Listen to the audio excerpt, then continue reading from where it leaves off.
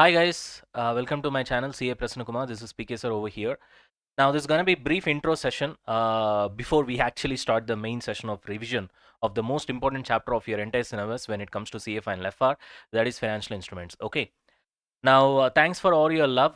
We have actually launched our CA Final FR EVO as well as regular batch a few days back, and the response was good. Okay, and many people are especially appreciating the clarity of the sessions as well as the power notes that we have written. Hopefully, I expect the same from you guys through this particular revision session. So, what we'll be doing is that this is a revision session. Please keep this in mind because in usual regular class, this goes beyond 40 hours, the only chapter which goes beyond 40 hours. Okay. So, therefore, you can just imagine we are trying to bring it down less than one fourth. I mean, probably like 15 to 20% of the actual time. In that case, you guys can understand how far we need to string things. So therefore the session will be fast, and there will be certain things that we actually discuss in regular class or evo batch in detail. We will not be doing the same over here, and this is not for people who try to watch this particular session for the first time. Okay, it will be tad bit difficult for you to understand. Then in that case, the only thing that you guys can do is that just watch it repeatedly. And whatever the power notes that I'm using over here, this will be available in caprasannakumar.com website. You can see the website over here, right? In that website, there will be a free downloads column. You can just go over there and you can download it from there. I'll try to put the link in the description as well. And for others, if you want to have an idea of how this will be, the same revision session will be taken in a regular class, you can just watch those videos also. It's available in my channel, Financial Instruments Concept Part 1, Part 2, Part 3. I think as of now, 3 parts has already been uploaded, somewhere around 8 hours of session. Okay, so you guys can just watch that and you can understand in what pace it actually goes in a normal class. Okay, but this is going to be a revision session, so it's gonna be pretty fast. So fasten your seat belts, and the session is going to be wonderful for sure. And one more thing, many of you guys known me as a SAMP faculty, CA Final SAMP or costing as Pksir before the subject was removed, and then I went into the other sides of kind of other businesses and stock market and stuff like that. Many people have been asking me to put a video on my UPSC journey because some of you have come to know that I've got selected for UPSC interview and all that. Uh, apart from that, some people are also asking me to put some videos on stock market. Okay, especially because I do options trading. I also do bitcoin and forex, the gold. So that also I'll try to do, but for me the time is the major constraint as of now. So therefore just give me some time, because right now my focus is completely on FR. Once this is done, my focus will shift to CA final AFM as well as CMA final, and once that is done, then I'll be going on with all these other things. Okay, so time is the biggest constraint over here, so I'll try to do my best. Okay, chalo, let's start with the session, guys. So the chapter that we're going to see is financial instruments. Now obviously you know that this includes three Ind AS: Ind AS 32, Ind AS 109, and Ind AS 107. All right, now many of the students are asking me, what's the specialty of your power notes? See, in our power notes, it's completely handwritten. Every page has been written by me, yes, myself. It has not been typed. Second, I give a lot of importance. Those who have already taken costing classes from me, you people know about me. So I always prefer logics over memory. Okay, because I don't like people by hearting things and then trying to revise it many a times. Rather, I'll prefer understanding a concept with the logic, so that once it get digested, automatically it will be remembered for a longer period of time, thereby requiring lesser number of revisions, thereby eventually saving your time. People don't get it actually, unfortunately. Rather than they go for shortcuts, they tend to buy hard things and then they keep on revising again and again, again and again, again and again. So in this process, your time also gets wasted. At the same time, you'll not be enjoying the subject as well. You will do it as if like some sort of a duty or a job, okay, which really affects the the way you live, you know. So therefore, you understand the concepts, you understand the logics, then subject becomes really sweet, it becomes enjoyable. At the same time, your memory gets convinced, and you will remember things for a longer time. That doesn't mean that it doesn't require revision. It requires revision, but fewer revisions. Say for example, 1 or 2 should be enough, unlike you go for 3, 4 or 5 revisions usually. Okay, having said that, now coming on to financial instruments, this is the most important chapter in your entire syllabus, because it comes on an average for 20 to 25 marks, okay, every single attempt. It has got 3 Ind AS 32, 109 and 107. 32 is just about definitions. It talks about the presentation of financial instruments. Okay, it's all about core theory and all the definitions will be there. It is not important from your examination perspective, but without knowing this, you will not be able to understand Ind AS 109. Now, Ind AS 109 talks about the recognition and measurement of the so-called financial instruments. So this is what the chapter is all about. Okay, so it's all about financial instruments. I mean, the financial instruments is all about Ind AS 109. And Ind AS 107, not that important. It's just about disclosures. So not so important from examination point of view. Got it? Chalo, straight away, let's start with Ind AS 32. So our the way our session progresses is like this. First, we'll start with Ind AS 32. Okay, we'll finish off Ind AS 32 completely. Then we'll go for Ind AS 109. And that's how it's gonna happen. Okay, chalo. First, let's try to understand what is a financial instrument. First, the core word is it is a contract. Whenever we talk about something called financial instrument, you guys need to understand that it is a contract, which is there are two parties involved whenever we use a word called contract, right? So for one party, it becomes a financial asset. For another party, it becomes either a financial liability or equity. This is very important. Okay. For one party, it becomes a financial asset. For another party, it becomes a financial liability or equity. So such a kind of a contract is called as financial instrument. Got it? Now, immediately a question will arise. What do you mean by financial asset? What do you mean by financial liability? And what do you mean by equity as well? That's what we're going to learn right now. So once we learn that, then you apply that over here to this particular definition, you'll get much better clarity. Okay. Right. Moving on to financial asset now. Let's start. Now coming on to definition of financial asset. Now it's pretty easy to remember. So just focus on the points. Any asset, look at the word, it is any, which means literally it covers everything, which satisfies the following conditions. Cash and bank balance is by default a financial asset. Easy to remember. Okay. Contractual right to receive cash, that is also a financial asset. Cash and bank balance, contractual right to receive cash. Now here focus on the point contractual right. So contractual right is different from legal or statutory right. So when it involves legal or statutory right to receive cash, then that will not be called as a financial asset. It has to be a contractual right. You guys know what is a contract, right? Now, equity instrument of another entity. Obviously, you have invested in equity of another entity, then that becomes a financial asset. Contractual right to receive equity instrument of another entity, that is also a financial asset. Easy to remember. Okay. After that, we have these 2 points. Let's focus on this. Contractual right to receive any other financial asset. Here we were specifically talking about equity instruments, which is an asset obviously. Other than that, if there is any other asset as well, okay, so in that case also it satisfies the definition of financial asset. Right. Now last one is pretty important. This is where many people they get confused with. Derivative contracts, in essence, contract to exchange financial asset or financial liability with another entity that are potentially favorable to your entity. The derivative contracts means by this time, because we are into revision classes, so straight away I'll come to the point. You have forwards, you have futures, you have options, you have call option, put option. So when it comes to all this, these are all kind of betting, right? It's a kind of betting. We can put it that way. Now, when you bet something, like for example, you are expecting dollar price to appreciate in next 6 months. Therefore, you go on a long position. Long position means you agree to buy dollar. Okay, you enter into an agreement today. After 6 months, at so and so price, you fix it today itself, thinking that tomorrow I'll buy it that particular price after 6 months, and eventually I'll sell it into the market at a higher price. You understand the point? Now, when this 6 months is going on, you will see that whether the kind of position that you have entered into is going in your favor or is going against. So depending upon if it goes in your favor, then that derivative becomes a financial asset for you. If it goes against you, then it becomes a financial liability. You understand the point? That's what this part of the definition covers. So you get into any sort of derivative contracts, in a way, it's a kind of a betting. Eventually, if you are winning that particular betting, so whatever the expectation that you have got, you have a share on that, you have purchased a call option. You understand the point? Which is nothing but a right to buy a share, and then it goes in your favor, the share price increases, and then your call option value also increases. Then in that case, it's a kind of a financial asset for you, because you are getting benefited, it is favorable.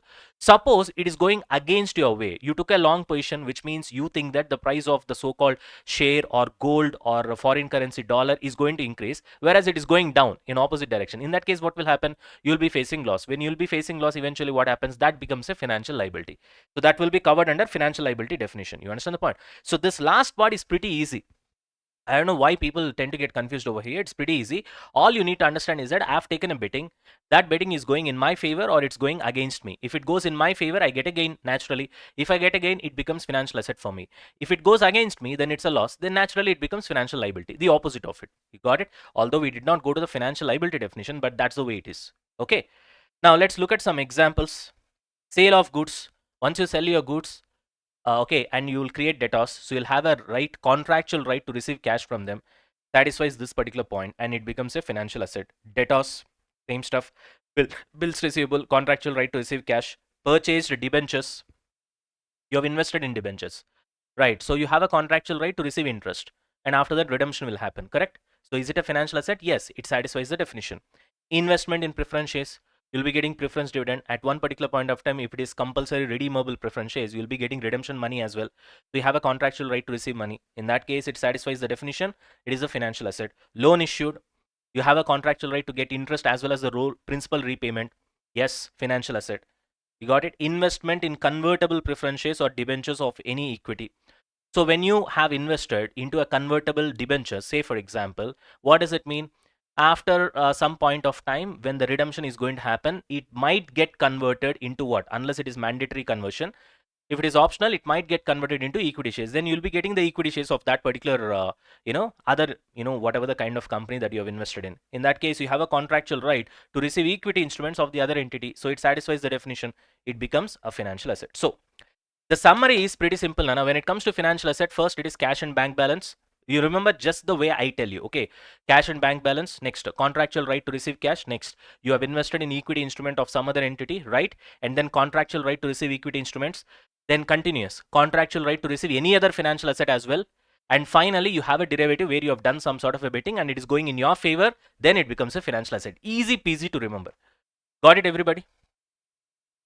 Now, one more important thing that I would like to tell you guys here, the way I'm teaching you, the wording, the sentences or all that, it is in line with your ICA wording. You got the point. If you don't write these kind of words, if you don't use the keywords, then even though your answer is going to be correct, ICA is not going to give you marks. You understand the point? That is also very important. If I want, I can simplify this a lot. You got it? That will be like a, what can I say? It's a short-term solution for you. In long run, it will not work, especially in examination. So this also keep in mind. Many people, because many students, they feel that I don't have time. Therefore, let me search for shortcuts. Therefore, I'll go for concise material, concise material, concise material. Okay. As a result, what faculties also do is that, I see at the end of the day, we'll be thinking like this. Whatever students want, let's give them. Because if we give advice, many a times they're not in a position to listen. You got it? So eventually we also go for it, and eventually what will happen, you go for the shortcut, you don't learn the keywords, you don't write the sentences in the way it has to be presented for I say exam purpose, then therefore your answer is correct, but still you'll not get marks, eventually you'll not pass, and then you get into some sort of a depression thinking that I've written correctly, then why did I not get marks? There is a problem with the correction. That is not the thing. You need to understand how a paper is going to get evaluated. This is not just true even in CA exams, Nana. This is true in all the exams. When I was writing civils exam, that was the same situation that I've faced. So when I write an exam, even in civils for that matter, so I have to write an analytical, exam, especially the mains. Okay, prelims is all about MCQs. Now, when I write an analytical answer, so for a particular question, if I give a socio-economic answer, whatever it is, if I give an answer and I also take some contemporary real life examples into the answer, and if I draw some diagram, the point is I should present the answer in such a way that the professors who are going to correct my paper should be in a position to appreciate that. You understand the point? So I can't write an answer which overrides their intelligence as well, which also happens. And I can't write an answer which goes beyond their intelligence level where they will not appreciate and they'll not give you marks. So for every exam, especially when human being is involved in correcting, unless I'm talking about, I'm not talking about MCQ kind of an exams where human being is involved, you get the point, and then they are correcting, you have to understand what they are doing. Eventually, you have to write the exam. This is a prerequisite. No, sir, I don't know, sir, means that's, it doesn't work that way. Keep that in mind. Are we done with this? Right. Chalo. So all these examples in regular class we'll see here. We don't have time when it comes to revision. Okay. But anyway, you can have a basic idea. We have already seen this. Here I gave you examples. Okay. Chalo. Financial liability. This is also easy. It's any liability. Again, the word is important. Any liability that satisfies these four conditions. Okay. Now, what is that? In financial asset, we had a right, contractual right to receive cash, contractual right to receive equity instrument of another entity. Here it's exactly opposite. Obligation becomes a financial liability. Always remember, obligation becomes a financial liability. Okay. Contractual obligation to pay cash, contractual obligation to deliver other financial asset. You got the point? Contract to deliver your own equity instrument, but of course in variable number. This is very important. Why is it important? Later we'll see. If it is fixed number, things will change. Okay. It is variable number. Got it? If it is fixed number, then it will not be a liability. Why is that? We'll learn fixed to fixed test. There you'll understand. Right now you'll not understand. Just keep this in mind. Okay. Then finally, this one already we know. It's a derivative contract where you bet. You bet on increasing share price. You bet on increasing gold. You bet on increasing currency of dollar. And then it goes against you. And you end up in loss. See, it is not loss realized, but there is unrealized loss as well. In say, for example, forward contract is for 6 months. Still 6 months did not get completed. But in meanwhile also, you'll be having what? Unrealized gains or loss. Na? You understand what I'm trying to say? Right? See, today you bought an option. Na? Option contract will expire after 1 month, say for example. But every single day, its price will vary, right? So if you have taken an option on a Reliance share, thinking that Reliance share price will increase, you have purchased a call option. You got the point. And then if it is increasing, then it's fine. It's in your favor. So your option price will keep on increasing. So you need not wait till the expiry date. You need not wait till the settlement date. Immediately you can sell it in the market and you can gain out of it. You understand what I'm trying to say?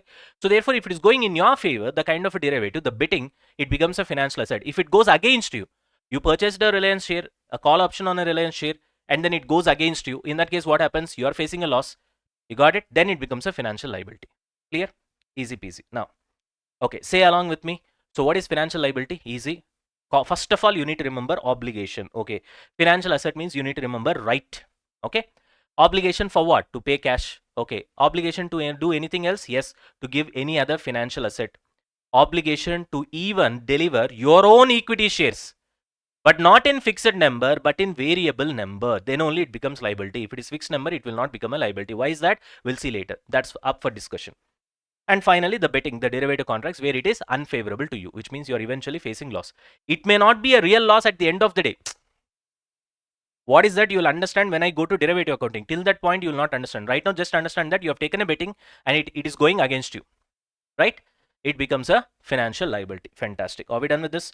Let's look at the examples. You have purchased goods, Nana, on credit. So you have a contractual obligation to pay cash, satisfies the definition, financial liability. Trade payables, you have a contractual obligation to pay cash. Loans, you have a contractual obligation to pay interest as well as principal repayment. Redeemable debentures or preference shares, you have a contractual obligation as a company. I have issued preference shares, I have issued debentures. So tomorrow I have to pay back. So I've got a contractual obligation to pay back, financial liability. Bills payable, I have a contractual obligation to pay that, financial liability. You got the point? Easy to remember. Chalo. Now we'll see some special cases. Let's try to apply the concept that we have learned. Now that we know what is a financial asset, what is a financial liability, now let's recollect the definition of financial instrument. What is the definition of financial instrument? Where two parties will be involved, and for one party it becomes a financial asset, for the other party it becomes a financial liability or equity. So we have already seen financial asset and financial liability definition. We'll see equity as well shortly so that you'll understand the definition of financial instrument. Now, before that, we'll see some special cases. Let's say there is a debenture, okay, which you have issued. So we are talking this from issuer's point of view, not the holder's point of view or investor's point of view, okay. Issuer means usually it will be a company. Company only will issue debentures, right? Now, suppose if it is redeemable debentures, where compulsory you have to redeem it. All the interest payment, is it a contractual obligation to pay cash? Yes, satisfies the definition of financial liability, therefore financial liability. Compulsorily, if you have to redeem, then you will redeem it in cash. So principal repayment, it is also contractual obligation to pay cash. That's also financial liability. Clear? Coming on to suppose if these debentures are convertible debentures, that too mandatory convertible debentures. Convertible into what? Equity shares. Okay. Okay. Even in this case also, first of all, will you pay interest? Yes. Is it a contractual obligation to pay cash? Yes. Is it a financial liability then? Yes. What about the conversion? Is it optional conversion or mandatory conversion? No, mandatory, which means 100% you will not redeem. No, I will not redeem. I will not redeem means I will pay cash? No. Is there a contractual obligation to pay cash? No. Because I'm not going to redeem in cash. Then what I'm going to do? I'm going to convert that into equity shares. Okay. Okay. Then the kind of equity shares what you're going to give, is there any obligation in that particular part? No, I don't have any contractual obligation to pay cash. I don't have any contractual obligation to give any financial asset. You understand the point? I do have a contractual obligation to issue equity shares, which satisfies the definition of financial liability, your own equity shares. But in variable number, then it becomes financial liability. Here, let's presume that the number is fixed. Let's presume that the number is fixed. Right now, just remember fixed variable, okay? If it is variable, it becomes a liability. If the number of equity shares that you have an obligation to give is fixed in number, it becomes equity. Got the point? Why is it? We'll see that later. The logics and all, we'll see that later. Right now, our focus is only on this. Clear? So here, the conversion is going to happen into equity shares and it's going to be fixed in number. and as a result you don't have an obligation, therefore it becomes an equity. Still we haven't studied the definition of equity instrument, so till that time just wait. Okay, now, so in one single instrument over here, it is just one single convertible debentures, but it has got two characteristics. It has got a financial liability inside and it has got an equity inside. So we call this as a hybrid instrument. In future we'll be seeing something called embedded derivatives also. That will also be a kind of hybrid instrument. There are two types of instruments. One is embedded derivatives, which we'll see in in future, where there will be two things inside. Here also, when it comes to convertible, mandatorily convertible debentures, we have two things inside.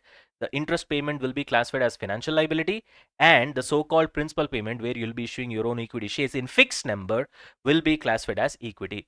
So because it has got two things inside, we call this as compound financial instrument, which we'll be studying lately separately, but right now this is the basic idea. Got it? Chalo, moving on. Preference shares also, the concept remains the same. Suppose you have redeemable preference shares. We are looking at this from issuer's point of view, okay, from company's point of view. You have to pay dividend. Now tell me, is that dividend payment? See, when it comes to interest, we need not discuss because discretionary interest is very rare. Mostly it will be mandatory interest payment. Therefore, straight away we said it is a financial liability. But when it comes to dividend, we don't know that it will be discretionary or mandatory. If it is mandatory, then you have a contractual obligation to pay cash. It becomes a financial liability. Simple. That's it. But if the dividend is discretionary, then it's at your choice. If you want, you can pay. If you don't want, you need not pay. You understand the point? In that case, definitely, only if profit is there, you will pay. If profit is not there, you will not pay. This sounds like a equity dividend. Na? Equity dividend also same thing happens. If you have sufficient profit, you will pay. Otherwise, you will not pay. You don't have an obligation. Then it becomes equity. Whenever you don't have an obligation, it becomes an equity. Got the point? Right, moving on. Of course, we are still yet to cover equity instrument definition, but till that time, just wait. Okay, here we are still discussing about debentures and preferences. Okay, coming on to convertible, mandatorily convertible preference shares, which means you don't redeem preference shares in the form of cash. Rather, you convert that into equity shares. In that case, again, the topic is the same. It will be divided into dividend and principal. Dividend, is it mandatory? Yes, then financial liability. Got it? If it is discretionary, again, it becomes what? Equity. Got it? Right. When it comes to principal, now again, you have to mandatorily convert that into equity shares. Presuming that the conversion into equity shares is fixed in number, in that case, it becomes what? Equity. Then because there are two things inside one instrument, it becomes compound financial instrument. That's the simplest way we can do things. Okay. Now, before we get to equity instrument definition, this is the biggest hack of this particular financial instruments chapter. The importance of this sentence right now you might not understand, but hereafter when we discuss future concepts, every time I'll try to recollect this sentence so that you'll understand its importance. So this is my hack on this entire financial instruments. What is that hack? This standard is not about what usually happens. It's about what can happen. So what is the importance of this sentence? This standard gives preference to not the most likely thing that's going to happen. For example, you say, sir, there is a 90% probability of this happening. Okay, standard does not look into that. Standard also takes into consideration something which has got 1% probability of happening. Standard also takes into consideration something which has got 2% probability of happening. You understand the point? The only question you need to ask yourself is, can this happen? If this can happen, then immediately this standard considers that, takes into consideration. Are you able to understand? This is very deep point. You will not be able to appreciate it right now, but once we start learning the future concepts, for every concept you try to apply the point which I've told you, then you will understand that the whole standard or the whole financial instruments chapter is dependent on this particular sentence. Okay, so this standard is not about what usually happens, what most likely happens, which has got highest probability. No, this standard is about what can happen. Even though the probability of that happening is as low as 1%, still standard will consider that. Clear? Chala, fantastic. Now let's come to the definition of equity instrument. Now, coming on to the definition of equity instrument, okay, you can call it as equity or equity instrument. The right word is equity instrument, okay. So what is equity instrument? Any contract. Now we know that even for financial asset or financial liability, for financial instrument as such per se, it has to be a contract, normal contract. It should not be statutory. It should not be what? Legal. You understand the point? Right. Now, any contract that evidences residual interest in the net assets of the entity. Residual interest means the last preference. You just try to recollect what you have learned in CA Inter, especially financial management. Whenever a company earns profit, so what happens? First it goes for interest, then it pays taxes, then it pays preference dividend. at last you'll have earnings available to equity shareholders, which we call it as EAS, correct? So which means that's what we call kind of residual interest, okay, where you'll be last in the line. So because you're last in the line, naturally your risk will be higher. You feel that you will have higher risk because you have less probability of getting something, right? Therefore, you feel your risk is higher. Therefore, your return expectation also will be higher. Your return expectation as an equity shareholder will be the cost for the company. That's why KE is the costliest form of income for the company. Sorry, costliest source of finance for the company. If company wants to raise money, the costliest way of raising money is through equity. The cheapest source of raising money is debt. Okay, keep that in mind. Anyways, now, so any contract that evidences residual interest in the net assets of the company, we call it as equity instrument. Okay, other one is contract to issue issuer's own equity instruments in fixed number and no contractual obligation whatsoever, because the moment there is a contractual obligation, it becomes a financial liability. So to become an equity instrument, first of all, no contractual obligation whatsoever. First rule. Second rule, you issue equity shares, it becomes equity, but it has to be fixed in number. What if equity shares are there and it is variable in number? Then it satisfies the definition of financial liability. If there is a contractual obligation for you to issue your own equity instruments but in variable number, it becomes financial liability. Very, very, very important. What is there, sir? I'm issuing my equity instruments na, equity shares only na. That's obviously what equity for me. No. If you're issuing variable number, then it satisfies the definition of financial liability, becomes financial liability. If it is fixed in number, then only it satisfies the definition of equity instrument, it becomes equity. Am I clear? Right, fantastic. And another important point is there should be no contractual obligation whatsoever. The moment you see contractual obligation, it satisfies the definition of financial liability, it becomes financial liability. No contractual obligation, then equity. Fixed number of equity shares, equity. Variable number of equity shares, financial liability. Clear? Right. I gave further explanation. You can just see it over here. It means a financial instrument, okay, that gives the holder ownership rights in the entity. That is what we are talking about, residual interest over there, and does not create any contractual obligation on the part of the issuer who is issuing equity shares. On his part, there should not be any contractual obligation getting created to deliver cash or any other financial asset, whatever it is, no contractual obligation whatsoever. Then only we can call it as what? An equity instruments. So this is the key characteristics, Nana, of an equity instrument. No obligation to deliver cash. If there is, it becomes financial liability. No obligation to deliver any other financial asset. If there is, it becomes what? Financial liability. Exchange financial asset or financial liability under potentially unfavorable conditions. You don't have obligation for this. If it is, then it comes under the derivative definition and becomes financial liability. Okay. Represents ownership interest like shares. That's what we call it as equity. Returns to holders like dividends are discretionary and not contractual. So if you are an equity shareholder, whatever the kind of returns that you get from the company is not fixed, na, and that too it is in the hands of the company, which is completely discretionary. There is no mandatory stuff, right? So therefore, whatever the kind of returns that you get in the form of equity dividend or share price appreciation, it's totally uncertain. There is no fixed, there is no contractual obligation on behalf of the company to give you dividend, equity dividend every single year mandatorily. So because there is no contractual obligation, it satisfies the definition of equity instrument. Got it? Important. Chalo. Now, to just give you clarity, I gave you a few additional sentences. Now see here. Now suppose there is a company called PK Limited. It issues what? Redeemable preference shares. Okay. After 5 years with fixed dividend. Fine. These may be classified as financial liability and not equity because the company has got a contractual obligation to repay and pay dividends. So suppose there is a mandatory dividend payment that you have to do. If it is mandatory dividend payment, there is a contractual obligation for you to pay cash, it becomes financial liability. And if there is a redemption, mandatory redemption, you have a contractual obligation to pay cash, again it becomes financial liability. It will never be equity. However, if there is irredeemable preference shares, in life you will not redeem. Got it? And the discretionary dividend, which means what? If you want, you can pay dividend, otherwise you don't want to. So is there a contractual obligation on your part to pay compulsory dividend? No. In that case, it becomes what? Equity instrument. Why?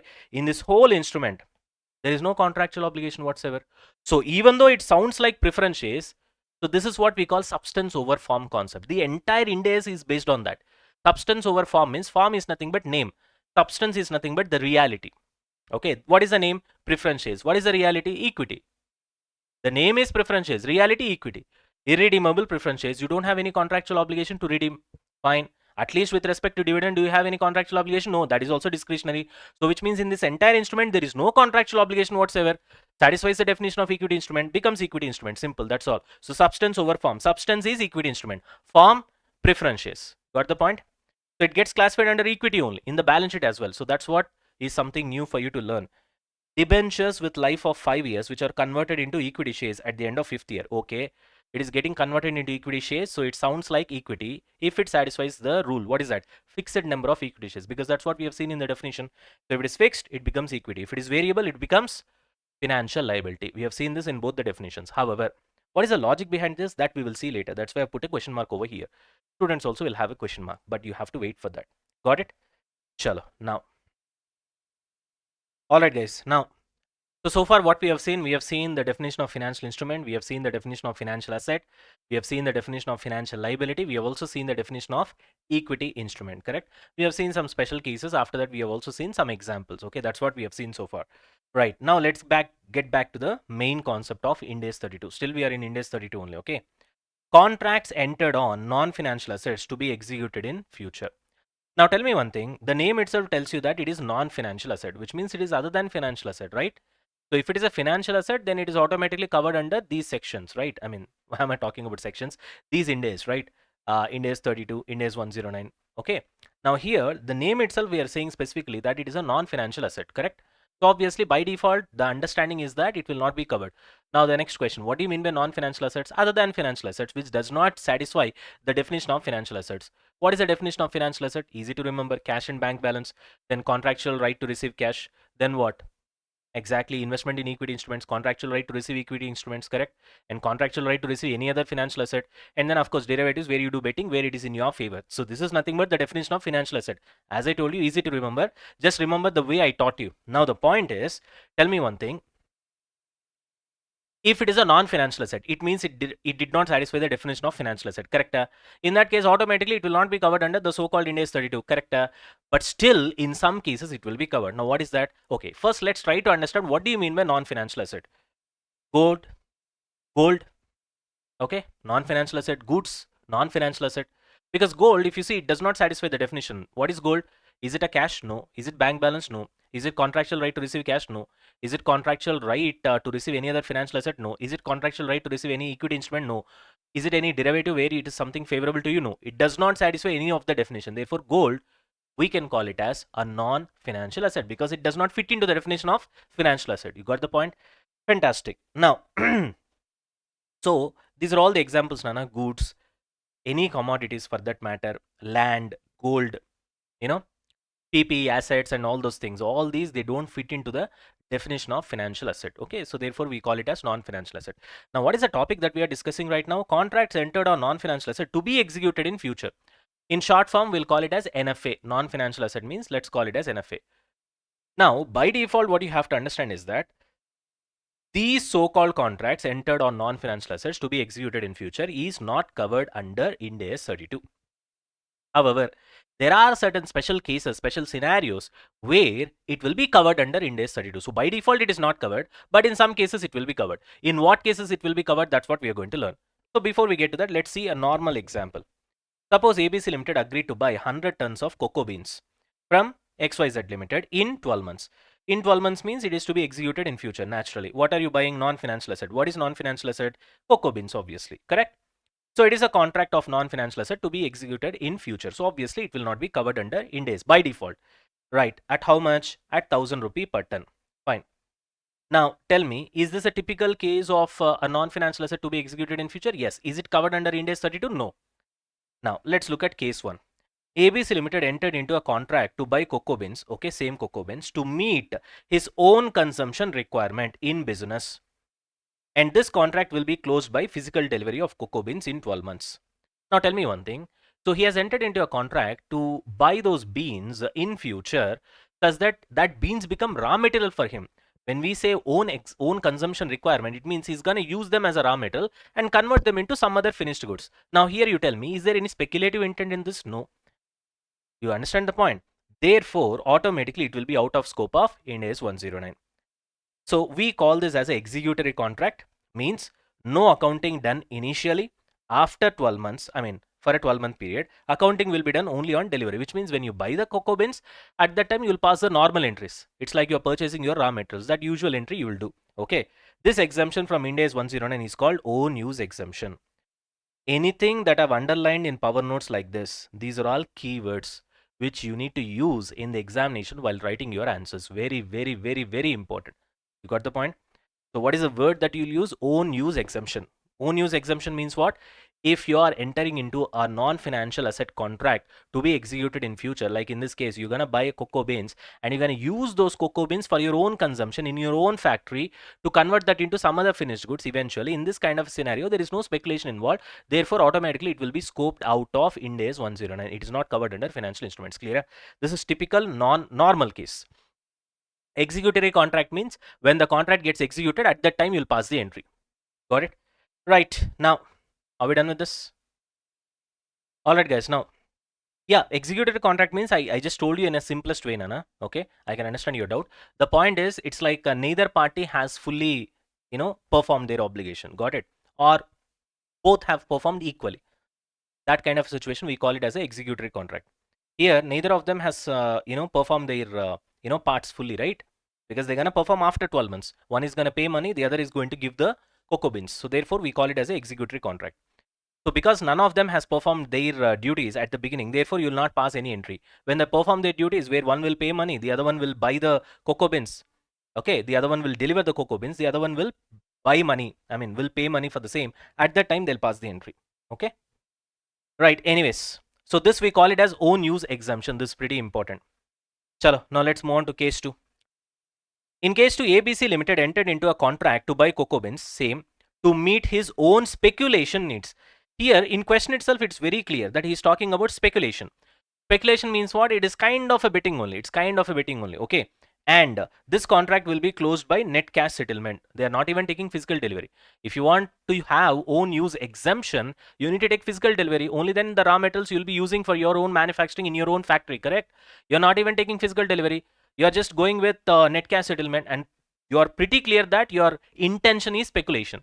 In that case, obviously, it will be covered under Ind AS 109. The exemption will not come. So it will be covered under Ind AS 109.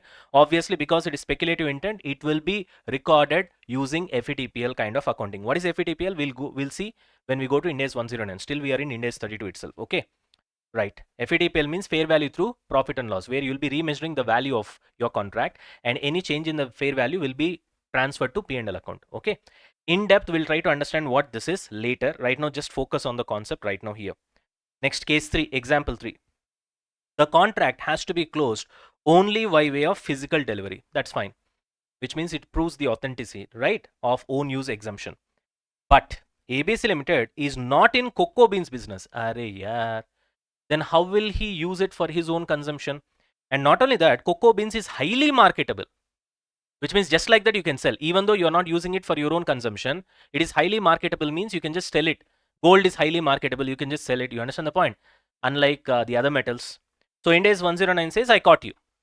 So now you can't cheat me. Now I can understand that this is for your speculation purpose, for betting purpose you're doing this. So it is not for your own use exemption. Therefore, own use exemption is not available, and this will be covered under Ind AS 109, which means you have to do accounting as we say. Got it?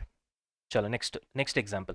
ABC Limited. See, all these examples are real life questions, not real life questions from your ICA sources, which I've picked and I've gave it as an example. So therefore, every single example that we cover, it's like you're solving an illustration. Keep that in mind and look at this seriously. ABC Limited has the option of taking physical delivery of cocoa beans or doing net cash settlement. Both options are available. Now what? Okay, we need to check past history of settlements of ABC Limited in similar contacts and check current intention of ABC Limited. Because we are getting confused whether this guy is genuine or trying to speculate, because he has got both the options in the contract open, which is net cash settlement as well as physical delivery. In that case, we'll check the history. And if it is established from the history, once we see the history, we understand that based on past transaction, that the objective of this particular company is to get physical delivery to meet his own consumption. That's what is established by analyzing the past transactions. You got the point? In that case, we'll give him own use exemption, which means you're out of scope of Ind AS 109. You got the point? Even in some cases, there is small cash settlements made, but prima facie, his intention is pure, genuine, and he's gonna use this as a physical delivery means and use it for his own consumption. In that case, exemption will be given. You will be scoped out of Ind AS 109, which means you need not do any accounting whatsoever as per Ind AS 109, and you can treat this as an executory contract, where anyway you will not do any accounting unless you take the delivery and pay the money. Got it? Chalo. Suppose if the intention changes, that is from physical delivery to cash settlement in the middle of the contract period, then automatically the moment your intention changes, Ind AS 109 will apply, because it says I caught you, now you're doing fraud, I can catch you. So let's apply Ind AS 109. It's not kind of a fraud, it's like I just caught you, that's all. Okay, now example number 5, case 5. Now, contract is readily convertible into cash, that is actively traded on the market or exchange regardless of the intent to settle physically. So in this kind of a case, even if physical delivery is possible, market tradability means it can be settled net, and hence automatically it becomes financial instrument and covered under Ind AS 109. So there are certain goods or certain kind of items which are highly tradable in the market. They are like hot, they will sell like hotcakes. Okay, so in these kind of situations, even though you have a pure intention, you enter into a non-financial asset contract which has to be executed in future, where you want to buy it and you want to take physical delivery for your own consumption only. It ticks each and every box to get it exempted from Ind AS 109. However, just because it is highly marketable, automatically it gets covered under Ind AS 109. That's what you need to understand. Because Ind AS 109 says, I don't trust you, buddy, because maybe 10 times you'll purchase, only 5 times there is a requirement for you to have it for your own consumption. 5 times, because it is highly marketable, you might be selling it for speculative profit. So I can't check each and every time whether you're really taking it into your factory and you're using it for your own consumption purpose. I don't have all those headaches. So by default, because it is highly marketable, automatically I'll say that it is covered under Ind AS 109. Apply FVTPL account, then ends the matter. That's all. You got the point? Moving on. Option contracts on non-financial item. ABC Limited buys call option. Call option means whenever you buy a call option, understand that you're bullish. You expect the prices to increase. Clear? Later we'll see these so-called concepts in detail. ABC Limited buys call option to buy copper at a fixed price in 2 months, right? Okay. ABC plans. So this copper is non-financial asset. Okay, you have taken a call option, so it's like a derivative on a non-financial asset at a fixed price in 2 months. ABC plans to settle in cash to gain from favorable price movements. Obviously, you're doing betting. It will be covered under Ind AS 109. Simple. So there is no own use exemption. There is no own use exemption. This is keyword. You have to use it in the exam while writing the answers. Next, case 7. Embedded derivatives in contracts for non-financial assets. Say for example, Bangladesh enters into contract with India's Adani to buy electricity in dollars. Their real life they're doing now. That's why I've taken this example. Okay, in dollars, right? And includes a clause where the price adjusts based on foreign exchange rate, that is dollar rupee. If dollar rupee fluctuates, then your electricity price that you have to pay per unit also will change. Like that, there is a clause. Although delivery is in Bangla, whatever the currency it's going to be. So the forex component is an embedded derivative which must be accounted as per Ind AS 109.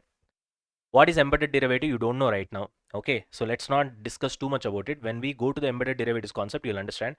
Right now, all you got to understand is that, okay, the particular price depends upon the dollar rupee exchange rate. If this increases or decreases, this will also increase or decrease.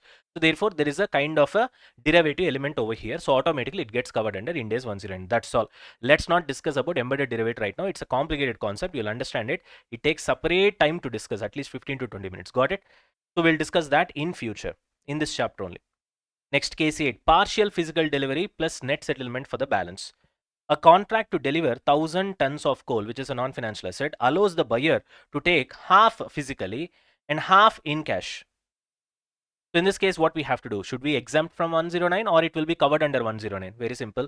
So unless historically used only for full delivery, so which means historically in all the cases he has taken full delivery, physical delivery. Only in this case he's asking for 50% physical delivery, 50% net cash settlement. If that is the case, we will give exemption. If that is not the case, historical also so many times he has done the same 50-50 stuff, it gets covered under Ind AS 109. Okay. Got it? Yes, moving on to next one. Case 9. Designation of contract at inception as held for trading. Very easy. Inception means at the beginning of the contract itself, he's clearly saying that I'm holding it for trading. Trading means speculative purpose. Automatically it will be covered under what? Ind AS 109. So Ind AS 109 applies. Pretty simple. Next, contract settled by delivery but has derivative pricing. Again, so a steel company signs a contract to buy iron ore, non-financial asset, okay, where the price is linked to LME, London Metal Exchange. So if London Metal Exchange price increases, this will also increase. If this decreases, this will also decrease, which means you have a derivative element.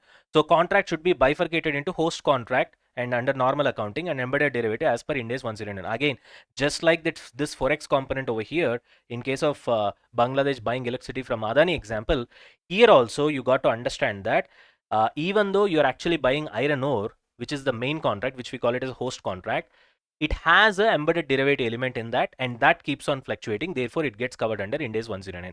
Sir, what is embedded derivative? You need to wait, Nana. Got the point? So this is like a deadlock, Nana. I have to finish this concept. After that only I can go for all the accounting of Ind AS 109. But to finish this concept, I have to give you all the possibilities, all the case scenarios, all the examples, all the illustrations, right? That has been given by your ICA. But to do that, automatically you'll be getting embedded derivatives kind of examples as well, which we haven't discussed. At the same time, I cannot skip this. Therefore, to whatever extent I can explain, I have explained. So tomorrow in the session, I mean to say, in the further discussion, after 3 hours or 4 hours or 5 hours, whatever it is, how much time this financial instrument is going to take.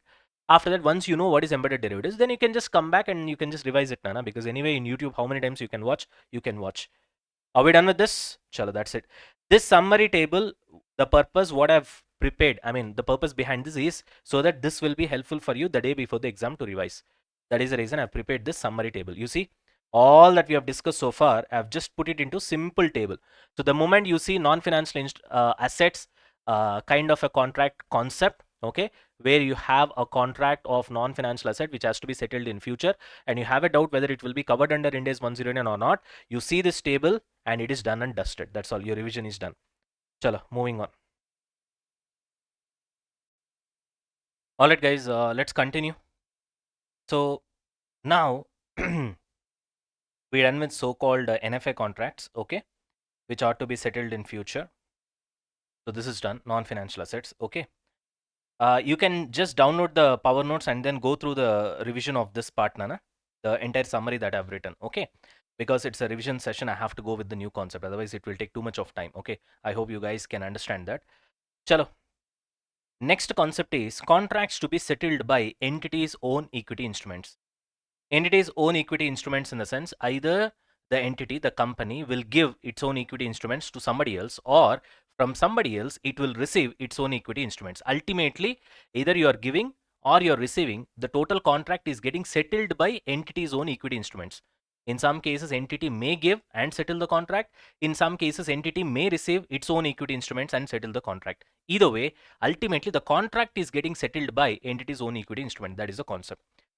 So now, why are we studying this particular concept? Well, the answer is very simple. When a contract is getting settled in entity's own equity instruments, the key question is, should it be classified as equity or financial liability? Always understand, if you recollect the definition of financial instrument, which I've told you, it is a contract where for one entity it becomes a financial asset, for another entity it becomes a financial liability or equity. You got the point? So when it comes to financial asset, it's clear. Okay, for one entity only it can be a financial asset, but for another entity always there will be a fight between, should I classify this as a financial liability or should I classify this as a equity? That fight will be there throughout this particular chapter. You got the point? So that is why here also, when entity either settles the contract by paying, by delivering its own equity instruments, or by receiving its own equity instruments from somebody else, either way, when that is happening, should I classify it as a financial liability or should I classify it as a equity?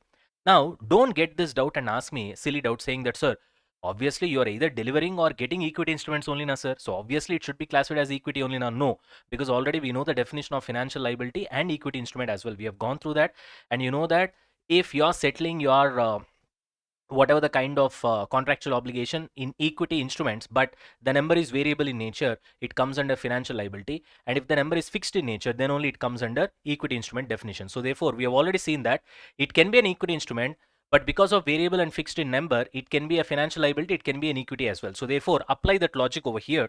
So even though we are settling with the equity instrument, it can become equity or it can become a financial liability depending upon the circumstances, whether the number is variable or fixed. So we are eventually gonna find that out. So this whole concept, I'll be dividing them into two broad segments. One, where entity has to deliver its own equity. Two, where entity receives its own equity from others. Okay, from others, it will buy its own equity like that, or it will get its own equity. Let's put it that way. Now, first we will cover this one, where entity has to deliver its own equity. Okay, in that first we'll cover compound financial instruments. Then we will cover fixed to fixed test. Then we will cover contingent settlement provisions. Then where entity receives its own equity, we'll cover treasury shares under that. and written put options on own equity, and then buyback. So we'll see these two separately. Okay. Now, all these examples we'll see later. Straight away, let's get to the concept. First, we will start with the most important one, that is fixed to fixed test. Let's start with that. You guys are ready? This is very, very, very important, Nana. All right, now coming on to fixed test, this is very important, Nana. Okay, it comes in a lot of problems. Okay, so therefore I want you guys to focus fully here. So what is the ultimate purpose of fixed test? Pretty simple. This test checks whether a derivative or a contract, whatever the situation you are in, which has been settled by giving entity's own equity instrument or by getting entity's own equity instrument, should be classified as equity or liability. That is the point. Mostly here we are talking about delivering entity's own equity instruments only from the entity's point of view. Okay, that's why it comes under here. Na? So obviously we are talking about delivery of the entity's own equity instrument by the entity to somebody else. Okay. Now, so when I'm giving equity instruments of mine to somebody else to settle a particular contract or a derivative for that matter, is it going to be classified as financial liability or equity? That's what we're going to discuss. Okay. So let's start with the definition of fixed to fixed test. A contract is classified as equity instruments only if it will be settled by delivering a fixed number of entities' own equity instruments in exchange for fixed amount of cash or another financial asset. Very, very, very important. I've highlighted the key points over here. So this is like two sides of the coin. So the trick is to understand that there are two sides of the coin. One side of the coin, it has to be fixed number of entities' own equity instruments. The other side of the coin, you have to receive a fixed amount of cash or some other financial asset. So both the sides, it has to be fixed. That's why it is called fixed to fixed test. If this test is satisfied, then we call it as an equity instrument. If this set is not satisfied, if this test is not satisfied, then we classify that as a liability, financial liability, obviously. Okay. Now, which means simply what you have to understand is I gave you my hack. So Pksir's hack is here. Is the deal simply I give you X number of shares and you give me Y rupees of money no matter what. This is very powerful. You'll understand when we start solving sums how powerful this particular hack is. I give you X number of shares. So when I give you, you should count the numbers. And from the other side, when he gives me something, the other party, then I have to count the amount of rupees. So from my side, it's not about the amount. It's about the number of shares that has to be fixed. From the other side, it's about the amount. Got the point? So from my side, fixed number of shares, X number of shares. Remember this. On the other side, Y amount of rupees. That also needs to be fixed. In that case, fixed to fixed test is satisfied. In that case, you will be classifying that as an equity instrument. Otherwise, you will be classifying the same as a financial liability. Clear? And that financial liability can be anything. It can be normal financial liability or derivative financial liability. You got it? Because under financial liability definition, you get derivative as well, right? So other than remaining, if there is a derivative, then it becomes derivative financial liability. Simple logic. Okay. Are we done with this? Now moving on. So what is the logic behind this test? First of all, we know that equity means ownership, correct? So it should not create any sort of obligation. That's what we have seen the definition as well. What is the definition of equity instrument? No contractual obligation whatsoever. Of course, you'll have a residual interest in the net assets of the company, but no contractual obligation. If there is a situation where you settle a particular contract with your own equity instruments, it has to be fixed number. That's the definition of equity instrument, right? But the most important point that you have to focus here is there should be no contractual obligation whatsoever. That's the point. So if the company might need to pay any cash or deliver more or less number of shares based on future events, which is nothing but variable number of shares. Got the point? In that case, it is not true ownership. It's like a financial debt or a derivative obligation. So which means ultimately it is not an equity instrument. It can be a normal financial liability or it can be a derivative financial liability. So the point is your number of shares that you are going to deliver should be fixed. If it is variable, which means it is varying based on something else. When it is varying based on something else, automatically it acts like a currency. Your shares itself will act like a currency. In that case, you cannot call it as an equity instrument. You have to classify that as a financial liability. That is the logic. Chalo, Index 32 says if both the number of shares, that is X number of shares, I give you X number of shares, and price are fixed, you give me Y rupees of money. This sentence keep on repeating in your mind so that while solving sums, you will not be confused. I give you X number of shares, you will give me Y rupees of money. Keep on repeating this. That's why I gave you this hack. It will be easy for you to solve sums. So Index 32 says if I give you X number of shares and you give me Y amount of money, then only call it as equity. Otherwise, you're gonna call it as financial liability. It can be a normal financial liability or derivative financial liability. Financial liability means obviously it's like a cash deal, na? Because in financial liability you have a contractual obligation to pay cash. right? So therefore it's kind of a cash deal. That's what I've written here. So this is the final summary, Nana. The consideration that you receive, that is what you receive from the other party, and what I give, X number of shares, Y amount of rupees, both should be fixed. Then only it will be classified as a equity instrument. If any of these changes, which means if the consideration is variable, which means you are not giving me Y amount of rupees, it's not fixed, it's variable, then it's not an equity instrument. uh, if both are variable, anyway it is not an equity instrument. If one is variable, then also it is not an equity instrument. So if both the conditions are satisfied, X number of shares, Y amount of rupees, then only it is classified as equity instrument. If any one is variable, it will be classified as a financial liability. It can be normal financial liability, it can be derivative also. That depends upon the situation. Got it? Okay. Now, as you can see, we have lot of examples over here. Case 1, case 2, case 3, case 4, case 5, case 6, case 7. I think 7 cases we have got. Yeah. Then we'll go to compound financial instrument. Each case is a problem. You got it? Each case is a problem. So this is what we are doing. Indirectly, we are covering sums as well. So I want you guys to focus. Right. Company A issues a contract where investor prepays 1 lakh today. Okay. Investor prepays 1 lakh today. Investor is paying to whom? To company. So I received Y amount of rupees. Raised money through debentures for 1 lakh. Okay, after 6 months, company will issue exactly 1000 shares. I issue X number of shares. X number is 1000. I got Y amount of rupees, 1 lakh.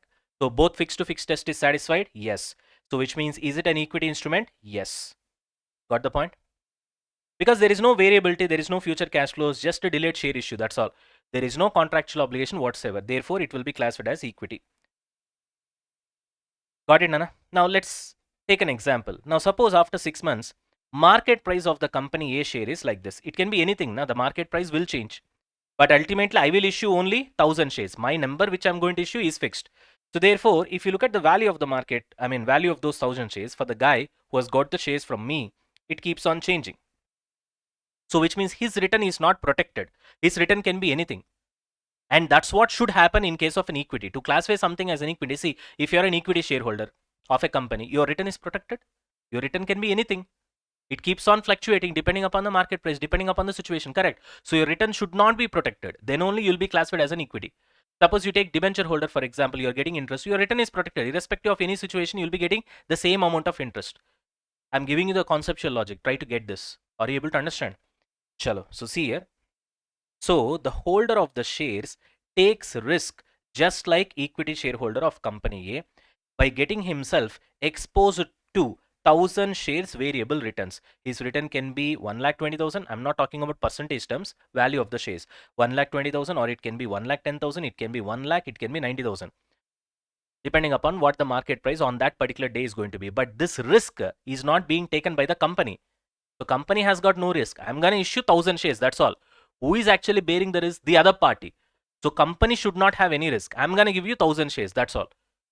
How much that 1000 shares will value to you? That depends upon you. So that risk is borne by you. You got the point. That's what will be classified as an equity. Right. So in issuer's books, that is in company's books, it will be classified as equity because company is not facing any risk whatsoever. I just going to issue fixed number of shares. You're going to give me fixed amount of money. There ends the matter. Got the point? So case 1 is an example where it satisfies the fixed to fixed test. Case 2. Investor agrees to pay 1 lakh in 6 months or raised 1 lakh worth debentures. Okay. On settlement, company will issue shares equal to the then current market value of 1 lakh. What do you mean by that? Company says, I have to give you 1 lakh, right? So on that day where I'll be liable to give you 1 lakh, I'll see what the market price of my share is going to be, market price per share. And then I'll divide it with 1 lakh. How many shares will come? That many shares I'll issue. Now tell me in this case, am I issuing X number of shares? No. The number of shares is not fixed. It can be anything. It can increase, it can decrease depending upon the market price on that day. So this seems like a situation where I'm paying you currency. I'm paying your liability in the form of currency. Only case where the currency is not normal currency, it is number of shares. You understand the point? In that case, it will be a financial liability. It can't be called as an equity. You get it?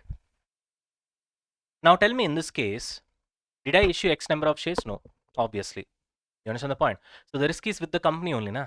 So I don't know how many shares I have to issue. It can be more, it can be less. So I am bearing the risk.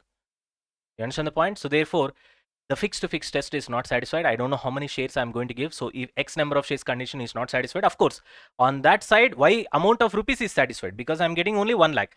Amount is fixed, but from my side, because both the things has to be fixed. That's why it is called fixed to fixed test. Even if one is not satisfied, if one is variable, then it will not work. It will not be satisfying fixed to fixed test, which means it will not be classified as an equity instrument. Obviously, it will be classified as a financial liability in this case. So fixed cash, yes. Variable shares, yes, it depends upon the future price, not fixed number of shares. So is fixed to fixed test is passed? Nope. Company must adjust number of shares to match the value. This is no longer equity. So I say it's like paying debt using shares as currency. This I've already explained you. The company has to satisfy a financial obligation, therefore it will be classified as a financial liability, where that financial obligation which you have taken 1 lakh, you have to repay that 1 lakh. How are you repaying that 1 lakh? By giving currency, not the actual currency, but by giving shares as a currency, because you don't know how many shares you are going to issue. You understand the point? You get it? That's why it will be classified as a financial liability. Now moving on to case 3. Now come to case 3, Nana. Now moving on to case 3. Okay. Nana, this is not like other revision sessions, Nana. This will not be within 3 hours or 3.5 hours, because as you can see, in fixed to fixed test only, I'm covering all the cases, which means indirectly I'm covering those many problems. So you keep this in mind while listening to the class. So don't expect this to be a very short revision session. This is not like that. Now, okay, company PK Limited raised 10 lakhs through debentures, which will be converted into 1000 equity shares after 3 years. Okay, 1000 equity shares, X number, it is fixed. I've also raised 10 lakhs, which means I've got 10 lakhs. That is also fixed. Y amount of rupees. However, okay, what is the condition? It contains anti-dilution clause. There comes the twist. What do you mean by anti-dilution clause? If the company issues bonus shares or share split in future, in between this gap, within this 3 years, between the issue of debentures where the company has got 10 lakh rupees from the investors, and after 3 years it's going to give 1000 shares, between this time gap, if the company goes for bonus shares or share split, the shares promised to debenture holders shall be increased proportionately. You understand the point? Because the value of shares will drop, logically speaking. Therefore, okay, now the biggest question is, in this kind of a scenario, is fixed to fixed test is passed. Now, common sense will tell you that, sir, what is there, sir? Obviously, it has failed. Why? Because the shares has to be increased proportionately. It is clearly there in the question only, na? Obviously, it's gonna be variable, so it will increase in case if the bonus or share split is gonna happen.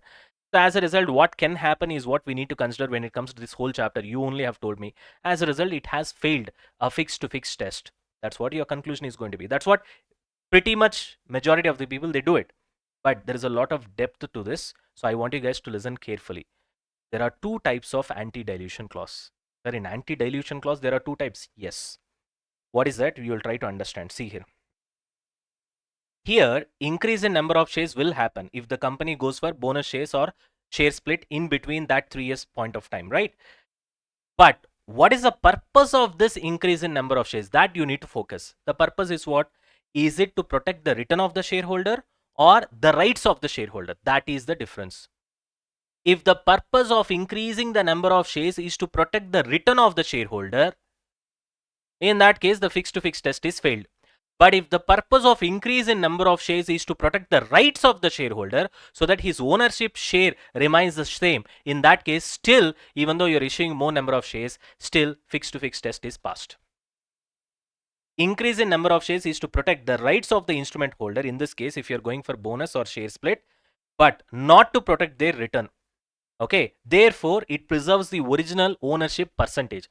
Because if you don't increase the shares proportionately, right now, once you have promised these 1000 shares to that particular investor, then he feels that, okay, these many total shares are there. Say, for example, total shares is 1 lakh. You're issuing 1000 shares, which means my ownership, percentage will be what? 1%. So he'll be of that opinion. Now, in between, if you go for bonus shares or share split, then the number of shares will increase. Then his percentage of ownership will reduce from that 1% to something else, right? He doesn't want that to happen. So his voting rights, that influence, everything will get reduced. So therefore, to protect that, if you increase his number of shares such that his 1%, that ownership share remains the same, in that case, even though you are issuing more number of equity shares, still it will be presumed that fixed to fixed test is passed. However, there is a twist. Right. So we are talking about shares split as well as bonus shares. In this kind of situation, fixed to fixed test is passed because you are protecting the ownership rights. You are protecting the original ownership percentage. but you're not protecting the return. Because the share price can be anything, na? At the end of the day. You understand what I'm trying to say? However, if you issue new shares in between this time, in this 3 years time, at lower price in future, I promise that I'll give you 1000 shares, Ray. Are you able to understand? And after I've promised, I have 3 years na before I can issue 1000 shares. In that 3 years time gap, I start issuing new shares at a lesser price. Then in that case, on an average, what will happen to your overall 1000 shares value? It will also fall down, na? Because company themselves have issued new shares at a lower price. So in this kind of a situation, what the company promises is that I will also increase your number of shares such that ultimately whatever the return that you are expecting, that will be protected. In that case, if I am issuing share, more number of shares where you will be getting more number of shares with an intention that your return as a shareholder is going to get protected. Return as a shareholder is going to get protected. In that case, fixed to fixed test is not satisfied. In that case, it will be classified as a financial liability. So this concept is also called future down round pricing. So what you guys need to understand from case 3 is that in a question, you'll come across anti-dilution clause. Now, whenever there is an anti-dilution clause, obviously your number of shares will be increased. Now, you need to ask yourself, what is the purpose of increasing the number of shares? In case of bonus shares or share split or something like this, the number of shares is increased is not to protect the return of the investor, but to protect his ownership rights, ownership percentage. In that case, fixed to fixed test is passed. It will be classified as an equity instrument. But in certain cases where you try to issue new shares at a lower price, in that case, whoever you have promised to give 1000 shares, he'll get hurt because you have issued new shares at a lower price. So his value of the shares that he's going to receive is gonna get come down. So therefore, to compensate that, you try to issue more number of shares such that his return is getting protected. In that case, it will be classified as financial liability. Fixed to fixed test is not passed. This concept is called as future down round pricing. It has got a specific name. Keep that in mind. There are two types of anti-dilution clause. One satisfies the fixed to fixed test. Other does not satisfy the fixed to fixed test. The test is you see whether the return of the shareholder is getting protected or the ownership rights percentage of the shareholder is getting protected. Got the point? Chalo. Come to case 4. PK Limited writes a call option towards AK Limited on its own shares, 1000 number of shares in 3 months. Okay. Now, first of all, call option means it's a derivative.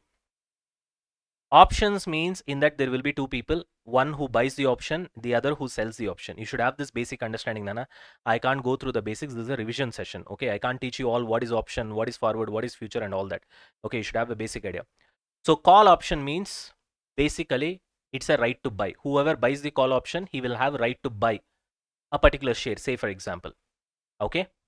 Now, here you did not buy a call option. You have written a call option. So in any option, there will be two parties. Okay. One will be buyer of the option. The other one will be seller of the option. Buyer of the option can also be called as holder. Seller of the option can also be called as writer. Okay. So here, this company has written a call option. It means the company has actually sold the call option. Now, whoever buys the call option is said to be in a bullish view because he expects the price to increase. Whoever sells the call option will have an exactly opposite view, which means bearish view. That's the first point. Second, whoever buys the call option will have a right to buy something. Okay.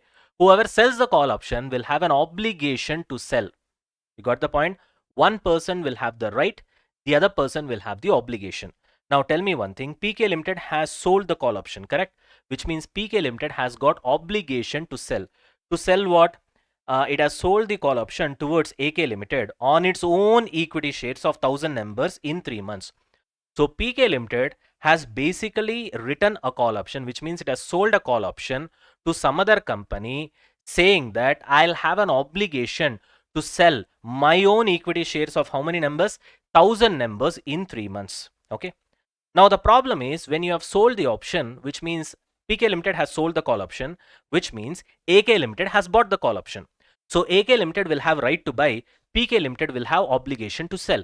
Now in AK Limited has got right to buy, he can exercise that right to buy or he may not exercise that right to buy. Okay. So that's why I've written case 1 and case 2. Now case 1, suppose if exercise price is fixed, which means PK Limited tells AK Limited that you have a right to purchase my share in 3 months at a price of 40. Got the point? PK Limited tells AK Limited that after 3 months, you will have a right to buy my share, each share, at a fixed exercise price of 40 rupees, irrespective of whatever the price in the market is going to be. Got the point? Now, what AK Limited will do, because he has purchased the call option, he will have a right to buy. So after 3 months, he will look into the market. In market, if the share price is 50, he will feel that, okay, fine. Anyway, I have right to buy this at 40. I'll buy this share at 40 from PK Limited, and then I'll sell it to the market at 50 rupees and I'll make a profit. You understand the point? Now, so in this case, what happens is that this derivative will be classified as an equity. Why? Because your exercise price is fixed. Your exercise price is fixed. You got it? So when your exercise price is fixed at the end of the day, it's fine. Now this is a little bit difficult to understand, so focus carefully. Many students get confused over here. If the exercise price is not fixed, if the understanding is that if market price is so much, your exercise price will be so much. If market price is so much, your exercise price will be so much. If this kind of a setup is there, then indirectly what the company is doing is that if market price increases, proportionately exercise price also will increase, so that this gap is what you will get as a return. For whom? AK Limited, because AK Limited has got a right to buy, correct? If market price of my share reduces, then exercise price also I'll reduce, such that this gap will be sustained and your return also will be sustained. So here again, you try to recollect what I've already told you.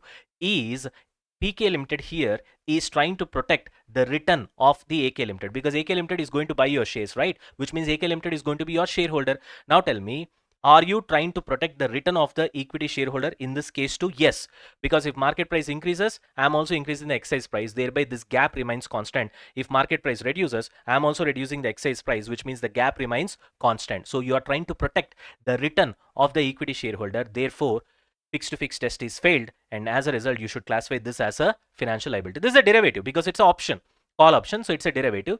It will be called as a derivative financial liability, because understand one thing, derivative can be a financial asset, derivative can be a financial liability, derivative can be an equity instrument as well. Derivative as such, it does not have any independence. The name itself is derivative, Nana. It derives its value from something else. You got the point? Right. Now, but in this case, what is happening? You have fixed the exercise price as 40. So tomorrow, irrespective of the market price, anything it's going to be. Suppose your market price can fall below 40 also. In that case, AK Limited will not get any return. First of all, he will not exercise the option also.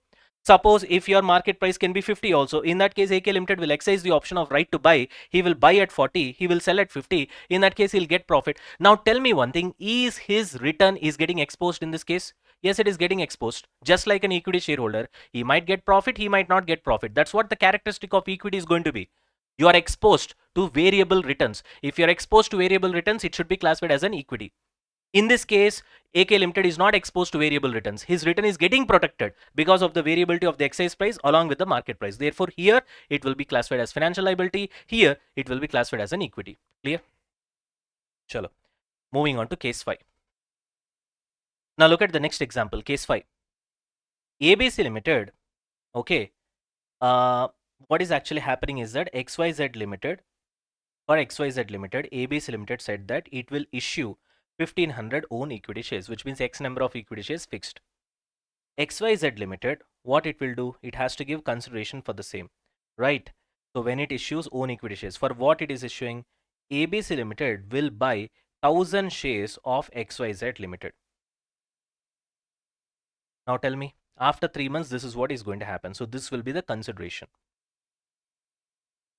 This is a very tricky case, Nana. Many people get confused over here, so observe carefully. So basically, they're exchanging shares here. ABC will sell its own shares, 1500, to XYZ. In return, ABC will buy 1000 shares from XYZ. You got the point? In other words, XYZ is selling shares. So ABC is getting 1000 shares of XYZ and ABC is giving 1500 shares of ABC. So now you tell me, sir, fixed to fixed test is satisfied, sir? Yes. Many students are saying the same thing. Yes, because I am giving fixed number of equity shares, I am also receiving fixed number of equity shares of some other company. F2F test is passed. So classify this as an equity. No, this is where Pksir's hack comes into picture. What was my hack? What did I tell you? I give you X number of shares. You give me Y rupees of money. Did I say you give me Y number of shares? Did I tell you that? I said I give you X number of shares, you give me Y rupees. Right, now tell me, apply it over here. I give you X number of shares, fixed. I give you 1500 of my own shares. That is satisfied. One side of the coin. Other side of the coin. You give me Y amount of rupees. You are not giving me Y amount of rupees. Here you are giving me 1000 shares of your company. And that 1000 shares consideration, I don't know, it can be anything. You have to multiply that with the market price on that particular day. So it can be anything. So am I receiving Y amount of rupees? No. Am I giving X number of shares? Yes. So fixed to fixed test. X number of shares satisfied. Y amount of rupees not satisfied. I'm getting Y number of shares. That is not the rule. Y amount of rupees I should get. That is the rule. You got the point. Therefore, fixed to fixed test is not satisfied because value of consideration is not fixed. I get 1000 shares from XYZ. That 1000 shares value I don't know. So consideration value is not fixed. Therefore, fixed to fixed test is failed. Therefore, it will be classified as a financial liability. These are all the tricky questions. Okay. Case 6. ABC Limited raises 10 lakhs through 10,000 debentures at 100 each that are convertible into equity shares. Okay. How are they converted into equity shares, Nana? 1:2 at the end of year 2. Okay. 1:3 at the end of year 3. Okay. 1:4 at the end of year 4. Okay. So is it satisfying fixed to fixed test? First of all, consideration is fixed. I'm getting Y amount of rupees. How much? 10 lakhs. Okay. Am I giving X number of shares? No, no, no, sir. At the end of year 2, you're giving 1:2. Which means for 10,000 debentures, you'll be giving 20,000 shares. At the end of year 3, you're giving 30,000. At the end of year 4, you're giving 40,000. No, no, no, it's not like that. It is variable with respect to time. Any one only is possible. So either you convert at the end of year 2, or you convert at the end of year 3, or you convert at the end of year 4. You understand the point? Any one will happen. Either this will happen, or this will happen, or this will happen.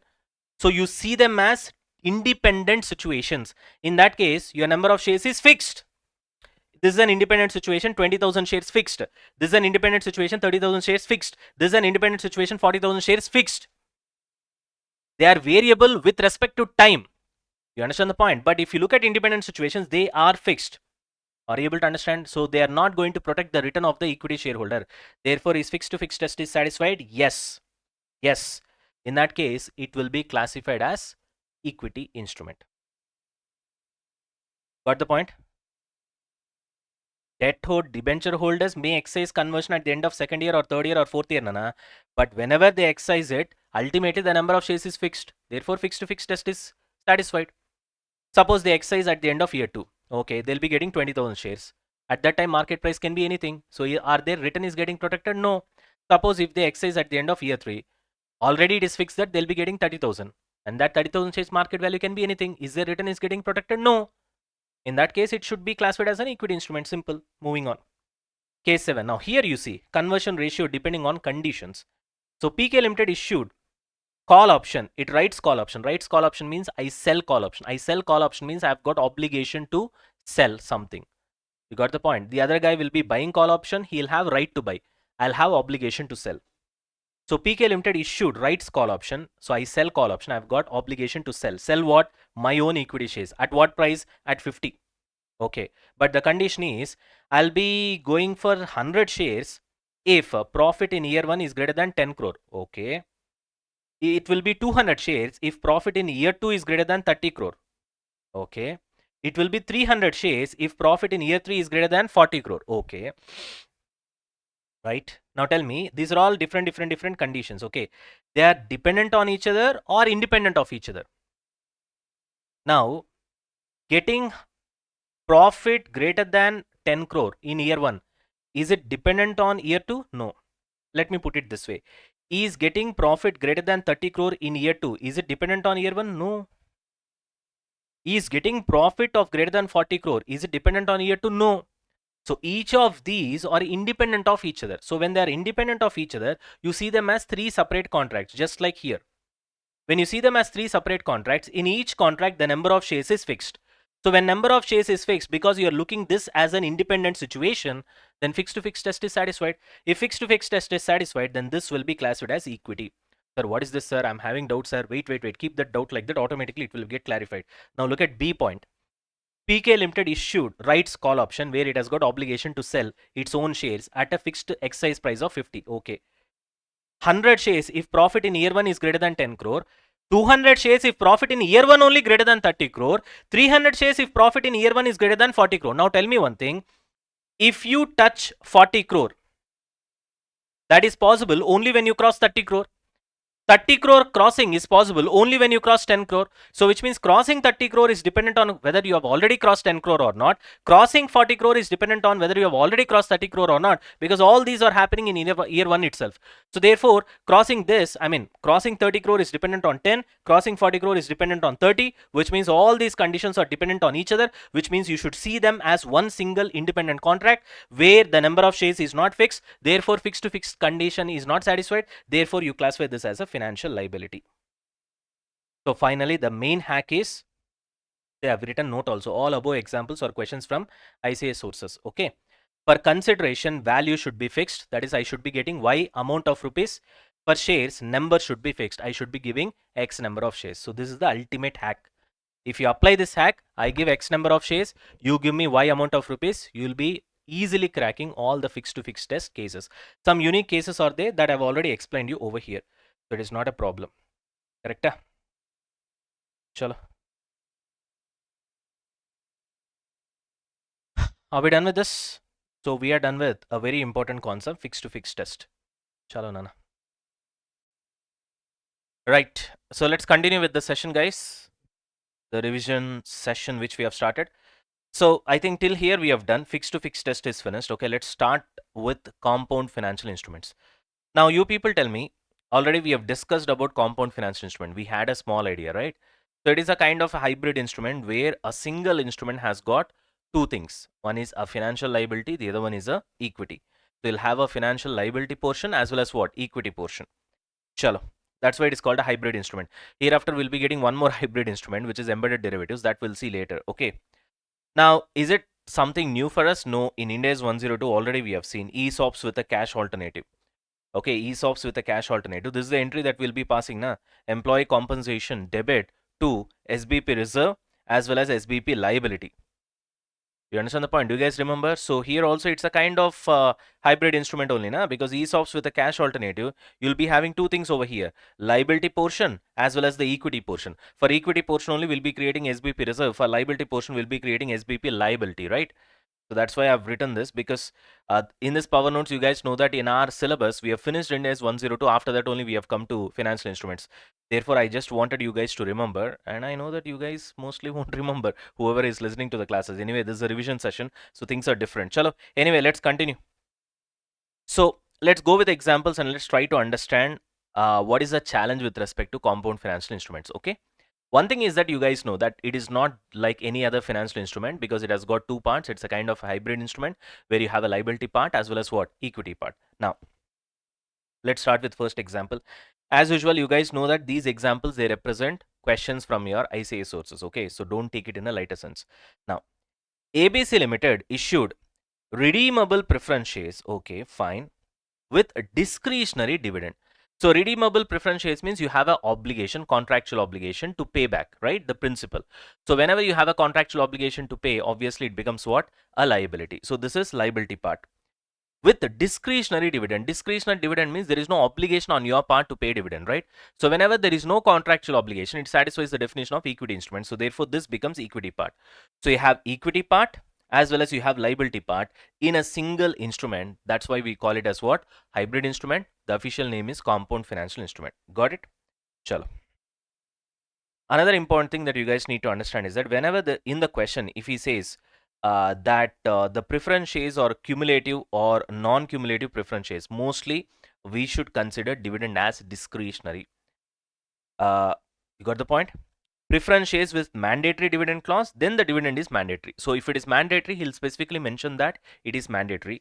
So only then we'll consider dividend as mandatory, because whether it is mandatory or discretionary is very important for us to decide whether it's a liability or equity. Got the point? So if it is discretionary, it becomes equity. If it is mandatory, it becomes a liability. Got the point?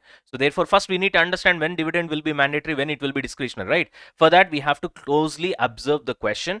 In the question, if it is cumulative or non-cumulative, in that case we'll consider the dividend as discretionary, because cumulative means, see, sometimes it's a debatable topic actually, to be very honest, because some people, they say that even if it is cumulative dividend, it means at the end of the day ultimately you can't escape paying dividend, right? You can escape the timing of paying dividend, but you can't escape paying dividend as such per se, right? For example, this year 2025, okay, you have to pay dividend. You don't have money, so you don't pay dividend, right? But when it is cumulative, what will happen next year? Whatever the dividend that you have to pay, preference dividend, this dividend also will come and it will add. That's what you call cumulative, right? So at the end of the day, next year you have to pay. Next year also, if you don't have sufficient profit, you don't want to pay, then it goes to third year. And in third year, first year plus second year plus third year gets cumulated, and then eventually you have to pay that. So in a way, one side people say that because you don't have an obligation to pay, right? Because you can skip dividend payment, therefore there is no obligation, therefore I'll call it as a discretionary dividend.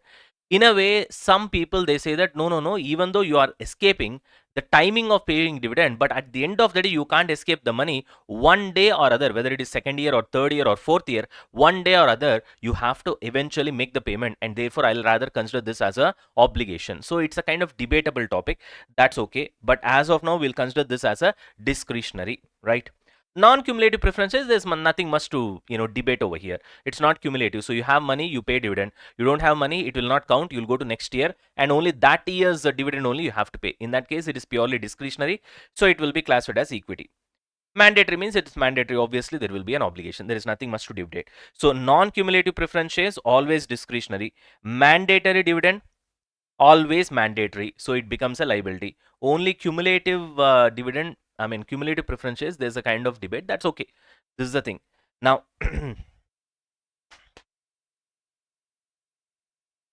all right, let's move on to case 2. Now one thing you guys need to understand is that now this cumulative, I'm telling you, it depends upon the question the ICA has framed. Now, I've also gone through some resources. There is an ICA expert advisory committee suggestion where they say that this cumulative, preference shares, where there is cumulative preferences and the dividend is discretionary, they actually classify this, okay, as financial liability.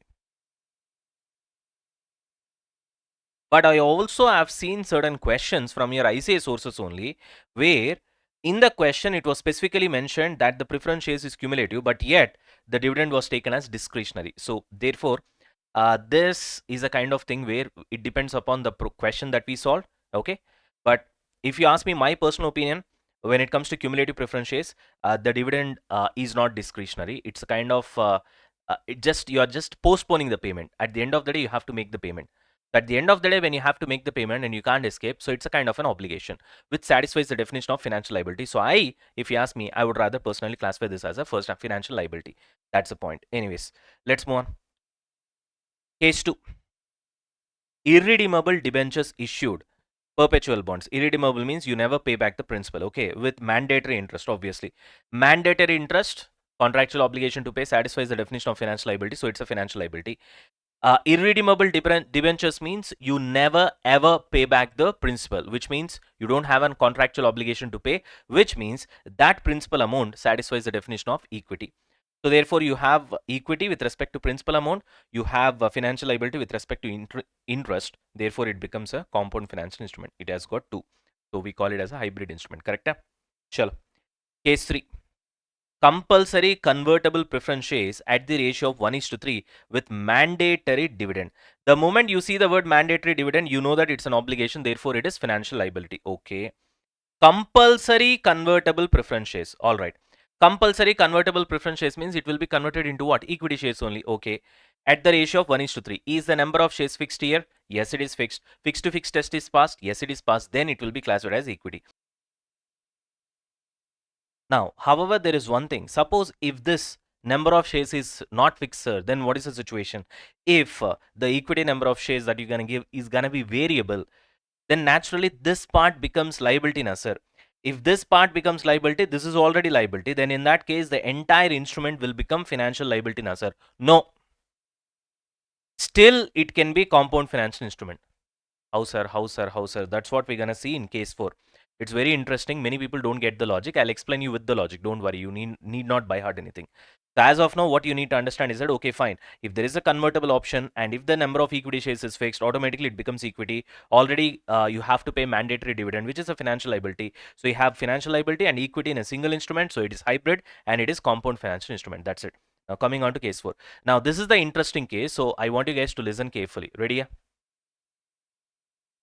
Now coming on to this unique case 4, okay, if you can see here, it's a convertible debenture obviously with mandatory interest, okay, but the question is convertible option is given to whom? To whom?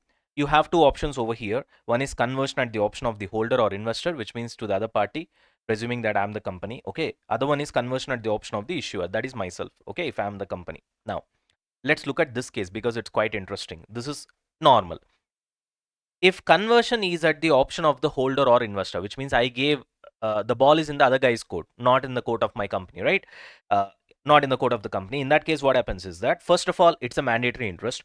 So one thing is quite clear, you have to pay interest for sure. So it's a contractual obligation for you to pay interest.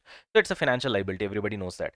But coming on to the principal part, so you do accounting today, right? At the inception, at the beginning. Let's say this debenture is going to be for 5 years. So after 5 years or at the end of 5 years, as of today, I cannot estimate or I cannot guess what the holder is going to do.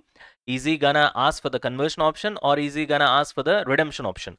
So if it is redemption, then I have to pay money. If it is conversion, I have to give him equity shares. That at the inception, I don't know. So how would I do accounting? That's the biggest question. Okay, but one thing is quite clear, that issuer, that is myself, the company, can I avoid paying cash on my own? No, I can't, because now the ball is in his court, right? So can I avoid? No, I can't. In that case, I told you at the beginning itself. So it's not about what usually happens, it's about what can happen. That's what the standard is all about. So we cannot come with a probability saying that, okay, there is a 90% probability that the issuer, that the holder will go for conversion option, or there is 90% probability that the holder will go for redemption option. Like that, we cannot go for most likely scenario and then do the accounting part. It doesn't work that way. The question is, what can happen? So what can happen means, is there a chance that holder can ask you to pay? Then company has to pay. So is there a probability that company or the issuer can 100% avoid paying cash? No. Even if there is 1% probability also, if the holder asks for redemption, then I have to pay cash, that's all.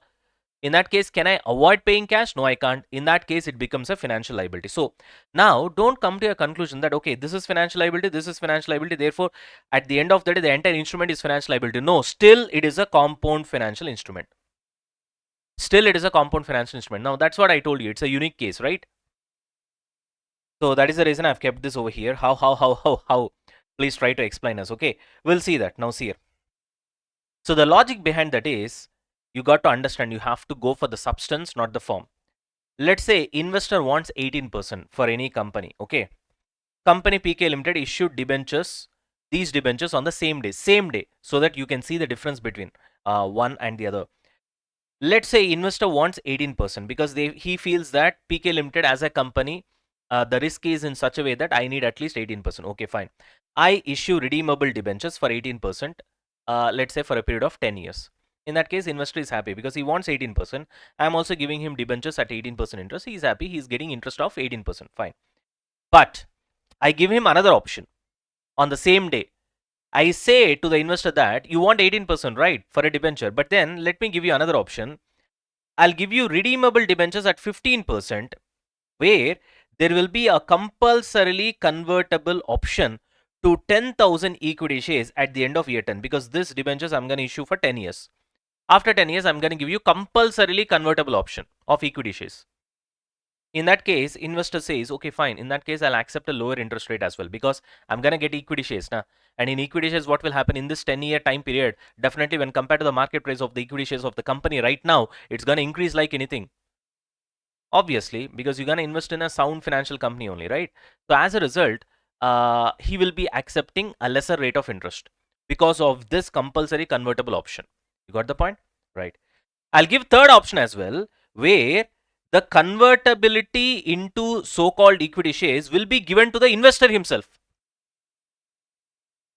You understand the point? That's even more advantage, right? So he can wait for 10 years. After 10 years, he can see whether redemption is better for him, he's giving more returns, or whether conversion into equity shares is giving him more returns. Accordingly, he'll choose whichever option he wants. In that case, it's like greater advantage for him. So he will settle for even less interest. Like for example, 13% in this case. So what you guys need to understand is that here, when you give conversion option into the hands of the investor, whatever the interest that you are paying, it is already corrupted. You are paying lesser interest when compared to a pure debenture without any conversion option. In that case, the difference in interest is there, na? That is nothing but an invisible equity component. That invisible equity component along with visible liability component makes it a compound financial instrument. This is what you need to understand. Okay. Now see here. There is a practical example also. We'll see that illustration 3. Okay. Now see here. Because of equity share option, that is convertible option, interest got reduced all the way from 18% to 15%. And because of option in the hands of the holder, you are giving him more choice. So there is no free lunch, which means everything has got a cost. Because of that choice, I further reduce the interest by 2%. Okay. Interest got further reduced from 15% to 13%. So this is a compound financial instrument. That's why I've classified this as a compound financial instrument, because you have an invisible equity portion. That's the point. Chalo.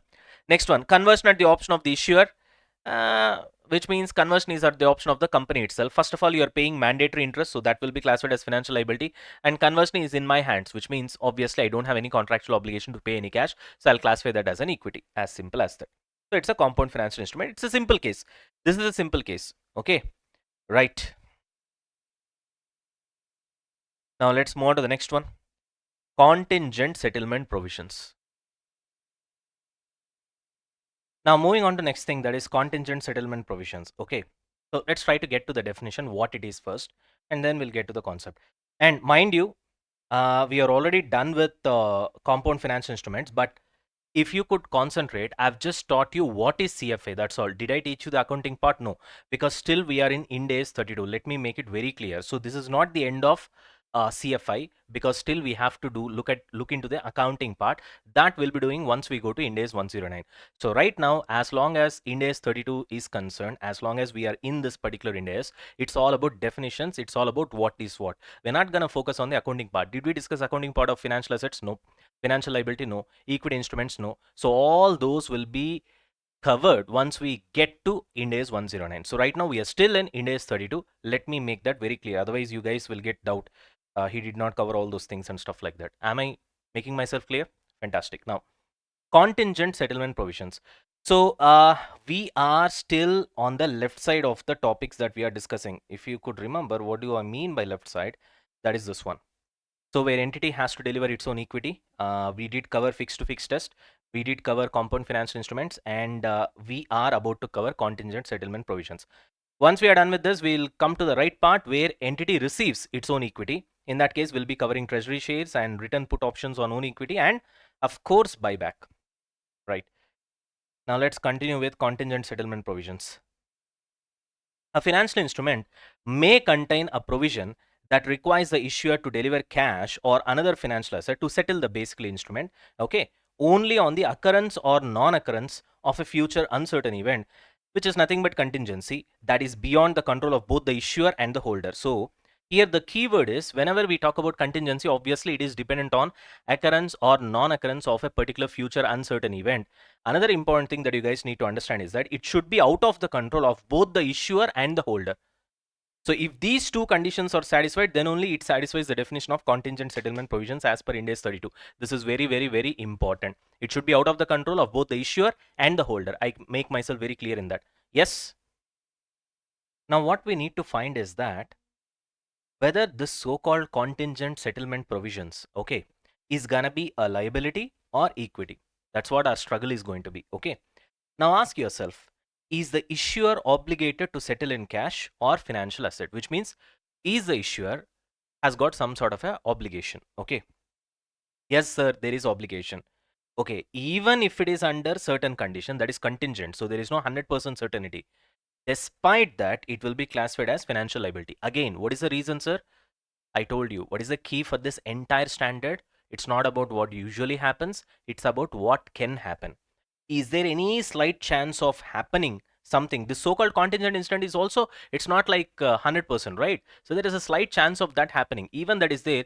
The question is, what can happen? Can it happen? Yes. Is there a chance of happening? Yes. No matter how slight the chance is going to be, it's going to be classified as financial liability, right? Now, if the settlement is only optional, you got the point, which means there is no obligation whatsoever, or in the issuer's own equity, you're gonna settle it with fixed number of shares. The shares are not variable in number. You can settle it you have an understanding where either it is completely at your option, which means if you want you can, or otherwise you can avoid, which means there is no obligation. At the same time, even if you're gonna settle, you're gonna settle it with your own equity shares, that too fixed in number, which means it satisfies the fixed to fixed test. Eventually in that case it will be classified as an equity. So pretty simple here. You just need to ask yourself from the issuer's point of view, okay, is there any obligation or not? Don't look at the probability of that happening, because anyway it's a contingent event. Is there an obligation or not? The answer is yes, it's a liability. No obligation, it's completely your choice. Or you are settling that so-called contingent obligation with the help of fixed number of equity shares. In that case it will be classified as equity. There ends the matter. Moving on. So what is the logic of this particular standard? Very simple, substance over form. In fact, all the Ind AS, it follows the same logic.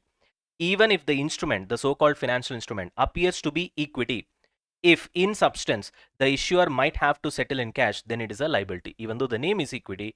But in substance, if you have to what, eventually pay some sort of a cash or something like that, it's a liability. At the same time, another logic of the standard is that it want to protect the investors. What do you mean by that? Contingent settlement provisions is not what usually happens, it's about what can happen.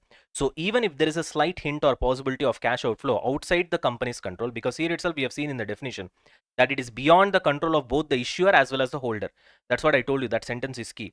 So if it is outside the company's control, then it should be classified as financial liability. Only in that case your so-called financial statements are showing true and fair view, because there is a contingent liability. You have to show it as a financial liability in case if you have a obligation, financial obligation. You got it right? Chalo. Now moving on, let's look at the examples of contingent settlement provisions. Okay, X Limited has issued debentures for 5 years on the following terms. Okay, case 1, debentures are converted into equity shares in the ratio of 10:1. All right, so every 10 debentures you'll have one equity share. Fine. If the fair market value of the share crosses 100. Now tell me, this condition, fair market value of the share crosses 100, isn't it a contingent? Yes, it may or it may not cross. Otherwise it will be redeemed in cash. So if the fair market value does not cross 100, it will be redeemed in cash.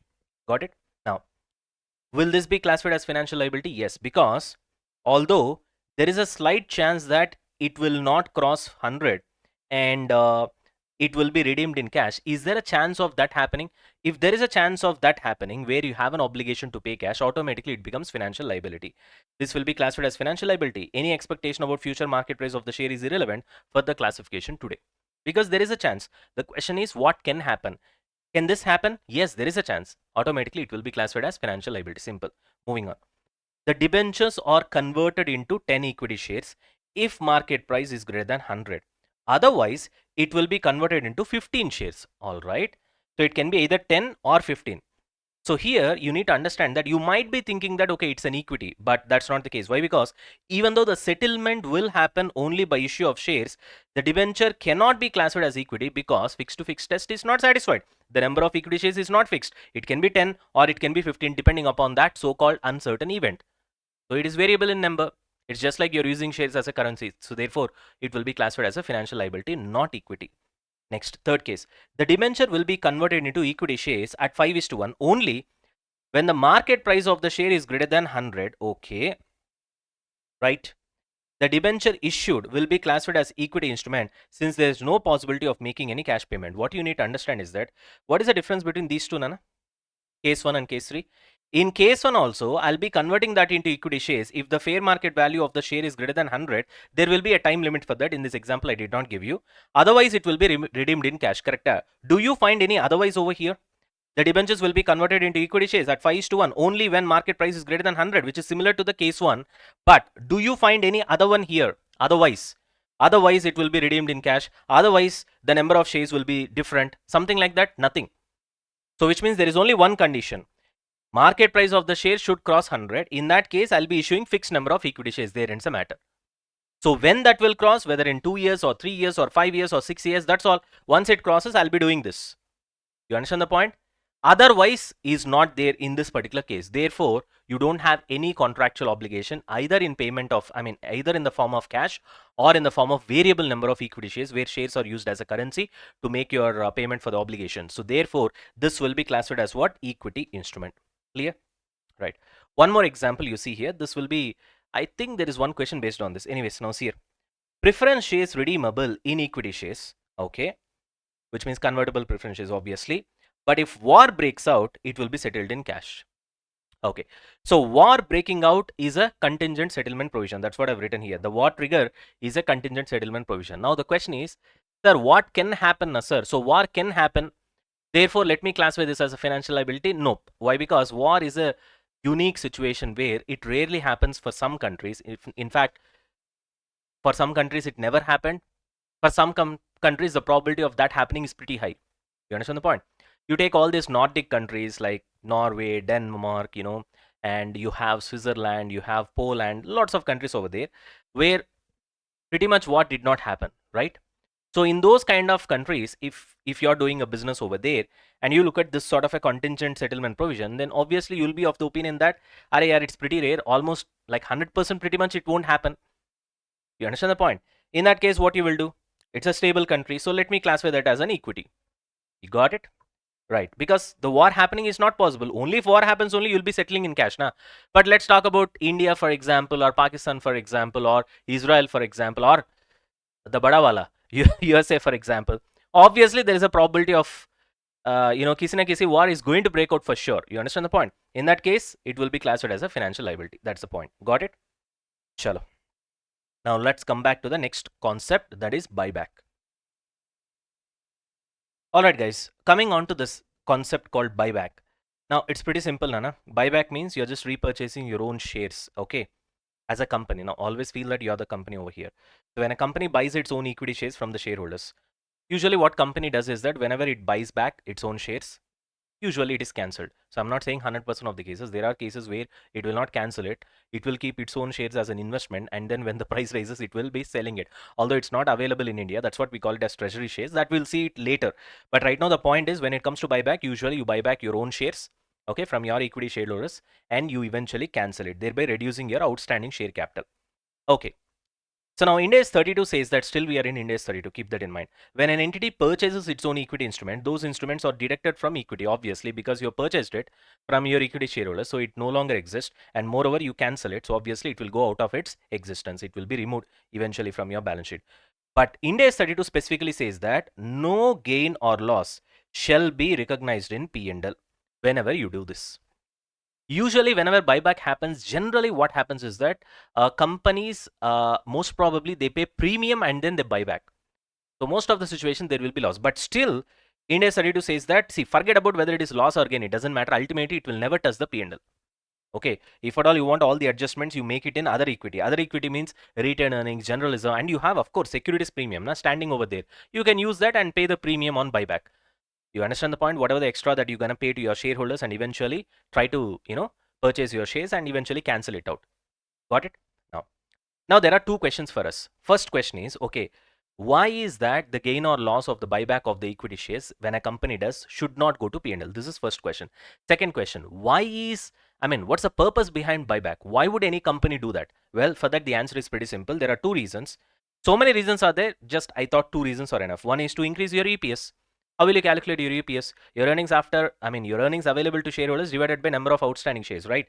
Now, by buying back and cancelling them, you're reducing the number of outstanding shares. Automatically, your EPS will become very much good, right? It will increase. You got it? So financially, your the so-called fundamentals of your company looks very strong, attractive to the investors. Probably market price of your share will increase because of that. That's one thing. Second thing is, you also want to return your surplus cash to the shareholders. So I have so much, I've done a great business, I want to give it back to my shareholders. What do you do? Are shareholders, you have got shares now. Let me pay you money. I'll pay you premium also. Give me back my shares so that you get the money. You deserve it, like that. Okay, there are two reasons why a company does a buyback. Okay, now the second question is, why is that Ind AS 32 specifically says that you should never ever transfer any sort of gain or loss to the P&L account whenever you buy back your own equity shares from your shareholders? Well, the answer is, first of all, your own equity shares are not your assets, where whenever you sell them, eventually you try to, transfer the profit or loss, to your P&L account. You got it? Either directly or through OCA, whatever it is. Next, when company buys back its equity shares, it is not an expense. Is it an expense when you buy back your own equity shares? It's never an expenditure for the company, right? Next, buyback reduces equity, specifically share capital, and possibly retained earnings or general reserve will be eventually adjusted. Therefore, it will not go to P&L account. All the adjustments will happen in other equity. In other equity, what do you have? Retained earnings or general reserve or securities premium. From there, you adjust. There ends the matter. Okay. So, what is the entry? Easy peasy. Whenever you buy back, what you will do eventually?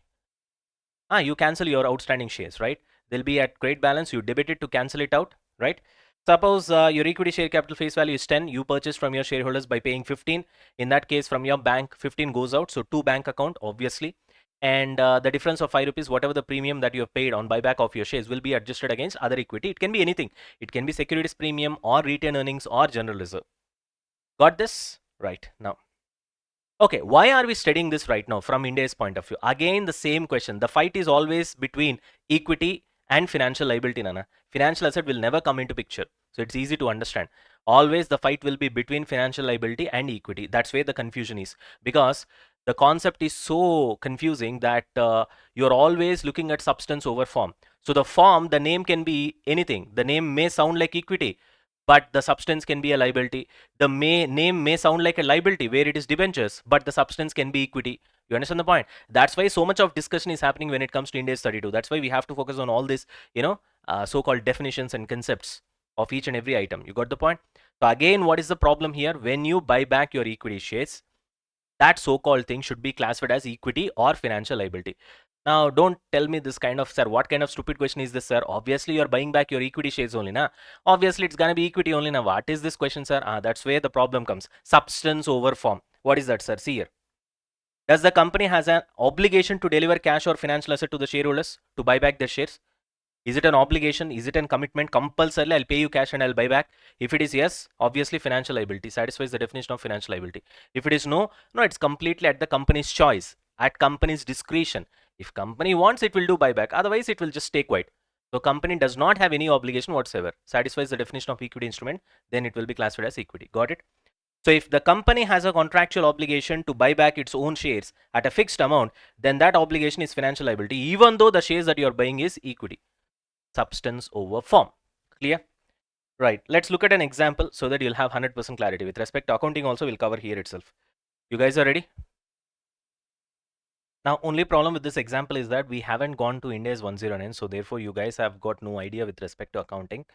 But then bear with me because this example has to be covered here itself, because we'll be covering 2 points in this example. We'll be covering another concept called where a company writes on its own put option to buy its own shares. That is one thing. The other one is we'll also be covering the buyback as well. So therefore, this example has to be covered here itself. So bear with me. Okay. Anyway, it's a revision session. I hope you guys can cope up. Now, company sold a put option on own equity shares.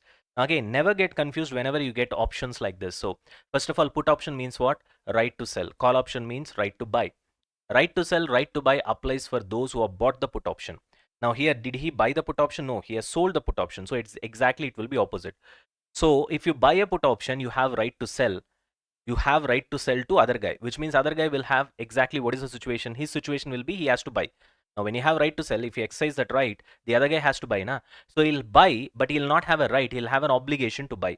So therefore, company sold put option on own equity shares, which means the company has got obligation to buy its own equity shares at an exercise price in a future, that is at 65. For that, the company is receiving option premium of 5 rupees. So one who buys the option will pay the option premium. One who sells the option will receive the option premium. So that option premium is the revenue for you for accepting that obligation. And for buying the right, that is the option premium that he has to pay. Right does not come cheap, or right does not come free. Okay. One has got the right, one has got the obligation. Naturally, one has got the right, has to pay the money to the somebody who is going to give you the equivalent obligation. Okay. Now, so Ind AS 32 says if an entity has an obligation to buy its own equity instruments, okay, for cash only, na, here, obviously you're going to pay 65 and you're going to buy. You have an obligation to do that. You can't say I don't want to buy. No, the right will have in the other guy's hands. You have received the premium, so you have to face the obligation. Okay, so for cash or another financial asset, then this gives rise to financial liability. Why? Because company has to deliver cash and that's a financial liability. Got it? Right. And also we know that when it comes to equity, there should be no contractual obligation whatsoever. Then only we can call it as an equity. If there is an obligation to deliver cash, it is a financial liability. We know this already. Okay. Now let's account this. Pretty simple. From company's point of view, you have to account, right? So company has sold the put option, which means it has received option premium of 5 rupees. When it receives money, obviously you have to debit the bank account, and you should not touch P&L because we are dealing with equity over here. So it will go to retained earnings, and retained earnings gets credited, which means it will increase. After that, you have to recognize the financial liability on day one. Why financial liability? Because you have sold the put option. Selling the put option means company has got an obligation to buy its own equity share. Although there is no 100% chance that this will happen. You understand the point? But we know the concept. What can happen? That's what you need to consider. So is there a mild chance of you eventually having an obligation to buy? Because if the other party exercises his right to sell, you have to buy. You don't have a choice. You got it? So therefore, recognize that as a financial liability. How to recognize that as a financial liability? Very simple. In future, you have to pay this much, 65. That is in future, right? After 6 months. Today, what will be its value? Discount it. Okay, let's say the discount rate is 10%. You discount it, 65 into present value factor, you will get the present value of the financial liability as 59. You got the point? And this money, where you will get it from? From retained earnings only. Therefore, retained earnings will be debited. From there only, you'll bring the money. In case tomorrow you have to pay this financial liability. So that's your entry. Although shares not yet bought, because after 6 months only, if the other guy exercises his right to sell, then only you will buy the shares. Today that's not happening, but today on day one I'm passing this entry. Okay, although shares are not yet bought, the company has potential cash obligation. Potential, it's not 100%, right? Logic behind the entry is very simple. Fair value of the obligation is recognized as a liability with corresponding reduction in equity. That's why we have debited retained earnings, because from there only we are going to get the money and pay this financial liability. For simple logic. Got it? Right. Actually, we are following amortized cost method here, but what is that you don't know because we haven't gone to Ind AS 109. Bear with me. Okay. Okay, after that, what will happen? We'll be doing unwinding of discount, which means you have already discounted it and found the present value. Na? This is on day one, that is 6 months before. Now 6 months has happened. After 6 months, what you have to do for this 6 months time value of money, you have to add now, right? So you add that 10%. Automatically, what will happen? This becomes 6. Eventually, it touches 65 because 65 is going to be your liability after 6 months, correct? This is what we call unwinding of discount. Unwinding means reversing what you have done already. What did you do already? From 65, you bought it down to 59. Na? Reverse what you have done. From 59, you again bring it back to 65. I hope this is clear. Right. Now, so after 6 months, eventually what will happen? Here, one more interesting point. When you again add back the interest to make the financial liability 65, where you do unwinding of discount, here I've debited interest cost. But ultimately, this will also go to retained earnings only. You got the point? This 6 rupees also you'll bring it from retained earnings. So next entry will be retained earnings to interest cost. Thereby interest cost 6 and 6 gets cancelled because you have debited and created, it's gone, and retained earnings eventually will be debited. So that's what I've written here. This effectively goes to debit retained earnings only. Keep that in mind. And also keep in mind that retained earnings is a credit balance. So whenever you debit it, you are actually reducing it. Why are you reducing it? You are bringing money from there. Simple logic. Now, you have two choices over there. You don't have the choice. The other guy will do. Okay. So two things can happen. Because you are the company, you have sold the put option, you don't have the choice. You just need to react to what the other guy does. So the other guy who has purchased the put option, he has got two choices. If he feels that it is favorable, the option is in the money. What is in the money? All those things we'll see later. In the money means option is in his favor. He will get profit. Okay. So if it is in the money, he will exercise the option. If he exercises the option, then what will happen? We have an obligation to buy. So which means we need to pay excise price, which is 65, and buy our own equity share. So if you have to pay 65, what you will do? To bank, simple, right? And then you buy your own equity share. There ends the matter. Which means whatever the financial liability that you have created so far, it's gone now. It's extinguished. It's gone, right? Because you have paid the money, na? No more liability. So cancel off the liability and remove it. Therefore, you debit the liability and it is gone. Now the next thing is, okay, now that you have paid 64, you have got your share. Now this share has to be cancelled. Now that's what you do in buyback. Usually cancel it. To cancel the equity share, what you have to do? You have to debit it. Okay, debit the equity share at what value? At face value. You got the point? Face value is 50. It is given in the question. Now the biggest question is what you will credit. You will credit retained earnings. Why retained earnings I have to credit? Usually what you will credit? Huh? What you will credit? You will be normally creating financial liability, right?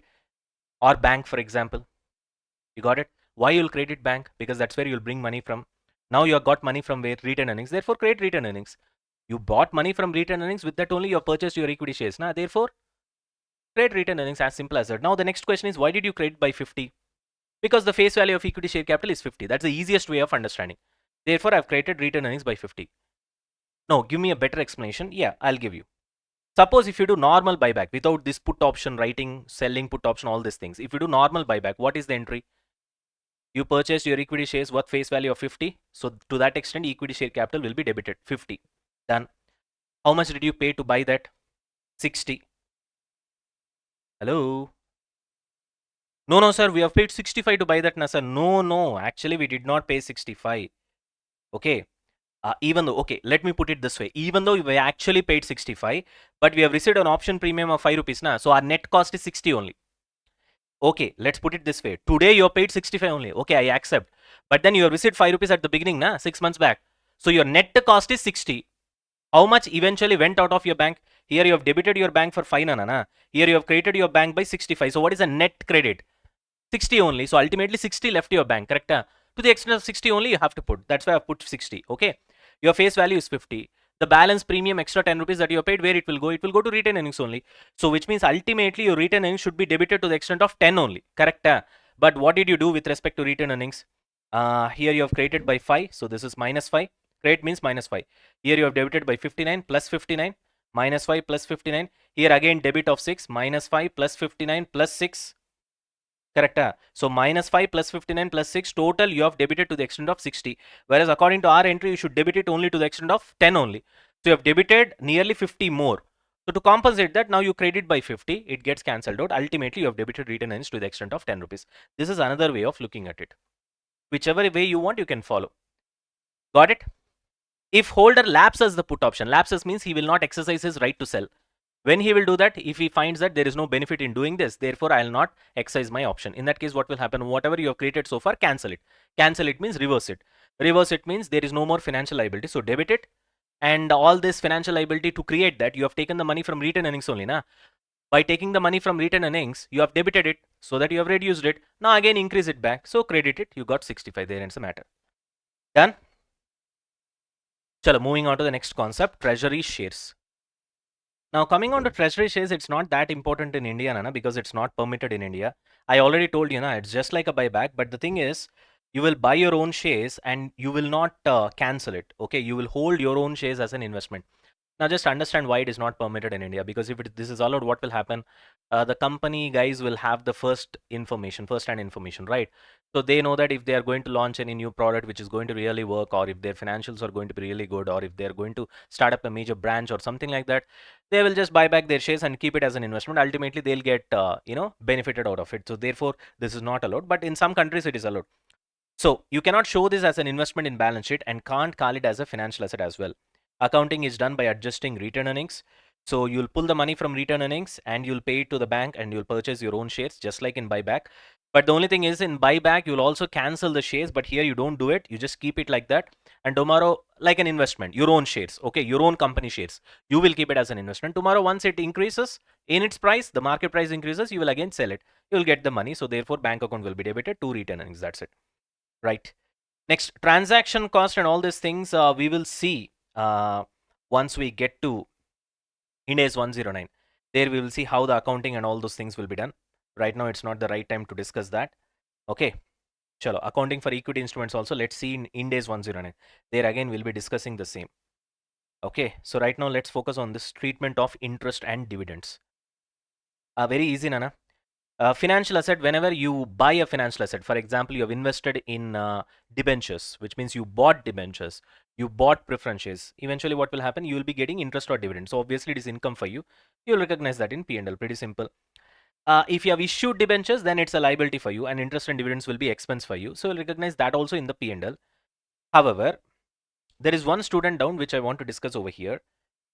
In case preference dividend, if the dividend is mandatory, you may call it as dividend, but because it is mandatory, it is in the kind of nature of interest, and as a result, it will also be recognized in P&L account. Mostly people don't get it because the moment they hear the word dividend, even though it's a preference dividend, they feel that it never touches the P&L. That's not the case, because when it comes to mandatory dividend, especially in case of preference shares, if the dividend is mandatory, it's just like interest. Only the name is called dividend. So again, substance over form concept. In substance, it is just like an interest. So therefore, you will take it to P&L account. That is one point you have to keep it in mind. Now, coming on to equity instruments, whatever, say for example, it's ordinary equity shares, you are paying dividend. Naturally, it will be debited to retained earnings or general reserve. Everybody knows that. It goes to other equity, right? From there only, eventually, what you'll be doing? You'll be paying the dividend. That we know. Preference shares with discretionary dividend also. Look at the name. The name is preference shares. But because it is with discretionary dividend, we know that we will be classifying this as an equity instrument, even though the name is preference shares. And that sort of a discretionary dividend also, just like equity dividend, will go and adjust with retained earnings or general reserve. This is what you have to remember. Compulsory convertible debentures. Just imagine, the word is debentures. Debentures is synonymous with debt. Even in that case, if you have a compulsory convertible debentures, which will be eventually converted into equity shares, and you have a discretionary interest along with it, when you pay this so-called discretionary interest, that also will be adjusted with retained earnings or general reserve, because it is in the form of an equity. You got the point? And don't step into this and don't get confused that, अरे यार ये तो debentures है, ये तो interest है, obviously it has to go in P&L account. No. If it is discretionary, go and adjust that with retained earnings or general reserve. Preference dividend, if it is discretionary, go and adjust that with retained earnings or general reserve. The same preference dividend, if it is mandatory, go and adjust that in P&L. The same preference dividend, if it is discretionary, go and adjust that with retained earnings or general reserve. This clarity you should have, especially while solving sums. Okay. All these reasons we have already discussed, nothing special. Okay, this is clear. So again, I repeat, substance over form, substance over form, substance over form. Name doesn't matter. The substance matters. Got it? Here also name is preference dividend. Here also name is preference dividend. But here the substance is in the nature of interest. So it will be adjusted in P&L. Here the substance is in the nature of what? Equity dividend. Therefore, it will be adjusted with retained earnings or general reserve. That's the difference. Got it? Chalo. Now, next concept is offsetting of financial asset and financial liability. It is just for presentation purpose, Nana. It's not from perspective of accounting, but it is there in your syllabus. Therefore, let's learn this. Okay. Now, this is not just that important, Nana. So we'll just fatafat, we'll cover it up. In balance sheet, any asset or liability cannot be presented on net basis unless, so by default, you can't net it off. That is the first rule you need to understand. Unless specifically it has been permitted by any Ind AS. For example, Ind AS 37 permits you that provision can be presented net of reimbursement. Got the point? Ind AS 20 tells you government grants, government related expenditure and government grant which you receive. For getting that money, you will incur some expenditure that can be netted off. So if any Ind AS specifically tells that, yes, you can net it off. Otherwise, any asset and liability cannot be presented by netting off in your balance sheet, right? So when can I net it off? That's the next question, right? When can I offset?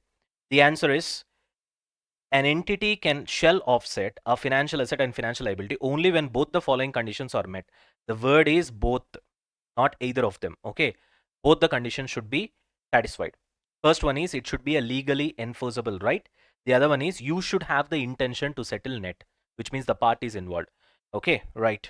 Let's take a real life example so that you'll understand things better. Now, HDFC Bank enters into a derivative contract like interest rate swaps, okay, or currency forwards. It can be anything. What are they in detail? We will learn in future, okay. Interest rate swap means one sort of interest you will be swapping with another sort of interest, okay, with other financial institutions, say for example ICICI Bank, okay. So basically they entered into a derivative contract. Who? HDFC with ICICI Bank. That much is necessary for you to understand. These contracts result in, now you guys know, whenever two people enter into a derivative contract, one guy should be gaining, the other guy should be losing, because I told you so many times derivatives are like a zero sum game. Zero sum game in the sense, if one guy is earning 10 rupees, if I am going to earn 10 rupees, you should lose 10 rupees. That's the way it works. Unlike investing where wealth gets created and everybody makes money. So in investing, when wealth gets created, when market price of the share increases because of the performance of the company, wealth gets created. So you earn money without, causing loss to somebody else. But when it comes to derivatives, that's not the case. Forward contracts, future contracts, options, whatever it is, any derivative for that matter, it's a zero sum game, which means if you're earning something, somebody else has to lose the same amount. You got the point? So similarly here, when HDFC and ICICI Bank has entered into a derivative contract, obviously if HDFC is gaining, then ICICI will lose the equivalent amount. In that case, ICICI has to pay to HDFC. Similarly, if ICICI is gaining, HDFC will lose equally the same amount and HDFC has to pay to ICICI. Got the point? So therefore, these derivative contracts, they'll enter into multiple derivative contracts, not just one. So in some contracts, HDFC will have receivables, which means HDFC would have gained in those derivative contracts. It would have won the bet and as a result, ICICI has to pay to HDFC. So therefore, HDFC will have receivables from ICICI. Similarly, in some contracts, if HDFC has lost it, then HDFC has to pay to ICICI, so it will have payables as well. Multiple derivative contracts between HDFC and ICICI. Got the point? I'm taking real life example. It happens in real life. Okay. In the money, out of the money means in the money means ultimately I've got gain, right? Out of the money means I've got loss. That's all. Simple. If you're in loss, out of the money. If you're in gain, in the money. Now suppose HDFC has receivable of 500 CR from ICICI, which means HDFC has won these many bets where ICICI has to give money to HDFC. Similarly, HDFC also has to pay 450 CR to ICICI because it has lost so many bets. So multiple derivative contracts will be there. In some HDFC has won, in some HDFC has lost. So in whatever the cases HDFC has won, ICICI has to pay 500 to HDFC, and in whatever the cases HDFC has lost, HDFC has to pay 450 to ICICI.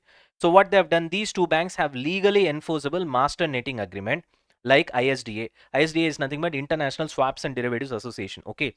So this is legally enforceable, and both these banks intend to settle. Array, anyway, you have to pay me 500. I have to pay you 450. Let's set it off. What is there in that? So HDFC might net it off and it can show 50 CR receivable from ICICI. There ends a matter. Because anyway, I have to get 500. I have to pay you 450. Let's net it off. Net, you pay me 50. There ends a matter. You got the point? This is what we call offsetting. So if you want to do offsetting, rule number one, you can't do it by default. You can't offset assets with liabilities. What you have to do is that if any Ind AS specifically says, then you follow. If no Ind AS is specifically saying, if Ind AS is silent, then also you can offset when there is a legally enforceable contract. Okay. And the second one is intention of the parties to settle net. Now in this case, obviously, whenever derivative is won, it becomes a financial asset. Whenever derivative is lost, which means you have lost money, it becomes a financial liability. So here also you're setting a asset with liability only. But how are you setting? Because these two conditions are satisfied. One is legally enforceable contract. The other one is what? Intention to settle net. There ends the matter. Got it? Remember, Nana, still we haven't gone to derivatives. We'll see that in Ind AS 109. In derivatives, if you won the betting, it becomes a financial asset. In derivatives, if you have lost the betting, it becomes a financial liability. Derivative can be financial asset, derivative can be financial liability, derivative can be equity instrument as well. Keep that in mind. Are we done with this? Chalo. Next, foreign currency convertible bond. Ind AS 32 is all about definitions, Nana, learning concepts. That's all. We are not going to look into the accounting aspect. That we will see when we go to Ind AS 109. Keep that in mind. That's why continuously we are getting concepts. Now, what is this foreign currency convertible bond? Okay. Very simple. A bond issued in foreign currency, USD, US dollars or euros, whatever it is, issued by whom? Indian companies to foreign investors. Okay. So Indian company wants to raise money. So it wants investment from the outsiders, that is foreign investors. Obviously, it raises the bond in foreign currency so that they'll be interested. Simple logic. It pays interest like just normal bond. Okay. It also gives the bondholder the option to convert the bond into equity shares. It can be convertible bonds as well, issuing the company at a later date at a fixed price. So anything can happen, just like a normal bond. The only difference is normal bond, you give it in Indian rupees to the Indian investors. Here, when it comes to foreign currency convertible bond, you raise the bond, you give it to the foreign investors in foreign currency. Mostly it will be in US dollars or euro. Now, let's take an example how this works. A company has issued a convertible debenture in foreign currency. Okay. Foreign currency convertible debenture where face value is equal to $1. That particular debenture face value is $1. Fine. Let's take two cases and see what happens. On 10th year, let's say it is a debenture issued for 10 years. It's a convertible debentures where debenture will be converted into equity shares. Okay. Where it is said that one equity share will be equals to $0.25, which is issue price of the equity share. Okay. In that case, because you know that face value of the bond is $1, you know that for one bond which is valued at $1, and you know that one share is valued at $0.25. So obviously for one bond, you should be giving 4 shares. Easy. So therefore, is the number of shares issued is fixed in number? Yes. So I give you X number of shares, which is fixed. 4 shares for every bond, that is fixed. At the same time, the kind of money that I got from you initially, that is also fixed only, na? While raising the bond itself, I would have received money, which is a fixed money. So fixed to fixed test is passed. This will be classified as an equity in case 1. Okay. However, let's look at the case 2. Now see here. 10th year, it says that these debentures, that is bonds, will be converted into equity shares at rupees 20 per share. Okay. At rupees 20 per share. Here I'm not sharing equity share value in dollars. Here I'm saying equity share value in rupee per share. Okay, then how many shares are you going to issue? Here, both of them are represented in dollars, so it was very easy for me. $1 divided by $0.25. It was 4 shares. F to F test is passed. But here, that's not the case, because here I'm saying one share value is 20 rupees, whereas one bond value is $1. So one bond value is in dollars and share value is in rupees. Now that creates a confusion. How many shares has to be issued per one single bond? Then what I have to do? Convert this bond into rupees. So $1 is equal into that dollar is how much rupees on that particular date. You multiply with that, then you'll get the bond value in rupees. You got it? And then bond value in rupees divided by one share is 20 rupees. Therefore, if you divide it with 20 rupees per share, you'll be getting number of shares to be issued. Now, let's say your dollar value is 80. Then $1 into 80 divided by 20, you'll be giving 4 shares.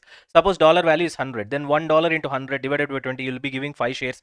Suppose dollar value is 60. $1 into 60 divided by 20, you'll be giving 3 shares, which means variable number of shares. Therefore, fixed to fixed test is failed. In that case, can you call it as equity? No.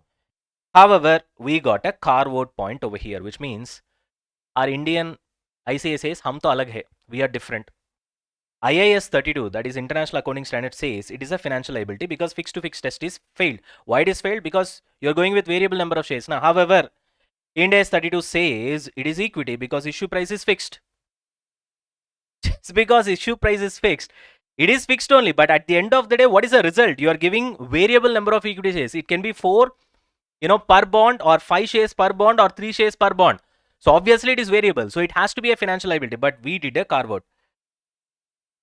Obviously this was my reaction. Seriously? Then I thought, what could be the reason?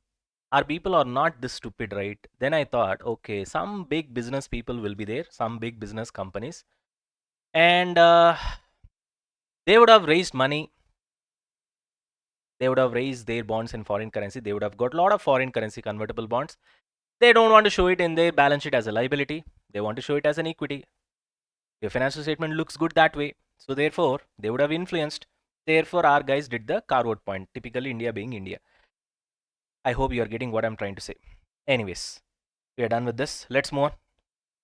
Next one is puttable financial instruments. Okay, now what is this concept of puttable financial instruments? Many people don't get clarity with respect to this. It's an easy concept only, Nana. See, name itself tells you puttable financial instruments. There are certain financial instruments which you can put it back. Now, which you can put it back means just think from investor's point of view. It will be very easy for you to understand. See, I'm a company. I want money. So I raise money by giving bonds or debentures or puttable financial instruments. Let's say I raise money with the help of puttable financial instruments, not bonds, not debentures. See, usually if I raise money with the help of bonds, what happens? I give you bonds, the kind of documents, I get money, and based on the conditions of the bonds, I pay you interest every single year, and then I redeem it after 5 years or 6 years or 7 years, either at par or at premium, or I convert that into equity shares, whatever it is. Depends upon the conditions of the case, as the case may be. Now, when it comes to puttable financial instruments, what happens is that I raise money through something called puttable financial instruments, where I give the holder, which means the one who is buying, which means like you, okay, or it can be any company, or it can be any financial institutions, ultimately the holder or the investor who gives the company money. So I give you an option where, suppose you are in need of money at any given point of time, you can put that instrument back and get the money from me. Sir, what do you mean by that, sir? Pretty simple, Nana. See, a piece of paper. Okay, let me take this. See, say for example, this is a puttable financial instrument. Okay, let's put it this way. We'll just cut it off short. Now, I'm giving this paper to you. It's a puttable financial instrument, and I'm raising, you are giving money to me. Okay, you are the investor, you are the holder. I'm the company. I'm raising money. Okay, fine. But there is a special condition in this piece of paper. The condition is that whenever you need money tomorrow, you can just give this paper back to me, and again I'll give you money. What? Before redemption, before official redemption. There's just imagine where there is a bond. Let's say this is a debenture. I gave you the debenture paper, you gave me money. I'm paying you interest. You have to wait till the redemption. You don't have any other choice, right? But what if third year, say for example, the debenture is usually redeemable for 5 years, let's say, and third year you are in need of money as an investor. You have an option to sell that debenture in the secondary market. That anyway is there. But apart from that, you also have an option where you can give this instrument back to the company, the so-called debenture, and you can get your money back. What if this is there? Now that is what we call it as puttable financial instrument.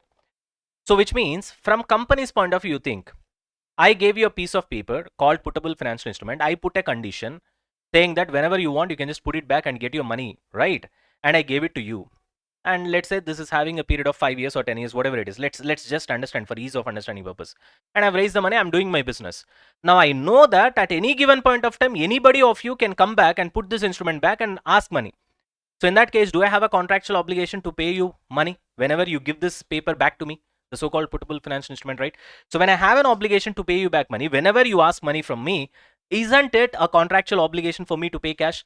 Then it should be classified as a financial liability. This is what the basic understanding is, correct?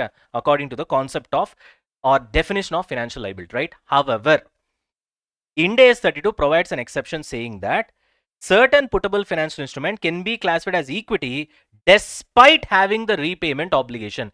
Even though there is a contractual obligation to pay cash, even though it satisfies the definition of financial instrument, specifically Ind AS 32 gives an exception saying that still puttable financial instruments can be classified as equity. Now the question is why? Why is this exception required? Let's try to understand. See, normally any financial instrument redeemable at the option of the holder is a financial liability, correct? Because you don't know what he will do.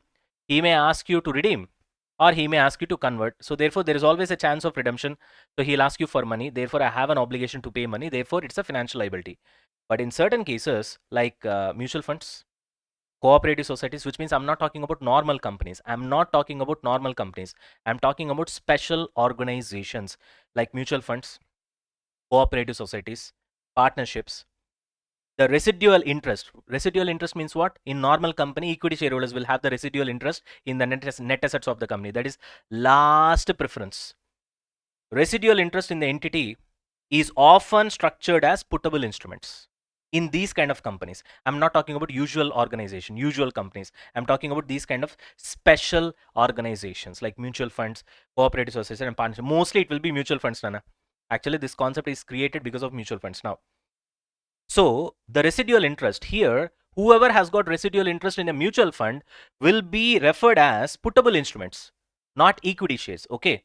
Because these entities do not have traditional share capital like a company, ownership interest or redeemable on demand, but they still represent residual interest in net assets. We know that anything that represents residual interest in net assets according to the definition of equity instrument should be classified as equity, correct? Here also puttable financial instrument actually satisfies the definition of an equity instrument, because just like equity instruments, they also have a residual interest in the net asset. Having a residual interest in the net asset is just like an equity instrument.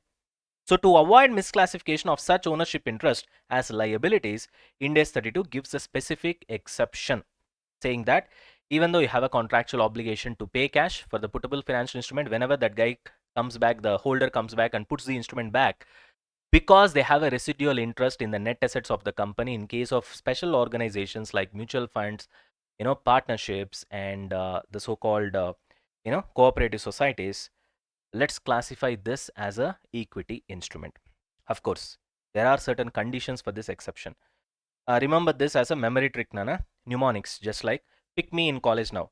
Pick me in college now. So P M I N as well. Then you have C as well as N. So P M I C N. What are they? First condition: pro rata share of net assets. Pro rata share of net assets means obviously residual interest in the net assets at last. Most subordinated. Most subordinated means you should be having the least value. Now, suppose suddenly winding up happens of a company, official death of a company happens, right? In that case, eventually what happens? First, money will be paid to financial institutions, the loans, the stuff like that, and after that, government. Then after that, preference shareholders. After that, anything is left out. Then only for equity shareholders, something will be given. So, which means you are at the bottom of the table. Correct? That's what we call most subordinated. Subordinated means you are at the bottom, right? Next, identical terms for all holders. Okay. 1,000 people are having puttable financial instrument. Same conditions for all. Same terms for all. No other obligation to pay. First of all, there should be no obligation to classify that as an equity. If you have an obligation other than this, so there is only one obligation right now. What is that? Whenever the investor or the holder of the puttable financial instrument puts the instrument back, then of course you have to pay back cash. That obligation is already considered. Apart from this obligation, no other obligation should be there, because one more obligation is there, then it takes the character of financial liability. Then we cannot call it as a equity instrument, because now you are giving an exception despite having one obligation. Considering that obligation despite being a financial liability, Ind AS 32 provides an exception. Ask them to call that as an equity. Got it? Already one obligation is there where you can put the instrument back and get the money. Besides that, in addition to that, one more obligation should not be there. Next, cash flow dependent on the performance. Okay, fine. No other instrument restricts returns. Okay. So if these conditions are satisfied, which means the so-called puttable financial instruments are like equity, right? So no other instrument should be restricting the returns of the puttable financial instruments. In that case, if these conditions are satisfied, then you will be given an exception as per Ind AS 32. Even though you have an obligation to pay cash, whenever the holder of the instrument puts the instrument back and asks for cash, the company has got the obligation to pay it back. Despite that, it will be classified as an equity and not financial liability. That is a summary. Got it? Chalo, rest of the things are fine. That much is enough when it comes to revision session. Okay. Now we have the last concept, share swap arrangement. Once we are done with this, we are done with Ind AS 32. After that, we'll go to Ind AS 109. Okay. Let's look at this share swap arrangement. Share swap is nothing but exchange, Nana. I give you this, you give me something else. That's what we call it as swap. Interest rate swap means I give you fixed rate interest, you give me floating rate interest. I give you floating rate interest, you give me fixed rate interest. It is a swap. Swap means exchange. So share swap arrangement means you are exchanging the shares. A share swap is when two parties exchange shares instead of cash. I already gave you one example for fixed to fixed test. I don't know whether you remember or not. I try to sell my shares to you, and in return I buy your shares from me. Sorry, I buy your shares from you. Okay, so there are two companies. Okay, I am giving my shares to you, so which means I'm selling. If I sell, you have to give me consideration, right? Your consideration is your shares to me. So it's like a share swap. So PK Limited acquires SK Limited. Instead of paying money, PK Limited gives its own equity shares to the shareholders of SK Limited. We'll see this in business combination also, right? So Ind AS 32 logic is, in this kind of a scenario, is it a financial liability or equity instrument? That is the question. Always the fight is between financial liability and equity instrument. So many times we have seen so far. Okay. Now, suppose if shares issued by the acquirer means here who is acquiring whom? PK Limited is acquiring SK Limited. So from PK Limited's point of view, PK Limited is issuing shares, right? And if those shares which is issued by PK Limited to the shareholders of SK Limited gives residual interest in net assets, that's the quality of an equity share, right? Has no contractual obligation to deliver any other cash or other financial asset. Only issuing equity shares is the only thing, nothing else, no other obligation. And it is non-redeemable at holder's option. You can't redeem it. You understand the point? Once I give you, that's it, there ends the matter. So if these conditions are satisfied, then it will be classified as an equity instrument. The share swap arrangement, where I, PK Limited, give my shares as a consideration to the shareholders of your company, because shareholders of your company are the owners. So I'm basically buying your company. If I buy the company, I should buy it from whom? Owners. Who are the owners? Shareholders. So I'm giving consideration. By what? By my shares. So my shares as a currency. So I am buying your company. So if I need to buy your company, I need to buy from owners. Who are the owners of your company? Shareholders. So I have to give money to your shareholders, correct? How am I giving money? I'm not giving cash. Instead, I'm giving shares. Got it? Now, if I give shares like this to acquire your company, you understand the point, right? So in that case, I'm buying your shares also indirectly. So I'm owning your company, which means I'm buying your shares. That's how I own your company, correct? By buying your shares. I'm not giving cash. Instead, I'm giving shares of my company. So that's where share swap is happening. In this kind of a situation, the shares that I've issued to own your company, will it be classified as equity instrument or financial instrument? That's the question. It will be classified as equity instrument provided, except the shares that I gave you, no other contractual obligation exists for me. And the kind of shares that I've given will give residual interest in the net assets of my company to your shareholders, to whom I'm giving my shares. Got the point? And no other redeemable option, nothing is given. So there is no obligation to pay cash. In that case, it will be classified as equity instrument. Otherwise, if it is redeemable at the option of the holder, which means holder means what? Shareholders of your company. Got it? Or mandatorily after some time, or it involves some sort of fixed return, then it satisfies the definition of financial liability. Then those shares, even though the name is equity shares, it will be classified as equity. it will be classified as financial liability. I'll give you an example. See here. PK Limited acquires SK Limited. Okay, right. Instead of paying money, that is cash, PK Limited gives its own redeemable preference shares worth 10 crore. You got it? Not even equity shares, preference shares, redeemable preference shares. How much? 10 crores worth. These shares are redeemable after 5 years at a fixed amount, which means I'll pay back the money. Now tell me, suppose, so company PK Limited has contractual obligation to pay cash? Yes, because it is redeemable after 5 years. When the redemption happens, I have to pay cash. So therefore, these preference shares are not equity.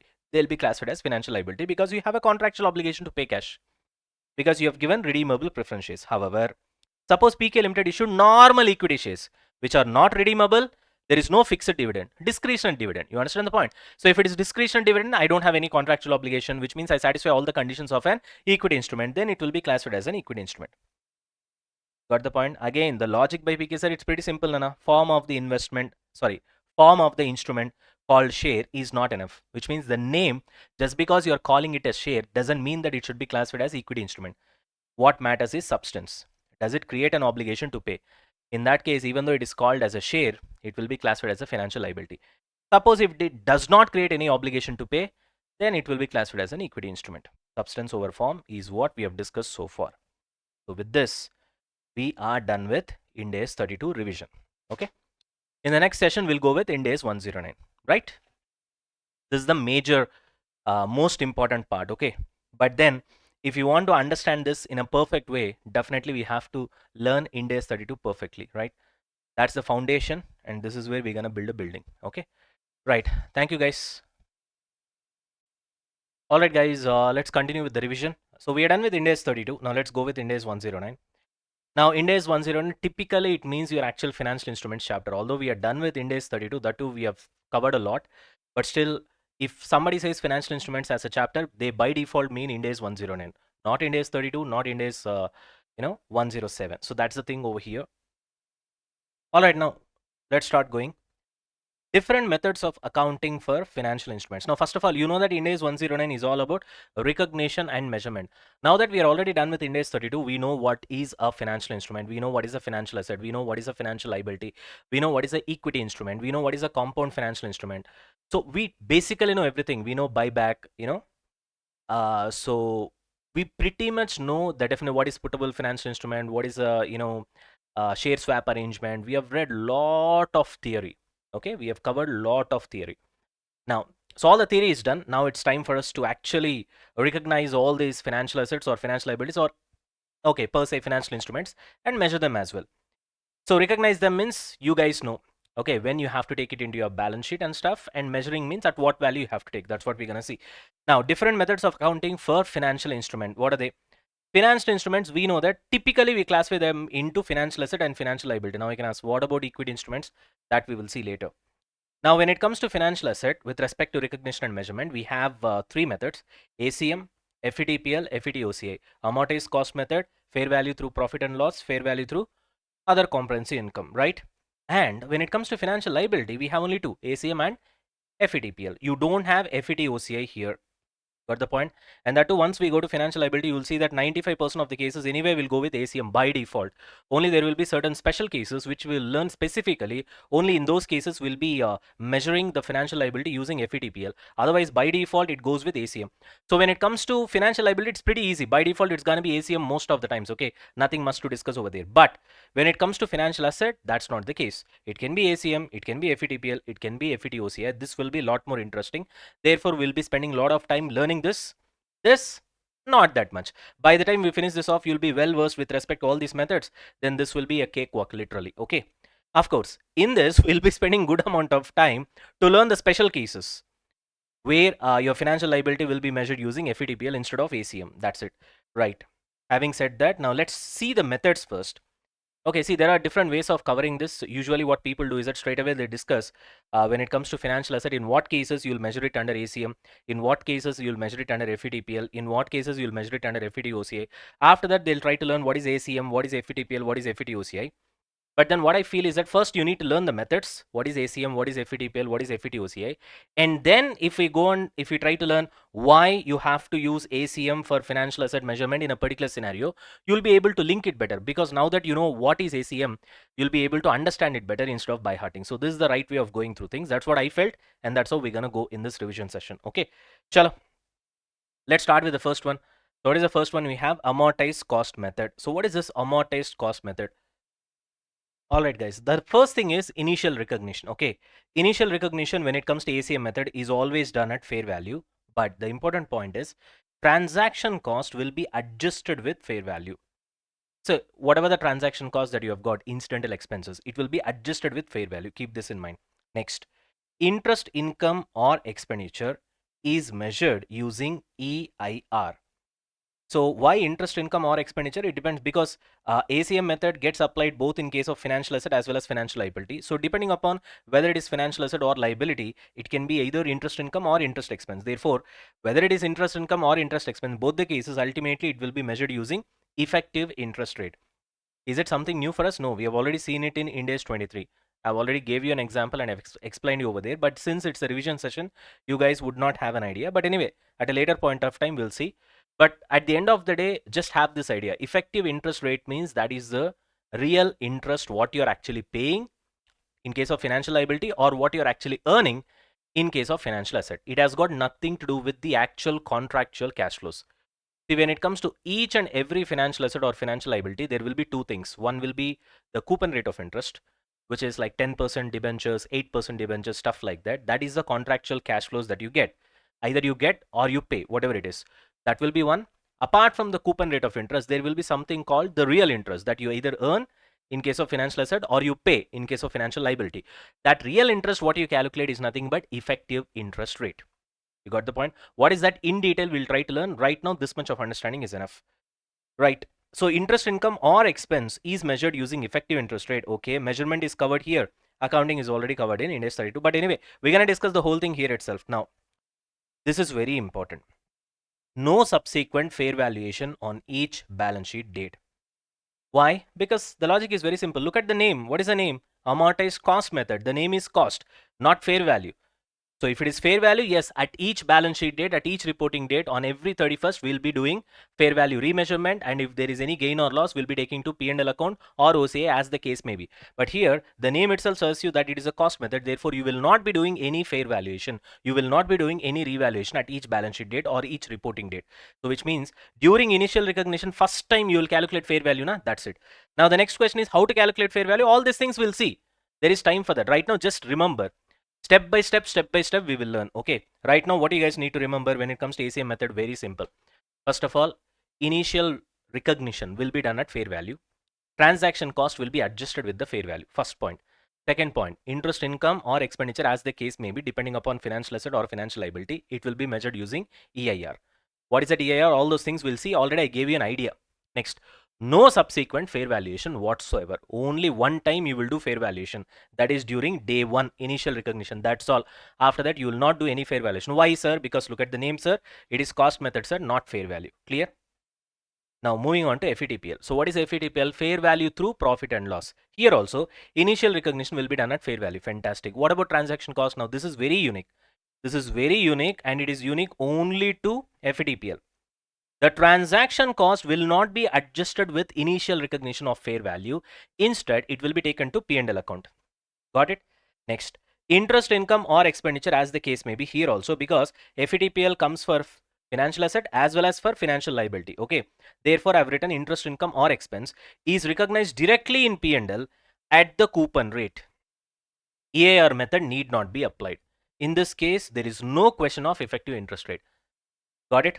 Coupon rate means what? 10% debentures means that 10% is the coupon rate. You understand the point? That 10% is nothing but interest income or expenditure, as the case may be, depending upon financial asset or financial liability. Directly it will be taken to P&L. Unlike ACM method, you will not be calculating effective interest rate. Got it? Next. On balance sheet date, financial asset or financial liability, as the case may be fair valued, and the change in fair value, which results in gain or loss, will be transferred to P&L account. That's why the name is fair value through profit and loss. Got it? Okay. Again, it's pretty simple. First point, initial recognition will be done at fair value. Same like ACM method. But in ACM method, once you do initial recognition at fair value, transaction cost will be adjusted with the same. But here we won't be doing that. You got the point? Instead, the transaction cost will be transferred to P&L account. This is point number one. Point number two, whatever the interest income and expenditure that you're going to recognize directly in P&L will be the coupon rate, not the effective interest rate. Here we'll be going through effective interest rate. Okay, keep that in mind. Next, every balance sheet date, every reporting date, you'll be doing remeasurement at fair valuation, whether it is financial asset or financial liability, and any change in value will be directly taken to P&L. Why? Because the name itself is fair value through profit and loss. So any change in that will be taken to P&L account. There ends the matter. Got it? Right now, just know the procedure. That's all. Later, logics and all the other things we'll learn later. Okay, step by step we'll learn.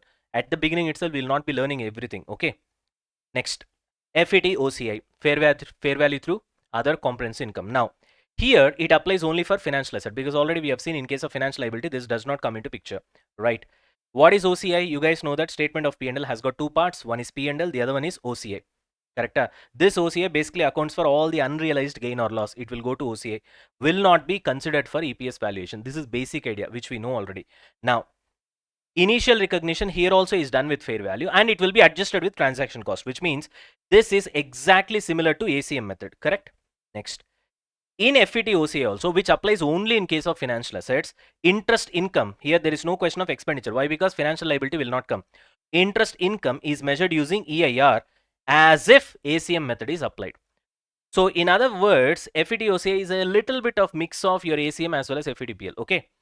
Where fair value will be in common with FVTPL, fair valuation, and ACM method will be in common with ACM. So which means when it comes to interest income measurement in case of FVTOCI, you will do exactly the way you will do as if ACM method is applied. In ACM method, what you will do? You will apply effective interest rate. Here also you will be doing the same. On balance sheet date, just like FVTPL, here also your financial asset will be fair valued and any change in fair value, gain or loss will be transferred to OCI. Exactly. Right? The accumulated gain or loss in OCI reserve may or may not be recycled to P&L account. It depends upon individual cases. May or may not recycled means whatever the so-called accumulated gain or loss that is there in OCI, again it will be recycled back to P&L in some cases. In some cases, you will not do it. In what cases you will do, in what cases you will not do, that we will see later. Okay, that's it. Now we'll see an example to understand what is EIR and all that. But before we get to that, let's summarize. Now, ACM method, initial recognition at fair value adjusted with transaction cost. Okay, all your interest income or expenditure depending upon financial asset or financial liability will be measured at EIR. What is EIR? Effective interest rate. Done. Then at each reporting date or balance sheet date, fair value measurement will not be done. Why? Because the name is cost. Next, FVTPL.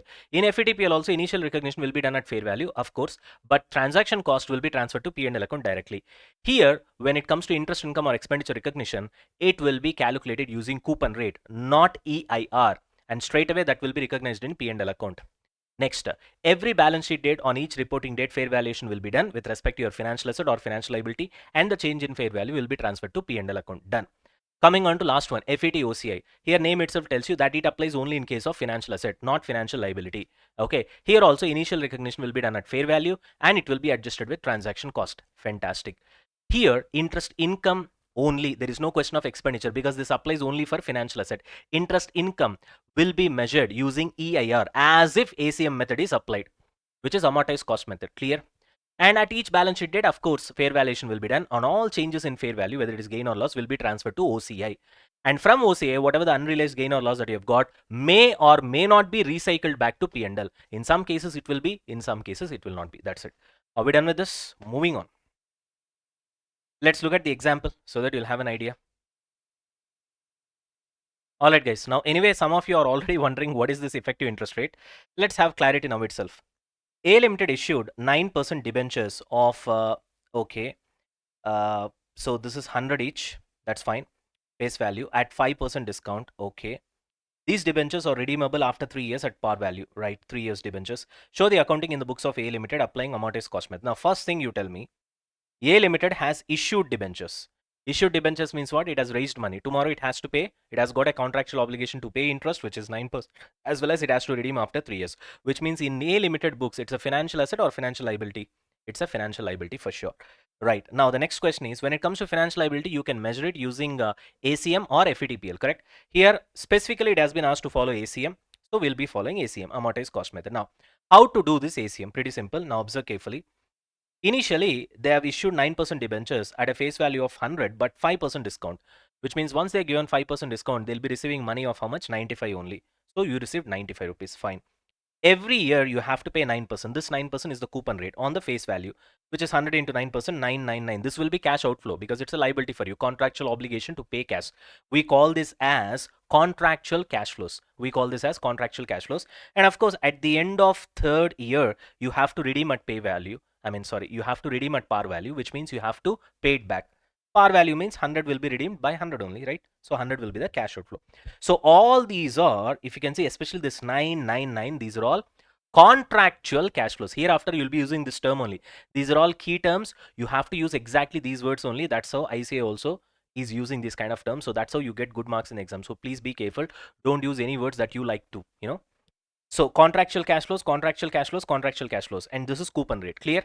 Now, if you could observe, A Limited thinks that from his point, okay, from that company's point, the cost of raising this money is 9% for me because every year I pay 9% interest. But actually the cost is not 9% because you did not raise 100 rupees. You have raised only 95. You got the point? You did not get 100. Suppose you would have got 100. There is no discount. You have received 100, and on 100, if you are paying 9%, 9%, 9% every year, then in that case, your actual interest is also 9%. Fine.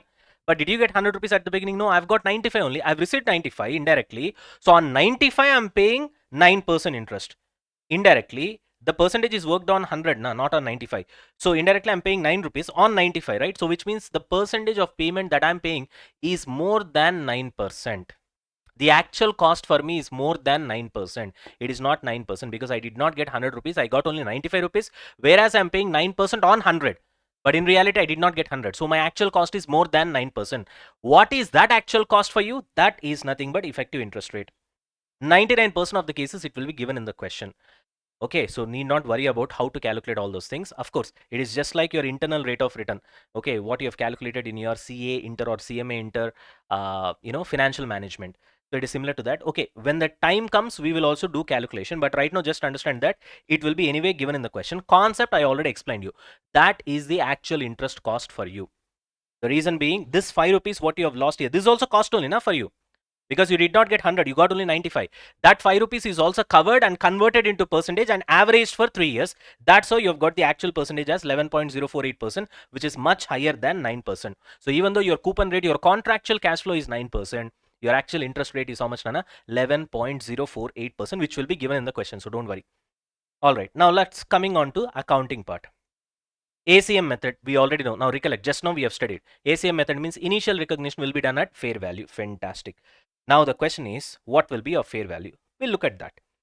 How much did you receive, Nana? Money? At 5% discount, I have received only 95. So when you receive 95 on day one, what you will do? Bank account will be debited because I've got 95 rupees. Now this 95, is it free money for you? No, I have to pay it back. So it's a financial liability. Therefore, bank account debit to financial liability 95. Clear? All right. So this is your fair value as of today. Now what you have to do is that tomorrow when you repay after 3 years, you're not going to repay 95. You're actually going to repay how much? Par value, which is 100. So, but today you have recognized financial liability as 95 only. So what I have to do? Slowly I have to increase that 95 and ensure that it reaches 100. You understand the point? So that after 3 years, exactly I'll be paying 100 and my liability also in my book should show 100. Clear? How to do that? Very simple. First, you will recognize your actual interest. What is your actual interest? 11.048%. Okay, so what interest will do with respect to your liability? It will increase your liability because you are liable to pay interest. Therefore, debit interest expenses and increase your liability. How to increase your liability? Credit that. How will I get this 10.5? Very simple, 11.048% into multiply with that, you'll be getting. Got it? Where is my calci? Yeah, here it is. So 11.048% into 95. 10.49, 0.56, 10.5. Okay, this 95 into this percentage, you'll be getting your interest. So you've increased your liability, fine. Now you have actually paid cash. How much? 9%. 9% means 9 rupees you have paid. Once you have paid, to that extent your contractual obligation has got reduced, which means to that extent your liability should be reduced. How to reduce the liability? Debited. So financial liability debited because you have made payment to bank. This is your contractual cash flows. Are you able to understand? Like this, you will do for how many years? 3 years. except that initial recognition entry will not come, but these two entries will come for second year as well as third year. If you can see, carefully observe here, you have increased your financial liability by 10.5, whereas you have reduced your financial liability by 1. There is a net increase of 1.5, correct? Which means eventually the closing balance will be 96.5 at the end of first year. Like that, in second year also same thing will happen.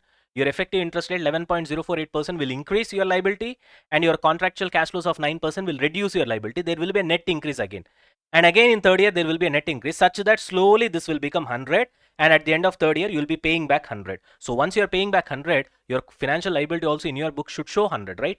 That's why we are doing this. You understand the point? Now you should be able to understand why we have two things: effective interest rate percentage as well as coupon rate. This is for contractual cash flows.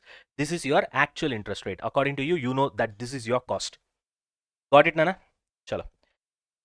Now, this particular, the so-called ledger account will give you 100% clarity. Now, listen carefully. In the books of A Limited, obviously, financial liability debentures, which method? ACM method. This is only for your understanding. While solving actual sums, we'll be preparing ACM table. Will not be opening up ledger accounts, okay? It's a financial liability, so obviously we'll start on the credit side. Initially, you received 95 rupees. Bank, obviously, by bank 95. Now, effective interest rate of 11.048%, you'll be increasing your liability. So multiply with that, you get 10.5. Your liability has got increased. Then you actually pay cash. Once you pay cash, your liability should reduce. Therefore, you debit to the extent of cash that you paid. You got your closing balance, which has got slightly increased when compared to opening balance, 95 and 96.5. Now, this will again become opening balance. Again, increase it by 11.048%. Reduce it by 9%. Again, slightly when compared to opening balance, the closing balance will increase. Again, this will become opening balance of the last year. Again, increase it by 11.048% and decrease it by 9% along with the redeemable value, which is 100. Ultimately, it should tally. That's it. So usually what we'll do, this is only for your understanding. That's why I prepared the ledger account. This is what we will do while solving sums. So this is what you need to write in the exam. What is this? ACM table. Now, when it comes to ACM table, it's pretty simple. Your opening balance of the financial liability is 95. That much you have received.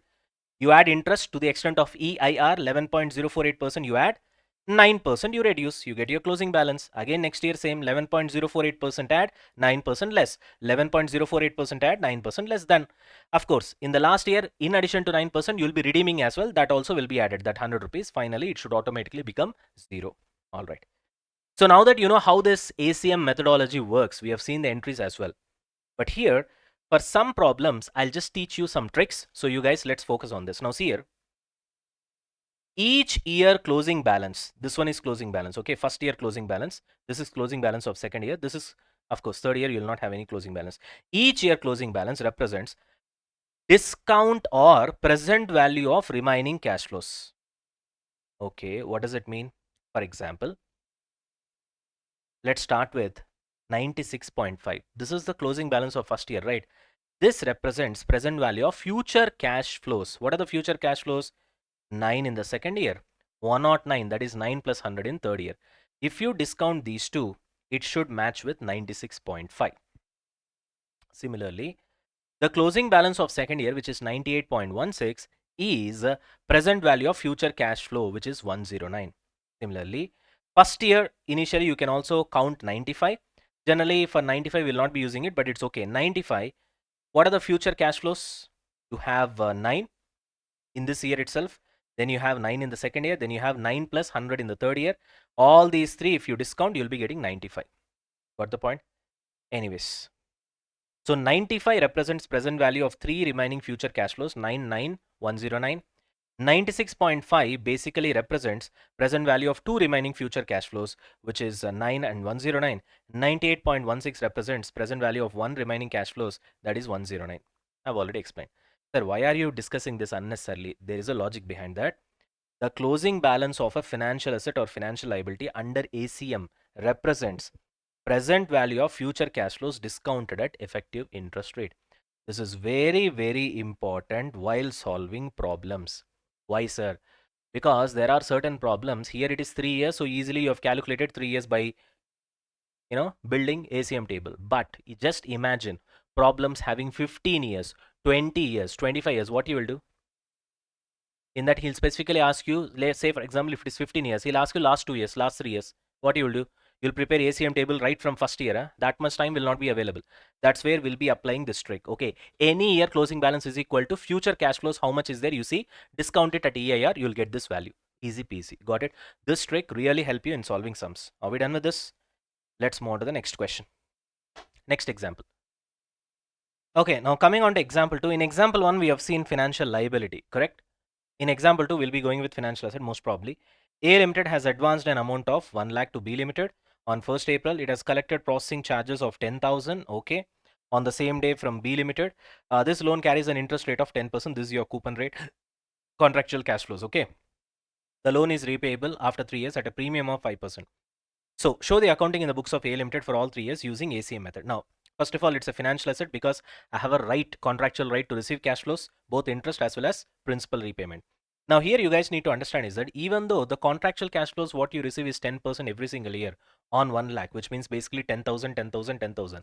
This is just the coupon rate, contractual cash flows, but the real interest is much higher than 10% what you are receiving. Why? Because initially you have eventually paid 1 lakh to him. So you think your cash outflows is 1 lakh, but no, because you have collected a processing fee from him of 10,000, which means your real cash outflow is only 90,000 because you have received 10,000, right? So on 90,000, he is paying you 10,000 interest. This is one thing, which means obviously it is greater than 10%. Not only that, after 3 years, he is not going to give you back just 1 lakh. He's going to give you back 1 lakh plus 5%. So you're getting extra 5% over here. On day one, you have got extra 10% over here. Let's put it as 10,000, not convert that into percentage.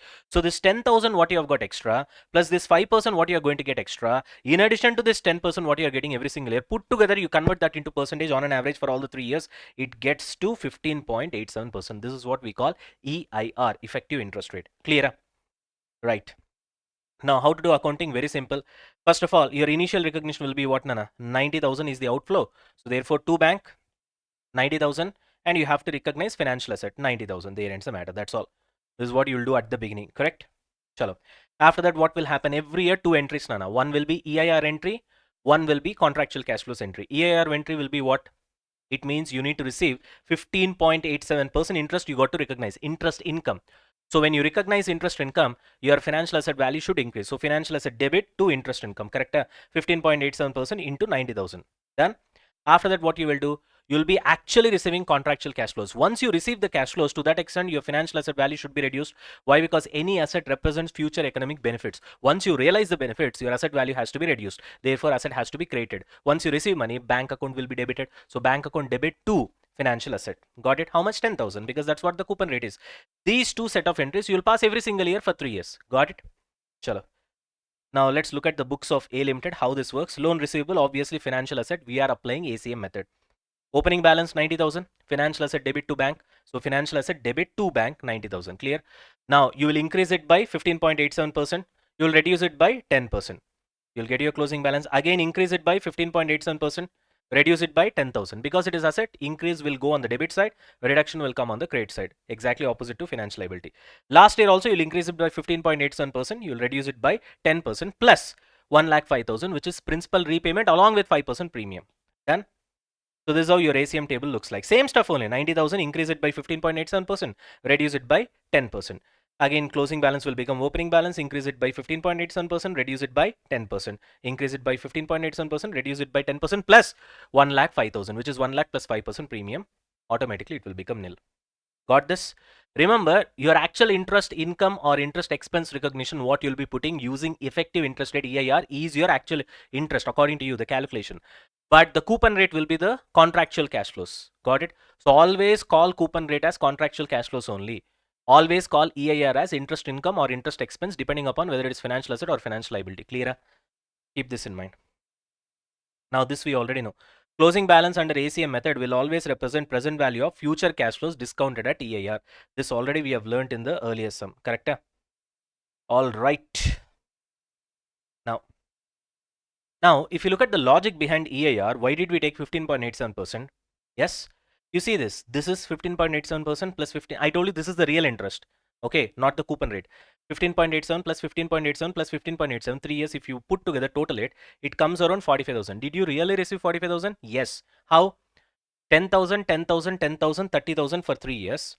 In addition to that, initially at the beginning process, we have received 10,000 at the beginning plus Premium of 5,000 I've received at the end of the year. So total put together exactly it will tally with 45,000. That is why even though he is formally paying you 10% interest, in reality you're getting 15.87% because your total benefit is not 10,000, 10,000, 10,000, 30,000 for 3 years. It is much more than that. That's why I gave you this proof so that you'll understand the logic. It is 45,000. How did I get this? 10,000 for 3 years plus I received 10,000 at the beginning. Processing fee, that is also income only, na? Because I charged him, I got the money. Plus 5,000 extra I'm getting. Here also 15,000 benefit. 10,000 plus 5,000 extra and 30,000 in the form of interest. Total benefit is 45,000. So if you exactly total this 15.87% for 3 years, it is 45,000. So we average it out and that's how we calculate this percentage. I hope now you should have an idea with respect to how EIR will be calculated. Okay, now we are done with examples, problems with respect to ACM method for financial liability and financial asset. Now let's go and learn FVTPL and FVTOCI in a single sum. You guys are ready? Now. On 1st May 2016, A Limited has purchased investment in shares of X Limited of rupees 40,000. Fine. Investment in shares you have purchased, which means you have invested. So it's a financial asset, right? The transaction cost paid is 2,000. Okay. The fair value of the shares on different days is as under. So 3 days. Why fair value is given? Because we need to measure at fair value. Obviously, you need fair value. 3 different days it's given. Okay. Show the accounting of investment account, which is a financial asset account. Financial asset account under FVTPL as well as FVTOCI. First, let's start with FVTPL. Now, tell me one thing. You have purchased investment in shares worth 40,000. What will be your entry? In FVTPL, we know that the transaction cost will directly go to P&L account. In FVTPL, the transaction cost will directly go to P&L account, which means it will not come inside the financial asset account. So therefore, your entry will be financial asset debit. How much? 40,000 to bank 40,000 only. And then separately, you will be writing transaction cost to bank 2,000 and then P&L account to transaction cost 2,000. So it will go to P&L account eventually. Got it? Right. So this is investment in shares, financial asset account, to bank 40,000. You got to bank 40,000. Here I've specifically written 2,000 will directly go to P&L account. Okay. After that, what will happen? Pretty simple. You need to remeasure the fair value at the end of each balance sheet date. How much is the fair value? 48,000. What is your asset value right now? 40,000. So you should increase it by 8,000. And that gain will be transferred to what? P&L account. Therefore, to P&L account 8,000. Your asset value is increased from 40 to 48 and that will be your closing value. Got it? Next. This closing balance will become opening balance. And again, you'll remeasure in the next year ending where your fair value is 45,000. If your fair value is 45,000, then you have got a loss and that loss also will go to P&L account. So by P&L account, which is loss on fair value 3,000, now your closing balance is 45,000. Again, next year opening balance will be 45,000. Next year closing balance should be 38,000. Again, fair value measurement. Again, there is a loss. The difference of 7,000 will go to P&L account. So by P&L account, within brackets, loss will go to, loss on fair value, it will go to P&L account. Anyways, got it?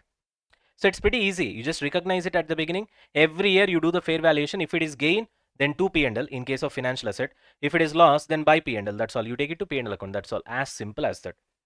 Now, in case of FVTOCI, it's pretty much the same stuff except for the transaction cost treatment. So what you'll do initially, financial asset debit to bank, you'll be writing 42,000 and here you'll be recognizing the asset at 42,000 because when it comes to FVTOCI, your initial recognition will be done at fair value adjusted with transaction cost. Only in case of FVTPL, it will be taken to P&L account. This we have already seen. Just now I've taught you, right? Therefore, it is 42,000 instead of 40,000. After that, 42,000 is your value. Your fair valuation at the end of first year is 48,000. There is a gain and this gain will be transferred to OCA. So to OCA, that's it. Fair value gain. Now your new value is 48,000. Whereas in the second year ending, your fair value is 45,000. There is a loss which will be transferred to OCA reserve by OCA reserve. So in the place of P&L, it will be substituted by OCA. That's all. Everything else is same except for another difference. That is the first one, transaction cost treatment. Got it? Only two differences, transaction cost treatment and every year whatever the changes in fair value in FVTPL will be transferred to P&L account. In FVTOCI, it will be transferred to OCA reserve. Simple. Rest of the things are same. Got it? Okay. Now that we have learned what is ACM, what is FVTPL, what is FVTOCI and how to do it, how to account it as well, right? We have seen all the examples. Now, let's try to understand. First, we'll start with accounting for financial asset. It will take a lot of time. After that, we'll go and see accounting for financial liability. Accounting for financial asset only will take a lot of time. Because as I told you already, when it comes to accounting for financial liability, there are only two methods, ACM and FVTPL. And I told you 99% of the cases we by default will go with ACM. Only in some special cases we'll go for FVTPL measurement.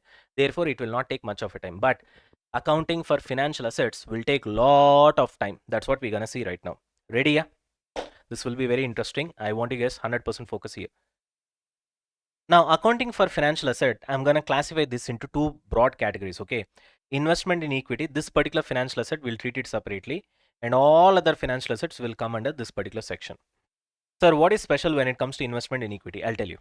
Always by default standard says you apply FVTPL. Why? Because when you invest in equity, it is just like you have invested in shares, right? And shares, there will be a lot of fluctuations. Every day it will fluctuate. Every month it will fluctuate. So standard thinks that it's better all these changes in fair value fluctuation should go to P&L account. Then only it will effectively show what is correctly happening. That's why standard by default recommends FVTPL.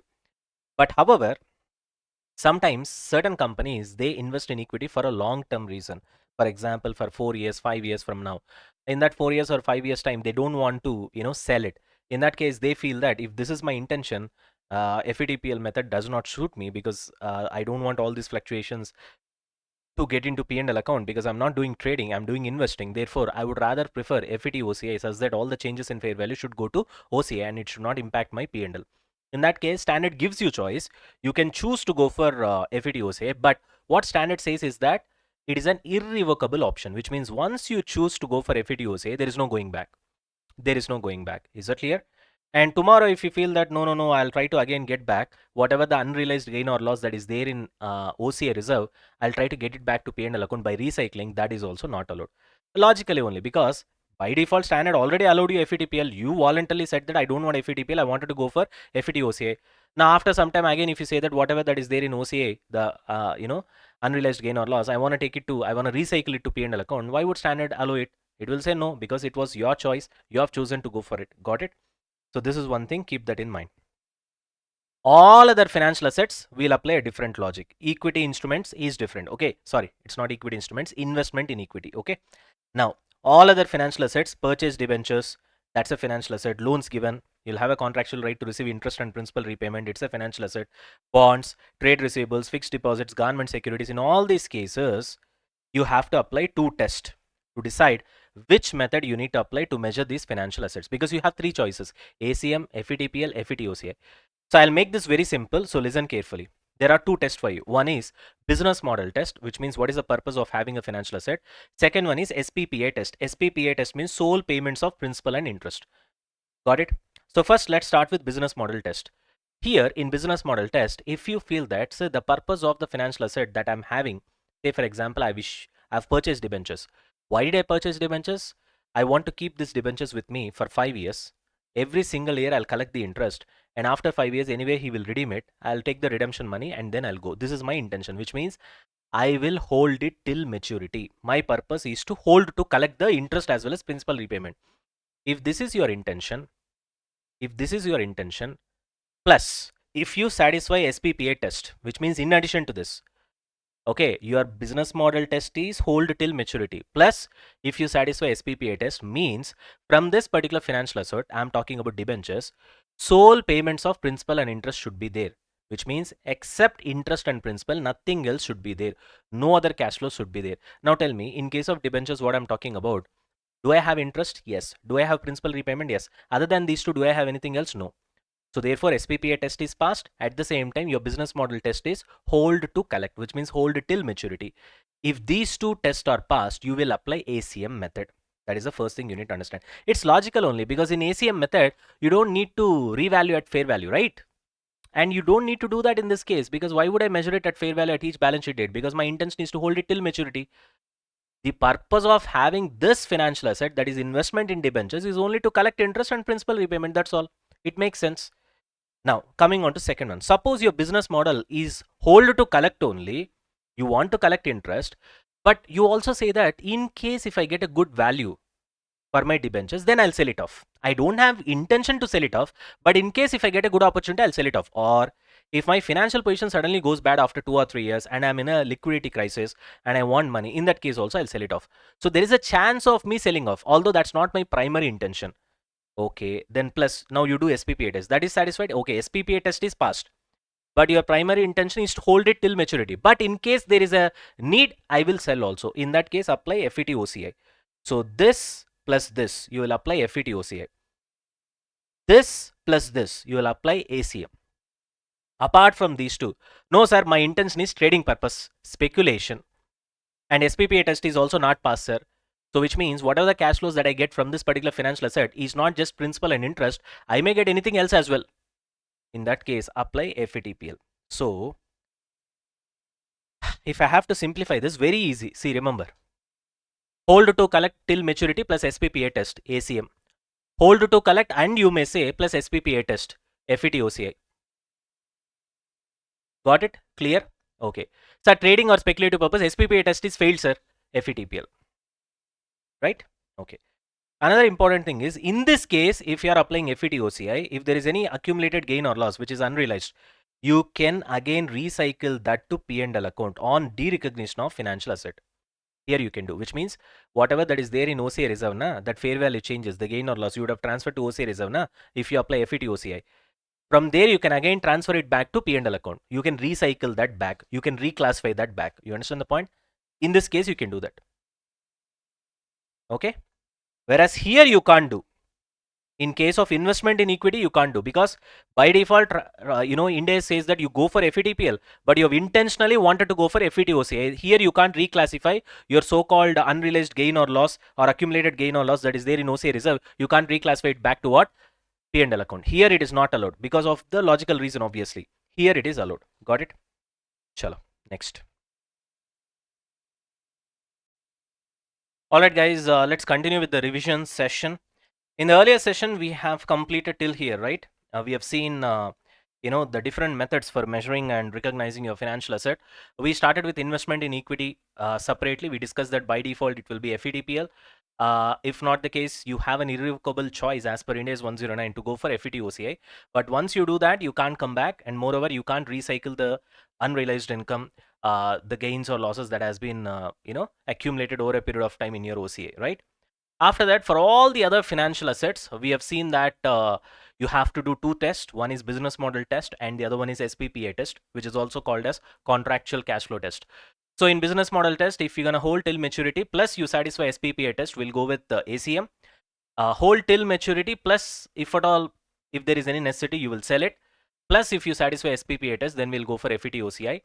If you are holding that particular financial asset for trading purpose or speculative purpose and eventually you don't satisfy the SPPI test, then we're going to go for FVTPL. That's what we have seen. A simplest way to remember that. Now, we're going to look into certain special cases. Now, each of these special cases typically comes as an adjustment with respect to the problems that we're going to solve in our ICA sources. Okay, right. So therefore, look at these as problems. Now, let's start with case 1. Case 1 is a stress case scenario. So what do you mean by stress case scenario? It is a scenario where, see, we are talking about accounting of financial asset right now. So financial asset means obviously investor has invested in it, right? He has invested his money in it and he has got a financial asset. Now here, let's try to understand what this story is all about. Stress case scenario. Say for example, there is an institutional investor, mutual fund. He holds corporate bonds. Okay, his intention is to hold it till maturity and also SPPI test is satisfied. Obviously, he'll be applying which method? ACM method. However, all of a sudden, there is a there is a liquidity crisis. Now, why this liquidity crisis has come into picture? There might be so many reasons, but let me put it this way, because the example that we have taken is mutual funds. I can tell you like this. Say, for example, in mutual funds, we'll have something called puttable financial instruments. And let's say there is some sort of a wrong news went into the economy that economy is going to slow down or something else, some wrong rumor with respect to the so-called mutual fund company. And as a result, all the so-called puttable financial instrument holders, whoever is there, majority of them has come back and started putting their instruments back. And it is the duty of the mutual fund to give them money, right? And that triggered a liquidity crisis, because for how many people all of a sudden you're gonna give your money back, because anyway it will be invested, right? So therefore, because of that liquidity crisis, they were forced to sell the so-called financial asset that they have initially purchased with an intention to hold it till maturity purely for the purpose of interest as well as principal repayment at the time of maturity. Now the question is, once they are about to sell this raises a red flag according to Ind AS 109. And there is a risk of Ind AS 109 asking you to reclassify this from ACM method to FVTPL or FVTOCI, because now that you have an intention to sell. However, The question that you need to ask yourself is it a one-time situation? Only this time because of the emergency of the so-called liquidity crisis, which is a stress case scenario, or are you trying to sell it? If it is just a one case scenario, one time scenario, that's okay. Ind AS 109 gives you exemption. You can just continue with your ACM. We will not be asking you to, shift from ACM to FVTOCI or FVTPL as the case may be. However, uh, if there is a situation that you have been doing this frequently, but see, stress case scenario frequently will not happen, right? Mostly it will be a one case scenario. In that case, just disclose the reason, okay? And you can just continue with your ACM model. But if you have frequent or pattern of sales where many a times, even in the past also, you buy a financial asset, you say that you're going to hold it till maturity, you satisfy the SPPI test, then all of a sudden you'll tell some other reason and then you eventually try to sell it. If that sort of a frequent or pattern is there in the past, okay, where you are selling your financial asset, in that case, Ind AS 109 says you better reassess the business model. It doesn't seem like hold till maturity. And the remaining bonds that you have got, which you have sold right now, anyway, it is sold, so you must de-recognize, keep it aside. Other than this, other bonds are there, na? The other financial assets which you have got. You assess that and you probably shift it from ACM to FVTPL or FVTOCI as the case may be. Got the point? Right. So this is your first case. Moving on to second. If the risk of the investee has got increased, which means I have purchased debentures from a particular company. While I was purchasing the debentures, that particular company has got a market risk rate of, say, let's say 15%. So it was giving debentures at 15%. So I accepted 15% and I invested. I purchased the debentures. Now, after 2 years, all of a sudden, the risk of the so-called company whose debentures that I've purchased has got increased. Now, once the risk has got increased, what does it mean? It means that whatever the return that it has committed to pay, that 15%, is no more, sufficient for me, correct? And moreover, when the risk increases, naturally, the market value, the market price of the so-called bonds in the external market will eventually fall down. As a result, what this particular company does is that they sold their investment.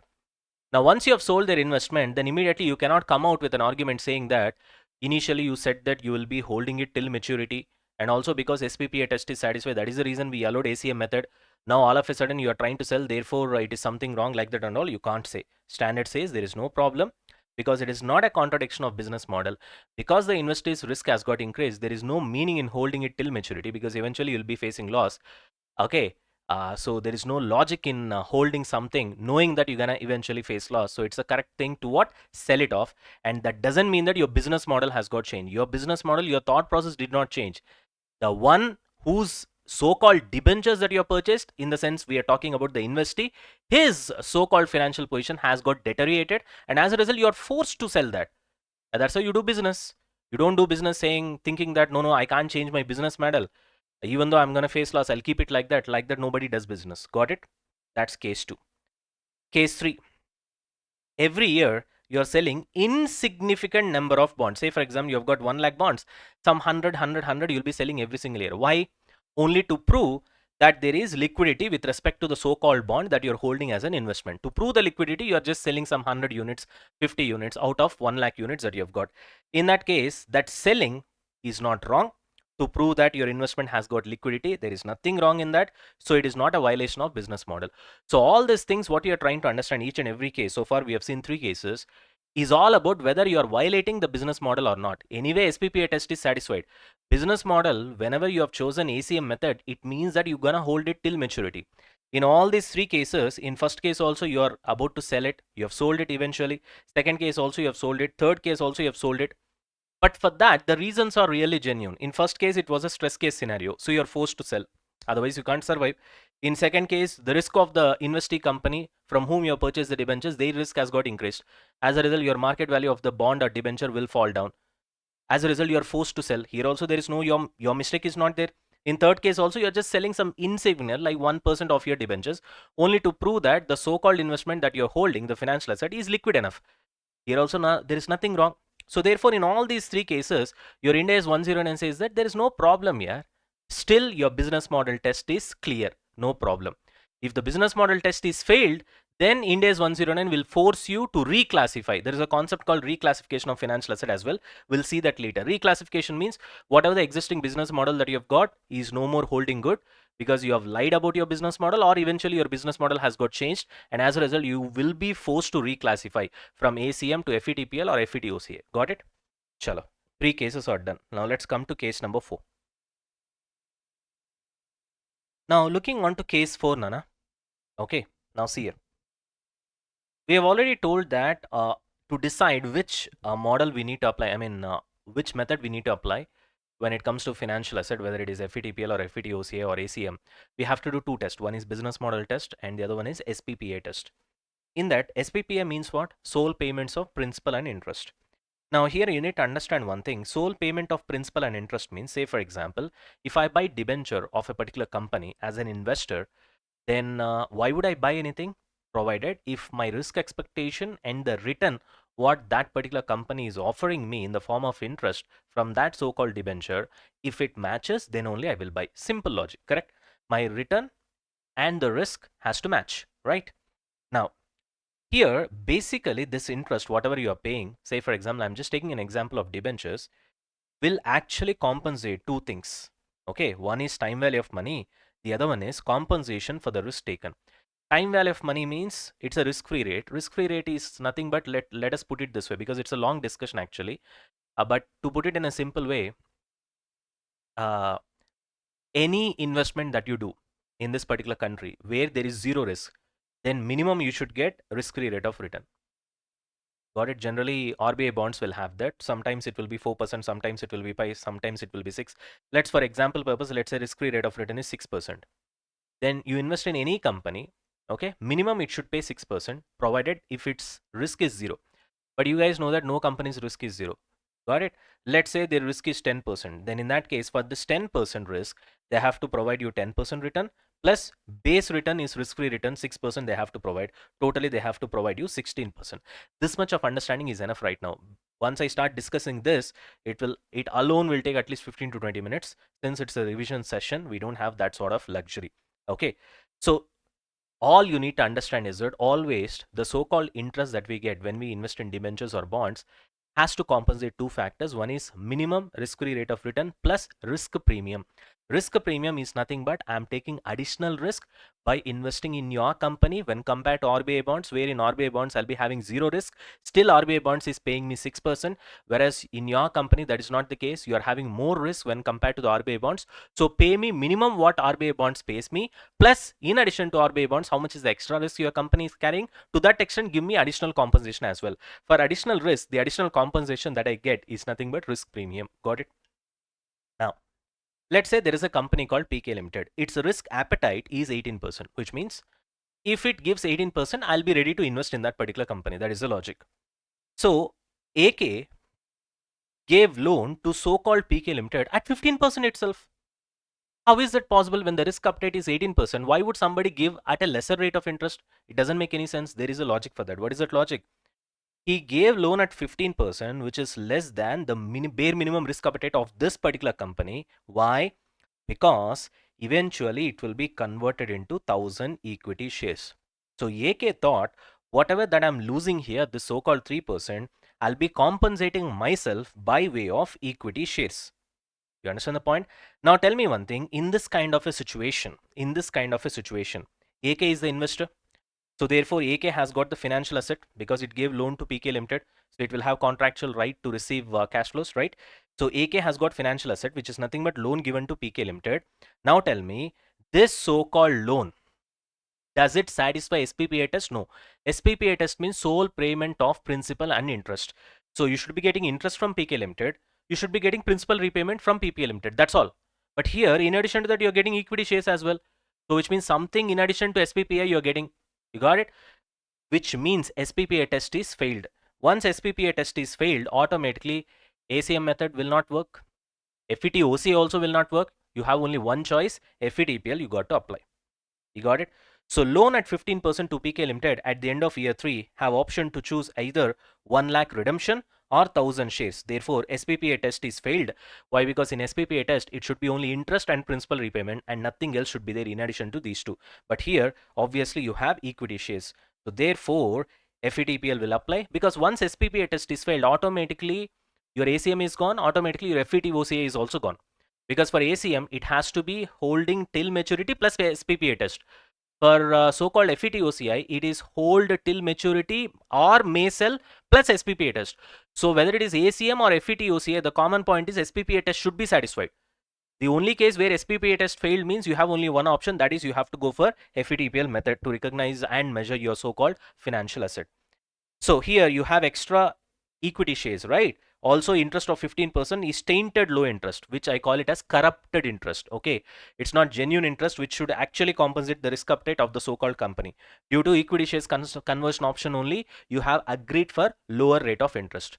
Got the point? Therefore SPPA test is failed, and as a result you have to, so it is like an invisible equity option over here, right? Even though invisible, I mean whatever that is visible is only interest as well as loan, repayment, but then invisible option is there. Invisible equity element is what we call this, and as a result your so-called SPPA test failed, and as a result FVTPL will apply. Now moving on to case 5. Case 5. Here loan is being given to PK Limited, okay, where PK Limited agreed to pay 3% of EBIT to investor, which means 3% of EBIT if you are paying to to investor, which means your investor is getting something other than interest as well as principal repayment, correct? Which means SPPA test is failed. SPPA test is failed, you have only one option, you have to go for FVTPL, because you can't apply FVTOCI, you can't apply ACM. Moving on to case 6. Loan to PK Limited, okay, where PK Limited agreed to pay variable interest based on LIBOR plus 4%. That's fine, because LIBOR plus 4% based on that paying interest is a common practice. In fact, that is the right practice actually, especially when there is a floating rate of interest. You got the point? London interbank, exchange rate, that is. Anyways, if 4% is good compensation for the additional risk, then SPPA test is passed. There is no problem. Okay, interest can be either fixed or it can be floating rate. Okay, so absolutely fine, there is no problem over here. So your SPPA test is passed, which means either you can apply ACM or you can apply FVTOCI depending upon your business model, whether it is hold till maturity or hold till maturity plus you may sell. Moving on to case 7. Loan to PK Limited, okay, where PK Limited pays interest based on inflation rate. This is also fine. Interest normally should be paid based on inflation rate only, right? You get it? So that's obvious. SPPA test is passed in this case as well. No worries. Coming on to case 8. Now to understand this case 8, first of all, you should know what is securitization. I'll try to, explain this in a very short way so that whatever that's necessary for us right now, we'll try to understand. And after that only, you'll be able to understand what I'm trying to explain here, the context. Okay, right. Now moving on with this, first try to understand how securitization works. There is a housing finance, company like ICA here. What it usually does is that it gives house loans, okay, and obviously if housing loans are given to customers, you'll be having housing loan receivables asset in your balance sheet. But the problem is, you guys know that housing loan, it takes like 15 years, 20 years, 25 years, 30 years and stuff like that. So obviously this particular so-called ICICI housing finance wants to convert this into liquid, in the sense it just wants cash, okay, upfront cash. So then what it does is that it finds somebody called SPV, a special purpose vehicle, who is experts in dealing with these kind of things, and it gives this pool of loans, okay, to this particular SPV. The intention behind giving this to SPV is to convert that into cash, that's all, which means in return SPV will pay cash. Now the biggest question is how SPV will get money all of a sudden to pay cash. What SPV does is that, based on these pool of loans as a base, upon this SPV will issue bonds to cash rich companies. There are certain companies called cash rich companies like insurance company, mutual funds, provident fund, pension funds. These guys will have lot of idle cash. So this SPV will issue bonds which is backed by these so-called loan assets, loan receivable assets, saying that you invest in these bonds, I'll give you so much of return. Naturally these guys will give money, and immediately that money will be paid to the so-called ICICI housing finance, and as a result ICICI housing finance, work is done. It has got upfront cash. Usually this ICICI housing finance will be also be referred as originator, because that's where everything starts, right? And then what will happen, these customers will pay the installment amount to SPV hereafter, and from that SPV will receive money, something it will keep, and rest will be given to so-called investors who have invested in bonds on SPV. This is how the whole thing works. I just try to simplify this as much as possible. Beyond this, that's not necessary right now. So now in what way that is related to the financial assets that we are discussing right now is that, let's look at the books of ICICI. In ICICI books, the so-called loan receivables, all these are financial assets, right? Yes, financial assets. Now when you have financial assets, you need to find a suitable method to recognize and measure it. Yes. How many options are available? You have FVTPL, FVTOCI, ACM.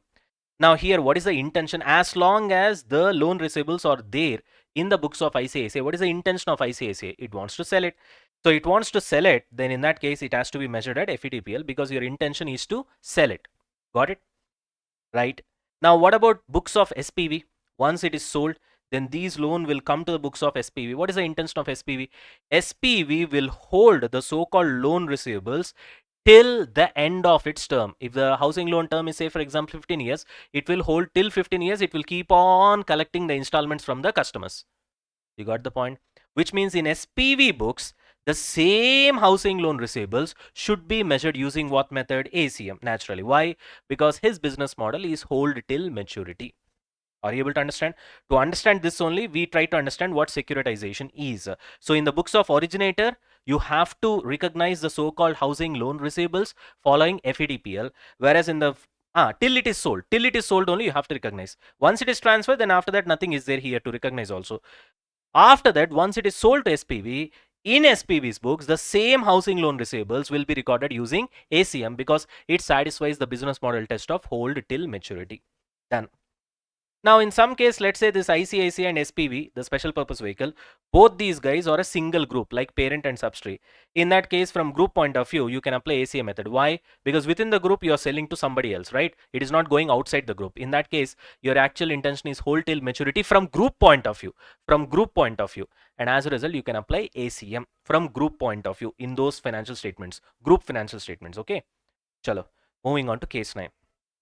An entity can hold different financial assets with different objectives. Obviously, loan given to employees, generally your business model will be hold till maturity. Why? You have given loan to employees at a concessional rate, not the market rate of interest, until they pay. You will just keep it like that. You will not be selling those to somebody else, right? So therefore, hold till maturity, you'll apply ACM. Investment in bonds, generally your intention whenever you invest in bonds is that, okay, I've invested in bonds, I'll get interest whenever in the market. If there is a good price for the bonds, then I'll try to sell. In that case, you have an objective to sell, plus you want to hold it till maturity, you can apply FVTOCI. Got it? Or if it is highly liquid bonds and you have purchased it purely for trading or speculative purpose, you can apply FVTPL as well. So different financial assets can satisfy different business model test and SPPI test. Accordingly, you can apply FVTOCI or FVTPL or ACM method. This is what you need to understand from case 9. Now coming on to most important case from problems perspective, that is staff loans, that is loans given to your employees. Now this is very, very, very important, Nana. Okay. Okay, Nana. Now coming on to staff loans, this is very important, so listen carefully. Often these staff loans are provided at concessional interest rates or sometimes even zero, which means, let's say in market the interest rate usually for a 1 lakh loan is suppose 10%. What the companies will do is that I have to give some sort of benefit to my employee. So usually what they do is that I'll give it to you at 5% interest or 4% or sometimes 0% interest as well. Okay, which means interest is charged below the market rate, obviously. So this makes them a financial asset below market terms and therefore special accounting treatment is required. Suppose you gave a staff loan to your employee at just the market rate, then no problem. First of all, special accounting treatment is not at all needed. Why this need arises? Basically because you are giving them some sort of benefit by way of giving the so-called loans at corrupted interest rate. Corrupted interest rate means I mean to say it is not a market interest rate, as simple as that. So because of this, there are certain challenges. What are they? Let's try to understand from this example. Suppose PK Limited gave loan of 1 lakh to their employee for 3 years, okay, at how much? 2% per annum. Whereas in market, usually that 1 lakh is given at 10% per annum. Okay, in this case, what happens is that initially, obviously, we will be doing all these things from company's point of view, not from employee's perspective, obviously, right? So from company's point of view, there is an outflow of 1 lakh because I gave a loan on year 0. 2% he will pay, which means 2000, 2000, 2000 he'll pay. After, at the end of third year, he'll be paying my loan back. That is principal amount, which is how much? 1 lakh. Everything sounds fine. But the problem is, because the market interest rate is 10% and you have a corrupted interest rate of 2%, you cannot show your financial asset as 1 lakh. Why? Because in reality, you did not give 1 lakh at 10% interest rate. You gave 1 lakh at 2% interest rate. So I cannot show this 1 lakh as my asset, financial asset, which is wrong. So indirectly, you'll not be showing your financial statements at true and fair view. Okay. Your financial statements will not be reflecting true and fair value either way. So now the point is, what Ind AS 109 says is that, these are all the cash flows, contractual cash flows that you're getting. So you discount these cash flows at market interest rate. Now the question is, why did Ind AS 109 ask you to discount these cash flows at market interest rate, which is 10%? Only if you discount at 10%, then as if you have given some amount of loan at 10%, then how much you'll be getting, it's kind of a reverse working. So if you discount these contractual cash flows at 10%, you'll get some number. In this case, we got 80,105. This 80,105, what does it represent? In real terms, if I gave 80,000 rupees of loan to my employee at 10% interest, then this is what will happen. You understand the point? In reality, did I give 80,000 loan? No, I gave 1 lakh loan, but I gave it at a tainted interest rate or corrupted interest rate. So therefore, if I give 1 lakh loan at a corrupted interest rate of 2%, I cannot show in my balance sheet saying that I have a contractual cash flows, I have a financial asset at 1 lakh. Wrong, because your 1 lakh financial asset is given at a tainted interest rate. I want that particular amount which is at market interest rate. So the answer is not 1 lakh, it is 80,000. Now, can I show 80,000 as my financial asset? Yes, I can, because that 80,000 is at market interest rate, which is 10%. Are you able to understand? Therefore, whenever you give staff loans at a corrupted or tainted interest rate, you need to discount it at market interest rate. What you have to discount? The so-called contractual cash flows. Contractual cash flows means you already have an idea. You discount it at market interest rate, then you'll find a number. That is the real amount that you can show in your balance sheet. Because you can't show an amount which you have given at a corrupted interest rate. You understand the point? If you allow this, then everybody will start doing like this. On the back door, they'll have something. You understand what I'm trying to say? That's why Ind AS comes with these kind of rules. Anyways. So what do you do here? 2000, 2000, 2000. It's annuity, obviously.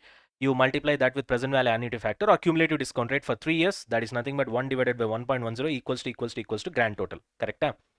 And then in the last year, obviously, you'll be getting principal repayment 1 lakh. This is third year interest rate. So 1 divided by 1.10 equals to. That's all.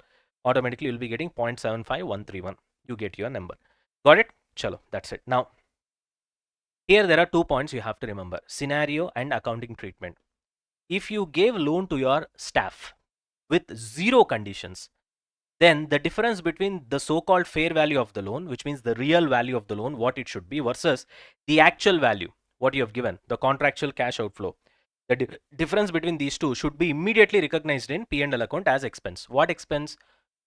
Employee benefit expense, because you gave it as a benefit to employee only. So employee benefit expense is the name, simple. Which one? The difference between fair value of the loan and the actual contractual cash outflow, which is 1 lakh. Got it? Whereas, suppose you gave the loan to your staff with a condition saying that here you gave a loan for 3 years. You told your staff that I gave a loan to you at a concessional interest rate for 3 years. So you better stay in my company for 3 years. If you leave the company and go in the middle, then you have to repay the loan immediately on the spot. Then in that case, you gave a loan with a future service condition, correct? In that case, the difference between the fair value of the loan and the actual contractual cash outflow of the loan which you have given will be treated as an asset. What asset? Prepaid staff cost asset, which will be amortized over the period of the loan using SLM method. Got the point? Sir, why it is treated as an asset, sir? What is the logic behind that? You will try to understand. See, if you just apply your common sense, you'll be able to understand that indirectly this is the benefit that we are giving to the employee, right? Actually, I should be giving loan at 10% in percentage terms, whereas I gave the loan at 2%. In other words, I should be giving only 80,000 loan to the employee, but I gave 1 lakh loan to the employee.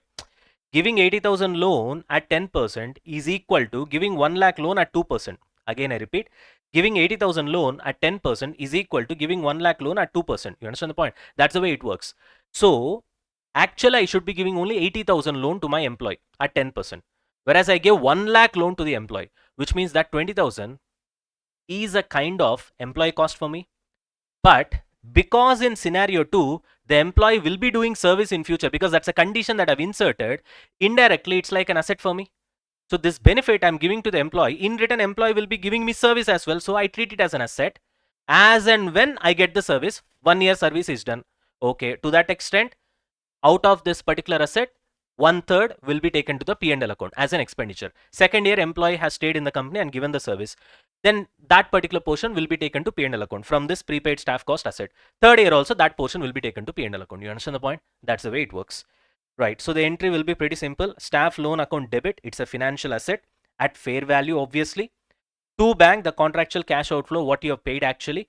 The difference between these two, depending upon whether it is scenario 1 or scenario 2, will be either treated as an expenditure, which will be recognized in the P&L account on the first year itself, or it will be treated as prepaid staff cost, which is an asset and will be amortized over the remaining, whatever the loan term period is going to be. In this case, it is 3 years. So divided by 3, that's all. SLM basis. Every year, equivalent amount will be taken to the P&L account. That's what we call it as amortization. Okay. But understand one thing, 90% of the question, 95% of the question will be based on this only, where the difference will be treated as prepaid staff cost in the form of an asset. Got it? Chalo. Okay. Okay, Nana, here I have put this in a specific box, okay? Why is that? Is because one student has asked me a doubt. For him, I have made this much of content actually. Okay, all credit goes to the student. So the doubt that he has asked is, he got confused with respect to the counterparty. What do you mean by that, sir? Whatever that we are studying right now, especially we are in case 10, right? Here, the counterparty, see, one party is obviously the company, the other party is employee, correct? But if the counterparty is not employee, then the situation will be different. This particular box is about that particular situation. If you can see here, this applies when counterparty is market participant and not employee. Clear? Okay, and I've written here specifically something called day one difference. What is day one difference? It's the difference between the fair value as well as the contractual cash outflow. For example, here you see, what is the fair value? 80,105. What is the contractual cash outflow of the loan? 1 lakh. Correct? Huh? The difference between these two is nothing but day one difference, because on day one only, you'll pass this entry. This is day one difference. Okay. The day one difference with respect to employees, you will treat it in a different way. The same day one difference, if the other party is not employee and if it is a market participant, then you will treat it in a different way. A little bit of difference in treatment will come. So between these two counterparties, you should not get confused. Whatever that we are discussing so far is only when the counterparty whom the company is dealing with is an employee. If the counterparty is not an employee and he is a market participant other than employee, then this is what you will do. What is that I'll do, sir? Very simple. The transaction price, that is price agreed between the parties, differs from the fair value, that is determined independently by using level 1 inputs as per Ind AS 113 fair value measurement. Okay, that difference is nothing but day one difference, correct? Here also this 19,895 is day one difference. Okay, what you will do with day one difference is, if the counterparty is employee, we have already discussed what to do with the day one difference. If the loan is given with no condition, you will immediately recognize that in P&L account as employee benefit expenses in the first year itself. If the loan is tied up to some future service, mostly it will be what? Time period. Okay, service period. Another 3 years, another 5 years, another 7 years, something like that. In that case, you will treat it as a prepaid staff cost, which is an asset, and the asset will be amortized using SLM method over a period of the loan term, correct? Whereas, if the counterparty is a market participant, then what you will do with the day one difference?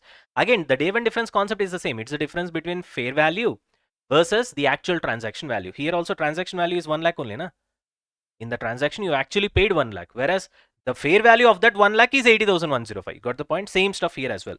Now the question is, how did you calculate that fair value? That is a basic question. Sir, I've calculated fair value as per level 1 inputs as per Ind AS 113, which is mostly quoted market price of the asset. If that is the case, then it means your fair value is highly trustworthy, which means whatever the fair value that you have calculated is the best fair value.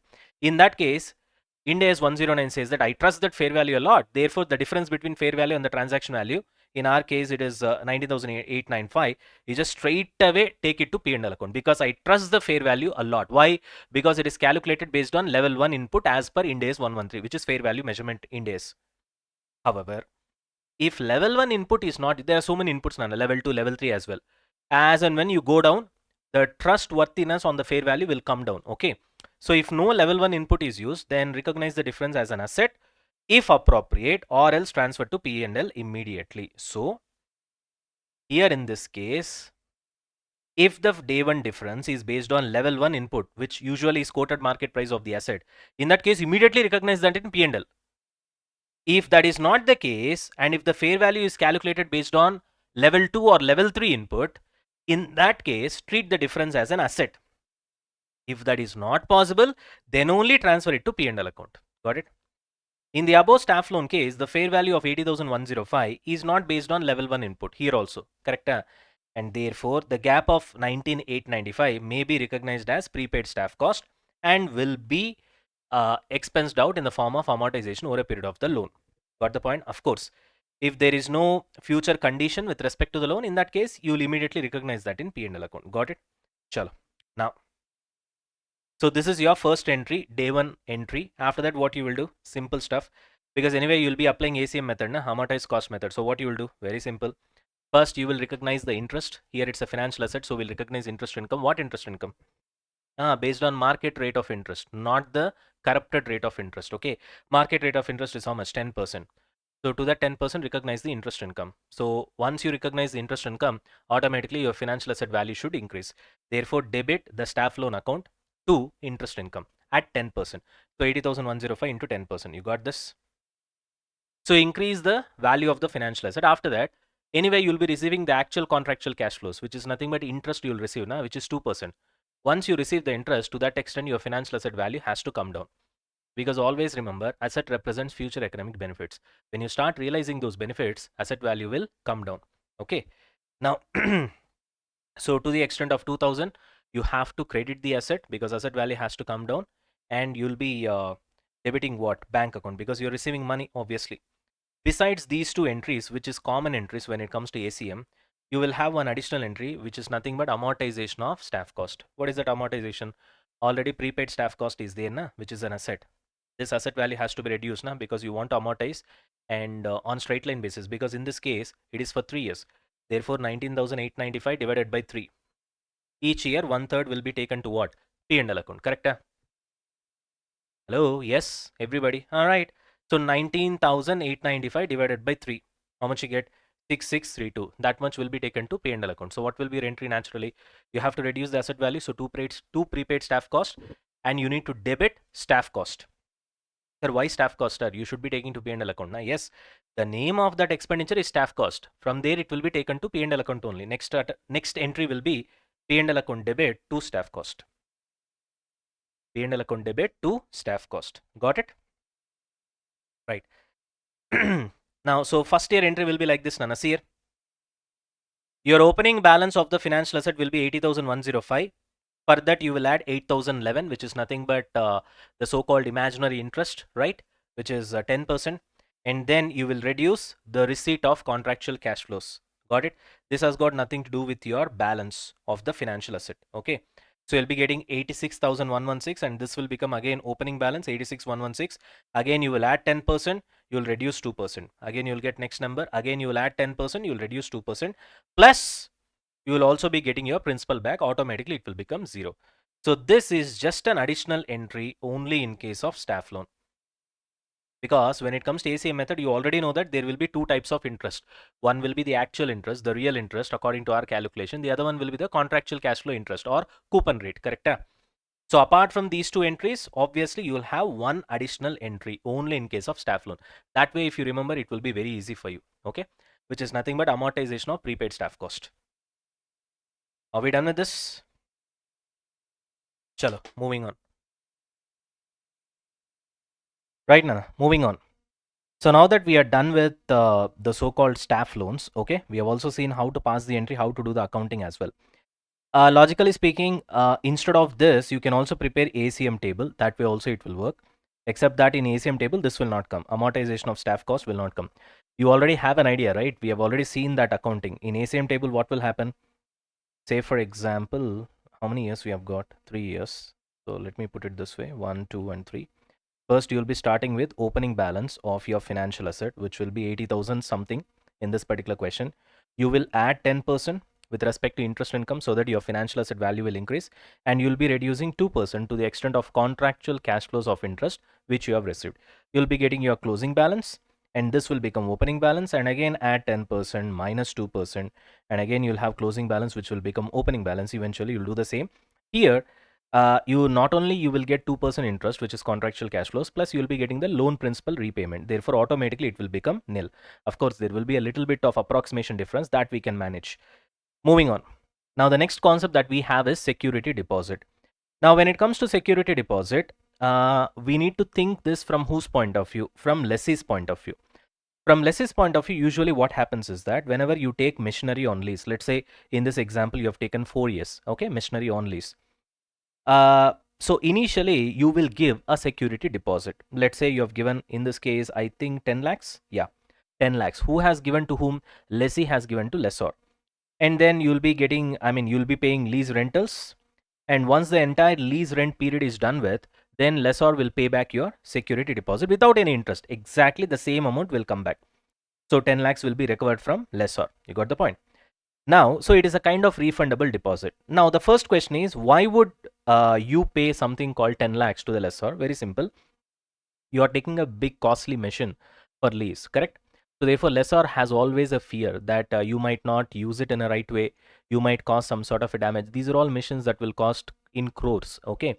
So therefore, for safety purpose, he will take the security deposit, so that if you do some sort of a damage because of your ignorance or carelessness, whatever it is, then lessor will recover that cost from the security deposit. So it is interest-free deposit, okay?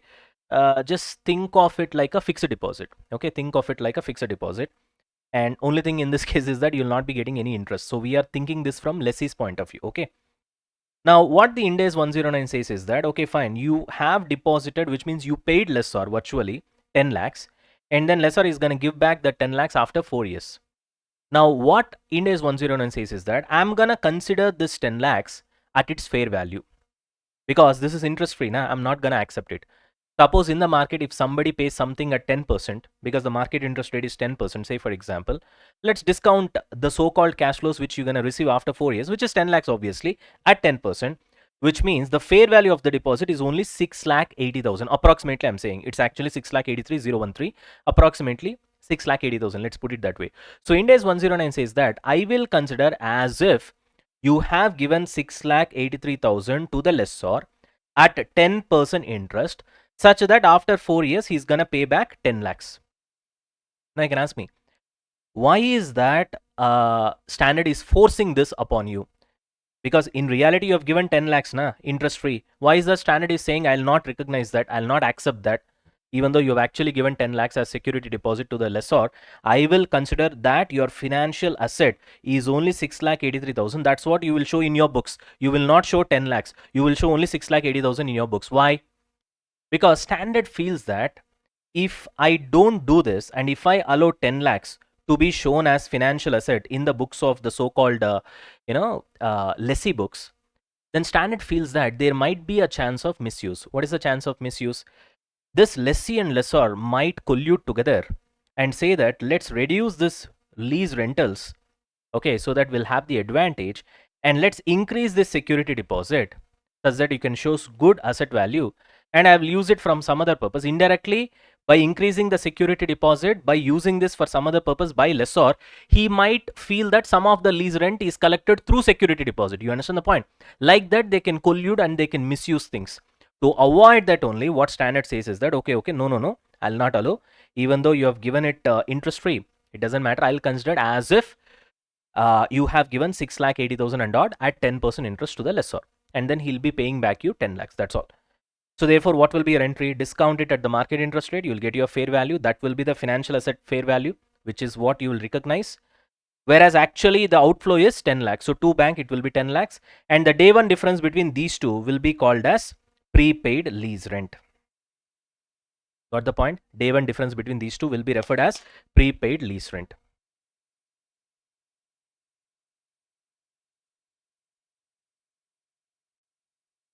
Alright guys, let's continue. Okay, anyways, one student has asked me a doubt. Sir, why do we take prepaid lease rent as an asset? Okay, you need to understand that here we consider this as an asset, and what we'll do is that we'll amortize this over a period of the lease term using SLM method. For example, this here it is 4 years now, divided by 4. Every year 1/4 of this prepaid lease rent, just like prepaid staff cost. Okay, there also we treat it as an asset, na? So it will be taken into P&L account every single year. That's the treatment, first of all. Now, the logic behind that is that, see, generally it's a revision session, Anna, so I don't have time to explain logic. But anyway, because a specific student have asked this doubt, I have to clarify it. You guys need to understand one thing over here, that how Ind AS 109 perceives what you are doing. You are actually giving 10 lakhs to the lessor, saying that it's an interest-free loan. Are you able to understand? Ind AS 109 says that I don't trust this. I don't trust this because I feel as if you should have given 6,80,000 loan at 10% interest, because that's what happens in the market. If you give this much of money, it works at a 10% rate. You should have given 6,80,000 at 10% rate. Whereas you have given 10 lakhs, which means you have given nearly some 3,16,000 extra, right? This 3,60,000, what you have given extra, Ind AS 109 says that I consider this as an advance of lease. I don't consider this as a so-called security deposit. I consider this as an advance of lease, because I have a doubt that because you gave this much extra, are you able to understand? Sir, you can ask me, sir, how did you come to a conclusion? How did you arrive at a conclusion that he has given 3,16,000 extra? Very simple. In the market, 10% runs. So if you discount what he has given at 10%, he should have given, logically speaking, 6,83,000 at 10% interest. But he has given 10 lakhs, which means he has given this much extra, 3,16,000. So Ind AS 109 says that I feel this as if you have given extra bit of advance of lease rent. Okay. So because you have given this much of extra, I consider this as an advanced lease rent, because if I don't consider this, then most probably you guys will collude and you will give an additional, the so-called security deposit. And as a result, this guy will reduce what? The lease rentals, and that it will mess up everything. And you guys can just, mislead, your accounting and stuff like that. You understand the point? So to catch you guys, Ind AS 109 says that I consider this as a advanced lease rent. That's the reason it has been considered as prepaid lease rent. And that's the way you have to book it in your books, rather than taking the entire 10 lakhs as what? Financial asset.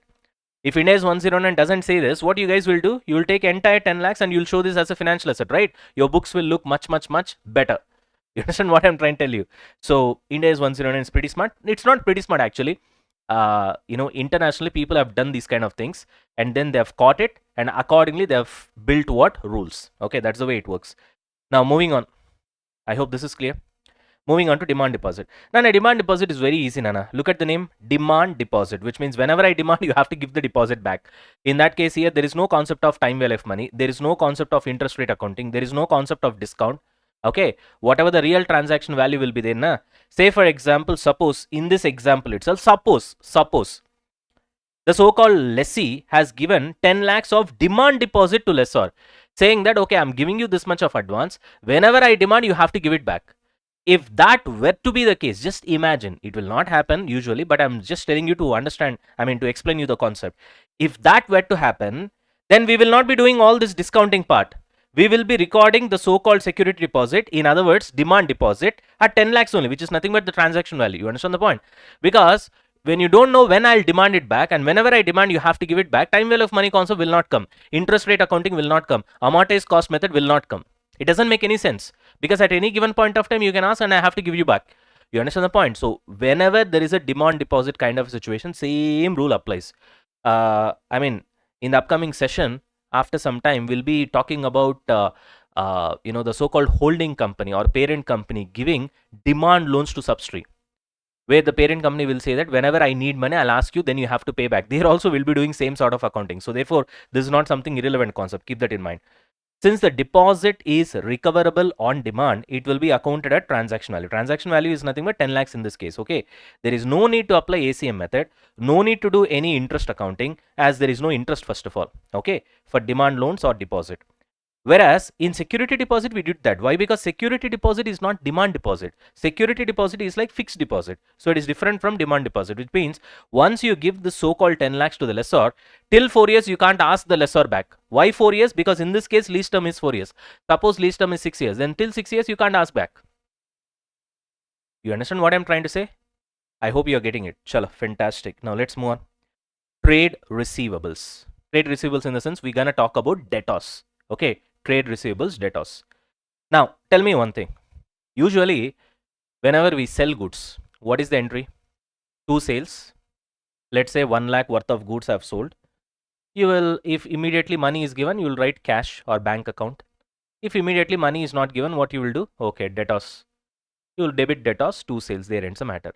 You will wait for 2 months or 3 months, whatever it is. After 2 months or 3 months, once you receive cash, you will debit cash and 2 debtors and you will cancel the debtors out. Correct? Right. Now, tell me one thing. Normally, this is what will happen. Whatever the actual sales that you have made, suppose your sales is 1 lakh. At 1 lakh, which is nothing but transaction value, at transaction value only you'll record. However, in some cases, for certain so-called debtors, an extended credit period will be given, which means it's not the normal credit period. Like usually, let's say 90 days is the credit period, or let's say 30 days is the credit period. That's not the case. In some cases, 2 years, 3 years, like the deferred credit period will be given. When this sort of deferred credit period will be given, we cannot allow the so-called company to pass normal entry saying that debtors to sales. Why? Because in those cases, because of the extended credit period, sales would have been inflated. Sales would have been inflated means because of the interest element. For example, usually let's say if the credit period is 30 days, I sell you, say for example, one particular equipment. Usually I'll sell to you at 1 lakh. But because you're asking an extended credit period for a period of 3 years, what I'll do as a company, normally I'll get that money back within 2 or 3 months from normal debtors. But in your case, you're asking for 2 years. In that case, I know that I'm going to get money late. If I'm going to get money late, that's going to cost me time well of money, isn't it? So what I'll do, okay, because you're asking for 2 years credit period, I can't sell it to you at 1 lakh. Rather, I'll sell it to you at 1,20,000. You understand the point? Now, what you need to understand in this case is that 1,20,000, that additional 20,000 is what none finance cost. It's an interest element. You got the point? So therefore, can I show the entire 1,20,000 as sales? Then that will be wrong. That's not showing true and fair view of the transaction. Correct? Only 1 lakh is your actual sales. The remaining 20,000 is an interest element. You understand the point? That is what we're gonna do right now. So we're gonna deal with special cases where deferred credit term is allowed, extended credit period is allowed when compared to the usual credit period, what is normally being allowed. Right. Debtors and other receivables or initial recorded at transaction value. Everybody knows that. However, if extended credit period is provided, the amortized cost method will be applicable. Why? Because interest element kicks in. Whenever interest element kicks in, automatically ACM comes. Got the point? Now let's say 16,100 worth of goods you have sold. Okay, on credit basis, what will be your entry? 2 sales, debtors. In case if the credit period is only 3 months. 3 months means 3 months is, don't ask that, sir, even in 3 months also there will be time value of money, na, sir. No, no, no, no, no. What you need to understand is that in general scenarios, in normally acceptable trade practices, we call it as, okay, acceptable trade practices in that particular market, in that particular good scenario, usually 3 months of credit period is given. You understand the point? It can be 3 months, it can be 1 month, it can be 2 months, depending upon the business what they're doing. We call it as generally accepted trade principles. Okay, in that case, they will not be working out on time value of money even for that short duration as well. You understand the point? They'll ignore it generally. Okay, however, in this case, you gave the deferred time period of how much? 3 years. So which is not normal. So obviously, can I pass this entry? I can pass this entry provided if this is the case where the credit period is only 3 months. But that's not the case over here. The credit period is how much, Nana? 3 years. In that case, can I pass this entry? I can't. Then what I have to do? Very simple. After 3 years, you're going to pay 16,100, right? So bring it to cash price. Cash price in the sense today's value. Got it? So you found out the market interest rate or discount rate. Okay, market interest rate usually it will be discounted. And then if you discount it, let's say the cash price is 11,200. You should not be calling this as fair value. The right term is, actually it's similar to fair value only, but the right term is cash price. Okay, cash equivalent of debtors, which means today if you would have sold it on cash, if the good has been sold on cash rather than being sold on credit basis, what would have been the price? That is nothing but cash price. So the right term to use is cash. Right. Anyway, cash price equivalent is how much? 11,200. Okay. At this you should record. Then what you will do? Usual stuff only. ACM method, na? Unwinding of discount. What do you mean by unwinding of discount? For 3 years, you got 16,100 to 11,200 by discounting at, say for example, 10%, just for example purpose. Again, don't put the 10%, calculate the number and check that, sir, your answer is wrong. Just for example purpose, I'm saying. Okay. Then what you will do? You'll keep on adding back 10% and we will take it back to 16,100. That's all. Simple. You understand the point? Right. That's what we call unwinding of discount. Doing what you have done, you will do the reverse. Here you have discounted by using 10% and brought it down to 11,200. Now you'll add back 10%. That's all. Moving on. Let's look at this example so that you'll get clarity. Now, look at this example. A Limited sold goods for rupees 50,000, okay, to B Limited on 3 years credit. That's where the problem is, extended credit period obviously. The normal credit period offered is only 30 days and the sale would have been 40,000, which means cash price has been given already. So the cash price would have been how much, Nana? 40,000, okay. Whereas you have sold at 50,000. Why? Why is that inflation in sale price? Pretty simple, because I gave you 3 years credit. Show the accounting in books of A Limited. Pretty simple. For 3 years, the price is 50,000, cash price is 40,000. He himself gave you cash price. Then what is that we need to do? Very simple. We need to find the discount rate that is missing, na? Okay, only then we can do unwinding of discount, right? Okay, so sales are recorded at 40,000 and debtor will be your financial asset because you have a contractual right to receive cash. Now, so we know the future value, which is 50,000. We know the present value, which is 40,000. So we know that future value is equal to present value into 1 plus r whole to the power of n. Basic formula from your CA, CMA inter. Right, 50,000 is equal to 40,000 into 1 plus r whole to the power of 3. 1 plus r is equal to 50 by 40 into whole to the power of 3. This side it goes 1 divided by 3. And obviously 1.25 whole to the power of 1 by 3 minus 1. So R is equal to, if you apply this particular formula over here, which we'll do it in AFM, okay, press 1.25, then square root 15 times, then minus 1 into 1 by 3, okay, that's par, and plus 1 is into equals to 15 times. You do this, obviously you'll be getting 1.0772 minus 1, you get this much of rate. So this is your discount rate eventually. What you will do, unwinding of discount. What is unwinding of discount? Pretty simple. Once the sales has happened, what you'll be doing? Debtors, okay, obviously a financial asset, to what, Nana? Sales, obviously. How much? 40,000. At cash price only you will record, correct? Then what you have to do, slowly over a period of 3 years, you need to increase this 40,000 to how much, Nana? 50,000. That's what you're going to do, which we call it as unwinding of discount, right? How will you increase? Every year you will add 7.72%. So you multiply 7.72% into 40,000. Slowly what will happen? Financial asset value has to be increased. So how will you increase your asset value? Debit the asset, debtors to interest income. Really, are you getting any interest? No, this is like imaginary interest. You got the point. Imaginary interest, you are not getting it. But the logic is, if I'm charging 10,000 more because I'm giving you 3 years of time to pay the money, naturally I'm charging you interest. Even though real contractual cash flows is not happening, that's what we call substance over form. Form is nothing but real contractual cash flows. In reality, cash flows are not happening over here, but in substance, that's what it is. You got the point. That's what the entire index is going with this particular logic. So 3088, okay. There will be no contractual cash flows of interest. We know that. So therefore, there will be nothing. Another entry will not be there. So only one entry, and you'll have a closing balance. So you will add 7.72%. Closing balance, again add 7.72%. Closing balance, again add that. Ultimately, it will match with 50,000. At the end of the day, after 3 years, what will happen? You will be receiving 50,000 cash. So obviously, bank account debit 50,000, and you need to close your debtors. Two debtors, 50,000. There ends the matter. That's it. Chalo.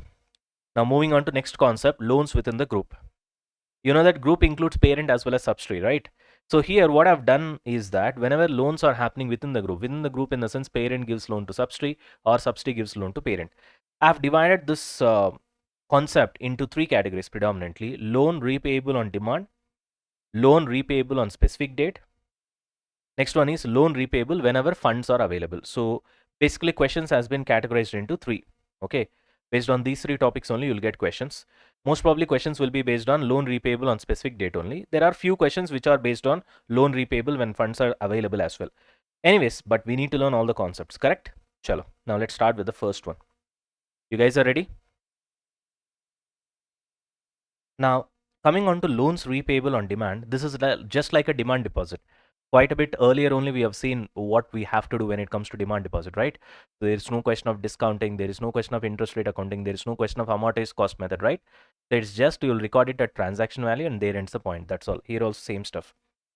The lender can ask for repayment at any time and the borrower must repay immediately irrespective of the original expected loan duration. Okay, so in this case, the entries are pretty much simple. If parent give loans to subsidy, what you will do? First of all, in the parent books, you have given loan to subsidy. So it's a financial asset because you have a contractual right to receive cash. So loan to subsidy, financial asset debit. You will be doing it at fair value only. But in this case, fair value is nothing but transaction value. There is no difference because there is no question of discounting. There is no time value of money involved. Okay, to bank. Why? Because you have given loan. Obviously, money goes out of your bank, right? And in subsidiaries books, what you will do? Subsidiary will receive the money. So therefore, bank account debit to what? Loan from the parent. As simple as that. It's a financial liability in books of subsidiary because subsidiary has got contractual obligation to pay cash. Simple. Next, suppose if subsidiary give loan to parent, then what will happen? Exactly reverse. In parent books, parent will receive money from the subsidiary, so bank account debit to loan from subsidiary, which is a financial liability, because parent will have contractual obligation to pay cash back to the subsidiary. In subsidiaries books, what will happen? So you have given loan to parent, it's a financial asset for you because you have a contractual right to receive cash. So therefore, financial asset debit to bank because you gave money, obviously money moves out of your bank. So this is your entry at the beginning. Then once the repayment happens, because it's a kind of a demand deposit, so whenever the other party demands, you have to repay. In that case, exactly reverse entry will happen. Whatever the entry that you passed initially right now, exactly opposite entry will happen and it will close. That's all. There is no question of unwinding of discount. There is no question of interest rate accounting. There is no question of time value of money. Nothing is there. Simple, plain vanilla case. Got it? That's why it is not important from examination perspective as well. Now coming on to the second part. What is second part, Nana? Loan repayable on specific date. Now this is important. Okay, let's try to understand this. PK Limited gave loan to SK Limited of 10 lakhs for 3 years at no interest. Fantastic. Obviously, one is parent, PK Limited, okay, SK Limited subsidiary. Parent gave loan to subsidiary of 10 lakhs for 3 years at no interest. Would we consider that? Obviously not, because it's a tainted interest, or we can also call it as corrupted interest. Whereas market interest rate is 10%. So what we have to do, even though you gave 10 lakhs loan, I would rather find out the fair value of the loan. How will I find out? Very simple. Discount it at market rate of interest. So fair value of loan today is equal to 10 lakhs. You discount it at what, Nana? 10% for 3 years. You got the point? Pretty simple. Anyway, there is no interest, na. So therefore, you'll be getting 10 lakhs after 3 years. So 10 lakhs after 3 years means 1 divided by 1.10 equals to equals to equals to. You'll be getting discount rate for third year. You multiply with 10 lakhs, you get 7 lakh 51,310. So which means I consider as if you gave 7 lakh 51,310 at 10% interest for a period of 3 years. So you can show financial asset to the extent of 7 lakh 51,310. That's all. Right. Actual amount given is how much? 10 lakhs. So what will be the difference? Excess amount given today. The difference. This is nothing but we call it as day one difference, right? Now, what is the logic here? Fair value reflects what an independent third party would pay or receive considering the time value of money and risk involved, obviously. Now, this difference, the so-called day one difference, how should we treat it? That is the biggest question. In case of staff loans, we treat it as a prepaid staff cost, correct? In case of lease rent, we treat that as a prepaid lease rent, correct? And then eventually we amortize that. Now here, the so-called day one difference between the fair value and the actual amount given, how will you treat that? That is the biggest question. Now that treatment of the day one difference depends upon who gave loan to whom. Clear? For example, if parent has given loan to subsidiary, then this difference will be treated as additional investment in subsidiary. Why? Because indirectly this difference is nothing but cost you are bearing, right? You understand the point? Because you gave interest free loan, in that case indirectly this much is the cost that is borne by the parent. So therefore parent will feel as if this is the investment that I've made in my subsidiary. That's how they'll feel, because it's a cost for them. So therefore day one difference will be treated as investment in subsidiary if parent give loans to subsidiary. Got it? And in subsidiary books, subsidiary will receive it as capital contribution from the parent. Now suppose subsidiary gave loan to parent. If subsidiary has given loan to parent and there is a day one difference, which means subsidiary is bearing a cost, then what subsidiary will feel? So parent has invested a lot in me, so therefore now I am giving a loan at a less interest rate, concessional interest rate, or no interest, for example, whatever the case may be, and that cost will be borne by the subsidiary. So how will subsidiary treat that in its books? Very simple. It will treat it as dividend. You got the point? It will be treated as dividend distribution, okay, in the subsidiaries books. In parent books, parent will treat it as it I've invested a lot into subsidiary, so therefore I'm receiving the dividend. You got the point? Chalo, next. Subsidiary to subsidiary, one subsidiary to another subsidiary, not that important. It will be often recorded as equity contribution. Got it? Chalo, anyways, let's see these scenarios one by one. Okay, we are still in the second part. What is second part? Loan repayable on a specific date. Let's start with the first one. Parent gave loan to subsidiary. PK Limited is a parent, SK Limited is a subsidiary. Let us see how the accounting process will be done. Ready? Now, look at the parent books. Parent gave loan to subsidiary. Naturally, what will happen? Loan to subsidiary will be a financial asset in parent books. So, you'll debit that. Then to bank, whatever the actual money that you have given as a loan to the subsidiary, that you will write to bank. And there will be difference, obviously, because either you'll get it at less interest or you'll give it at no interest, right? Either you'll give it at less interest or no interest. So that will be treated as, in case parent gave loan to subsidiary at concessional rate of interest, we will treat the day one difference as investment in subsidiary. Similarly, in subsidiary's book, subsidiary will record that as capital contribution from parent. Is that clear? So in subsidiary's book, obviously you'll be receiving money, bank account debit to what? Loan from parent, which is a financial liability, because tomorrow you'll have a contractual obligation to pay back the loan, and to capital contribution from parent for the difference. Done. Moving on to second one. Subsidiary gave loan to parent. Very simple. In parent's books, what will happen? I'll get the money from the subsidiary, so bank account debit to, obviously you have to recognize financial liability to the extent of what? Fair value of the loan, which is nothing but loan from subsidiary. And the difference, as I told you, if subsidiary is bearing the cost, subsidiary in its books will account that as dividend paid to parent for all the investment parent has done in the subsidiary. Okay. Similarly, what parent will do in his books is that, okay, fine, I've invested a lot in the subsidiary, so therefore I consider this as a dividend received. Got it? Now the question is, in subsidiary's books, when subsidiary is recording that as dividend paid to the parent, where will it get money from? From retained earnings. Therefore, retained earnings will be debited. Now look at the subsidiary's books. Loan to parent, it's a financial asset because subsidiary expect the money to come back, obviously, and to bank, but this will be recorded at fair value, and to bank will be the transaction value. Obviously, there will be a difference, and that day one difference, we're going to call it as what? Dividend distribution. Dividend paid. Okay, and that money you'll get it from retained earnings. So therefore, in subsidiary books, retained earnings will be debited. Now coming on to parents books, naturally what will happen? I received the money from the subsidiary, so bank account debit to loan from subsidiary. Obviously, it's a financial liability recorded at fair value, whereas the difference will be recorded as what? Dividend received from the subsidiary. That's all, which is kind of an income in parents books. Moving on to next one. Now coming on to the last part. What is the last part? Loan repayable when funds are available. Okay. Which means basically in this case what happens is that either the subsidiary or the parent gives loan to the counterparty, which means parent gives loan to subsidiary, subsidiary gives loan to parent. But the tricky part here is that the other party says that I'll repay you back whenever money is available with me, and the other party agrees to that as well. For example, parent give loans to subsidiary, parent will say I have given you loan, when you will pay back. Subsidiary will say I'll pay back whenever money is available with me. Are you able to understand? So this makes it very difficult for you to account it. You understand the point? So when will you account it? When you don't know when they are going to pay money. They say that I'll pay money when money is available with me, when funds are available. Now the question is when funds will be available. Okay. So the only solution for this is you have to expect when funds will be available. So have an expected date. Here we have specific date na, in second case scenario. So like that, in third case scenario, you expect that date, the so-called date when the other party will repay the money back, repay the loan back.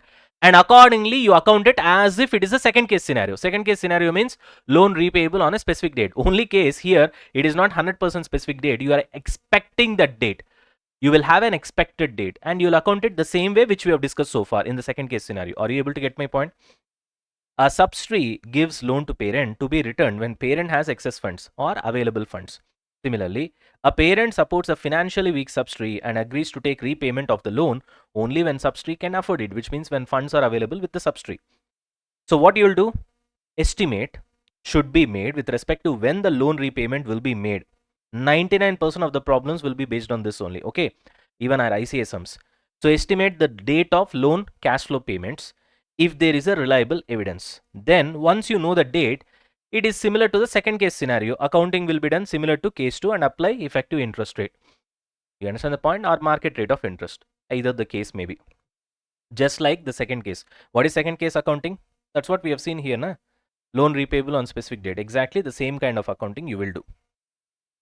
But in exceptional cases, only 1% of the cases, even though you need not remember this as well, but anyway, I have to say, so I'm saying, if you cannot estimate the repayment timing, the date reliably, are you able to understand? Because the cash flows are irregular, unpredictable, so it is happening in a zigzag way. Whenever they find money, they're paying. You understand the point? So it's pretty unpredictable, unreliable. In that case, you treat it as a loan repayable on demand, which means you'll remove all the interest element, you'll remove all the discounting, you'll remove all the time value of money, you'll remove all the ACM method, and you'll just record it at transaction value. But this is an exceptional case scenario. Please try to understand. That's why I've written the probability as well. So whatever the problems that we're gonna solve when it comes to ICA sources will be based on this only. So you'll be, that estimation of a date will be given in the question itself, and you'll treat it as a second case scenario where loan will be repayable on specific date. Accordingly only you'll do the accounting. You got it? Typical ACM accounting will do. Chalo. Another important note here, this is very important. The above accounting, whatever we have learned so far, is only applicable in separate financial statements of parent and subsidiary, because only in that case, when the loans are happening within the group, you treat each of the company within the group as a separate entity. So in their separate financial statements, all the things that we have discussed, investment in subsidiary, capital contribution from parent, dividend paid or dividend distributed to the parent, dividend received from the subsidiary, all these things you will record when you treat parent as a separate company, subsidiary as a separate company, correct? What if you are preparing consolidated financial statements? In CFS, no accounting will be done for all these transactions because they cancelled out. Because ultimately, loan did not go outside the group, it is within the group, correct? In that case, it does not have any meaning over there. So, therefore, when it comes to intercompany transaction within the group, especially when you prepare consolidated financial statements, no accounting will be done for all these things, all these loans within the group. Accounting will be done only in separate financial statements. Keep this in mind. These things will be asked in the questions. Chalo, moving on to next one. Alright guys, now moving on to perpetual bonds. Now, you guys know pretty clearly that perpetual means what? Indefinite period of time. So obviously there will be no redemption whatsoever. Those kind of bonds are referred as perpetual bonds. These instruments do not have any redemption, but they pay interest for a lifetime, literally. Interest cash flows for indefinite period. Any investment in such instruments will be initially recognized at fair value. Now, the question is, how will you calculate fair value? See, usually if an instrument is for 5 years, how will you calculate your fair value? Year 1, 2, 3, 4, 5, whatever the cash flows that you are getting, okay, contractual cash flows, you will be discounting that at the market interest rate or EIR for that matter, and then you will find your fair value. Even if it is 10 years, you do the same. 15 years, you do the same. Array, indefinite life means what you will do? How many years you will go ahead and then you try to discount it? You understand the point? It's practically impossible. So therefore, what we do is that we just take the cash flows and we directly divide it with the so-called market interest rate. That's all. Now, there is a lot of logical thought process went behind this so-called formula, but because it's a revision session, I can't explain the logic with respect to this particular formula. But honestly speaking, in our EVO session, exam-oriented batch or regular batch, I've detailed explained this formula as well. What is the logic behind that with numbers? In fact, if I'm not wrong, I did calculate the numbers till 40 years, 40, 50 years, and then I've shown them how this eventually works, why this formula has come eventually. Are you able to understand? But revision session, obviously, you guys know, we try to teach this in 5 to 10% of the time of the actual class. For example, in real class, this entire chapter goes beyond 40 hours, right? So therefore, I don't have time. Sorry, I can't explain you the logic. Now, if the issuer here, the thing is, with respect to accounting point of view, why perpetual bonds are important? Very simple, Nana. Again, the fight is between equity as well as financial liability. Now, in perpetual bonds, anyway, there will be no redemption. Okay, wo to gaya. The only thing that is left over is what? Interest payment. Now, the question is whether you are committed to pay interest mandatorily every single year, irrespective of your profits, or you have a discretionary interest kind of a setup. So whenever there is enough profits, you will pay interest. Otherwise, you will not pay interest for a lifetime. Is the setup is like this, or mandatorily you have to pay the interest? Depending upon that, you will classify that as a equity or a financial liability. Depending upon that, your accounting will happen. Simple, isn't it? That's the whole point of discussion as of now, right? If the issuer is not obligated to repay principal or interest, it will be classified as equity naturally. If there is an obligation to pay cash, it is financial liability. That is if interest payment is mandatory. Let's look at the example. A Limited issues perpetual bonds of 100 crores. Okay, coupon interest rate is 8% per annum. Fine. There is no maturity, obviously. That's why it is called perpetual. There will be no maturity. A Limited has discretion to skip interest payment, non-cumulative. So when you have discretion to skip interest payment, it means you will pay interest only when sufficient funds are available. You feel like when sufficient profits are there. So in that case, obviously, you'll be classifying this as a equity. So what will be your entry? Initially, you get the money. When you issue those perpetual bonds, bank account will be debited, and it's a kind of equity. So therefore, two perpetual bonds, which will be classified as equity. Very, very, very, very important. You will not be classifying this as a liability. Clear up? Then whenever interest you declare, there is no obligation. Whenever you declare, what will happen? Very simple. To bank account, because you're declaring interest, which means you're paying interest, and you'll be debiting perpetual bond coupon, which is nothing but interest expenses in the name of perpetual bond. Clear? Just like equity dividend. Just like equity dividend. Okay, because you have classified this as equity, na? So this will have the flavor of equity dividend. So you're also declaring whenever you have sufficient profit. Otherwise, you don't declare. There is no mandatory payment of the so-called interest over here, isn't it?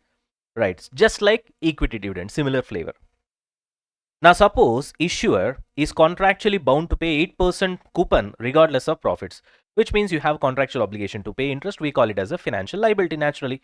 Initial entry will be same, but when it comes to subsequent measurement, we'll be applying ACM. Why? Because here it is financial liability. I told you na, when it comes to financial liability, by default, 95% of the cases will be recognizing and measuring it at ACM only. Only in few special cases, we'll go for FVTPL. FVTOCI, anyway, it is out of picture when it comes to what? Financial liability. Correct? So therefore, interest expenses account debit to bank naturally. Got it? Yes. In case if the bonds are issued at discount or premium, then EIR will come into picture. Suppose your coupon rate is 10%. Are you able to understand? And there is no issuing the bonds at discount or nothing has happened, then your effective interest rate also will be same as coupon rate. But suppose you have issued either it at discount or premium, of course redemption will not happen. I'm talking about only issue because we are talking about perpetual bonds. Even in that case, if it happens at discount or premium, then your coupon rate will be different from EIR. And for calculating all this interest calculation, obviously we need to apply EIR. Keep that in mind. Okay. And for contractual cash flows, we'll be going with the coupon rate. I hope you know this because already we have solved enough sums, enough examples we have seen. Are we done with this? Chalo, fantastic. Now another example I just gave you from investor's point of view. Here all these concepts that we have seen right now is from company's point of view, issuer's point of view. Now let us see it from investor's point of view as well. So investor initially has paid 1,000 to the company for buying the perpetual bonds. Then every year it is getting interest, 10% interest in this case for infinite period of time. Correct? So they'll discount it to find the fair value. Obviously, it will be cash flow divided by market rate of interest. So cash flow 100 divided by market rate of interest. Obviously, you get 833. This is your fair value. Got the point? So fair value will be 833, and whereas I have paid how much? 1,000, and the difference will be transferred to P&L account in the books of investor. Suppose investor is a company, then this is how the accounting will happen. Day one difference will be transferred to P&L account. Got the point? Everybody? Sir, why is this transferred to P&L account, Nana? Very simple, Nana.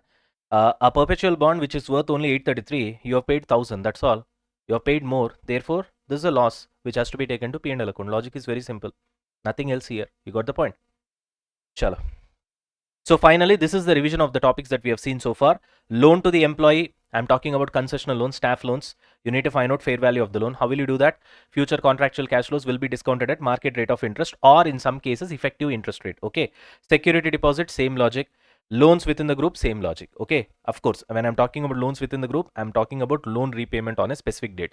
I'm not talking about loan based on a demand, loan repayment on demand, or a loan repayment on when funds are available. I'm not talking about these two scenarios. I'm specifically talking about loan repayment when there is a specific date. Got it? Right. Chalo. Now moving on to the next topic, regular way of purchase or sale of financial asset. All right, guys, let's continue. I've just changed the title of this, okay, so that it will be better for you to recognize, okay. Regular way of purchase or sale of financial assets in some special cases where ultimately the focus is going to be whether we will do trade date accounting or settlement date accounting, okay. So first of all, what is this concept, sir? Let me try to give you a little bit of background, okay, so that you'll be able to understand things better. See, usually you buy or sell a financial asset like shares or bonds, specifically bonds in this case, in a stock exchange. So if you do that in a stock exchange, basically what happens is that here, the conditions are predetermined, right? The rules are predetermined. So the contract basically requires a standard settlement period of T plus 2 days. For example, if you do the trade on Monday, which means you have bought something or you have sold something on Monday, eventually it will be settled trade day plus 2 days. Means say for example, I've done the trading on Monday plus 2 days, Tuesday, Wednesday. On Wednesday, it will be settled. Okay. So on Wednesday, in your demat account, shares will be added or bonds will be added, whatever the case may be, and money will be deducted from the bank account on Wednesday itself. That is theoretically. Theoretically, that is the concept. But in real time, what happens is that brokers will collect money on Monday itself and shares will be delivered on what? Wednesday. That's what happens in India. Okay. But that's why I've written this in different color. But theoretically, you have to presume that you'll get money or you will pay money either way, depending upon whether you are buying or selling your financial asset on Wednesday only. For accounting purpose, on Wednesday only. Okay. Right. So this is the backdrop, Nana. In this backdrop, what we need to do is that we need to decide how are we going to do the accounting. So we have two choices as per Ind AS 109, trade date accounting as well as settlement date accounting. Why this is important? Because depending upon what kind of accounting that you choose, it will influence how do you recognize your financial asset, how do you de-recognize your financial asset, which is really important. Why is this important from Ind AS 109 perspective? Because it determines when to recognize or de-recognize a financial asset, which I've already obviously told you. So standard gives you two choices. We know the two choices, but what is important is whatever the choice that you pick, you apply that consistently. That is what is important. Okay, you apply that consistently. Fantastic. Now we'll try to take an example, and then eventually we'll try to cover it up. Cover it up in the sense the concept. Okay, right. Now X Limited has purchased an investment in bonds for rupees 100 on 30th March. Okay. On 31st March, the fair value of these bonds is 101. You know that when your trade date is 30th March, you know that it's gonna take trade date plus 2 days for the settlement.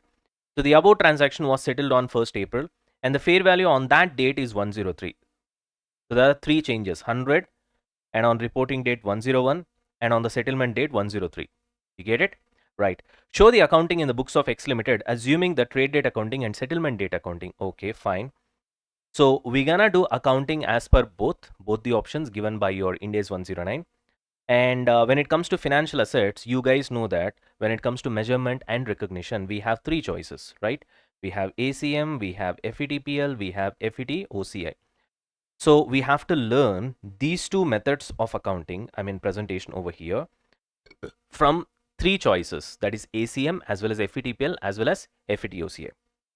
Let's say your investment is accounted at ACM. When you will do that, let's try to recollect. When your business model is what? Hold till maturity or hold to collect, plus your SPPI test is satisfied. In that case, you will be recognizing and measuring your financial asset at ACM. Let's say that is your case and you have purchased it through stock exchange, where this is what? Trade date plus 2 days of settlement. In that case, how will you do your accounting? That's what we're going to see over here, right? Suppose your financial asset is accounted at ACM. Okay, in that case, what happens? First, this is your trade date. You purchased your investment. Let's start with trade date accounting. Trade date accounting means that day only you will do the accounting. So what is your trade date? 30th March. Pretty simple. On that day, you do the accounting. So what will be your accounting? You have purchased the financial asset. Okay, investment in bonds, your financial asset debit, obviously. And you have paid money. Is it? Did you pay money? No. I told you you'll be paying money on what? Settlement day only. Although in reality, your broker will collect it on this day itself. But that's not how we do accounting. So therefore, I cannot write to bank. Instead, I need to write to payable to broker based on the presumption that on settlement date only, that guy will cut the money from my demat account. You understand the point? In reality, that's not how it happens, but that's what we need to follow the theoretical purpose, because usually worldwide, this is what happens. Now, do we do fair valuation? No. Why? Because we are following ACM method. In ACM, there is no question of fair valuation. So therefore, on reporting date, we'll completely ignore it. Whichever the method it is, whether it is trade date accounting or settlement date accounting, it doesn't matter. Ultimately, it is ACM method. So there is no question of fair valuation. So it's pretty easy. Now coming on to the settlement date, what happens? On this date, theoretically, your money gets cut. Correct? So when your money gets cut, what will happen? This liability payable to broker will get cancelled. So you cancel the liability. How will you cancel the liability? You debit it, payable to broker. Now what will happen? Eventually your money goes out of your bank. Therefore you write to bank. If this sort of T plus 2 is not there, simply what will be your entry? Investment in bonds to bank account. That's all. If everything happens on a single day, my entry would have been much simpler. Investment in bonds, which is a financial account. Investment in bank's account debit to what? Bank. That's all. Sorry, investment in bonds account debit to what? Bank. That would have been my entry, but that's not the case over here because of T plus 2 settlement. So therefore, on your trade date, you will be writing investment in bonds to payable to broker. You will create a liability and that liability will be cancelled once you pay the money on settlement date. Okay, right. That's it. Only two entries when it comes to what? Trade date accounting. Now, when it comes to settlement date accounting, it's obvious, right? You will do accounting on settlement date. That is the name itself. So therefore, on trade date, you will not put any entry. As simple as that. Because it is ACM method, you will not put any entry on reporting date as well. Fine. Then what about the settlement date? Everything will be done on settlement date itself. Now on settlement date only, you'll be recording your asset. On settlement date only, you'll be making the payment. So therefore, there is no creation of liability. The entry will be very simple. Investment in bonds, which is a financial account, to bank. That's all. You got it? 100 rupees, 100 rupees. Because that's the price that you have paid actually. So when it comes to ACM method, settlement date accounting is very, very simple. You will not do anything. You will neither do anything on the so-called trade date. You will not do anything on the fair valuation date in the sense, so you don't do fair valuation as well because eventually you are following ACM method. So obviously here also nothing will be there. Just on the settlement date, directly you'll be passing this particular entry where you'll be recognizing your asset, investment in bonds, obviously, and you'll be making the payment as well to bank. There ends the matter. So it's pretty simple when it comes to ACM method. Now let's come to FVTPL. Here things will be a little bit interesting. Now, let's start with trade date accounting. Now, coming on to trade date accounting, basically what happens, first you will purchase your investment on 30th March. What will be your entry? Investment in bonds, which is a financial asset which you recognize. Two, obviously payable to broker. Why? Because theoretically, you are not paying anything. You are actually paying on the settlement date. Okay, let's keep it like this. Now, because we are following FVTPL, on the reporting date or the balance sheet date, you have to do fair valuation, right? You have purchased the asset at 100 and the asset has got increased by 1 rupee. So, therefore, you have to do the fair valuation and increase the asset value by 1 rupee. And because you are following FVTPL, the changes in the fair value will go to P&L. So, what's your entry? Increase the asset, which means debit, investment in bonds debit to what? P&L, naturally. Then after that, coming on to the settlement date, obviously now you'll be making the payment. So therefore, the payable will cancel out. Payable to broker, it's a liability. So payable to broker, you will debit and this liability gets cancelled out and to bank at what? At this 100 rupees only, not at the fair value, because fair value, whatever the changes is there, that has already been transferred to P&L account. You understand the point? One. And already that effect has been given by increasing your value of the asset as well, financial asset. What you are payable, that is the liability. To that extent only you will be making the bank payment. So it's pretty simple. Okay. Besides that, on the settlement date, further your fair valuation has happened, in the sense your investment in bonds has got further increased by 2 rupees. So what do you have to do? Increase it. So therefore again you will debit investment in bonds account and you will be taking that to P&L. Simple as that. So when it comes to FVTPL, okay, your trade date accounting is lot more simpler, logically speaking. But look at the fun side. Come to settlement date accounting. You know that settlement date accounting means, the name itself tells you that you will do the accounting only on the settlement date, correct? Therefore, on the purchase date, on the trade date, no entry. Fine. But because you are following FVTPL, unlike ACM, here you are following ACM, therefore here there is no entry on the trade date, there is no entry on the so-called reporting date or balance sheet date as well. Why? Because you are following ACM, correct? But here that's not the case. On the trade date, there is no entry because you are following settlement date accounting. On the so-called balance sheet date, yes, you have to do accounting. Why? Because you are following FVTPL. You have to recognize the fair valuation. But the thing is, in trade date accounting, the fair valuation recognition is very easy. Why? Because already you have recognized the asset. The financial asset is there in your books. So simply you'll increase the value of the asset or decrease the value of the asset, as the case may be, and the difference will be transferred to P&L account. So it's pretty easy and simple. However, when it comes to settlement date accounting, the actual twist here is there is no asset in your books. There is no financial asset. Then what you will do by doing fair valuation? Which value will you increase? There is no investment in bonds here. You got the point. So therefore, I'll create a temporary account. That temporary account will be called as fair value change account. Here, ultimately, your so-called asset value has got increased, right? So therefore, you'll be creating your P&L. So you create the P&L and create a temporary account called fair value change account. The reason behind this creation, we do not have any asset recognized as of now when it comes to settlement date accounting. Clear? Now coming on to the settlement date, what will happen? You'll be making the payment of 100 to bank 100, and now you'll recognize the asset at 100 only. That's your first entry. Then at the same time, you know that today the value of the asset is 103. So your asset also should look at 103. So what you will do, you'll again increase the asset value, investment in bonds, to 3 rupees. So now it looks at, it will be at 103. Its value will be looking at 103. But then entire 3 rupees I cannot take it to P&L because already 1 rupee has been taken to P&L, correct? So only 2 rupees should be taken to P&L. Then what about another 1 rupee that you have taken to P&L? At that time you have created a temporary fair value change account, that you can cancel it out now. You understand the point? So therefore here it has been created and here it gets cancelled out. So therefore no more fair value change account. So temporarily it's created only for 2 days. Got it? So this is the only area where you tend to get confused when you do this so-called trade date accounting as well as settlement date accounting. I hope I gave you clarity. Okay, you create a temporary fair value change account. Okay, and the difference will be taken to P&L. Then on the settlement date, usually normal entry you will pass at the price that you have committed to buy. Are you able to understand? And after that, what you will do is that you will be increasing your investment in bonds, that is financial asset in this case, because the fair valuation has got increased. If it is decreased, means you will be creating the asset, that also you will do. And the entire difference will not be taken to P&L account because already something has been recognized on the balance sheet date or reporting date, that is on 31st March. So therefore, when you have recognized that, You have created a fair value change account, na? Temporary account. That you cancel it out now and the balance will be taken to P&L account. This you keep it in mind. That's all. Next one is you have to do the same thing at FVTOCI. We need not do this. Why? Because the only difference is wherever you find P&L in these entries, in all those spaces, it will be, substituted by OCA. That's all. Everything else remains exactly the same. So therefore, that's it. We are done with this. Chalo, let's move on. Alright guys, now coming on to the most important topic, one of the most important topics of your financial instruments, that is impairment of financial assets, or in other words, we can also call it as loss allowance of financial assets. See, this is nothing but kind of, you can compare it to like provision for doubtful debts. Because financial assets basically means what? You have a contractual right to receive cash. Okay, so even receivables, debtors is also like that. You have a contractual right to receive cash.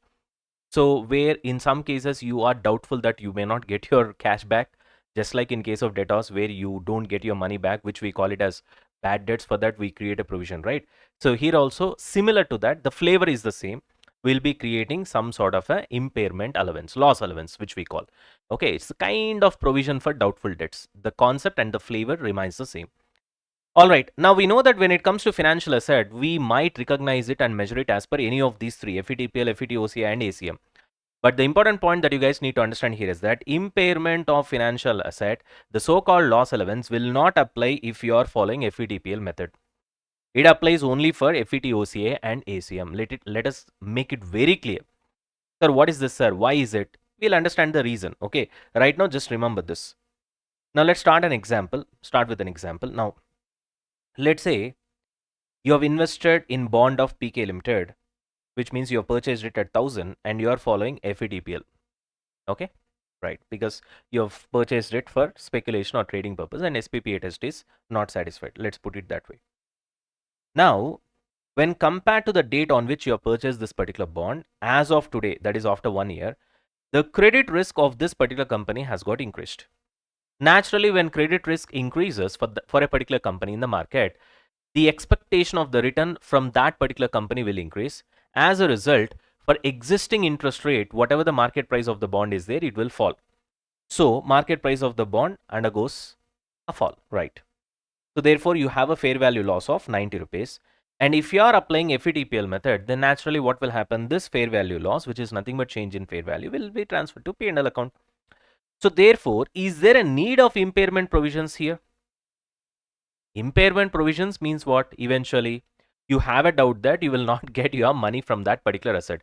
Here, anyway, you are recognizing the impairment, indirectly, because always the change in the fair value anyway will be transferred to P&L account. So therefore, there is no problem here. Already it is getting reflected by way of recognizing the latest fair value. You understand the point? Therefore, impairment provisions will not apply when you are recognizing or measuring your financial asset by using FVTPL method. Clear? Okay. So with respect to ACM, it is very clear that since financial asset will be shown in the balance sheet at the fair value that you have recognized on the initial recognition date when you apply ACM, because you will not be doing fair value measurement on each reporting date, right? When you follow ACM method. So therefore, impairment principle should apply. Okay, that's fine, sir. So this is crystal clear case. When it comes to ACM, you will not at all apply fair value. Therefore, all the changes in the financial asset will not be reflected. Therefore, I have to apply impairment provisions. Logical, works out. It's crystal clear. In case of FVTPL also, it is crystal clear because anyway, it will be reflected and it will be transferred to P&L account. That's what we want. That is also crystal clear. Here, impairment provisions will not apply. Fine. What about this one, FVTOCI? This is in between the so-called FVTPL as well as what? ACM method, correct? Why is that, sir? See here. But it is interesting when it comes to FVTOCI because if this method is applied, that is FVTOCI for measuring and recognizing your financial asset, anyway your asset is already at the fair value in the balance sheet. I'm talking about the latest fair value, just like FVTPL, correct? Because this is also fair value only. Only difference is in FVTPL, it will be going to P&L account. Here it will go to OCI. Then why do we need to apply impairment principles? Logical doubt, you would have got it already. Okay, the answer is fair value gain or loss is in OCA reserve, okay, and not in P&L if you apply FVTOCA. But in FVTPL, it directly goes to P&L account. So you have to calculate impairment loss by applying impairment principles even in case of FVTOCI. and then reduce the so-called impairment loss from the OCA reserve and then transfer it to P&L. You understand the point? So ultimate target here is whatever the loss or gain that you have got because of the changes in the fair value, indirectly reflecting the impairment loss as well.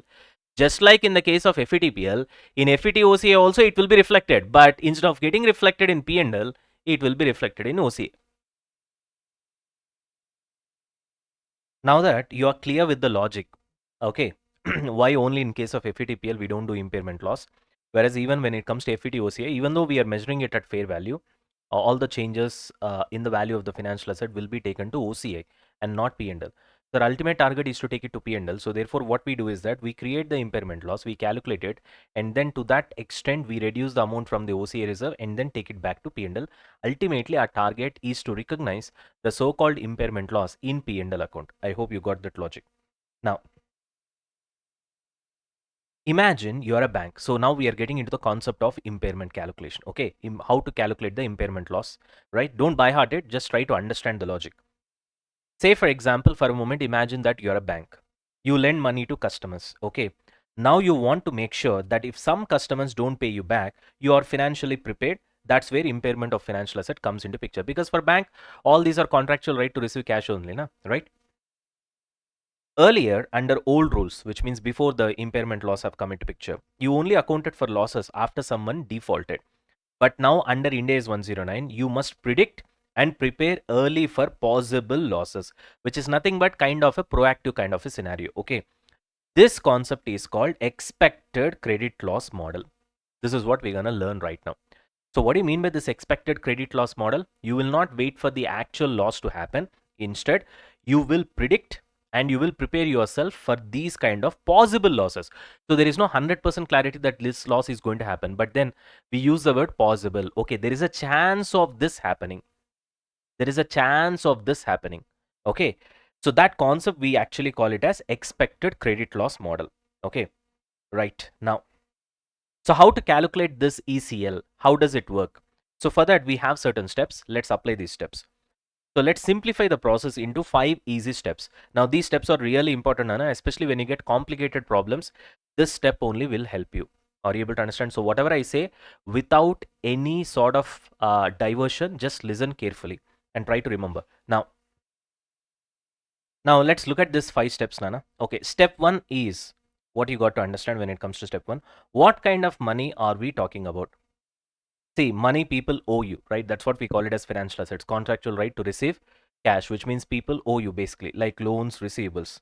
Okay, in other words, we are only talking about financial assets over here. We are not talking about shares, we are not talking about stocks. Indirectly, we are not talking about equity instruments. Clear? We are not talking about investment in equity. Make it very clear. So the so-called impairment loss is gonna be applicable only for these kind of assets where people owe you money and there is a chance of default. Am I clear? We are not going to apply this logic to equity instruments because it has got no relevance. First point. Next, step 2. You got to group your customers into 3 buckets, 3 stages we call. Let's call it as stages only. Okay, 3 stages. This is very important for problem solving. Don't think that this is a usual theory. Okay, this is very, very, very important for solving sums. Okay, there are 3 stages, and in each stage we try to understand what's happening and what you should do. Okay, let's say customer is absolutely fine. You don't have any signs, you don't have any clues. He is absolutely fine. There is no risk whatsoever. Risk means risk of what? Not paying you money, right? Then what you do, even in that case, keep aside small amount just for the next 12-month risk. We call this as 12-month ECL, which means 12-month expected credit loss. How to calculate all those things, we'll see later. We'll be following it up with a question as well. So just listen whatever I say. In stage 1, your customer is absolutely fine. There is no risk whatsoever. Even in that case, you will keep aside a small amount just for next 12 months. We call it as 12 months expected credit loss. Okay, now moving on to second stage. Risk is slowly growing. Okay, with respect to that particular asset, with respect to that particular company. Okay, warning signs are coming. But still, asset is not credit impaired, which means they did not file for insolvency petition. You understand the point? There is no bankruptcy, there is no filing for bankruptcy, which means something wrong is happening, something wrong has started, but still it is not out of control. You understand what I'm trying to say? bankruptcy did not happen, insolvency has not yet been filed. So which means your asset is not credit impaired, but you are getting warning signs. Then what you will do, keep aside more. Keep aside means I'm talking about money, okay? Cover entire life of the loan, and for that you have to create a provision indirectly. So we call it as lifetime ECL, lifetime expected credit loss. Clear? Okay. In the third stage, at the end of the day, here customer is in real trouble and your asset is credit impaired. Customer is your asset. I'm not saying customer is directly your asset. The amount that you have to receive from the customer is your financial asset, correct? When customer is in real trouble, it means that your asset is credit impaired, which means either the customer, he can be a company as well, he has filed for bankruptcy or insolvency or something like that, and thereby you know for sure that you're not going to get your money. When you know for sure, in case of a financial asset where there's a contractual right to receive cash and you know that you're not going to get the money for sure, in that scenario, we call it as asset being credit impaired. Now, in that case, you keep aside a lot. Again, cover full loan, not only loan, you cover for interest also. In case you have, say for example, invested in debentures in a company and then company filed for bankruptcy, you understand the point? Then you're not going to get your interest, you're not going to get your loan as well. You create lifetime ECL. You can also be a company. Please try to understand. Here we are dealing with two companies. One company has to give money to another company, or one organization, one financial institution has to give money to other financial institution or other company. It can be anything. You understand the point? Right. This is very important, Nana, for solving sums. I made it very simple. Once you start solving problems, you'll understand how simple this notes has been. Okay. All you need to do is that find out which stage they are in. Stage 1, you create 12-month ECL. Stage 2 and stage 3, you create lifetime ECL. As simple as that. That's all. Now you start solving sums, you'll understand that this made the problem solving very simple. Now moving on. Next is step 3 after this. Use your brain plus data. We are talking about the company. Don't just guess. Use past payment history of the so-called, customers who has to give you money. You understand the point? Or the companies where you have invested who has to give you money. Look at their current financial situation. Try to forecast their future. And you need to look into the economic perspectives as well, which means a recession is going to happen. Is there any risk in the job market? Inflation is going to happen. All these we call it as forward looking information. Do all these things. After doing this, you'll collect some data. Use that data. Here you'll be getting data. Here I've written. Use that data and then calculate how much amount you may lose, which is nothing but ECL, expected credit loss. Now how to calculate? Very simple. Ask yourself, how likely is that the customer won't pay, which means probability. How much will I use if they don't, which means amount. When might that happen, which means time. You understand the point? So probability, amount and time you need to calculate. How likely is that customer will not pay? That is nothing but probability. How much will I use if they don't? Amount. When might that happen? Time. So based on that, calculate expected credit loss, which is nothing but probability of default. That is the answer for the first question. Amount lost, which is nothing but cash flows, answer for the second question. Time value, which is nothing but answer for the third question. I hope you are able to get it. So don't buy hard things. Okay, just try to understand what's happening. So expected credit loss is equal to probability of default into amount lost, which is nothing but cash flows, the contractual cash flows which you have to receive, into time value. Got it? Fantastic. Now let's look into an example and then we'll be able to understand things better. Ready?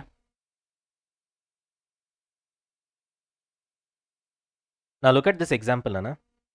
Here, let's say there is a loan of 10 lakhs. Okay. And on this loan, the effective interest rate is 10%. Okay. So which means 1 lakh, 1 lakh, 1 lakh, 1 lakh, 1 lakh for a period of 5 years, you need to get interest. And after that, you will get the principal repayment. That's the loan that you have given. So it's a financial asset for you. We are talking about the impairment of financial asset right now. So first, you need to identify the cash flows not expected to be collected, which is nothing but what we have seen here, right? How much will I lose if they don't? That is nothing but amount lost, which is cash flows. That you need to calculate first. Okay, amount that you're expecting to lose. Next, discount the above cash flows at original EIR. Here we were talking about time value, na? When might that happen? So based on that, you need to discount it by using original effective interest rate. Okay. Then finally, you'll be calculating ECL, which is expected credit loss, which is nothing but 3. 3 is nothing but multiplied value of the discount rate, that is EIR, into cash flows that is not expected to be collected. And then you again multiply that with probability of default. Now coming on to multiplying with probability of default, why did I write this as 3 separate steps? Because here there are 2 different types of probability for you depending upon the data given in the question. One is 12-month probability, the other one is lifetime probability. When you have to create 12-month ECL, then you multiply with 12-month probability. When you have to create lifetime ECL, you multiply with lifetime probability. This is very important. Ultimately, what I've written here and this single formula, both are same. You see here? Okay, what did I write here? I said amount lost, cash flows, which is nothing but amount expected to lose. Cash flows not expected to be collected, same. Then I said you have to multiply with time value, which is discounting. That's what you're doing by discounting it at original EIR. Very important. The word original is also important. Original effective interest rate. Okay. Then after that, what you do, you multiply that with probability of default. That's what we have got in the formula. Okay. But here I've written this probability of default steps in a separate way. Why? Because there can be two different types of probability. One is 12-month ECL probability. The other one is lifetime ECL probability. Now again, the next question is, when should you multiply with 12-month ECL probability? When should you multiply with lifetime ECL probability? Very simple. When you have to create an ECL for 12 months, you will multiply with this probability. When you have to create an ECL for lifetime, you'll multiply with this probability, right? Now the question is, when you will create 12-month ECL, when you will create lifetime ECL. Indirectly, that we have seen already. In case of warning signs coming from your so-called financial asset and your financial asset is credit impaired, in both these cases, you will be creating lifetime ECL. Only when your customer is good and there is no risk, only in that case you will be creating 12-month ECL. So that we have already discussed. Now let's see some specific cases based on your ICA problems. Concept is this. This is the concept. Here I have written these additional sentences based on your ICA sums which I have solved. You understand the point? So this is just like a reverse engineering. Right now, lease receivables. Okay. Lessor has a choice. In case of lease receivable, this is the only area where lessor has got a choice. Okay, he can go for 12-month ECL or lifetime ECL depending upon his thought process of how much lease rents he is going to receive. Financial asset which are credit impaired on acquisition date. Credit impaired means default has happened, bankruptcy has happened. You know that in that case we need to prepare lifetime ECL, which we have already seen in the concept. Financial asset whose credit risk has increased since initial recognition. That is nothing but stage 2. Risk is growing, warning signs. But asset is not credit impaired. But even in that case, you have to prepare lifetime ECL. That's what we have got here. Next, amount is overdue for a period exceeding 30 days. This is a rebuttable assumption. What do we mean by rebuttable assumption? Which means by default, I'll assume that if any amount is overdue for a period exceeding 30 days, I'll feel that it is creating some sort of a warning sign, and I'll try to create lifetime ECL for that particular asset. I'll come to a conclusion that mostly I'm not going to receive money. Although in some cases this may not be true, because in some industries 45 days will be the right days. In some industries 19 days is common. So in that case you have to come and prove, are yaar, in this industry, in this kind of business, in this line of business, 30 days is not what usually happens. It has to be 60 days. It has to be 90 days. If you prove, then I'll change this. Then I'll keep it as 60 days. Only if it crosses 60 days, in that case, I'll go for lifetime ECL. You understand the point? Rebuttable assumption means by default, this is what I will think. If I'm wrong, you come and prove. Then I will change this. You got the point? Right. In any other case, go for 12-month ECL. So specifically in these 3 cases, you will prepare lifetime ECL. First one is asset is credit impaired. Second one is warning signs have come, which is stage 2. And asset is not yet credit impaired, but you got all the warning signs. Okay. And the third case is where you did not get your amount for more than 30 days. That 30 days is not fixed. It is by default a rebuttable assumption. It can be 60, it can be 90 depending upon the data given in the question. Even in this case, you will be creating lifetime ECL. If you could understand, the essence of 3 and 4 both are same only. Na? Financial asset whose credit risk has got increased because of warning signs is nothing but this one. Na? Amount is overdue for period exceeding 30 days means you are getting a warning sign. This is stage 2. So when you are getting a warning sign, you will be preparing lifetime ECL. So in a way, the flavor of 3 and 4 both are same only. Are you able to understand? Only second one is different, where asset is credit impaired. That's it. Gaya, right? Khatam, tata, bye bye. Are you able to get this? All right. So I just gave an example for case 3. What do you mean by case 3? This one, example 3. Here I've given an example below. Financial asset whose credit risk has got increased since initial recognition, for which you need to prepare lifetime ECL. So what do you mean by credit risk getting increased? For that I gave you an example over here, Right, let's look at this example and then we will see how to do accounting, and after that we'll solve a problem. Okay, let's look at this example now. Look at this example now. Let's say you have purchased bonds of PK Limited company. Okay, the fair value of the bond is 10,000. How did you calculate that? You have just taken future cash flows, contractual cash flows, and you have discounted that at 10%. It might be effective interest rate or it might be market interest rate, whatever the case may be, you got your fair value. Now, anybody, if you are trying to invest in bonds of any company, your return depends upon two factors. One is the risk of the company. What is a normal market interest rate? Okay. Now let's say there is a guy called Raju who is an investor. He requires 10% return for his risk perception from this particular company PK Limited. Now issue price of PK Limited is 10,000. So in that case, he feels that okay, fine, I'm actually getting 10%, whatever the return that I want. Therefore, Raju has purchased it because his risk appetite has been satisfied. After 1 month, the risk of the company whose bond he has purchased has got increased. Naturally, when risk of the company increases, his return expectation also will increase. Earlier, let's say it was 10%, he was happy with 10% at that particular point of time at that risk of that particular company. Now that the company risk has got increased, his return expectation also will increase. So now Raju is expecting 14%. Now if he discounts the same contractual cash flows at 14%, the fair value of the bond is coming to around 9,070 only. Now you people tell me. Earlier, when his risk perception was 10%, which is equivalent to the risk of the company, on that particular day, the fair value was 10,000. The 10,000 was working out. But now, once the risk of the company increases, automatically your fair value drops because you discount at a higher rate. Why are you discounting at a higher rate? Because that is the expectation of the investors. What investors are expecting, at that price only you have to discount the contractual cash flows so that you will know at what price you need to purchase the bond. You understand the point? Now you account for the impairment loss. Okay. Now we know that there are only two options for you. Either your financial asset will be recorded or recognized following ACM method, or it will be FVTOCI. I told you FVTPL will not come. Why? Because in case of FVTPL there is no question of impairment loss. Okay, let's start with ACM. Now in ACM, what happens now? In this case, if you can see, there is an impairment loss of, this is not how you will calculate impairment loss, but just I'm giving a rough idea. You'll be having, let's say, 1,000 rupees of impairment loss. Suppose, okay, what you will do? You'll write 1,000 over here. To that extent, you'll be transferring to P&L account. As simple as that. You get it? Just focus on how to do accounting. Just follow the procedure. Don't focus on the numbers. I just gave you for example purpose that 1,000 is the number. Okay. After that, we'll be solving a problem. Once we start solving problems, you'll get 100% clarity. You understand the point? How to do the whole thing. Right now, just focus on what I'm trying to tell you. Now, this entry is very simple, Nana. You have loss, impairment loss. That's it. You debit your P&L account in case of ACM. As simple as that. Just like provision for bad debts. Okay. Then one more thing you will do, you'll go to the balance sheet. In balance sheet, when it comes to ACM method, your financial asset will be looking at the initial recognized fair value, which you have done years back. Okay, so you reduce this so-called loss allowance from that. Now that it will be looking at the correct value. Otherwise, you will have an inflated value for your financial asset. Now, so you reduce this so-called loss allowance.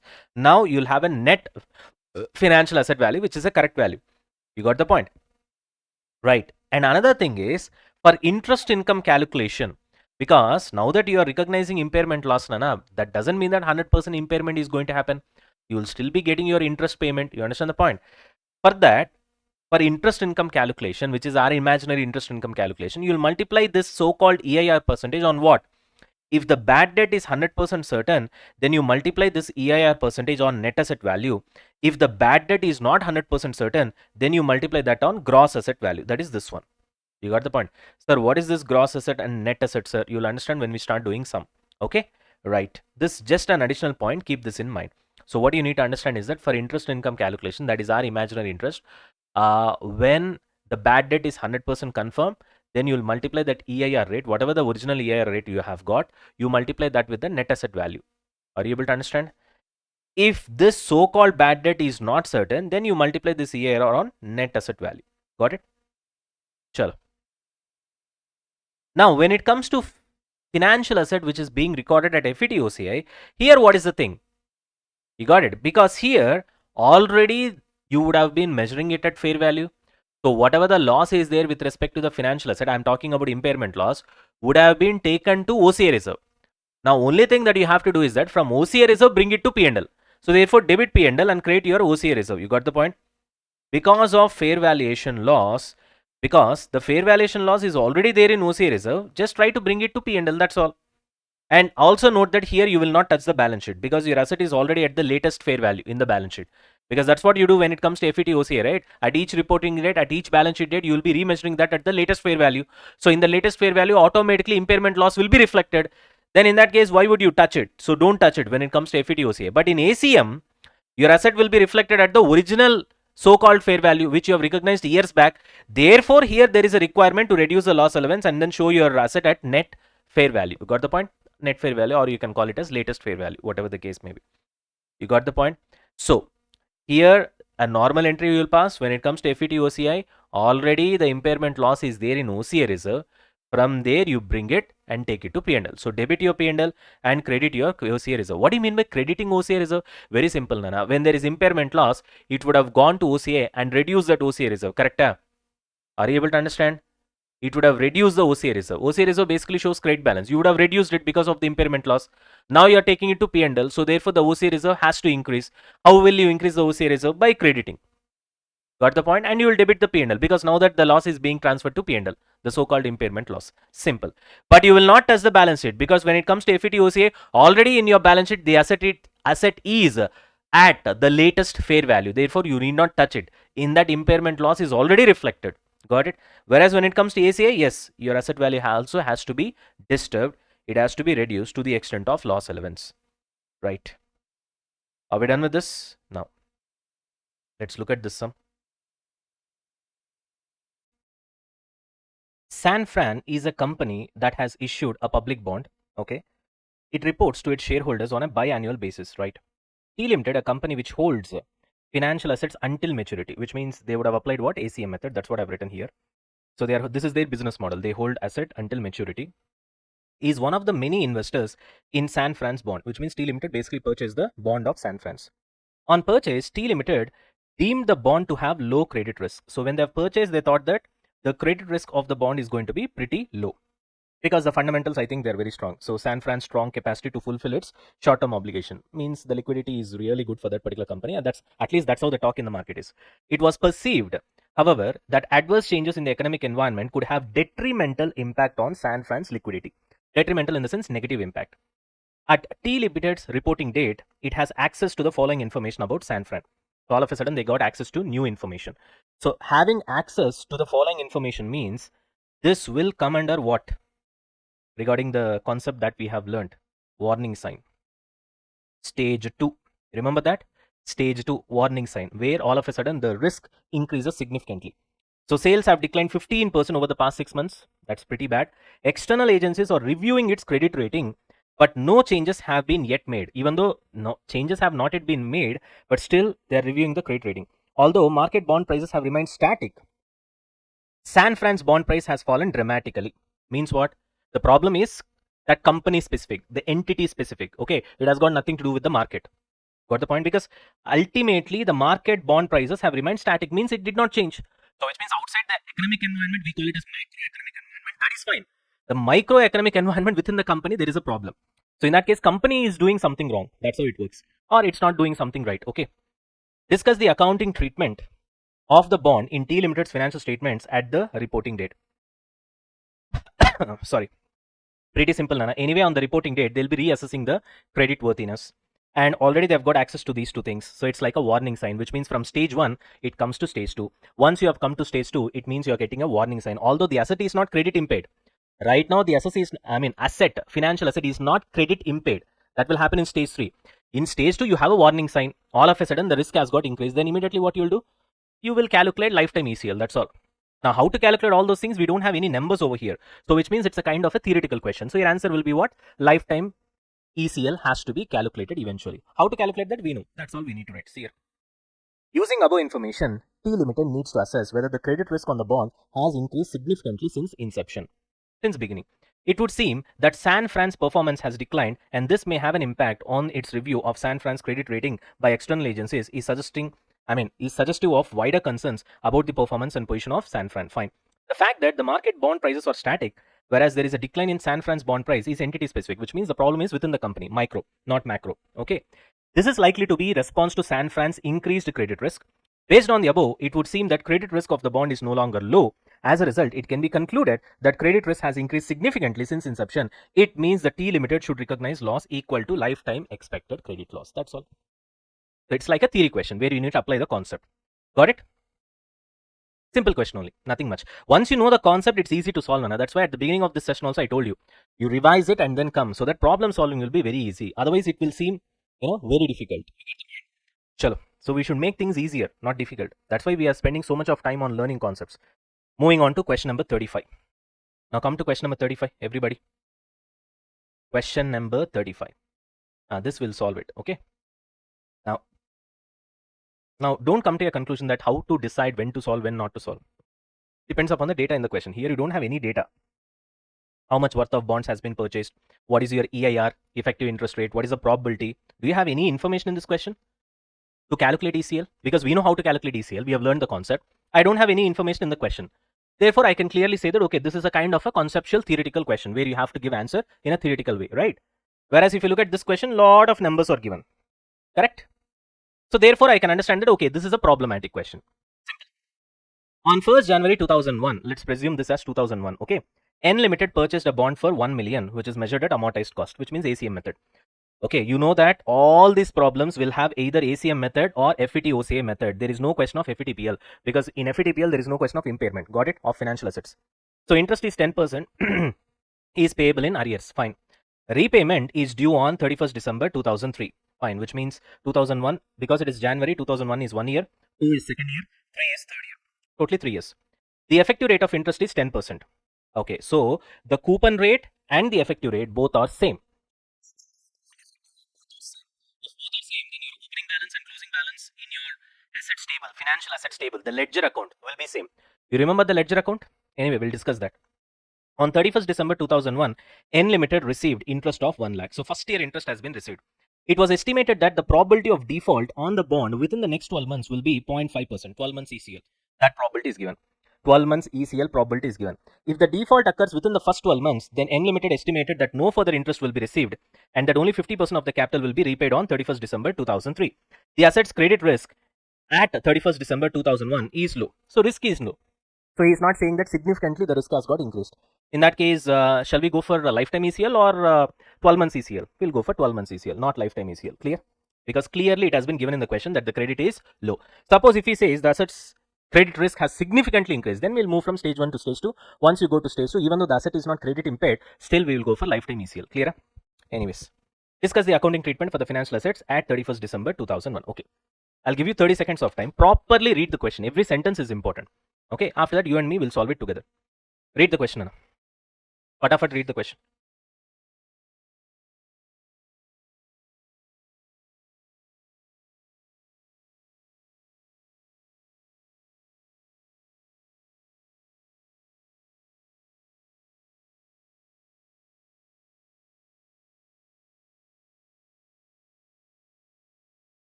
Done with your reading, Anna? Chalo, let's start solving. This is question number 35. Okay. Fatafat will do. Will not be taking much of your time. Okay. Question number 35. You guys are ready? All right. Now, first of all, let's try to understand what is happening in this particular question. Okay, that would be easy for us to understand. So ultimately, it's all about 3 years, right? That bond. We have year 0, first year, second year, and then last year. Okay. First year, already you have received 1 lakh, isn't it? This much of money you have received. Second year, you are expecting that in case something wrong happens, hereafter you will not receive any interest. And even when it comes to principal also, you'll be receiving 50%. That's what has been given in the question. So which means, logically speaking, another 1 lakh you have to receive at the end of second year, which you won't be receiving it. Okay. Another 1 lakh also interest you have to receive at the end of third year, which you won't be receiving it. And also in addition to that, you should be receiving 10 lakhs principal repayment at the end of third year, which instead of 10 lakhs, you'll be getting only how much, Nana? 5 lakhs. because 50% of it. This is what your expectation right now. If something goes wrong in the first year itself, first year ending, this is what your expectation is, correct? Now, tell me one thing. In the balance sheet of your company, okay, as on first year ending, what is the balance sheet rate? Balance sheet date 31st December 20x1. This is the first year ending, right? So just for understanding, I'm just preparing it in a T shape. Okay, you will be having your financial asset, which is investment in bond. And which method are you following? You are following ACM method. So when you are following ACM method, the initial recognition will be there. Na? That is the value at which it will be shown in the balance sheet. So what is the initial recognition value? Obviously, it's gonna be 10 lakhs. That's what it is given in the question, right? Okay. Now try to recollect the concept which I've taught you. Okay. You remember financial asset ledger, investment in bonds account. If you open up this account, what we used to do? This is financial asset for you. So financial asset means asset will show debit balance. So first what you have to do once you purchase the asset, what will be your entry? Investment in bonds account debit to bank. Okay, whatever the amount that you pay. So to bank, you'll be having your asset value over here. In this case, it is 10 lakhs. Then what you will do, you will increase the asset value, okay, to the extent of effective interest rate. This effective interest rate will be multiplied with this particular value. Mostly this will be fair value, correct? Fair value means your actual coupon rate and your effective interest rate. If it is different, then you'll be discounting your future contractual cash flows that you receive from this particular financial asset. That is nothing but future interest that you're going to receive, future principal repayment that you're going to receive. You're going to discount it at effective interest rate, and then you find out the fair value, correct? After finding out the fair value, what you will do with that effective interest rate, you multiply that with the fair value and you increase the asset value, recognizing interest income, correct? Then simultaneously what you will do, you will get the real cash flow, contractual cash flows you'll be getting. To the extent of contractual cash flows that you actually receive, that is the interest payment that you receive, sometimes interest plus principal repayment also you will receive. Clear? To that extent, you will be reducing the asset value. Why? Because asset basically represents what? Future economic benefits. Here you're recognizing that in future I'm going to get interest. To that extent, you'll increase the asset value. But here you're realizing the benefit because you're receiving the contractual cash flows. Once you realize the benefit, the future economic benefits from that particular asset will be reduced. So therefore, to that extent, asset value has to be reduced. This is a logical understanding. Okay. In other words, we are doing unwinding of discount. After that, what will happen? You will be getting your closing balance over here. Correct? Right? Usually, what will happen? When compared to this so-called effective interest rate through which you will be recognizing your interest income, your contractual cash flows will be less. So to that extent, when compared to the opening balance fair value, your closing balance will increase slightly. Next year also same will happen. Next year also same will happen. Next year also same will happen. Ultimately, during the last year, how much redemption we are going to get, that is principal repayment, it will match and things will be done. That's what we have done so far. So many sums we have done. However, in this problem, this so-called EIR calculation, whatever the effective interest rate that you're using, and the contractual cash flows where you'll be getting the coupon rate. Contractual cash flows means you'll be receiving the coupon rate. Effective interest rate means our imaginary interest rate. Correct? Both of these are same na, in this question. When these two are equal, then your opening balance is equal to closing balance, isn't it? If these two are equal, your effective interest rate percentage and the coupon rate, if these two are equal, then obviously your opening balance should be equals to what, Nana? Closing balance. If these two are different, then only changes will happen. If these two are same, what is basically happening? If you're debiting, you're actually adding to the asset. If you're creating, you're reducing from the asset. When both the percentages are exactly same, you're debiting X, you're creating X. In that case, XX will get set off and ultimately your opening balance will be equals to the closing balance. This is the first important thing you need to understand, which means hereafter in any problem hereafter, if your effective interest rate is equal to the coupon rate, in that case, the opening and closing balance will match. Hereafter, all the other sums I'll not be explaining like this. Immediately, it should click for you. Okay, EIR and the coupon rate are same, which means opening and closing balance will be same. Then it's a matter. Clear? Okay. Sir, why is that you have taken so much time to discuss this? You will understand. Just wait. Okay. Did you understand the concept first of all? First, understand the concept. Then, how are we going to use it? That's a different perspective altogether. Clear? Right. Moving on. Now we need to calculate ECL, expected credit loss, or you can also call it as loss allowance. How much loss allowance are we going to calculate? 12 months or lifetime? 12 months loss allowance we're going to calculate. Clear? Now try to recollect the steps. To calculate this, what we need to do first? First, we need to find out how much cash flows we are not expecting to receive. Which means how much cash flows we are expecting to lose. Correct? Then you need to multiply that with the discount rate at original EIR. Then you'll bring it to the present value. So you'll have present value of loss. Once you get present value of loss, that has to be multiplied with probability, because there is no certainty that this will happen 100%, right? There is a probability of that happening. So you multiply with that probability. When you multiply with that probability, you have to decide whether you will multiply with 12 months probability or 12 months ECL probability or lifetime ECL probability. In this question, anyway, 12 months ECL probability is only given. So we'll be multiplying with 12 month ECL probability, we'll be getting the loss allowance. Once you get the loss allowance, what you'll do, because this is an ACM method, what will be your entry? P&L account debit to loss allowance. Correct? Because this is ACM method, we know the entry. And after that, what you will do, to that extent of loss allowance, you'll be reducing it from the asset value, financial asset value, that is investment in bonds in the balance sheet. And you'll be presenting it at a net value. That's all. Your total treatment is done.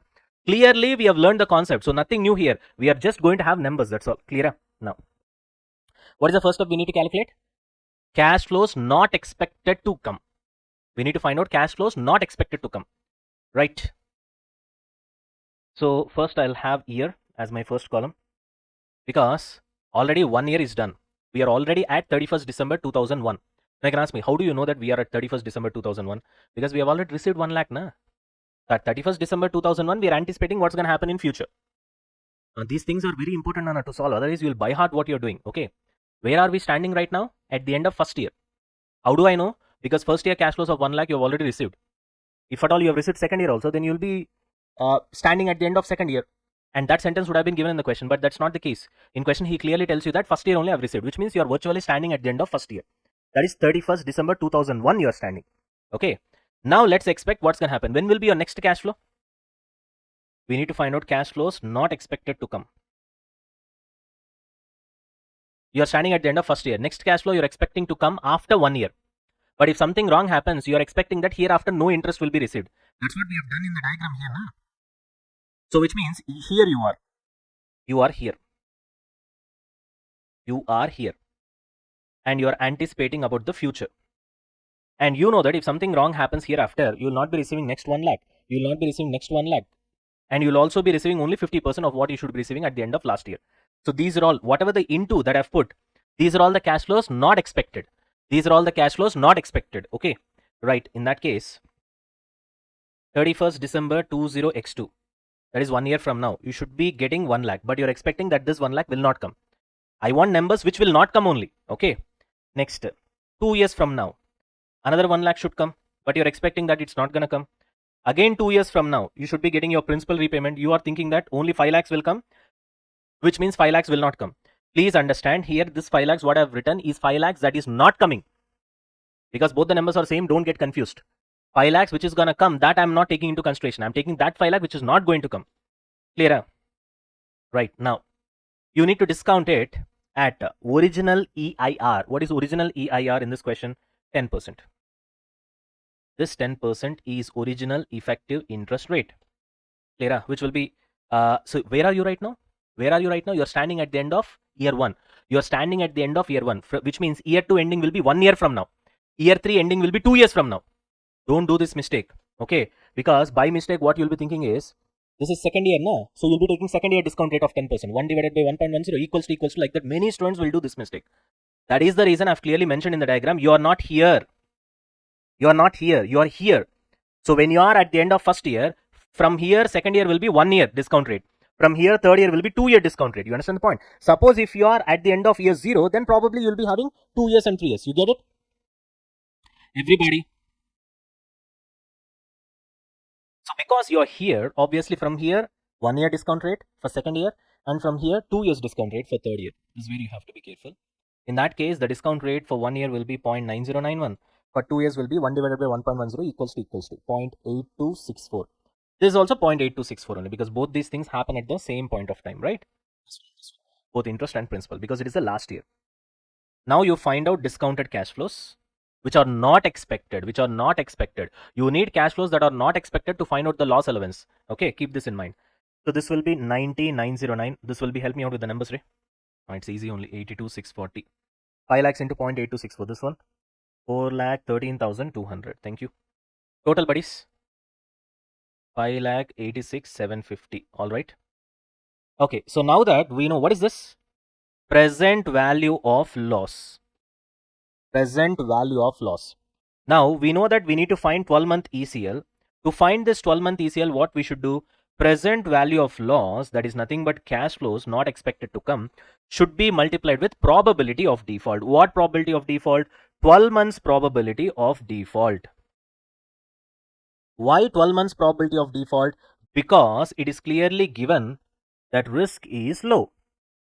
Suppose if in a question, sometimes what he will do, he'll give you both the probabilities, 12 months probability and lifetime ECL probability as well. And then somewhere in the question, he'll tell you risk has got significantly increased. In that case, you have to ignore the 12-month ECL probability and take the lifetime ECL probability and then eventually multiply, you'll get your answer. You got the point?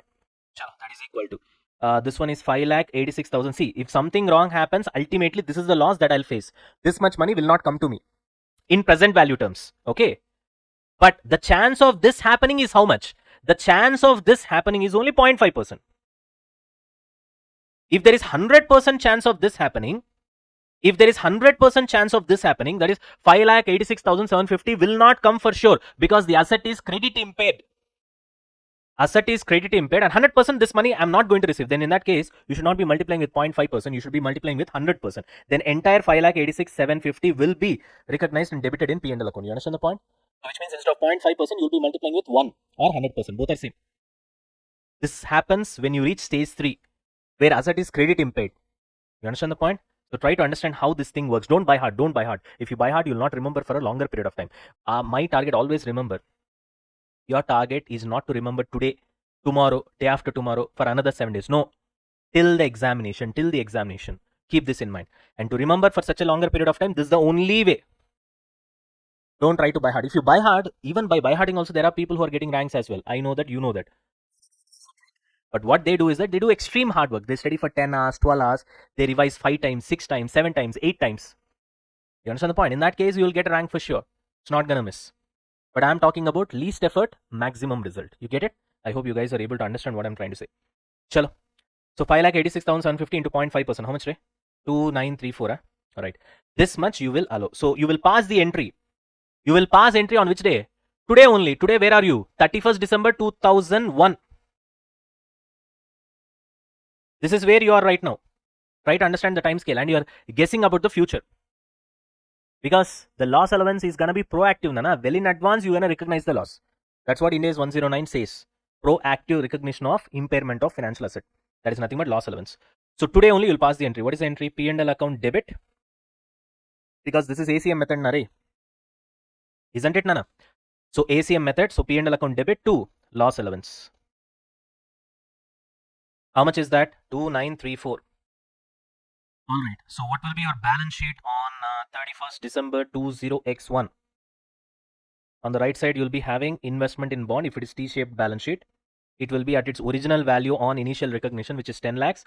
From that, you reduce loss allowance. You'll be doing this only if you are following ACM method. In FVTOCI, you will not touch the asset value. Keep that in mind. 2,934, you reduce it. Your asset will be showing at 9,97,066. Clear? And so this is your loss allowance. Besides this, you also need to recognize income, na? On the same date, 31st March 20x1, that is after 1 year, where you are standing right now, you need to recognize interest income. Interest income recognition. How will you recognize your interest income? Simple, routine stuff only. How much is the total value of the asset? 10 lakhs into 10% only, na? Coupon rate. You will be receiving 1 lakh. To the extent of 1 lakh, you will recognize the interest income, which means it will be created. Obviously. Got it? Suppose if the default has happened and your asset is credit impaired, then we will not be multiplying the interest income on the gross value of the asset. Instead, we'll be multiplying this interest income on net asset value. Net asset value means after reducing all the loss allowance stuff. Okay, this also I've taught you. I don't know whether you remember that or not. Let me show. Here. For interest income calculation, if the bad debt default is certain, 100%. In our case, it is only 0.5%. If it is 100, certain means 100%. Let me write that also. Otherwise, you'll get doubt. If the bad debt default is 100%, where asset is credit impaired, stage 3. In that case, apply EIR on net asset value, not the gross value. Right now, 10 lakhs, what we have put is gross value. You need to apply this 10% on net asset value. But otherwise, apply EIR on gross value of the asset. Here, in our case, EIR is 10% only.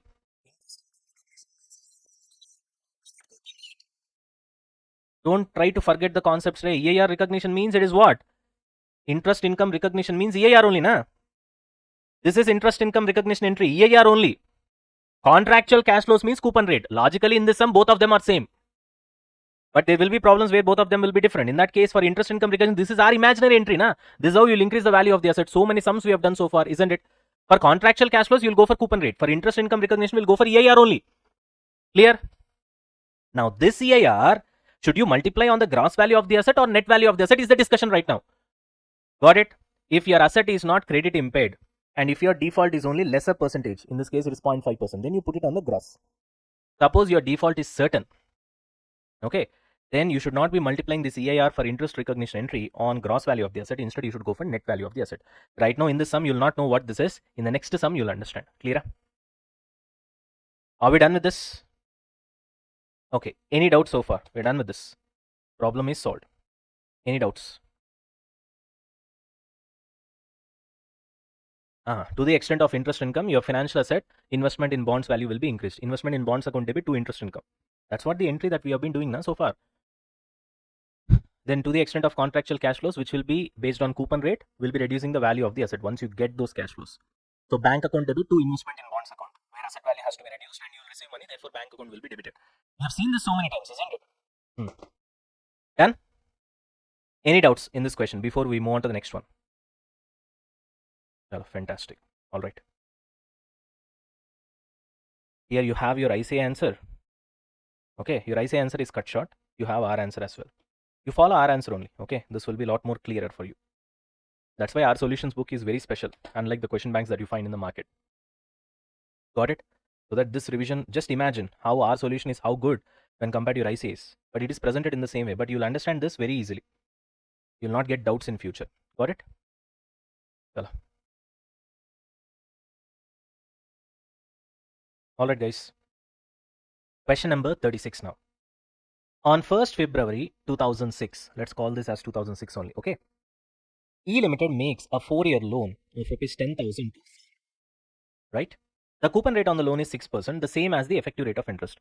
So we know that when coupon rate, which reflects the contractual cash flows, and the effective interest rate, which we actually use it for calculating the interest income, when both of them are same, then the opening and closing balance of financial asset will be same. Let me write that over here. Opening and closing balance of financial asset will be same. How? Should I explain this? Already we have seen this in the earlier sum, isn't it? So now that you guys should know about this. Okay, don't ask me again. Chalo, next. On 1st February 2009. So 2006, 7, 1 year, 8, second year, 9, third year. Totally it is 4 years, but third year, what's happening?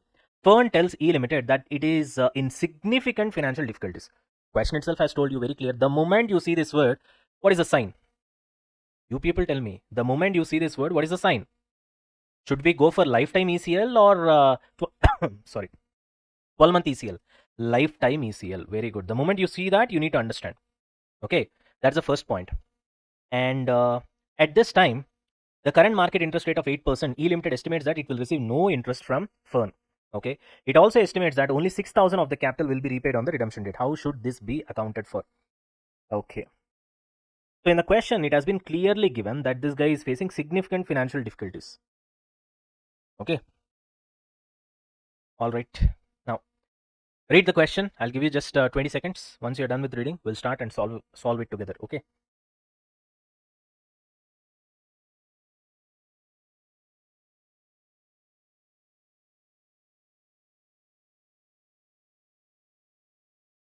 Ready?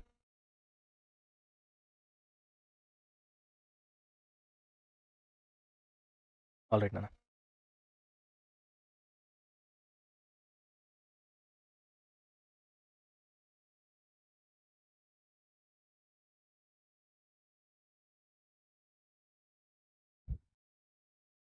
Okay, I'll wait for a few more seconds, then we'll start.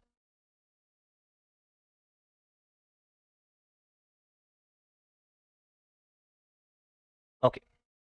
Now, the first and foremost important point, what you guys need to understand is that there is a difference between significant risk getting increased. Earlier, there was low risk, and then now the risk is getting increased significantly versus significant financial difficulties, which has already been established. Okay, you guys need to understand the difference basically. Okay, the basic difference is that normally you'll be in stage 1 where you'll be having low risk, and after that the risk significantly increases. That's where you come to stage 2, the other group of your financial assets. From there, once the asset is credit impaired, which means a default is going to happen or something like that, then you go to stage 3, right? What your ICA has done is that they have taken an interpretation that having a sentence in the question which says significant financial difficulties itself is a proof that asset is credit impaired. Although, honestly, I should say that I'm not 100% convinced with this conclusion that your ICA has arrived at. But then, as you know, in certain cases, we just need to follow what ICA says. So this is a JICA moment scenario. Okay. So hereafter, whenever in a question you see something called significant financial difficulties, now that is an evidence for you where you need to understand that the asset has been impaired, credit impaired. So when I say asset is credit impaired, it goes to stage 3. Once it comes to stage 3, there is no doubt that you have to apply lifetime ECL. And not only that, when we are talking about asset being credit impaired as a conclusion, then the probability of the default is 100%. It is certain. When the probability of default is certain, when you are calculating interest income by using effective interest rate, you should be calculating that on the net asset value, not on the gross asset value, which we have seen in the earlier sum. We have discussed this particular point. And even in conceptual material also, I gave you this one. Okay, so whatever that is relevant for this particular question, I already gave you an idea. Now let's start solving. Okay, hello, question number 36.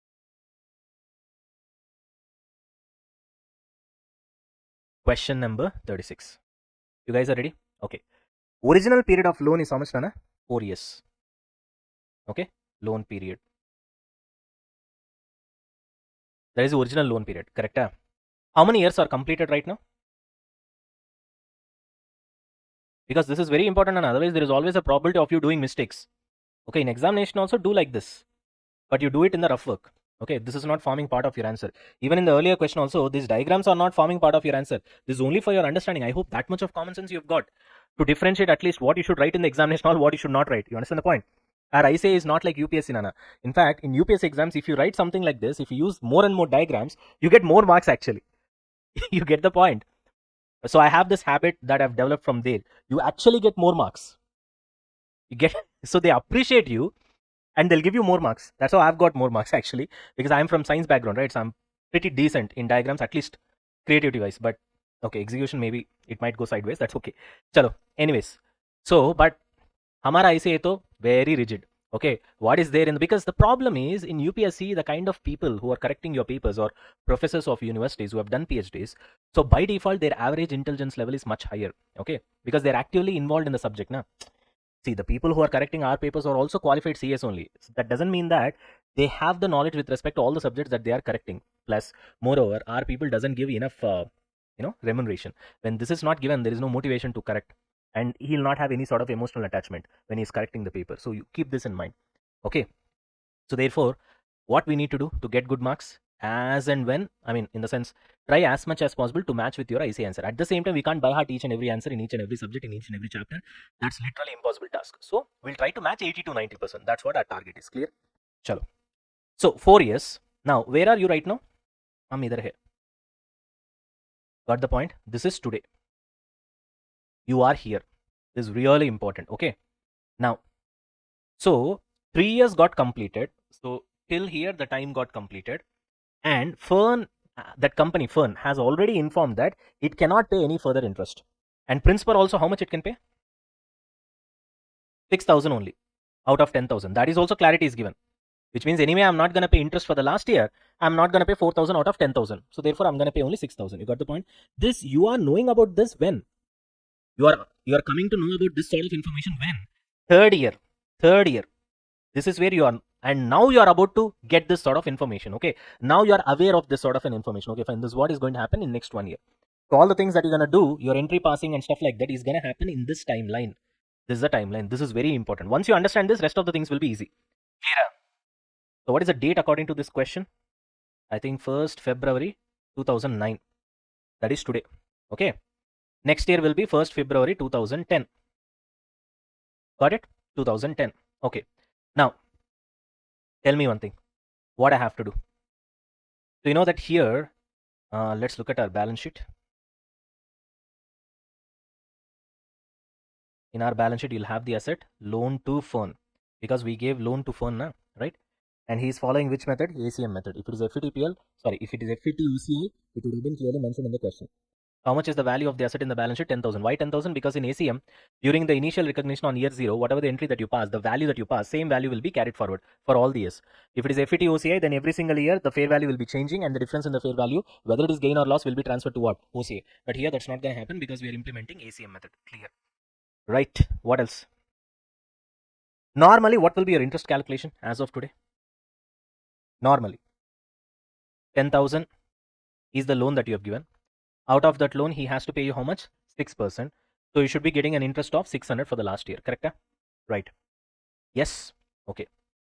Principal, that is the financial asset loan amount, is how much? 10,000. And you also need to understand that in this question, effective interest rate is equal to coupon rate, correct? So when effective interest rate is equal to coupon rate, basically what happens, this is your asset, okay, loan to fund account. This is your asset, loan to fund account. And here initially you'll be having two bank because you would have paid money, right? You gave loan. So this is at fair value. Anyway, the fair value will be 10,000 only. Why? Because both the percentages are same, na? EIR. See, how will you find fair value? You will discount at the market interest rate or EIR. Your coupon rate and market interest rate are same. So nothing is going to happen. Clear? Next, two interest income over here. This will be based on EIR, which will increase the value of your asset. By contractual cash flows. Usually this will be by bank. Contractual cash flows, correct? And this will be based on coupon rate. Now we know that in this question, this is 6%, this is also 6%. So eventually they'll cancel out, and ultimately you'll be having by closing balance over here, and both the opening balance and closing balance will be same. Keep that in mind. Because we need closing balance at the end of year 3, na? So what we are trying to say is that anyway that balance is 10,000 only. It's not going to change. That's what we are trying to say. Clear? Because first year also this is what will happen. 10,000. This will cancel out. First year ending, the closing balance of the asset account will be 10,000. Again, second year opening 10,000, 6% gets cancelled out. Again, closing balance is 10,000. Again 10,000, 6% cancelled out. Again 10,000. Right now we are standing here, third year ending. This is first year, second year, third year. So what's the value? 10,000. Clear? Okay, now, so we need to find basically ECL. Calculation of what ECL? Lifetime ECL. What are the steps? The first step is to calculate the cash flows not expected.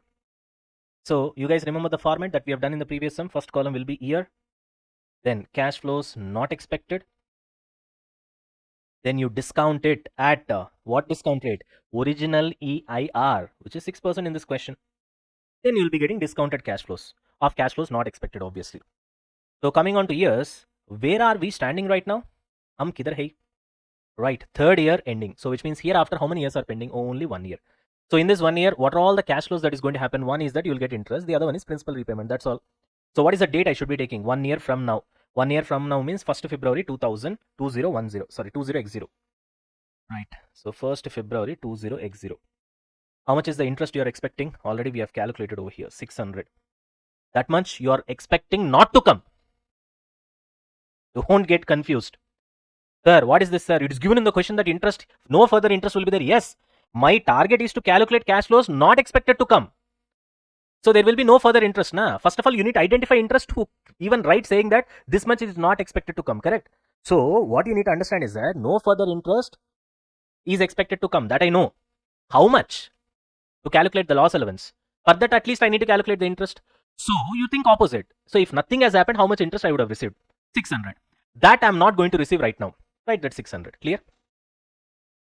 Obviously 6% means 1 divided by 1.06 only for 1 year. Don't put the present value factor for 4th year, even though it is 4th year ending right now.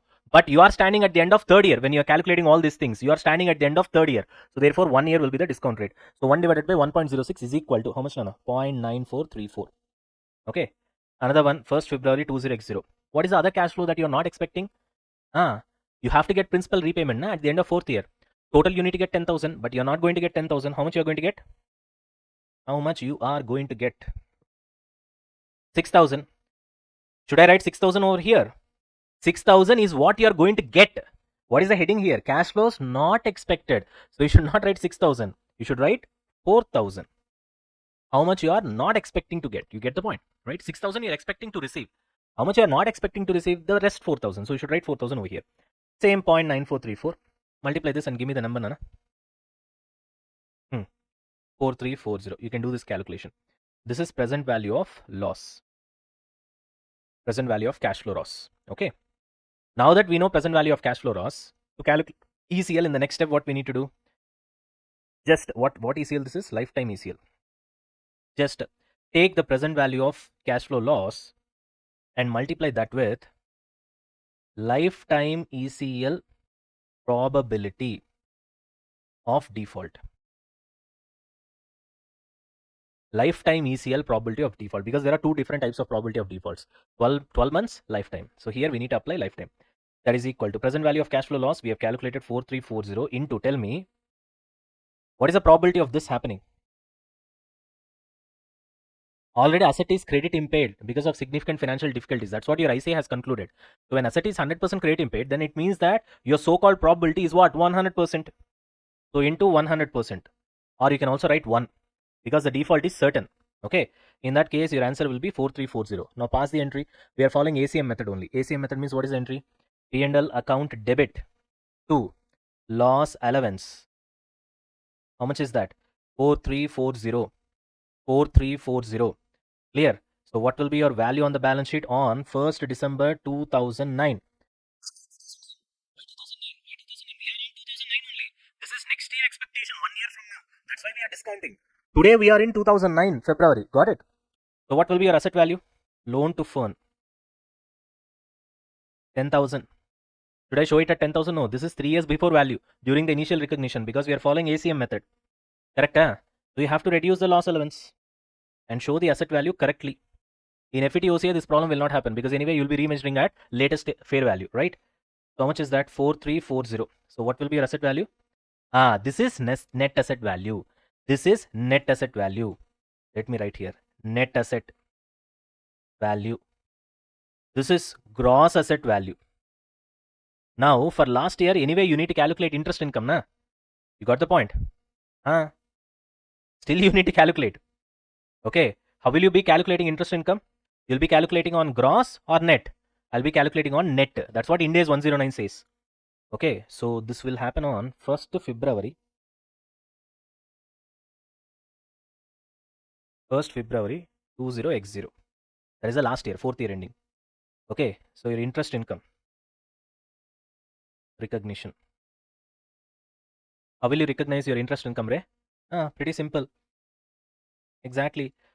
This is our imaginary interest income, no? Obviously not the contractual cash flow. To that extent, your financial asset loan value has to be increased. So asset needs to be debited. So loan to earn account. This is financial asset account. Asset value has to be increased to interest income. Interest income will be calculated on what basis? On the net asset value. What is your net asset value?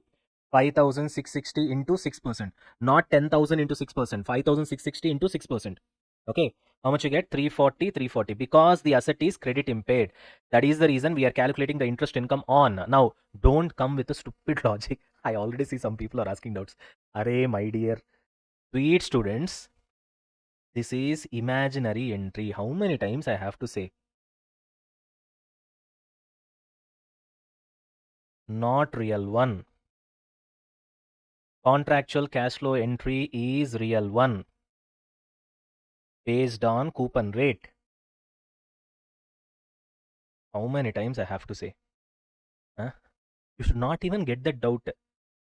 Sir, it is clearly given in the question that you are not expecting interest income.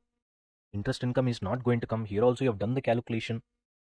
That interest income, the company is not expecting to get it from Fern. I also know that.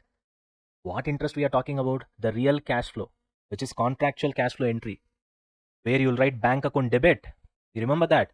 Once you receive the actual contractual cash flow money, interest, coupon rate, you'll receive money. So bank account debit to loan to Fern Limited, where financial asset value will be reduced because you have realized money. That will not come. Did I pass that entry? That will not come. This entry you need to pass. This is income recognition entry. Our imaginary entry na. We are doing unwinding of discount na. This is unwinding of discount entry. So why you guys are getting these kind of doubts? This is where you should have conceptual clarity. Okay. Chalo. Next. Next, bank account debit. Why are you debiting bank account? 10,000 will not come principal redemption. 6,000 will come na. For that you have to recognize bank account debit to loan to Fern. How much? 6,000. Got it? Okay. Now, asset balance will be how much? Loan to firm, that is financial asset balance, is equal to. Now, you people tell me, how much will be the balance? 10,000 was the initial balance, correct? Plus 340 you have added. Here you have increased the asset value, na, 340. And you have reduced 6,000. Correct? Therefore, how much will be your asset balance? 10,000 plus 340 minus 6,000. You people tell me. 4,340. Debit balance, obviously. Now what you'll do, you have to close this asset account because this asset no more exists. Whatever you need to receive, you have already received. Correct?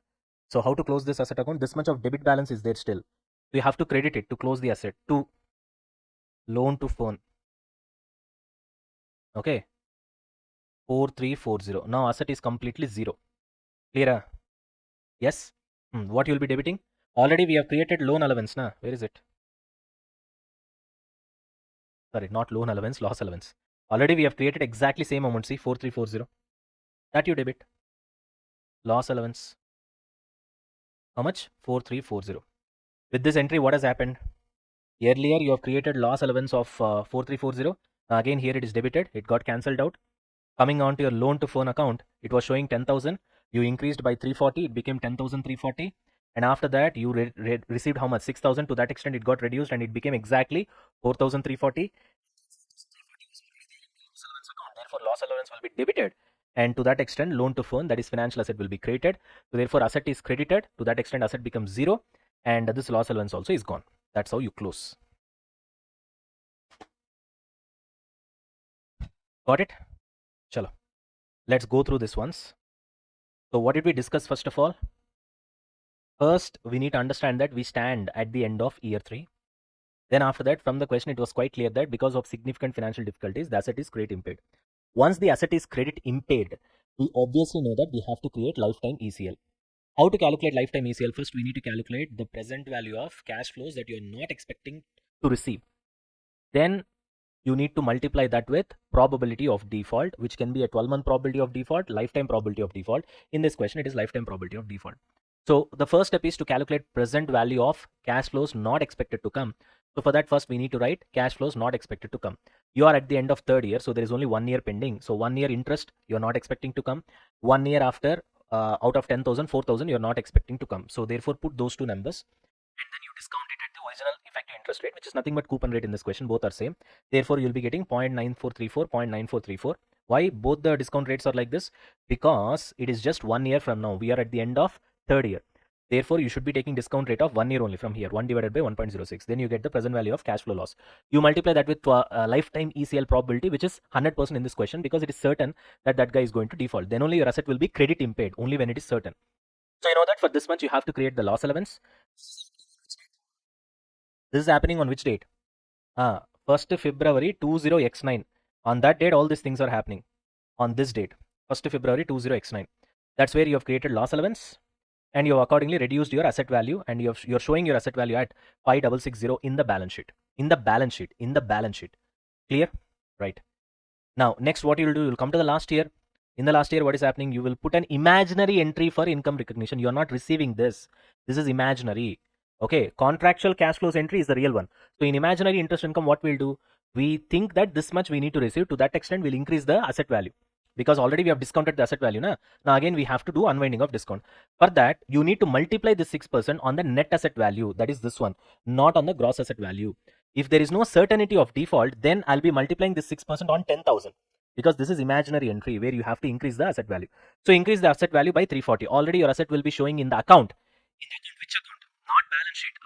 Account. Ledger account is there. Na? In that ledger account, your asset will be showing at 10,000. Because I'll tell you in ledger account what will be happening. First year, 10,000. Then effective interest rate, that is interest income. And contractual cash flows, that is coupon rate. Both will cancel out. Closing balance of first year, 10,000. Again, next year opening balance, 10,000. This both EIR and contractual cash flows get cancelled out. Closing balance of second year, 10,000. Again, opening balance of third year, 10,000. This and this will cancel out. Closing balance of third year is also 10,000. Got the point? And then opening balance of fourth year, 10,000. EIR and contractual cash flows gets evened out. Here also you'll be having closing balance of 10,000. But here there is some trick that is happening where you will be adding 340 over here, and contractual cash flows entry you will not be passing only in the last year. Till third year it is like this, where it is getting cancelled out and your opening and closing are same. But once you have come to end of the third year, all of a sudden what is happening at the end of third year? You are recognizing that, okay fine, this guy is not going to pay me interest, and therefore contractual cash flow entry will not happen. And at the same time here you cannot pass 6% entry on the entire 10,000, because you know that your asset is impaired right now. So you have to multiply that on net assets value, because your asset is credit impaired and the default is certain. Therefore here you'll be getting 340 instead of 600. That is not 6% into 10,000, rather 5,660 into 6%. And here on this side nothing will happen, because you are not receiving any real interest. You understand the point? Now you are able to understand. Therefore now the closing balance will not match. Now the closing balance will become 10,340. That is where we have started. 10,340 was the closing balance. From there you have to reduce this 6,000 by bank. In that only by bank 6,000. 6,000 is not interest, principal repayment. So by bank 6,000. So now your asset value will show at 4,340 in the ledger. And then now you close it off by setting it off with loss allowance, which we have already created previous year, which is 4,340. Now your asset becomes 0. How do you set it off? You credit the asset, it becomes 0. Debit, what you should do? Did you receive anything? No. Usually when you will credit the asset, when you receive money, here you did not receive money because you are not going to receive money. Why you are not going to receive money? Because it's a loss. Therefore loss you debit and you credit the asset, thereby asset becomes 0. I hope this is clear. Now you should have complete clarity of what has happened, the entire story of what has happened. Clear? Right. I hope you guys have enjoyed the session. Chalo, right, Nana? Okay. Still, there are a few questions when it comes to impairment of financial assets. I think we are done with 36. 37 we have. But then immediately next question we have derecognition as well. Still, we haven't covered all those concepts. So next class, what we'll do is that we will stop the sums here. Next class, we'll finish off all the remaining concepts of financial assets, and then we'll come back, we'll start solving sums, because modification of the asset, derecognition of the asset, all those things are there. Okay. So we need to finish off all those things. See, derecognition is also happening. Factoring also has come into picture. Factoring is part of derecognition of asset. That's also another good concept. Okay. So therefore, till 36 we have done. 37 onwards, we'll do it after finishing off all the other concepts of financial assets. Okay. Chalo. That's all for this particular session. Let's wind up. In the next session, we'll again start with concepts. So what concepts will be starting with? Reclassification of financial asset. Then we'll go for derecognition of financial asset. We'll finish it off. And then we'll come back and we'll start doing sums. Okay. Chalo. Alright guys, let's get back to the session. Okay. Confirm me everything. Audio is clear. Is there any lag? Great. Okay, awesome. Okay.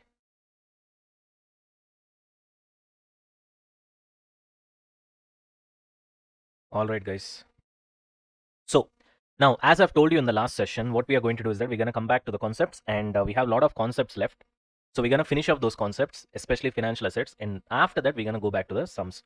Why? Because there are so many problems where there is a mix of things. For example, right now we are done with impairment, right? But then there are sums which includes both impairment concept application as well as derecognition of financial asset. Now, to go for derecognition, first we need to finish off reclassification of financial asset. After that, we will go for derecognition. So we have a lot of stuff to cover. So what we'll do is that let's finish off the concepts, not all the concepts, but financial assets first, and then we can go for sums, and then again we'll come back, we'll go with the remaining stuff, financial liabilities, and then compound financial instrument, and then so on. Okay. Now, let's start guys. Reclassification of financial asset. So the first thing what you guys need to understand is that what do you mean by reclassification? Okay. Well, the answer is pretty simple. Initially, whenever you have a financial asset, you will decide a particular model, right? First, you will see what is your business model, whether you have hold till maturity or you have hold till maturity, but you may sell, or you have speculative intent or trading intent. So this is 3 types of business model. We'll see that. Depending upon that, we will choose either ACM method for recognition of financial asset, or we'll go for what? FVTOCI, or we'll go for FVTPL, correct? Now, when I say reclassification, we are talking about an asset, a financial asset, which is already following a particular methodology. For example, it can be ACM or FVTOCI or FVTPL, and you want to move from one to other. Why you would like to move from one method to other method? Because your business model purpose has got changed.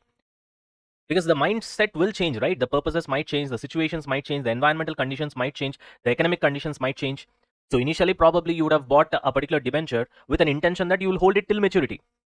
But then all of a sudden there was a financial crisis for you, or you see a good opportunity, you want to sell it, something like that. But you have been implementing ACM method. But when you have a business model where you have an intention to sell, you can't go with, or you can't continue with ACM method, right? So you have to change from ACM to FVTOCI, right? Or say, for example, you might have, purchased debentures with an intention that you will sell. But then after that, you have taken a decision that, okay, no, let me keep it with me till maturity. I would like to get the interest and the redemption at premium, say, for example, at the end of the life of that particular debenture. So what I'm trying to say is that nothing is consistent when it comes to business. Situations change because future is always uncertain, right? So when you purchase that particular financial asset at that particular point of time, probably your thought process would have been different, the challenges would have been different, the situations and circumstances would have been different, and now things will change after 1 year or 2 year or 3 years. That's where requirement of reclassification comes into picture. I hope this is clear first. Okay. So first we need to understand why do we need to reclassify a financial asset. For that only I gave you this much of explanation so far. Okay. Things changes, situation changes, environmental changes. You got the point? Economic condition of a company changes. Your company might change, and the company who has given you debentures, that company's economic position might change, or the business that you are in, that entire sector might change. It might get better or it might get worse also. You know, or your country might have gone into recession, or your particular state would have gone into recession, or there is a particular state where the boom has happened, so you want to sell it and you want to buy debentures from that particular company. So we can't say infinite number of possibilities are there. Got it? Right. Okay. So financial asset, basically we will decide the method based on two tests. One is business model test and the other one is SPPI test, solely payments of principal and interest, which is nothing but contractual cash flow test, CCFT. Both are nothing but same. Contractual cash flow test is nothing but SPPI test. Okay. One point that you guys need to understand here is the business model test is in control of the company, correct? See whether I want to hold this particular financial asset till maturity, or I would like to hold it and sell it whenever I want if I get a good opportunity, or if I have a liquidity crisis, or I'm going to do it for speculative purpose or trading purpose. It purely depends upon me, and that is innate intent. Correct? It's like my free will, a free will of the company, right? So therefore, business model test is within the control of the company. However, SPPA test is not within the control of the company. Why? Because the other guy has to pay you interest now. If his financial position goes down, you might not get interest. You understand the point? If he goes for bankruptcy, you might not get interest. See? So this one part based on which actually you decide which method to apply, whether it is ACM or FVTOCI or FVTPL, based on both these tests. Unfortunately, one of it or half of the test is within your control and the other half is outside your control. Got it? So based on these two tests, we decide whether we need to apply ACM method for recognition of a particular financial asset or FVTPL or FVTOCI. Let's try to recollect. You guys know that if it is hold to collect or hold till maturity plus SPPA test is passed, we'll go with ACM, right? If it is hold to collect or hold till maturity and you might sell plus SPPA test is passed, we go for FVTOCI, right? First of all, SPPA test is failed and you have a speculative intent or any other purpose, you go for FVTPL. This is what we know, correct? Right. Okay. How many possibilities for reclassification are there? Very easy, 6. Because there are 3 methods, right? So if you talk about ACM, you can shift from ACM to what? FVTPL or ACM to FVTOCI. So for each method, you have 2 more alternatives. So 3 methods, 2 alternatives. Totally how many alternatives? 6 alternatives. Pretty simple maths, right? So totally how many possibilities are there for reclassification? 6 possibilities. ACM, from that you can move to FVTPL or FVTOCI. FVTPL, obviously what is left over? ACM, FVTOCI. FVTOCI, ACM and FVTPL. Pretty easy to remember, okay? So totally how many possibilities are there for us for reclassification of financial asset? 6 possibilities. Fantastic. Right. One point that you need to apply here is that your so-called new method, suppose you're shifting from, say for example, ACM to FVTPL. Just like that, you can't shift this year itself. This year you're implementing ACM, you wanted to shift to what? FVTPL. For that, you are saying that, okay, my business model has got changed. Just like that, you can't shift. Obviously, it should be backed by evidence. What is that evidence? Your business model must have changed. Even in that case, you can't shift in the current year. It can be applied from next year, and also accounting will be prospective. Very, very, very, very important. Accounting will not be retrospective. Accounting will be what? Prospective. For example, you have bought debentures.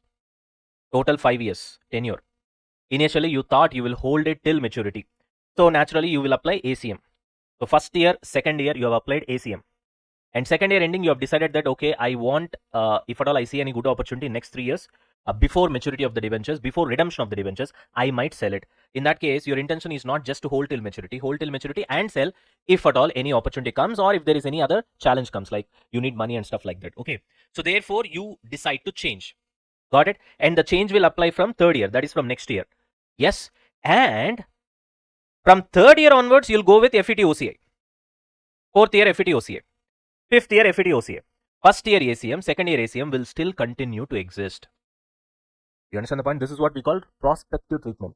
We are not thinking about retrospective treatment over here, which means, no, in third year, you are planning to go for FVTOCI, which means you go back and then correct your second year also from ACM to FVTOCI, first year also ACM to FVTOCI. No. Okay, just prospective, which means from that moment, there onwards, what we're going to do in future. That's all. We will not be disturbing the past. Past will remain untouched. Clear? This is what we call prospective accounting whenever there is a change in method of recognition of financial asset, which we call it as a reclassification. Okay, now the most important basic rule is you can reclassify a financial asset only if your business model changes.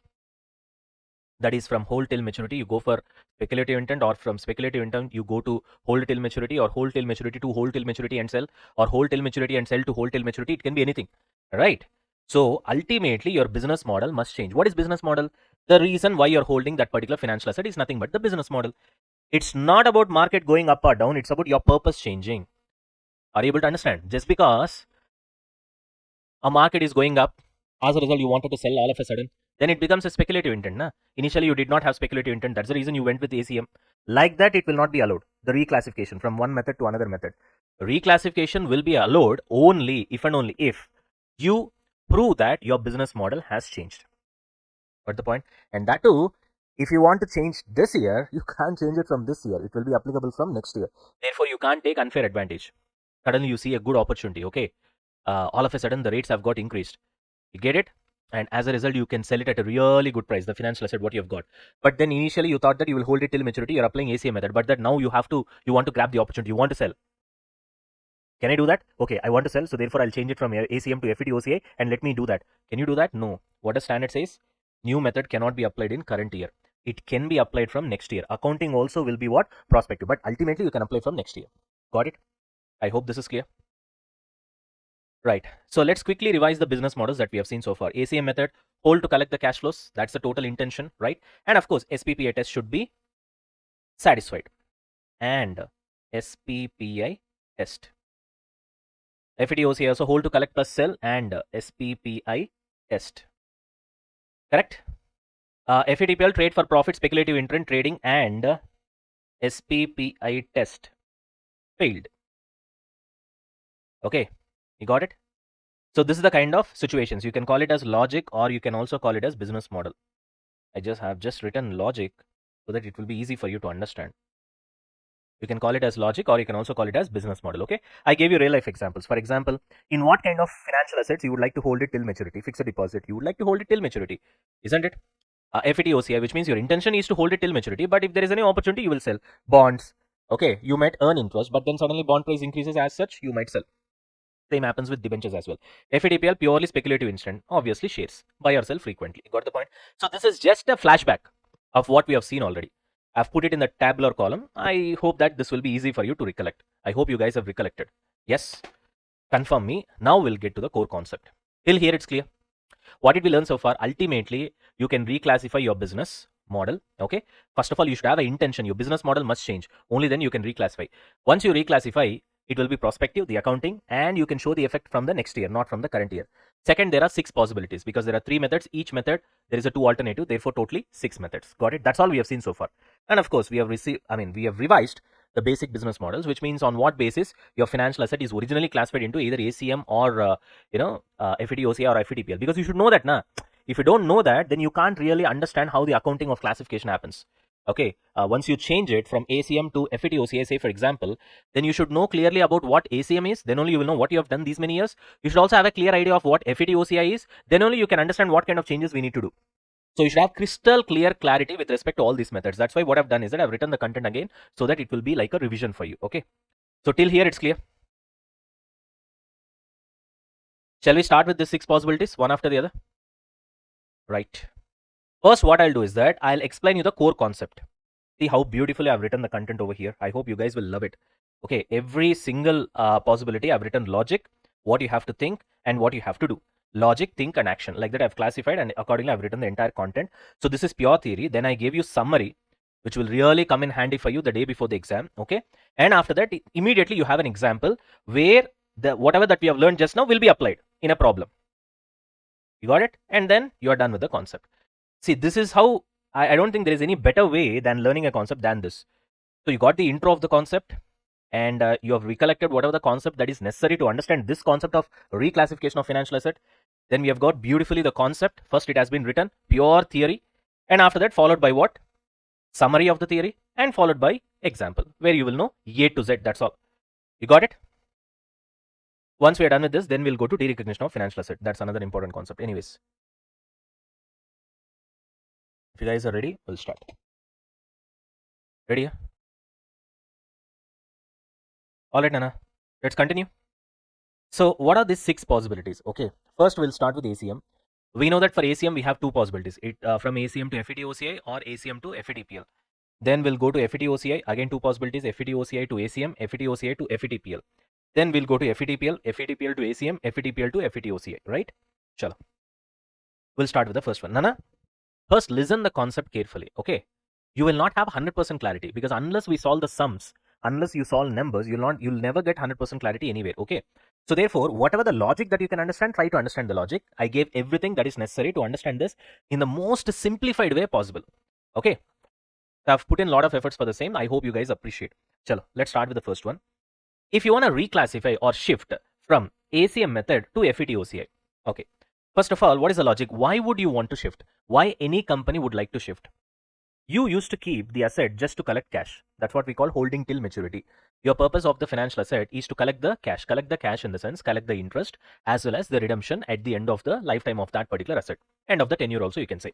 Okay, correct. But now you want the flexibility to sell it too. You got it? So you just don't want to hold it till maturity without an option to sell. But you are thinking that if at all I get a very good sale value in the market, I would like to have that advantage grabbed. I would like to encash it upon. So therefore, now you want the flexibility to sell it too. Therefore, so now think like this. From locked deposit or fixed deposit, you are going to bond that you may sell. See, when it comes to fixed deposit, what will be your thought process? Okay, I just need to hold the fixed deposit till maturity, and whatever the interest that I get, I'll get, and at the end of the maturity, I'll get the full amount which I've fixed. Which I've put in the fixed deposit, correct? So think like you are moving from fixed deposit to bond. So in fixed deposit, what will be your intention? Just to hold it till maturity. You get all the interest, and in the maturity, you'll get the money that you have deposited, correct? Whereas if you move to bond, what will happen? Here also you'll be getting interest. Here also you'll be getting redemption. But here you have an advantage of selling it, correct? In fixed deposit, you don't have that advantage. So this is like an example what I gave to understand this particular sentence. Okay. So earlier you're just keeping the asset just to collect the cash, and from that now you want the flexibility to sell it to. This is just like moving from a fixed deposit to a bond. Got it? Right. So what is the action? Which means what you have to do when you're shifting from this particular method to this particular method? Well, revalue at market price. Market price means I'm talking about fair value. Market price means I'm talking about fair value. Why? Because in ACM method, you would have valued it at the initial recognition years back, correct? After that, you would have never touched it. Correct? In ACM method, that's what we do. We don't remeasure the financial asset at each reporting date, at each balance sheet date, correct? But now you're shifting to FVTOCI. What does you do when it comes to FVTOCI? You obviously revalue. You do fair valuation at each reporting date, at each balance sheet date. So do that first. Do that first. And then if at all there is any gain or loss, you put it in OCI. That's what you do in fair value, right? Because you do revaluation, because you start doing revaluation, there will be a gain or loss, correct? On the revaluation. And that will be taken to what? OCI. Clear? That's all. Only 2 changes. See how simple it is. Sir, what about any other changes? No other changes, Nana. Okay. The ACM table, all those things, the unwinding of discount and stuff like that in FVTOCI also it will follow. You got the point? So that's all. Only 2 changes. Everything else, the rest of the things will follow as it is. Because in FVTOCI also you are applying ACM method only, na? For recognition of interest income and contractual cash flows, all that stuff. You remember? I'll just take you back to the concept. Okay, we are in 75th page. Right, where is it?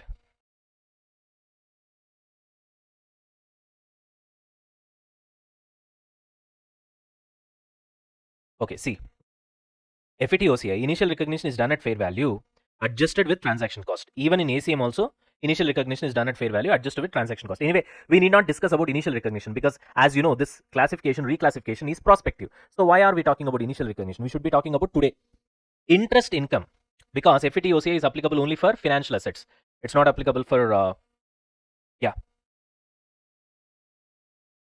It applicable only for what? Financial asset. I told you this, Nan, already. Okay, interest income and not expense is measured using effective interest rate as if ACM method is applied.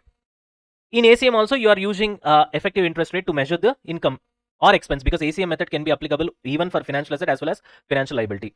But FVTOCI is applicable only for financial asset, not for financial liability. Got the point? And therefore, so literally it's exactly the same. In ACM also, you're applying EIR, effective interest rate. In FVTOCI also, you're applying EIR. The only difference is there you are not doing fair value measurement. Here you have to start doing fair value measurement at each reporting date. Once you start doing fair value measurement, what will happen? Gain or loss will come. What do you have to do with the gain or loss? Take it to OCA. That's all. Simple. Simplified version.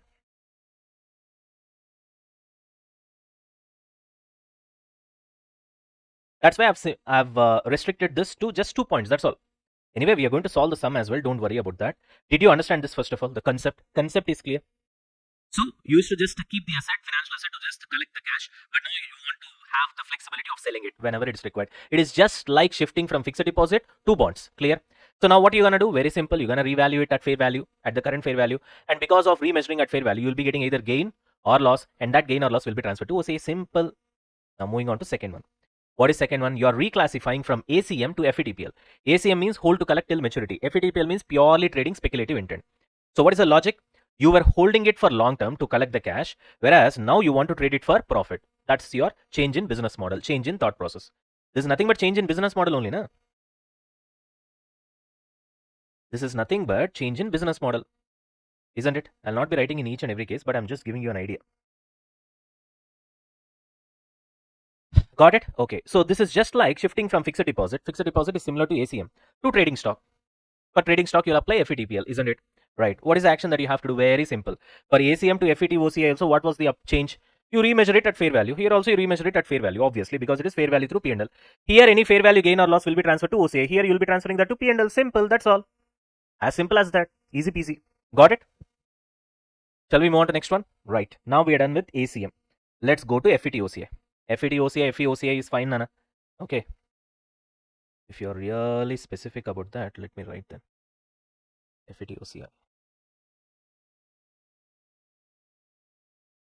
All right. Here also I have. Let me change. Anything else? That's it. Okay. Okay. ACM is done. Let's go with FVTOCI now. You guys are ready? Moving on to third one now. FVTOCI to ACM. Now, FVTOCI means what now? Obviously, you are keeping it to sell, which means hold till maturity plus sell if there is any opportunity or if you are facing any monetary crisis, liquidity crisis or something like that. Or collect interest. So, which means both the choices are there now when it comes to FVTOCI. Now, no more selling, just hold it till maturity. That is what your change in business model. So, when it comes to FVTOCI, you can hold it till maturity. If necessary, you will sell. Whereas when it comes to ACM, it's all about holding it till maturity. Okay. So, the example is from flexible bond to a locked deposit. Flexible bond means you'll be getting interest from that. If at all at any given point of time, you can close it and get your money back. But when it comes to locked deposit, you have to keep it till maturity. Okay. So, it is like this. You can just compare it that way. So, what is the action you have to do? Very simple. From fair value, you're going to non-fair value. So when you go to ACM, first of all, you need to know your cost, where you have to start with, because anyway, this reclassification change is going to happen in a prospective way, correct? So let's not think about what happened earlier. Now you're going to shift from FVTOCI to ACM. Now once you shift to ACM, anyway, the so-called ACM table will still continue, because in FVTOCI also you'll be preparing ACM table, you'll be using effective interest rate, isn't it? To calculate the interest income on all those stuff. The same thing will continue here as well. So that change is not there. Only thing is that here you'll be doing frequently revaluation. I mean, revaluing your asset based on fair value at the reporting date or the balance sheet date, and the change in the fair value, whether it is gain or loss, will be transferred to OCI. Hereafter, you won't be doing that. So to do that, first you should have cost, na? Because here you will not be doing any fair value. New cost, which means whatever the latest fair value that you have got, that will be considered as the cost. You will stop doing fair valuation again and again at each reporting date. Okay. And what about gain or loss that is already present in OCA? Say for example, if a particular debenture is supposed for 5 years, in the third year you are making this shift, which means till that particular point of time, till 3 years, you would have measured your financial asset at least 2 times, and as a result the gain or loss would have gone to OCI. What you will do with that OCI? Will you take it back to P&L? No, no, no, no. From there it will go to reserves, not P&L. From there it will go to reserves. From where? From OCI reserve.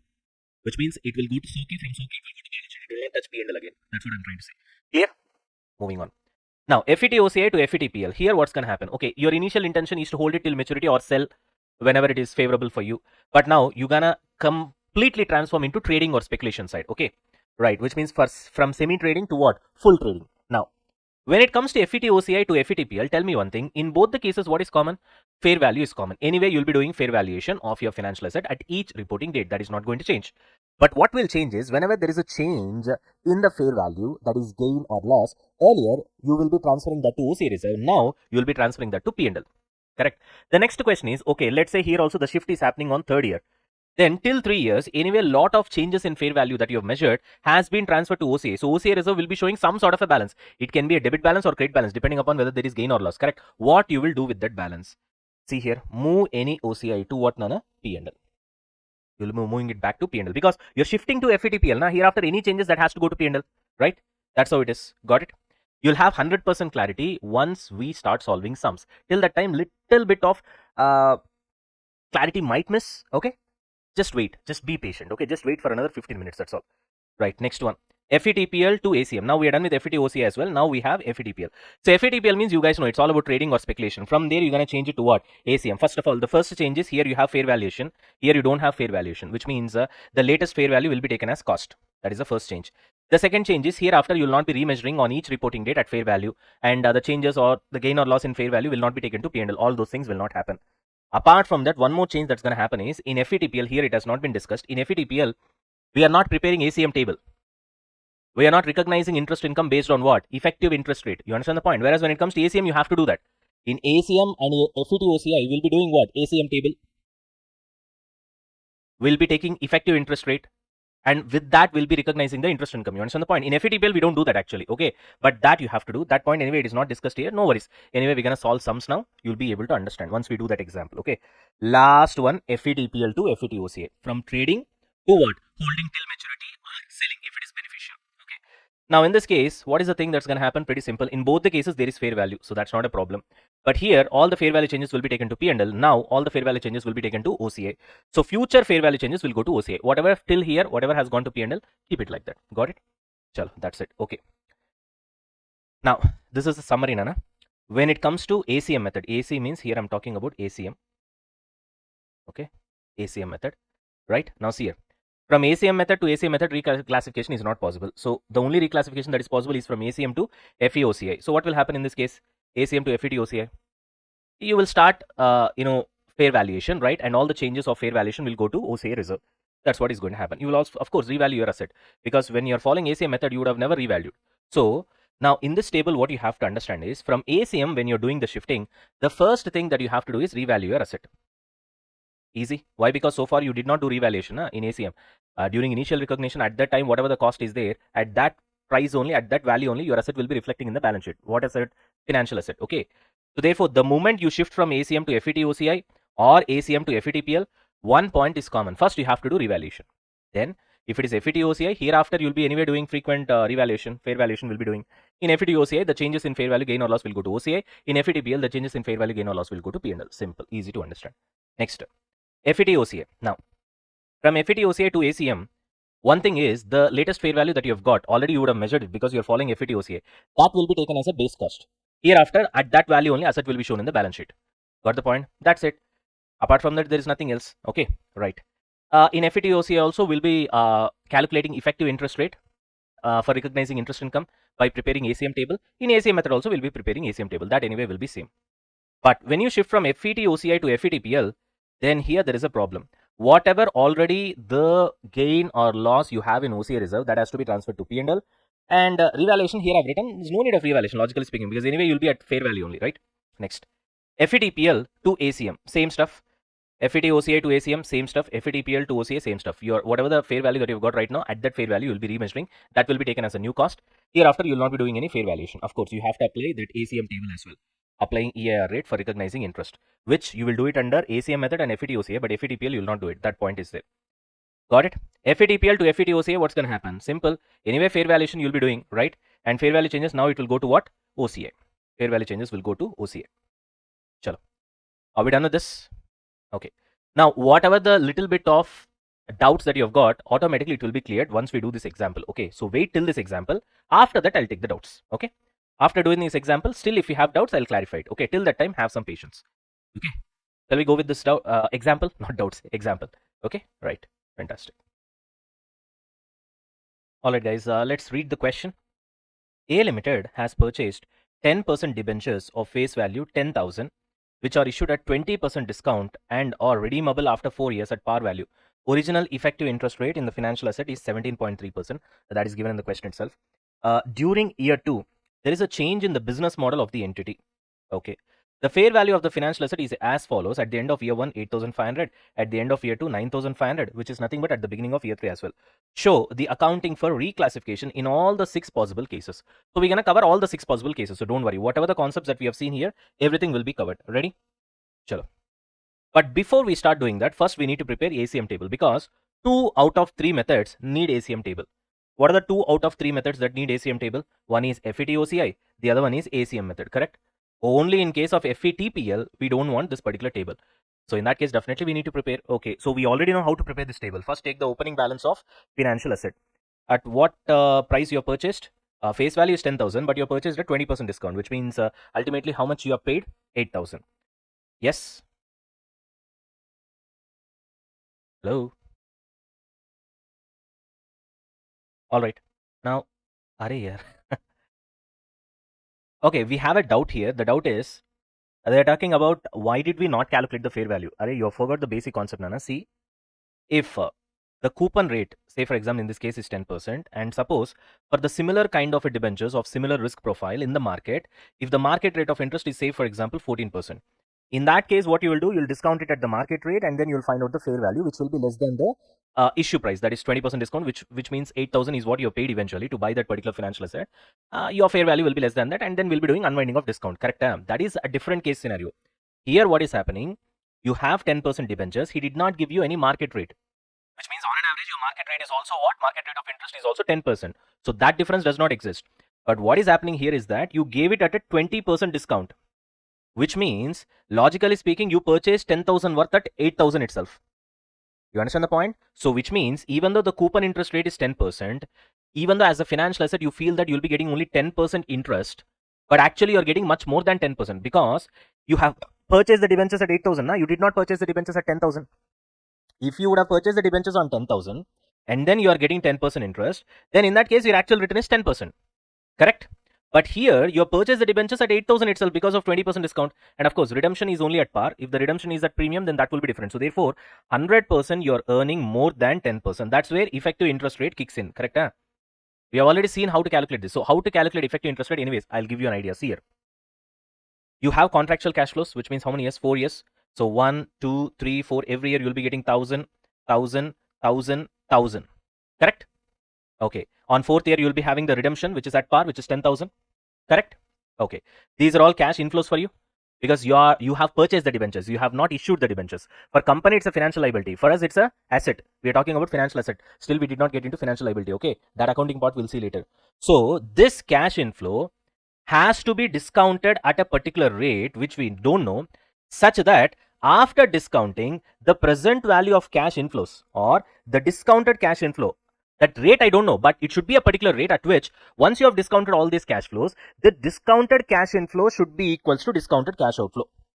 Now what is discounted cash outflow? Obviously today the cash outflow was 8,000. Do you need to discount 8,000? No, because today 8,000 is 8,000 only. So therefore you try to find out a rate at which this 1,000 at the end of first year, 1,000 at the end of second year, 1,000 at the end of third year, 1,000 at the end of fourth year, plus 10,000 at the end of fourth year. You discount it at a particular rate such that after discounting, that resultant discounted cash inflow must be matching with 8,000. So this is nothing but IRR concept in your CA internal rate of return. You find out a particular rate. That's how we find that rate based on trial and error. But that much headache is not necessary. Why? Because when it comes to your financial instruments, always that will be given in the question. Here also like that only it is given in the question. That's why. So even though the coupon rate is 10%, even though you are actually getting an interest of 10%, you are actually earning much more than that because you have purchased it at a 20% discount. So on 8,000 investment only, you are getting 1,000 interest every year, not on 10,000 investment. Are you able to get that point? So ultimately, one thing is for sure, you are actually earning more than 10%. How much you are earning more than 10%? That is nothing but EIR. What is that EIR? It is given in the question. Okay, if it is not given in the question, how to calculate? Just now I've shown you. Trial and error method only. So what we'll do is that you will write this 1,000, 1,000, 1,000, 1,000, 10,000. Clear? and then 8,000 is the discounted cash flow. So this has to be discounted at a rate which we don't know, such that after discounting it should become 8,000. So what we'll do, trial and error method. Initially we'll think about some 15%. We'll take 15% as discount rate. You discount it, find out the discounted cash, inflow. Let's say it is 8,500. Then we know that we need to go for a higher rate so that it goes below what? 8,000. You understand the point? Let's say we have taken some 18%. Next, it came somewhere around 7,800. Then I know that between 8,500 and 7,800, we have this 8,000.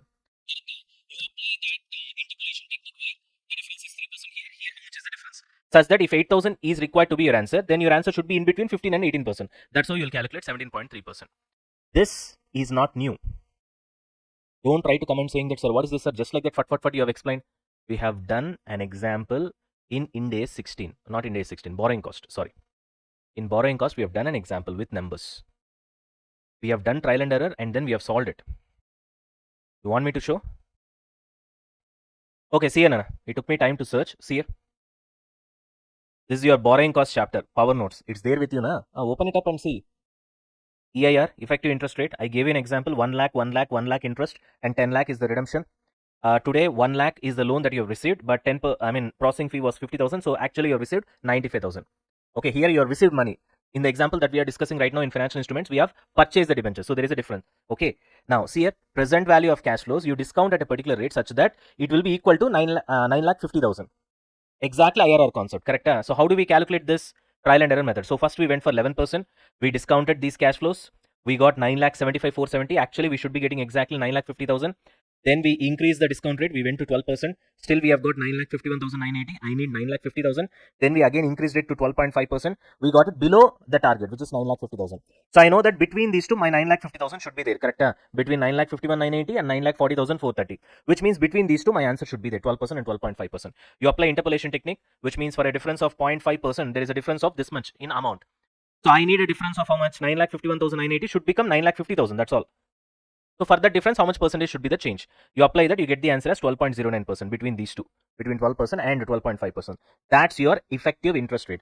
So we have calculated this. So this is not something new for us. Okay. Got it? Anyways. So that one is clear. So here what you guys need to understand is that, one more thing that I would like to tell you is, suppose there is no discount here and you have issued at par, which means you have purchased by paying 10,000, then your effective interest rate will be equals to coupon rate only. You purchased at 10,000, you are getting 10%, 10%, 10% interest, and then 10,000 is going to be your redemption. How much did you earn on this? 10% only. The 10,000 worth debentures, if you buy it at a 20% discount, in that case, you have just invested 8,000, still you are getting 10% of 10,000. You understand the point? Therefore, the percentage on 8,000 will vary. That's where the effective interest rate comes into picture, correct? Are you able to understand? I hope this is clear. So, 3 things I've clarified over here. I've got those doubts also. Anyway, 3 things I've clarified. First thing is, sir, in so many problems that we have done, we have seen market interest rate being different from the coupon rate. Mostly it will be higher, let's say 14%. And then we have discounted at 14%. And then we calculated the fair value of the debentures. Do we need to do that in this question? No. Why? Because market interest rate is not given. When it is not given, we presume that coupon interest rate and market interest rate are same. Clear? Okay. Apart from that, because the issue is happening at a discount, you're actually earning more than 10%. What you're actually earning more than 10% is nothing but effective interest rate. How to calculate that? Right now, we have had a long discussion. But mostly, that's not a headache for us because it will be given in the question. Here it is given in the question. Clear? Till here, it's clear now. So everything I've revised. Now, let's focus on the ACM table. You take the opening balance of financial asset. What is opening balance of financial asset? Simple logic. You purchased debentures. So debentures is a financial asset for you. It's an asset. So therefore debit to what? Bank. How much you have paid? 8,000. Why 8,000? Because 20% discount. So opening balance of the asset will be how much? 8,000. That's what we have got here. Now, what you have to do is that obviously, even though you're actually getting an interest of 10%, this is contractual cash flows. But your actual imaginary interest is more than this 10%, that is 17.3%. So we will recognize 17.3% only. Are you able to get me? Everybody? Even though you are actually receiving contractual cash flows, the real cash flows that you're receiving is only 10%. But because I did not invest 10,000, I've invested only 8,000 and still I'm getting 10% of 10,000. My actual interest income is much more than 10,000. Much more than 10%. How much is that? I've calculated 17.3%. So therefore, according to me, the interest income is 17.3%. Always understand interest income is imaginary. Imaginary means the real number it will be, not the actual cash flows that you get. Okay, right. So according to me, the interest percentage is 17.3% from this particular transaction. According to you, the coupon rate what you're giving is the interest income, which is 10%. That's the real cash I'll be receiving. So therefore, 17.3% is the actual interest that I'm expecting out of this, because my investment is only 8,000, not 10,000. Okay, therefore you add 17.3% to that. Got it? That's your interest income. So interest income will always increase your financial asset now, because I told you asset represents future economic benefits. So you feel that this much interest, now there is a accrual stuff, which means I have to receive this much of interest. To that extent, your future economic benefits of your asset will increase. Therefore, asset value has to be increased. Correct? So we will add. Then once you receive the actual contractual cash flow, that is a coupon rate, which is 10%, you have received the benefits. Once you have realized the benefits, then your future economic benefits will be reducing. Therefore, asset value has to be reduced. So therefore, once you receive the actual 10% interest, that is contractual cash flow, you will be reducing it from your asset value. That's why cash flows are reduced, which is 10%. That is 1,000, obviously. 10% of 10,000. To get your closing balance of financial asset at the end of first year, that will become opening balance. Again, you add our imaginary interest, which is 17.3%, and then you reduce the contractual cash flows received. You get 8834. 8834 is your carrying amount of the value of the asset in your books. Simultaneously, in these 2 years, fair value is also given, which is 8,500 and 9,500, which is available in the market. Clear? Right. So now, in case if you are following FVTPL or FVTOCI, what you will do? You will be doing fair valuation at these values. If you are following ACM method, then probably your initial recognition will be there. After that, you won't touch it. You will not be doing fair valuation, right? When it comes to ACM method. Anyways, so this is your ACM table. This table is clear. First of all, you tell me. Forget about everything else. Table clear. Did you understand why did we add the interest percentage and why did we reduce the cash flows, contractual cash flows? This one is clear. So interest income basically increases your asset value. Once you realize the contractual cash flows from the asset, the benefits is getting realized. Once the benefits are realized, which means future economic benefits is going to get reduced. Therefore, asset value has to be reduced. Therefore, this will be reduced. This is the actual technical concept. Clear? Otherwise, if you want to buy hard, you can buy hard. That's a different thing. Are we done with this? If ACM table is clear, then I'll move on. Clear? All right. Now, case 1. You're already following ACM. We are shifting to FVTPL. Let's try to understand this first case.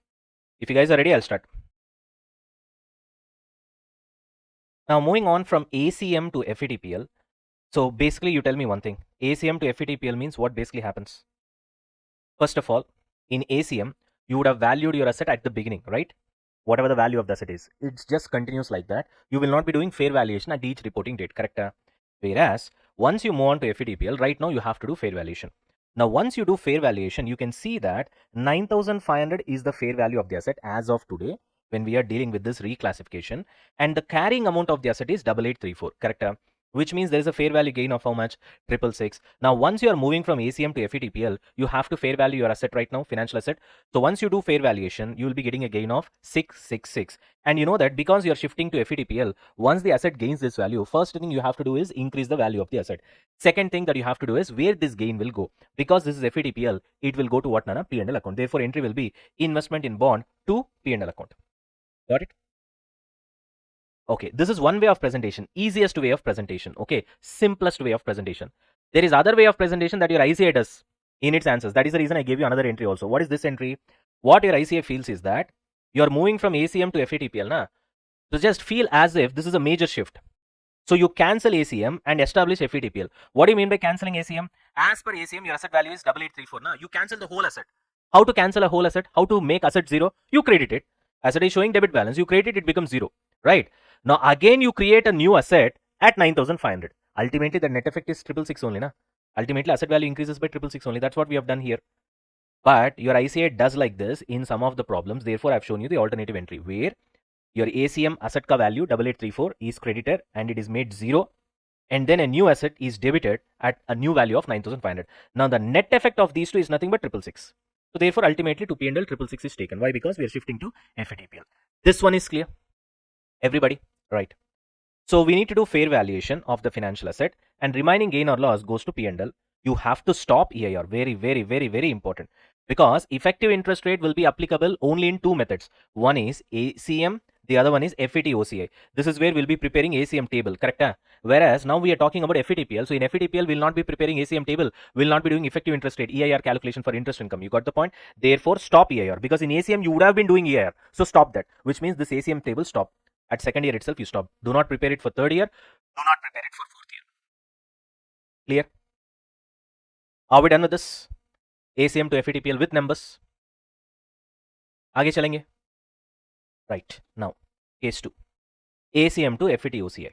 Now, tell me one thing. Whether it is FVTPL or FVTOCI, ultimately it's a fair value based method, correct?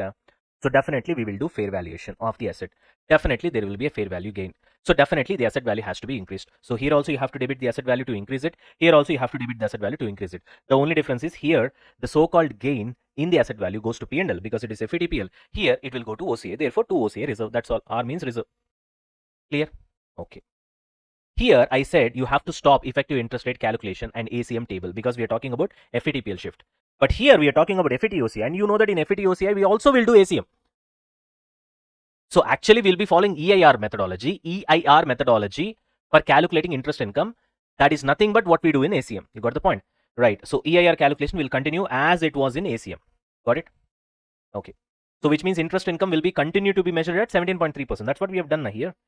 Imaginary interest income measured at 17.3% and the real contractual cash flows which we received at 10%. This decreases the value of the asset. This increases the value of the asset. That's what we have done, right? So interest income will continue to be measured at 17.3%. So we need to do fair valuation every single reporting date because it is FVTOCI and the gain or loss will go to OCA. That you know, I know, everybody knows. So many times we have discussed. On every balance sheet date, the fair value, the financial asset is to be fair valued and gain or loss will be transferred to OCA reserve. Simple as that. Got it? Any doubts? So far we are done with 2 cases. Till here it's clear. Shall I move to case 3? Chalo. Now we are done with ACM. Okay, now let's come to FVTPL. So FVTPL means we have 2 possibilities. FVTPL to ACM, FVTPL to FVTOCI. Now this case 3 is very important, so listen carefully. Case 3 is very important, so listen carefully. Now, FVTPL to ACM. First of all, tell me one thing. If you are following FVTPL, automatically your asset will be at 9,500 value at the end of second year, correct?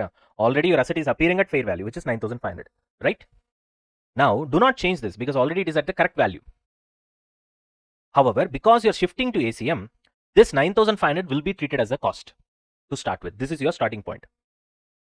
You understand the point? Which means you have to feel as if you're about to start new by applying ACM method, where 9,500 fair value is a new cost.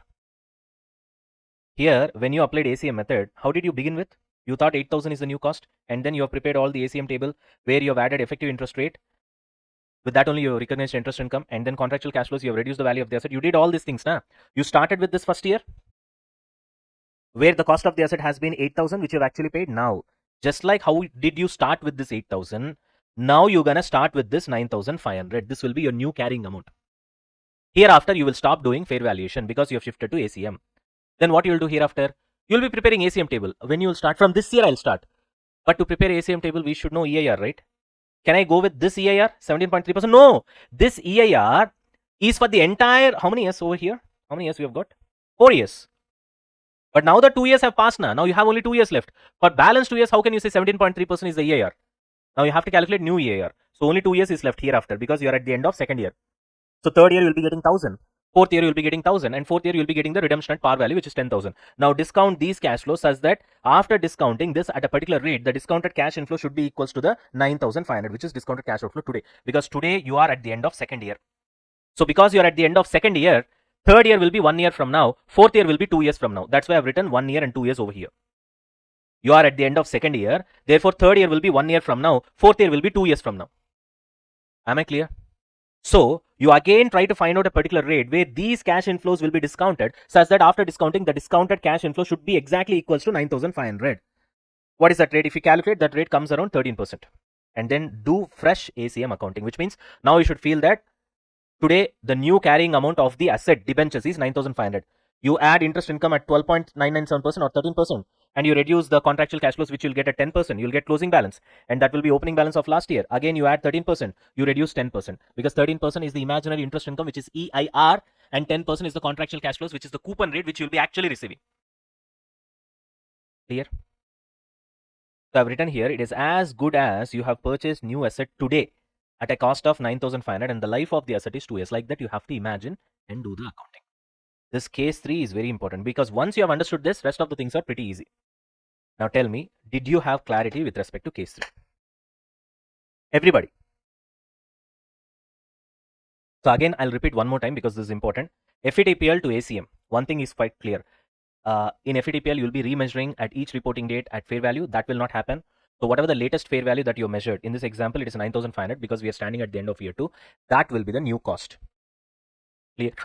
Okay, so this is where you will start with. Because you're shifting to ACM. And while you were following FVTPL, you would have never recognized your interest income for your asset based on effective interest rate.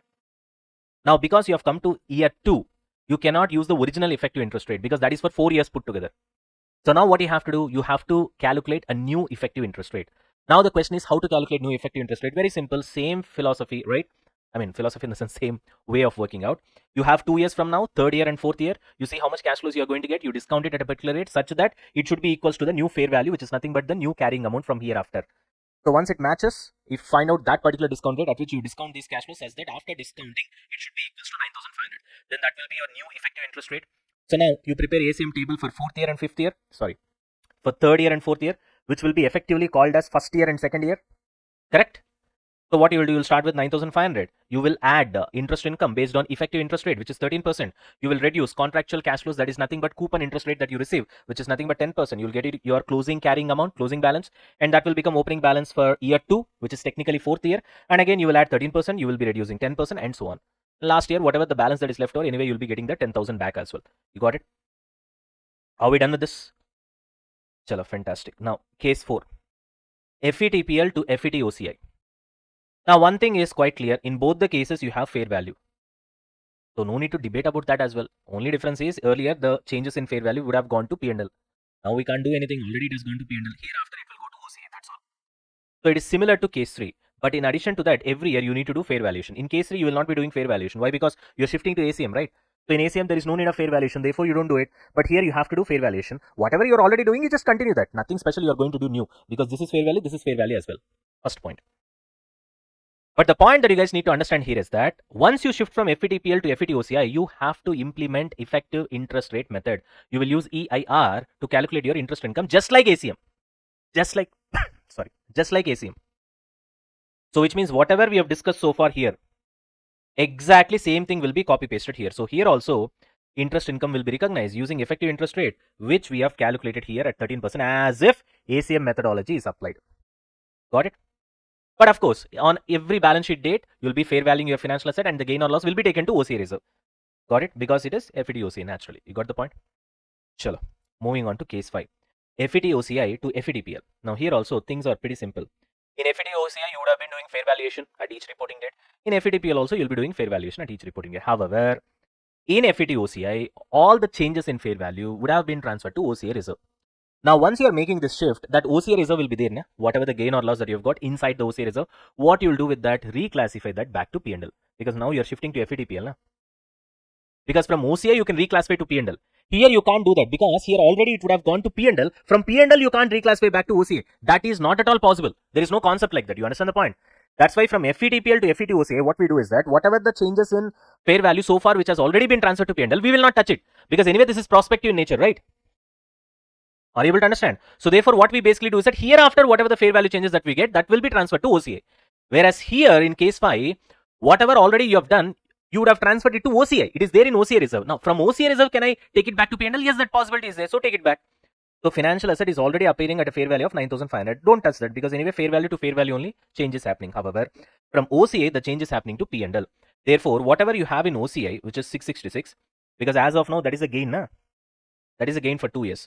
That will be transferred to P&L. So therefore, in OCI, if it is gain means it would have been showing credit balance. So you debit it, therefore it becomes 0 to P&L. Anyway, because it's a gain, P&L also has to be credited. So to P&L obviously. So OCI reserve to P&L. Clear? Hereafter, whatever the gain or loss is there for last 2 years all itself is transferred to P&L. Hereafter in future, whatever the gain or loss is there, that also will be transferred to P&L only. Simple. Are we done with this? However, there is an exception. Very important exception. That is, what if it is equity shares investment? Investment in equity shares is also financial asset. You remember when we were discussing the accounting of financial asset, equity shares investment is discussed separately, then other assets was discussed separately. For other assets, we had this business model test, SPPI test and all those things. We had ACM method, FVTPL and FVTOCI, all this discussion were there. But for investment in equity shares, what did I say? By default, we will follow FVTPL unless you choose an irrevocable option to go for FVTOCI. But once you choose an irrevocable option to go for FVTOCI, then you can't reclassify it back to P&L. In this case, you can't reclassify it back to P&L, whatever that is there in the OCI reserve. So suppose here you are doing reclassification from FVTOCI to FVTPL for equity shares asset, because investment in equity shares is also a financial asset. So for investment in equity shares financial asset, if we are doing this reclassification from FVTOCI to FVTPL, you guys know that FVTOCI to FVTPL is not possible, because once you opt for FVTOCI, it is irrevocable. So this classification itself, Ind AS 109 says, is not permitted if it is equity instrument. Because we are talking about FVTOCI to FVTPL, which means definitely that guy would have gone for irrevocable option of choosing voluntarily FVTOCI. You understand the point? Once you have done that, now if you say no, tuch, I'll go back to FVTPL, no. Standard doesn't allow. So therefore, this is an exception. This is an exception. Keep this in mind. Very important. Okay, chalo. Moving on to the last case. Now, FVTOCI to ACM. Okay, the good thing is, in both the cases, you are applying effective interest rate. So whatever the effective interest rate methodology, that ACM table, what you have prepared, you will continue. Already you have prepared ACM table for 2 years now. In FVTOCI also, this table will be there. In FVTOCI also, this table will be there. You will just continue that for 3rd year and 4th year, because anyway, you're going to ACM. So in both the cases, ACM table will be there. You will just continue. Okay, however, here you will be doing fair valuation. Here you will not be doing fair valuation, correct? That is one thing. So hereafter, every reporting date, you will not be doing fair valuation again and again. But so far in 2 years, whatever the fair valuation that you have done, there is a gain of 666, which is already present in OCI reserve. What will you do with that? If it is FVTOCI to FVTPL, from that OCI reserve, that 666 will be transferred to P&L. TK. What about in this case from FVTOCI to ACM? Now also anyway that fair value gain of 666 is there in OCI reserve. Na? What you will do with that? That is the next question. Well, we will take that OCI reserve and we'll set it off with the asset value. We'll reduce it from the asset value. How much is that? 666 is the gain, right? So we'll set it off and the asset value will become 8,834. Now you remember, in ACM method, actually the carrying amount of the asset is 8,834 only. So which means it's as if you have started applying ACM method right from the beginning. Like that, the situation is getting created. So now see here. What about existing OCI reserve? Set it off against investment in bonds. So therefore, OCI reserve will be debited and the asset value will be credited. To that extent, your asset value will be reduced. Got the point, everybody? Because earlier you would have increased the asset value, na? Therefore, now you are reducing. So you are actually doing as if you have not implemented FVTOCI method. No. Initially, your asset value will be at 8834 only, Nana. Because as per FVTOCI, because you do fair valuation, and because of doing fair valuation, there is a gain in fair value of 660. What is that? 666. And therefore, your asset value has increased to 9500. Now, what you're doing, because you're shifting to ACM, you're just reversing what you have done earlier. That's all. You bring it back to the original value, which is 8834. Am I clear? Hello. Now, investment in bonds would be appearing at 8834. Investment in bonds is nothing but financial asset. In the balance sheet will be appearing at 8834 as if ACM method is applied from the beginning. Because you look at the ACM method, ACM table. If you have applied ACM from the beginning, your asset will be at 8834 only. That's a good thing, na? Right? So you continue. In FVTOCI also you have ACM table. You understand the point? In ACM also you'll be having ACM table. So just continue. No need to revise any EIR as well. That original EIR is there, na? Right from the beginning, 17.3%. You will continue with that only. You will not be calculating new EIR. Not necessary. Because in FVTOCI also anyway you have ACM table. Now also you'll have ACM table. Just continue that. So initially, what was the percentage that you have used? 17.3% effective interest rate to calculate the interest income. Continue with that. No need to change anything. Are we done with this? Okay. Now there was one student doubt which I have specifically noted here. Sir, you are saying that the so-called reclassification of financial assets is prospective in nature. But if I look at your calculations that you're doing over here, the OCI reserve reducing it from the value of the asset over here, and here also transferring the OCI reserve in first 2 years to P&L, I feel like it is retrospective. Well, first of all, you are not changing prior period P&L or balance sheet. Last year's P&L and balance sheet I'm not touching. In this case also, I'm transferring from OCI reserve where here to P&L this year. I mean to say, once I decide to change the classification, anyway, I'll be doing it from next year. Now, so in next year, this will be getting reflected. You understand the point? Same stuff will be happening over here as well. I'm not going to previous year, and previous year P&L, I'm not touching. So therefore, it is not retrospective. You are simply reversing the unrealized fair value gain. That's all. Okay, that was never booked in P&L account. aligning the carrying amount with AMC model going forward. So technically it is not retrospective, it is prospective cleanup. That's all. I'm trying to show my asset at a correct value. That's all. I'm not going back and then trying to rectify what I've done in the previous years. That is called retrospective effect. Retrospective effect means going back and changing the previous year's statements and numbers. Prospective means from hereafter what are the changes that I'm going to do. Am I clear? So that is not a valid doubt actually, but most of the students get this doubt. Therefore, I've put it over here. So it is not retrospective, it is prospective cleanup. That's all. I'm just trying to change the numbers hereafter. Asset value I'm trying to change, and P&L value also hereafter I can change. I cannot go to previous year's P&L, I cannot touch it. That's what we call retrospective. This year and next year P&L I can do that now. Previous year I should not touch it. That's how it works. Are we done with this? Okay, Nana. So today is a heavy session, I know that. So what I want you guys is that, first of all, if you have any doubts right now, you ask me. Before we go to next session, I want you guys to revise this and come. All these 6 methods, okay? Revise this and come. Got it? Okay. Now you guys can ask me doubts. Any doubts? Everybody respond. If there are no doubts, then give me confirmation message. Yes sir, no doubts like that. Interesting. You guys are surprising me. Are you guys lazy enough to ask doubts, or really you don't have any doubts? Because I thought that you people will be getting good doubts, because this is not that easy topic. That's why I started with conceptual explanation first, and then I went with the example, with the numbers. Chalo, okay. Surprising, okay, no doubts, fantastic. Now, okay, now let me tell to the other people who are going to watch the lectures in future, the video classes, okay? Guys, listen one thing carefully, listen. If any of you has got any issue with respect to the discussion that we have done right now, you should not be having an issue. If at all you are having an issue, then you do not have clarity with respect to how ACM method works, how FVTPL works, how FVTOCI works. Only if you know the basics of how these 3 methods work, then only when I say shift from one method to another method, you will be able to understand the shift, the changes, because you should know this method, you should know this method also. Then only you'll understand when I'm going from this method to this method, what I have done already, what I'm going to do now, and how this change is going to happen. Are you able to get me? That is the only reason why some of you might have faced a little bit of discomfort. That's all. Otherwise, you should have got 100% clarity. So, if in case, if you guys are having any doubts, my advice would be, first go back and learn what is ACM method, okay? What is FVTPL? What is FVTOCI? Already we have done sums also. Now just look at it once. Then come back and then straight away go through this example, okay? Right? And then try to go through this explanation what I've given. Despite that, if you have any doubts, you have the WhatsApp number over here, 9059109990. You WhatsApp this. I'll clarify. No worries. I'm here to do that only. You got it here in live class. It's a surprise also, Nana, because I was expecting doubts, but it's a surprise. That's okay. Sometimes it happens. Okay, we expect something, and sometimes things happen in a different way. Right? That's good actually. Right. Anyways, chalo. So that's it, guys, from me.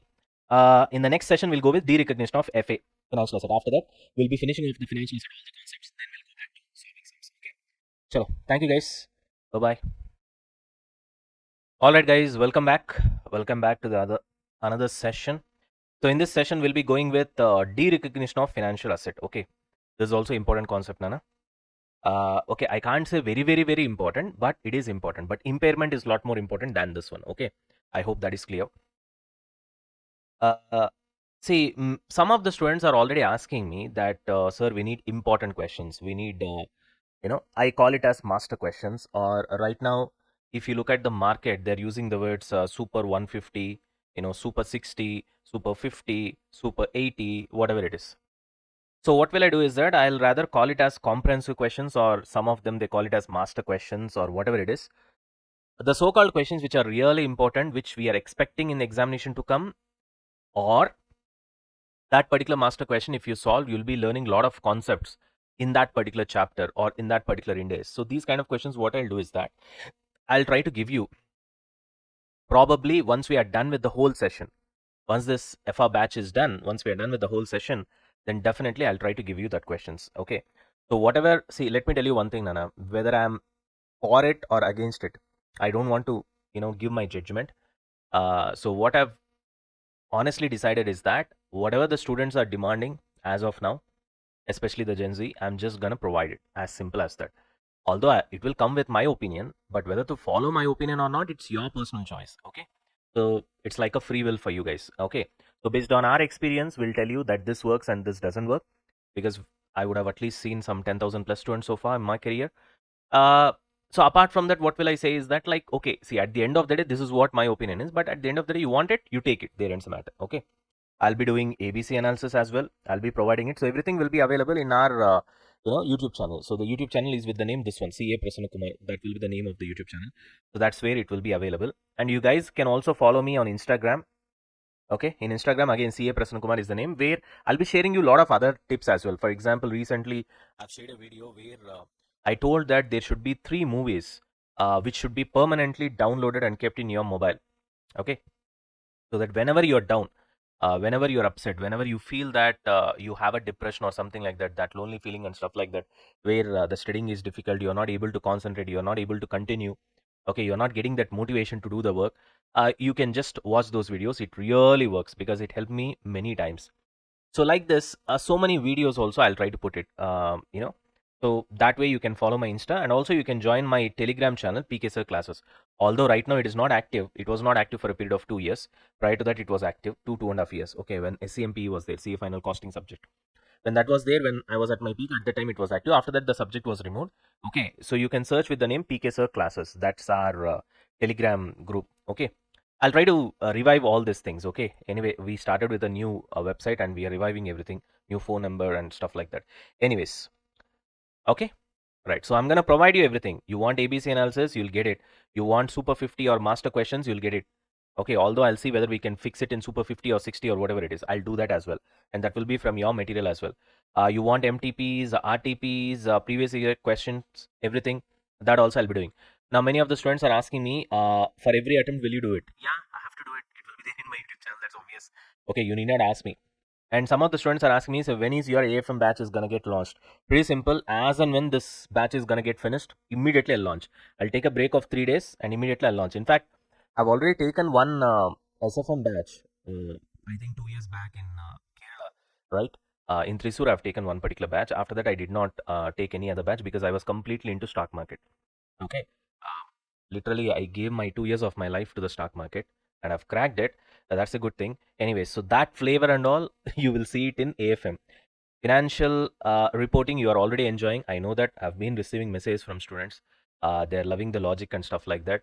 I'm really happy for the same. But at the same time, you will see AFM at another level. Okay. Anyways, right now let's continue with this. So, what is the next topic that we're gonna see? De-recognition of financial asset. Okay. De-recognition means what, first of all? That's the first question, basic question. So what is this? What does this mean? Removing your financial asset, that's all, from your books. Removing your financial asset means what? Where? From your books. It's not a physical thing where it's not like a machinery or a land or something like that where you can physically take it, and then of course land physically also you can't remove. But it's not like an equipment, or a plant, or like for example where you can dismantle or you can physically throw it off. That's not possible. So what we are trying to talk about is that removing from your books. That's what we are talking about. Okay. De-recognition simply means removing a financial asset, which can be a loan given. Loan given is a financial asset, which can be a bond, which can be a receivable from your balance sheet because it is no longer yours. You get it? Just a second, guys. All right, Anna, let's continue. So the thing is, you will de-recognize. I mean, de-recognize means obviously removing the asset from your balance sheet. Now, that one is clear. So we understood what is de-recognition is, right? Now let's try to understand when will we do de-recognition. That's pretty important. The logical conditions for de-recognition. Okay, let's look at that in steps. Let's start with step one. The first question is you need to ask yourself, has the asset been transferred? When I'm talking about asset, I'm talking about financial asset. Has it been transferred? That's the first question. Now, one question is, sir, what do you understand by transfer? We are not physically transferring anything, right? So, for example, let's say you purchased debentures and that is a financial asset. And nowadays, at least in probably in like 20 years back, you used to have at least a piece of paper. So we can logically say a paper has been transferred or something like that. Now we can't even say that because everything is electronical, right? So now what do you mean by asset getting transferred over here? The logical transfer means, did you transfer the contractual rights to the cash flows? Get it? So what do you mean by transferring contractual rights to cash flows? For example, you have purchased debentures. You have a contractual right because financial asset is that only, na? Contractual right to receive cash flows. So you have a contractual right between you and the company whose debentures you have purchased, that company will pay you interest every single year, and that's a cash flow for you, cash inflow. and after a particular period of time, it will redeem it, which means you will get your principal back at a premium or at par, whatever it is, depending upon the situation. But ultimately, you have a contractual right to receive those cash flows, and that is nothing but your asset, correct? So if you transfer that contractual rights of what? Of receiving those cash flows to somebody else, it means that you've actually transferred the asset. This is the basic idea. Now, moment, okay, fine. That doesn't mean that you have to de-recognize the asset. Please try to understand. So we're gonna go in multiple steps. After step 3 only, we'll try to take a decision, okay? So straight away, you cannot say that, okay, asset has been transferred, which means, did you transfer the contractual rights to receive the cash flows? Okay, fine. I've transferred, so let me de-recognize the asset. No. Wait till you get the complete understanding. So we're gonna go step by step. Is that clear? Everybody? Now, one thing you guys need to understand is that that's why I've clearly written here. Has the asset been transferred? If you say the answer is no, which means even the contractual cash flows, that rights also has not been transferred. Is that clear? In that case, straight away, the answer is do not recognize. There is no question of de-recognizing your asset. Do not de-recognize. Clear? However, if you say that yes, the so-called financial assets contractual cash flow rights has been transferred, then straight away you cannot come to a conclusion that let's de-recognize the asset, let's remove it from the balance sheet. No, you have to go to step 2. Still, there are a lot more other things that we have to consider before we take a decision to remove the financial asset from our balance sheet. Okay, right. Now, I gave an example also. What do you mean by no transfer of contractual rights? For example, you have given your receivables or debtors as a pledge, as collateral, but still you are the one who is collecting the cash flows. So here you can't say that I have transferred the right to collect the contractual cash flows, because you did not transfer. You just gave that asset as a collateral in case if you don't pay the money, then your so-called guy who gave you money, he will take the debtors or receivables as a collateral. He will start collecting the money. As of now, you are the one who has the right to collect the cash flows, and you are receiving. In fact, unless otherwise in future something wrong happens. See, collateral means that only, na. For example, you try to give your land as a collateral and you take some personal loan. As long as you're paying the interest, nothing will happen to your land. Suppose you don't pay anything in future and some sort of a bankruptcy comes from your side, then only your bank will probably take the land. It will take that particular collateral and it will try to sell it and get some money out of it, thereby recover the money that it gave to you. Correct? Same logic applies here as well. So if I gave the so-called receivables, which is a financial asset, as a collateral, but still if I am the ones who are collecting the contractual cash flows out of it, then it means that I did not transfer the contractual rights to somebody else. So therefore, there is no question of de-recognition of this so-called receivables, which is a financial asset, in my books. Clear? So did you understand step 1? So what are we trying to do right now? De-recognition of financial asset. What do you mean by de-recognition? Removing the financial asset from the balance sheet of your company. How to do that? When to do that? For that, we are trying to go with step-by-step procedure. In that, the first question that you need to ask yourself is, did you transfer the contractual rights of collecting the cash flows to somebody else? If the answer is yes, then we'll go to step 2. If the answer is no, then there is no question of de-recognition. What do you mean by not transferring contractual cash flows? Means I gave an example of no transfer where you gave the so-called financial asset, that is debtors or receivables, as a collateral to somebody else. In that case, ultimately you are the one who is still receiving the contractual cash flows, which verifies the fact that you did not transfer the contractual rights to somebody else. Therefore, there is no question of de-recognition, which means step 1 itself has got failed. If step 1 is passed, which means yes, I did transfer contractual rights to collect the cash flows of my receivables to somebody else, then we will go to step 2. Straight away, we will not come to a conclusion and say that let's de-recognize the financial asset. No, we will go to step 2. Clear? In step 2, the next question is, did you transfer all the risk and rewards of this particular financial asset? Say, for example, you will have multiple scenarios. Okay. Yes, all the risk and rewards has been transferred. Fine, de-recognize. De-recognize. You got the point? None of the risk and rewards are transferred. No question of de-recognition. Sir, partially some risk and rewards I have transferred, some I have kept it with myself. Then you go to step 3. Now, what do you mean by these things, sir? We did not understand. Okay, I gave you examples for everything. This particular thing, I called it as A. For A, there is an example. Let's try to look into the example, okay?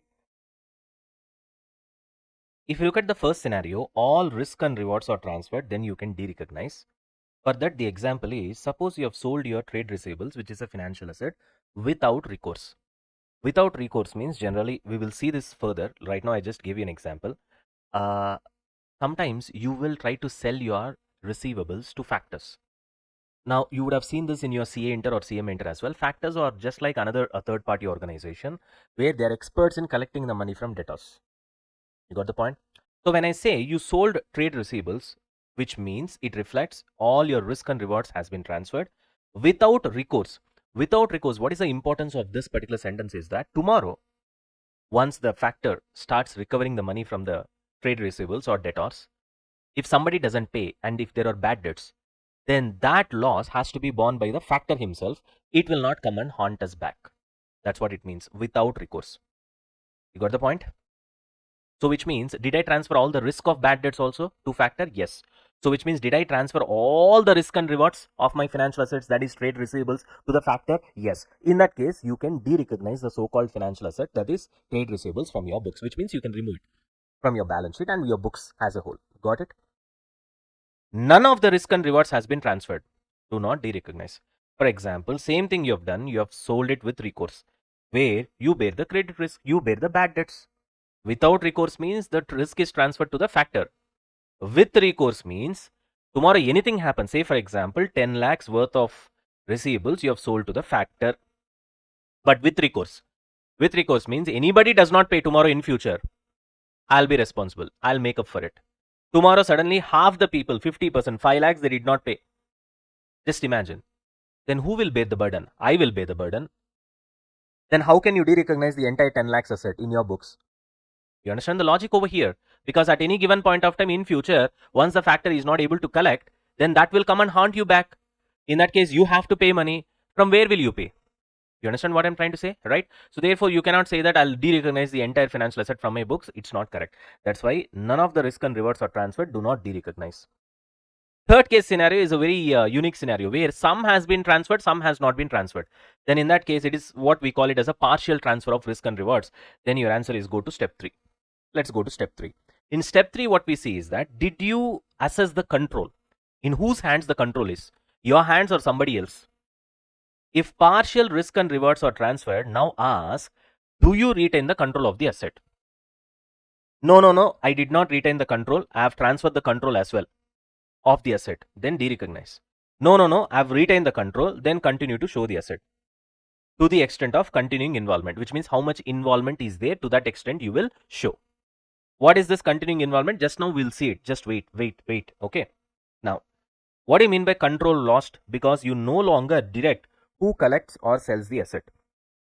Okay. You no longer do that. That's what you mean by losing the control. Say for example, if you have sold your receivables to factor, factor will direct when to collect the money from debtors. You understand the point? Or factor may sell those debtors to somebody else as well.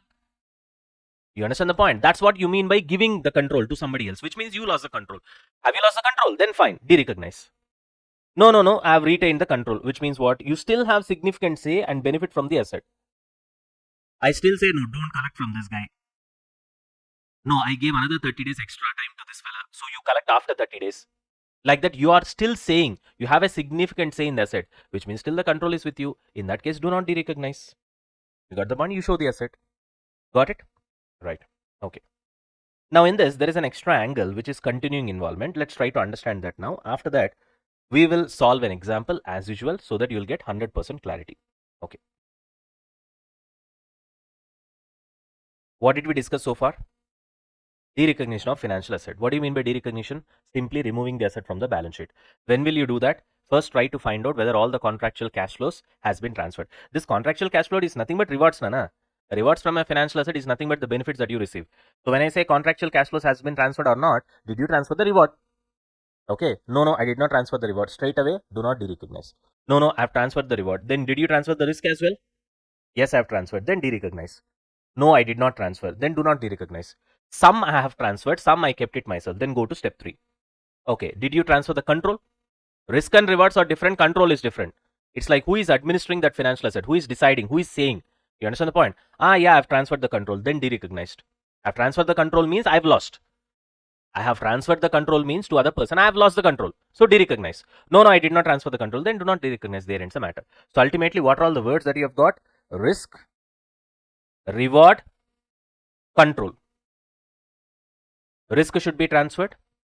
Risk of bad debts, for example. Reward should be transferred. Contractual cash flows, the interest payment that you received. Control also should be transferred. You got the point? First of all, if risk and rewards are transferred, straight away you can derecognize the asset. You need not ask about control, because logically control also should have been transferred. Are you able to get that point? Why we are talking about control only in case of partial transfer is, use your common sense. Risk and reward is transferred means control is also transferred now. Bad debts, I have sold it without recourse. In that case, what do you mean by without recourse? Tomorrow some bad debts is going to happen. He has to take care of it. I will not take care of it, which means I did transfer the risk. Once I did transfer the risk of bad debts to the other guy, indirectly control is also transferred now. Because now risk is with that guy, reward is also with that guy. He will only decide when to collect, when not to collect, whom to collect, whether to give more time or not. Everything he will decide. So when I say risk and rewards are transferred, it is an implied understanding that control is also transferred. You understand the point? When specific question of whether control is transferred or not will arise only when you did not transfer risk and rewards fully. Are you able to understand the concept over here? That's why I try to explain the concept in step-by-step procedure. Many people, they are not able to understand this. Okay, they get confused with respect to this area. Sometimes control will come, sometimes control will not come. In some problems, we'll consider control. In some problems, we'll not consider control. Means this is the logic. When risk and rewards are fully transferred, you don't have a problem. Derecognize. Automatically, it implies that control is also transferred. When risk and rewards are partially transferred, then the next doubt comes. Partially transferred. So, which means should I recognize or should I derecognize? Recognize means already the asset is there in your books. Should I derecognize or not? Then you will ask, okay, let's see where the control is. That is transferred. Then derecognize. No, control is not transferred. Then keep it in your books. Simple. Did you get clarity right now? Everybody? Crystal clear.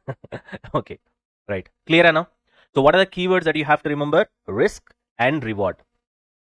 Okay. In this, if there is any problem, then you search for control. You will get your answer. Done? Okay. In this, there's a small twist. What is that? There is a concept called continuing involvement. What do you mean by that? Let's try to understand that.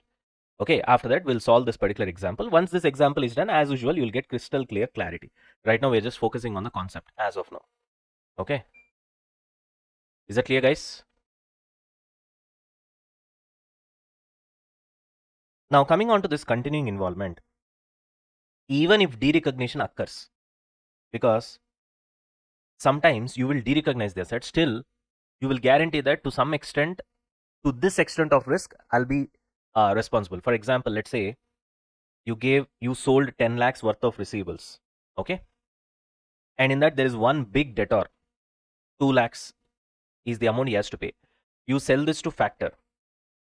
Now factor says remaining 8 lakhs is from all the small debtors. If any of them does not pay, it will affect them little. Like for example, 10,000 debtor, 15,000 debtor, 20,000 debtor, like that. But during the agreement, factor says that there is one debtor who is worth 2 lakhs. If this guy goes bankrupt and if this guy becomes a bad debt, then that's gonna hurt me real bad. So I can't take this. Then you as a company, you say that, okay, to this extent of 2 lakhs, I'll give you guarantee. Which means you're continuing to involve. Are you able to get my point? Why the word is called continuing involvement? Despite selling your receivables to the factor. This is what we call continuing involvement. Tomorrow, if this guy doesn't pay up, then the burden will come to you.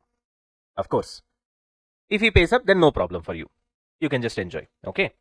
Even if derecognition occurs, if you still have some exposure, like you gave financial guarantee, the example that I told you is a financial guarantee or repurchase option, for example, or servicing issue, you may need to recognize new asset or liability, which means we'll be recognizing both. You'll understand how it is. What do you mean by new asset and liability recognition, sir? Only liability only will come. No. I'll tell you. For presentation purpose, we'll do some stupid things. You'll understand that. Okay, stupid things, sir. Yes, stupid things only. Measure it at maximum exposure to loss. Actually, we'll measure it at fair value. Okay, we'll see that. I just gave you a simple example over here. Sale of receivables with a guarantee. ABC Limited sells 1 lakh receivables to what? 10 lakh receivables to factor. The sale is without recourse. Without recourse means obviously you keep the bad debts with you. I'm not at all responsible. For most customers, risk is transferred. Without recourse means risk is transferred. Automatically control also will be transferred. But ABC guarantees that only one large customer defaults, then ABC will compensate the factor up to 2 lakhs. I gave you exactly the same example. So which means ABC derecognize the receivables, that financial asset will be derecognized, which means it will be removed from your balance sheet, but has continuing involvement for what? 2 lakhs due to the financial guarantee that you have given. Clear? This is what we call continuing guarantee. First, understand what do you mean by continuing guarantee or continuing involvement. Then we will understand how to account this. For that, anyway, we have an example.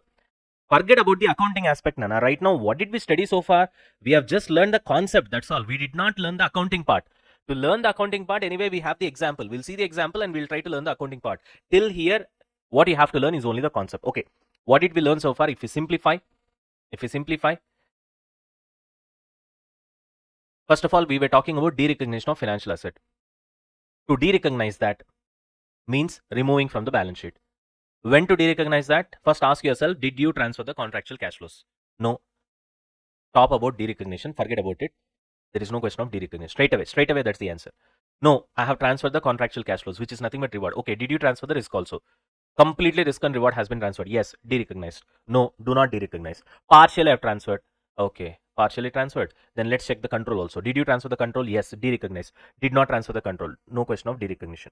Clear? I transferred the control also, but there is a little bit of financial guarantee that I've given. This is a continuing involvement. Then to that extent, you have to recognize an asset as well as liability. What is that? How to account that? All those things we'll see now. Okay, right. Let's look at this example. Just a second, Nana.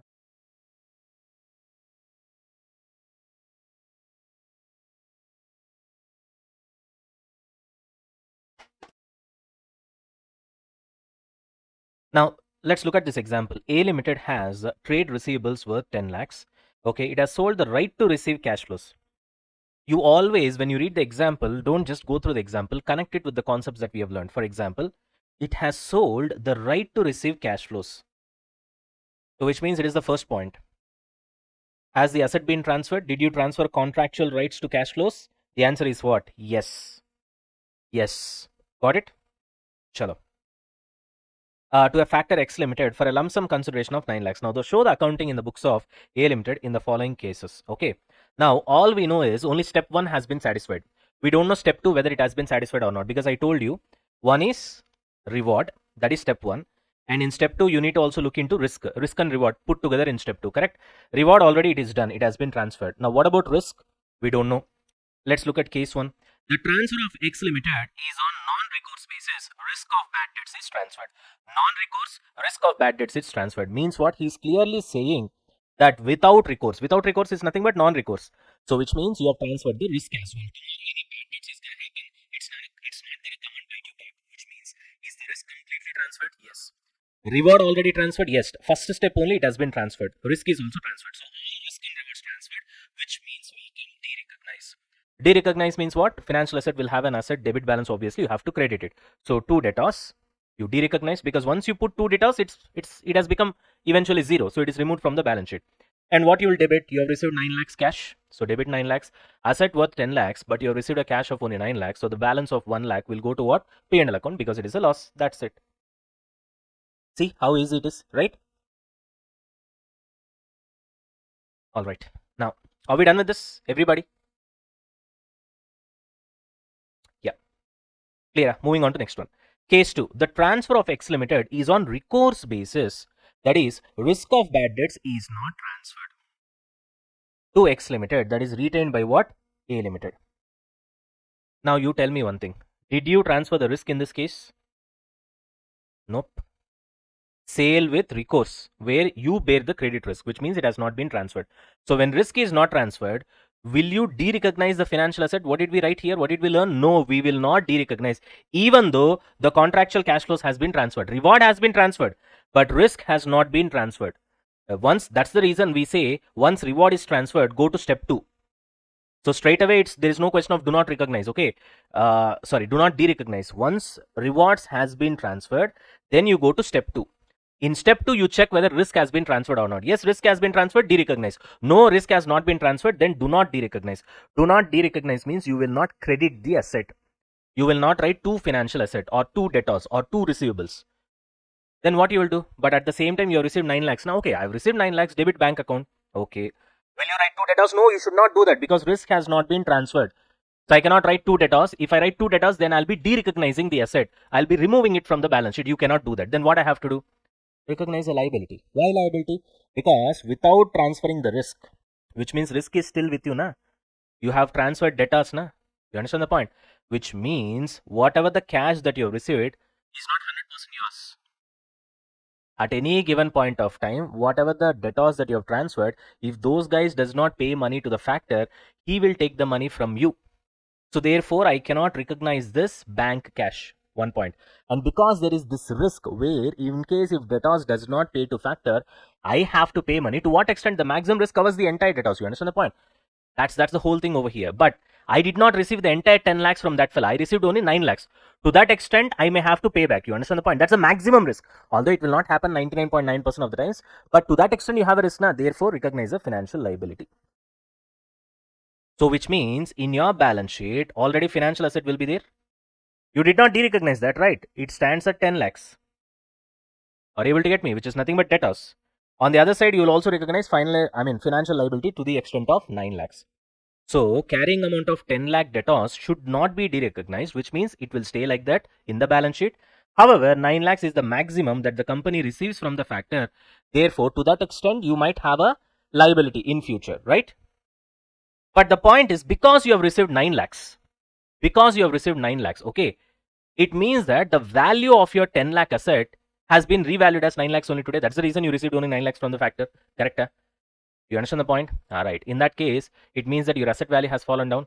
Once your asset value has fallen down, you need to recognize that falling in the value of the asset is nothing but impairment loss. Just now we have covered, na? So therefore, recognize impairment loss to debtors to the extent of what? 1 lakh. This is what you will do in case 2. Now, once you put this entry, now what will happen to your balance sheet? Now your financial asset also will look at 9 lakhs. It will be looking at 9 lakhs, the balance, and financial liability also will be showing 9 lakh balance. Because now your financial asset is worth that much only, which is 9 lakhs. That's the reason factor paid you only 9 lakhs. You got the point? Chalo. Are we done with this? Okay, so what is the difference between case 1 and case 2? Pretty simple. It's a plain vanilla case. In case 1, risk has been transferred, reward has been transferred, de-recognize the asset. In case 2, reward has been transferred, but risk has not been transferred. Therefore, you cannot de-recognize the asset, which means you can't credit the asset. You keep the asset like that. Only you will create financial liability to the extent of cash that you have received. I have received 9 lakhs. To that extent, you create a financial liability. Now, because 10 lakhs worth of an asset in the market, once you have put it for sale, you received only 9 lakhs. The worth of the asset is only 9 lakhs right now. To that extent of 1 lakh, you recognize the impairment loss. Done. Okay. Right. First two cases is relatively rather simple. It's not complicated. However, we're going to have case 3. What about case 3? That's the fun part. Now look at case 3. A Limited has transferred the right to collect all trade receivables, which means reward has been transferred. What about the risk? And also has given guarantee to the factor to the extent of 2 lakhs. Which means what? Presuming that, because here the question is not clear, but we need to presume that rest of the risk has been transferred. Only to the extent of 2 lakhs, the risk has been retained. Rest of the risk has been transferred. Only to the extent of 2 lakhs, the risk has been retained. You understand the point? Which means this belongs to what category? Let's apply the concept. Step number 1. Contractual cash flows. Right to receive, right to collect contractual cash flows. Has it been transferred? Reward has been transferred? Yes. Once it is yes, what you should do? Go to step 2. Come to step 2. All risk and rewards has been transferred? No. None has been transferred? No. Some risk and rewards has been transferred. So it does not fall into this category or this category. Partial risk has been transferred. Then it has fallen into this category. Go to step 3. Now coming on to step 3, now you tell me, did you transfer the control? Logically speaking, yes, control has been completely transferred. Then you will de-recognize, because now factor only will take care of everything. Factor only will take care of everything.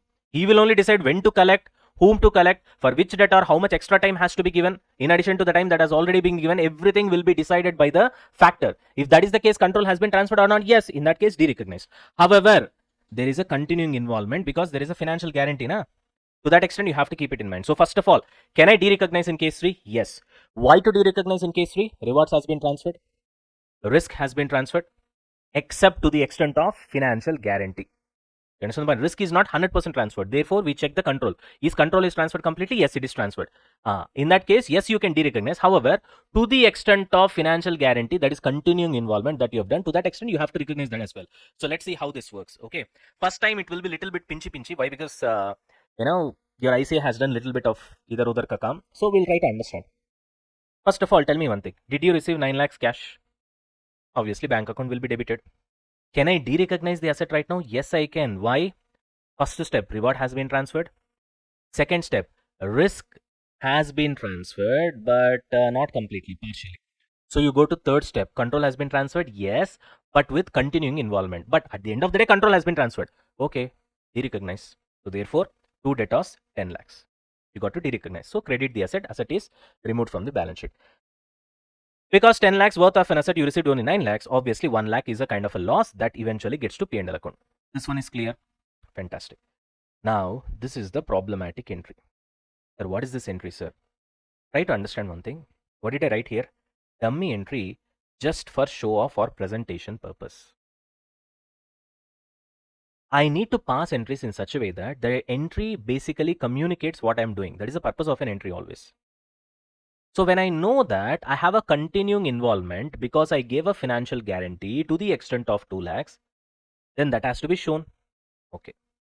So for that, basically what I do is that I create an associated liability because I know that I have a liability to the extent of 2 lakhs, but that is maximum. Simultaneously, I'll create continuing involvement financial asset as well. Now you can ask me, where is the need of asset over here? What asset? I don't have any asset because I already received 9 lakhs. Hereafter, I don't expect anything, not even 1 rupee to receive. Then why did you pass this entry? At least liability to some extent I can understand. Right. Actually, this is purely dummy entry purpose. It has got no meaning. Then why did you pass the entry? Only to show you that this transaction has happened. There is a continuing involvement to the extent of 2 lakhs. Only to pass that.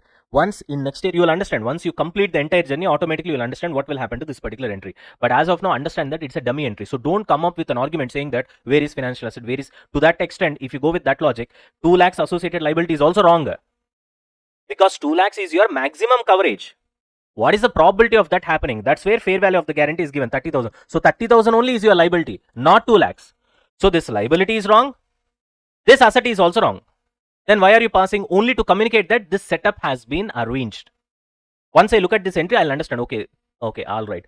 So he has given, guarantee to the extent of 2 lakhs. That's all. But if I don't create an asset over here and fake liability, because both are fake actually, to be very honest, that's why I call it as a dummy entry. Dummy asset, dummy liability. Dummy asset, dummy liability. Let me write that over here.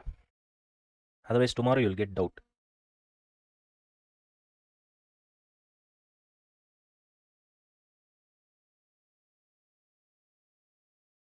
This is purely for presentation purpose. This is purely for presentation purpose.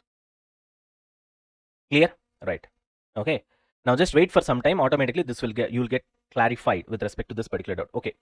Now you tell me one thing. You gave a guarantee to the extent of 2 lakhs, but then 2 lakhs, what is the probability of that happening? Okay.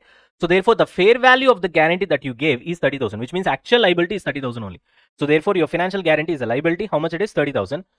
In case tomorrow you have to pay for that liability, where will you get money from? From P&L account only. Therefore, P&L account debit. Clear? Now, the only doubt that you might be having is with respect to this one. You wait for another 5 or 10 minutes. Automatically, it will get cleared. So how much time I have to wait? 5 to 10 minutes. That's all. Nothing more than that. That's all I want. Clear this one? Now you have understood how these three has come into picture, because in your ICA directly this entry is there. That is the reason students keep scratching their head, because the moment they see their entry, they'll not understand anything. You got the point? That is the reason first I gave you 3 separate entries, then I'll convert them into another entry, then I'll convert them into your ICA entry. You got the point? Then only you'll understand this entry. Straight away you'll not understand. So first of all, are we done with this? In this there is any doubt? This doubt is there. Apart from this, any other doubt is there? Nothing? Shall I move on to the next entry? Yeah. Same entry only. We'll be doing different presentation. That's all. Now, Nana, look at this compound entry. Pretty simple. Did I receive 9 lakhs? So bank account debit 9 lakhs. Coming on to P&L account, you know that 10 lakhs worth of a financial asset, I've sold it for 9 lakhs because literally I've received only 9 lakhs. So therefore, there is a loss of 1 lakh. Therefore, you have transferred to the P&L account to the extent of 1 lakh. But tell me one thing, honestly, is your loss is 1 lakh, Nana? No. Because you also gave a financial guarantee whose fair value is 30,000, which means your loss is 1 lakh plus 30,000. Therefore, we have debited 1 lakh 30,000, which means here we have debited 1 lakh, here we have debited 30,000, which have combined in the compound entry. Clear? Then we know that there is a dummy asset that we have created, continuing involvement, only to communicate that we have done something like this. 2 lakhs, that will come. Dummy liability we have created, associated liability to the extent of 2 lakhs, that will also come. And because the conditions are satisfied, step 1 rewards contractual cash flows has been transferred. Step 2, risk not completely transferred, partially transferred. Step 3, we check the control has been transferred, therefore asset has been derecognized, therefore 2 debtors. Okay, we have written 2 debtors. Got the point? And of course, we have a financial liability, new liability that has got created because of financial guarantee. Okay, and that is to the extent of how much, Nana? 30,000. Therefore, financial guarantee, which is a liability, obviously, 30,000. This is your component entry, which means we have just combined these 3 entries. Now, the problem with ICA is at least this entry is fine. If you look at the ICA entry, bank account debit, fine. P&L total debit, fine. 1 lakh plus 30,000, that is also fine. Continuing involvement, 2 lakhs, fine. Dummy asset. 2 debtors, 10 lakhs, you have to derecognize it, fine. So you are creating the asset, fine. Associated liability, directly he has written 2 lakh 30,000. That's why students will not understand what it is. Because students will be looking at this. So maximum, your liability expectation is 2 lakhs only, na? But the fair value of that guarantee is 30,000. So actual liability is only 30,000. Then why is that ICA is crediting 2 lakh 30,000? What you need to, this is where students get confused. What you need to understand is that in this 2 lakh 30,000 of your ICA entry, there is a 2 lakh dummy liability. So the actual liability is 30,000 only. Now you see, you feel right now that the actual liability is 30,000. Then everything is clear. You understand the point? There's a dummy liability of 2 lakhs over here. There's a dummy asset of 2 lakhs over here. Now, if I just said there is a dummy liability of 2 lakhs, that also you will not get convinced. Why is that somebody will create a dummy liability of 2 lakhs? There is a dummy asset of 2 lakhs. Oh, now it will get cancelled out. It is like I slapped you on one face. You said that how can you slap me on one face? You see here it has become little bit red. Then I slap you on the other side also. And now it has got evened out. Bad joke, na? Okay. Let's put it this way. I slapped somebody on the face. Eye has become blur. Only half eye is blur. So they are complaining in return. So I slap on the other side also. Now complete blur. Problem solved. Sir, it sounds so stupid. Exactly, that's what your ICA has done. That also sounds equally stupid. But anyway, see, in one way we can't call it as stupid also. Why? Because they are trying to communicate what is happening. So that is a better thing only. Okay, so continuing involvement to associated liability is a kind of dummy asset and dummy liability kind of entry. That's fine. Okay, that's fine. They want to what? Communicate what's happening. All right, now that we know how this entry has been created, now let's see what happens in in future. Let's see what's going to happen. For example, will the factor collect the entire 10 lakhs, or he will face any sort of a problem? Will there be any bad debts in future? And if the bad debts are going to happen, then what's the treatment that we're going to do? Because at the end of the day, these two has to be cancelled out, correct? They should not exist. Once this transaction is about to be completed, these two should not exist. They should get cancelled out. How will you cancel out? Very simple. You will debit associated liability. You will credit continuing involvement. You will pass the reverse entry. Then it's a matter. For this entry, reverse entry will pass. Okay, they'll be removed from the books. But then when you will do that, in what scenario you will do that, how will you do that? That's what we're going to see right now. Okay. Now let's see what happens next year. Let's see what happens next year. Two possibilities. No bad debts. There is bad debts. No bad debts is very easy. Entire 10 lakhs has been collected. Okay. Bad debt 0, which means amount also payable from our side will be 0. No liability for us. Already we have created a financial guarantee liability of 30,000. Now you reverse it out. You will credit the P&L account. There ends the matter. Entry. That's it. That's all. Simple. You got the point? In addition to this, of course, we created this dummy asset and dummy liability. That entry, you have to reverse it. And that also has to be cancelled. That's what I've written. Same copy paste here also entry. Which entry? This entry. What entry? That dummy liability will be cancelled out by debiting. Dummy asset will be cancelled out by crediting. Got it? Hello. If there is a bad debt, then what's going to happen? Now, this is interesting. So here, entire amount has been collected. So therefore, the financial guarantee will be cancelled out. You got it? But here, only 9,50,000 has been collected. So which means there is a bad debt of 50,000. So when there is a bad debt of 50,000, who has to pay to whom? I have to pay to the factor, because this is with recourse. I gave that guarantee, sir. It's not with recourse, sorry. I gave guarantee to that extent, right? In fact, I gave guarantee to the extent of 2 lakhs. Although I have to pay a bad debts of 50,000 only. You understand the point? I gave guarantee to the extent of 2 lakhs. That is my exposure, maximum exposure. You got the point, which involves probability as well. That's the reason fair value was only 30,000, even though your exposure was 2 lakhs, because you always multiply that with probability to find out the fair value. Anyways, now the point is, amount payable is how much? 50,000. Already I created a liability called financial guarantee only to the extent of how much? 30,000. Is that 30,000 liability is enough to pay 50,000? No. So increase the liability. So again, you credit financial liability guarantee. How much? 20,000. With that 50,000 you pay now. Did you understand? Simple. So total bad debts is 50,000. I already created a financial liability for only 30,000 over here. that 30,000 is not sufficient to pay 50,000. So now you increase your liability to 50,000 by creating the liability for 20,000. So now the liability is 50,000. Now you debit it and then pay the cash 50,000. There ends the matter. And this dummy asset and liability has to be cancelled out because your job is done, your purpose is served. Therefore, you pass the reverse entry. Here, what is the entry? Continuing involvement financial asset to associated liability. Now, here it will be associated liability to continuing involvement. There ends the matter. That's it. It's like a contra entry, Nana. That's what. Till here, it's clear. Everybody. Okay, now this is how your ICA entry is gonna be. Now you should understand that. Okay, fine. 30,000 is the fair value. Actually, my financial liability guarantee is only 30,000. Then why did I show 2,30,000? Because 2 lakhs is a dummy liability that I have created, for which dummy asset of 2 lakhs continuing involvement also has been created. Clear? Fantastic. All right. Chalo. Okay, still we did not complete. Still we are in the derecognition of financial asset topic only. Now let's expand our learning further. So we're gonna go a little bit deeper. We're gonna dig a little bit deeper. Okay. Sorry. Now we're gonna expand our learning further, which means, what do you mean by expanding over here? Same topic only. We're gonna dig a little bit deeper. Okay, we're gonna dig deeper. So we're gonna go full-fledged into the concept. Okay, first of all, let's start with a basic question. When will you derecognize? Suppose your financial asset is sold completely. Okay, literally sold. Okay, which means you gave all the risk rewards, with respect to that financial asset to the other party. You will fully derecognized. Or your cash flows are expired, collected completely. What do you mean by that? Suppose you purchased a debentures, it's a 5-year debenture. So 5 years you will get interest. 5th year the principal repayment has been done, which means what? The entire purpose of the financial asset is served. You received all the interest, you received all the principal repayment, which means the entire cash flows, the so-called contractual cash flows with respect to that particular financial asset is done. Is done with, it's finished, right? Then automatically you'll derecognize. Okay, these two are basic things, right? So a financial asset is sold means, by default, what you need to understand, risk and reward transferred. Risk and reward transferred. That is a basic understanding. Okay, now these two are rather very simple, plain vanilla cases. Okay, this is plain vanilla. Okay, there's no twist and turns over here. But look at this one. Suppose right to collect cash flows are transferred, which means step 1. Or right to collect cash flows is retained, but whatever you collect, you have to pay. That is, an obligation is created to collect and repay the cash flows as it is. Did you understand what I'm trying to say? Means either you transferred the entire rights, which is nothing but step 1. Of course, after that, we need to see whether risk has been transferred or not. Or you are only correcting the cash flows, but you entered into an obligation with other party saying that how much cash flows that I collect from my financial asset, as and when I collect, I'll be transferring that to you.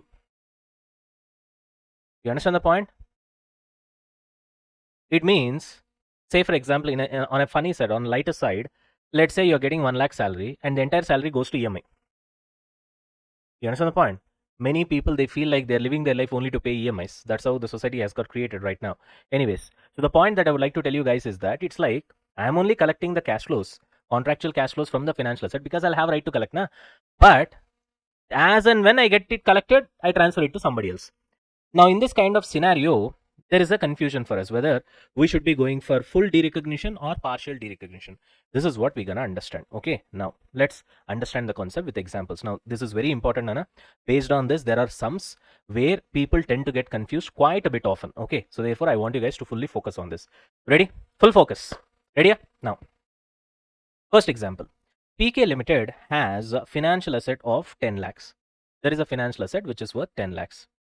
Effective interest rate is 10%. That has been already calculated. Okay. It is a financial asset of how many years? 5 years. Debenture or whatever it is. You purchase debentures. Okay.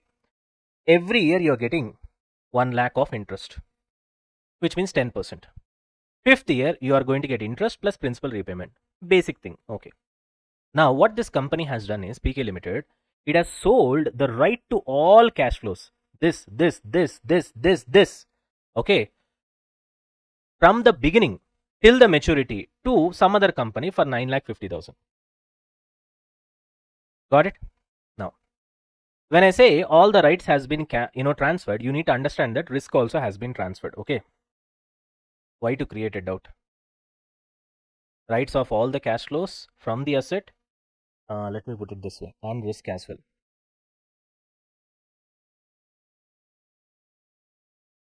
a second.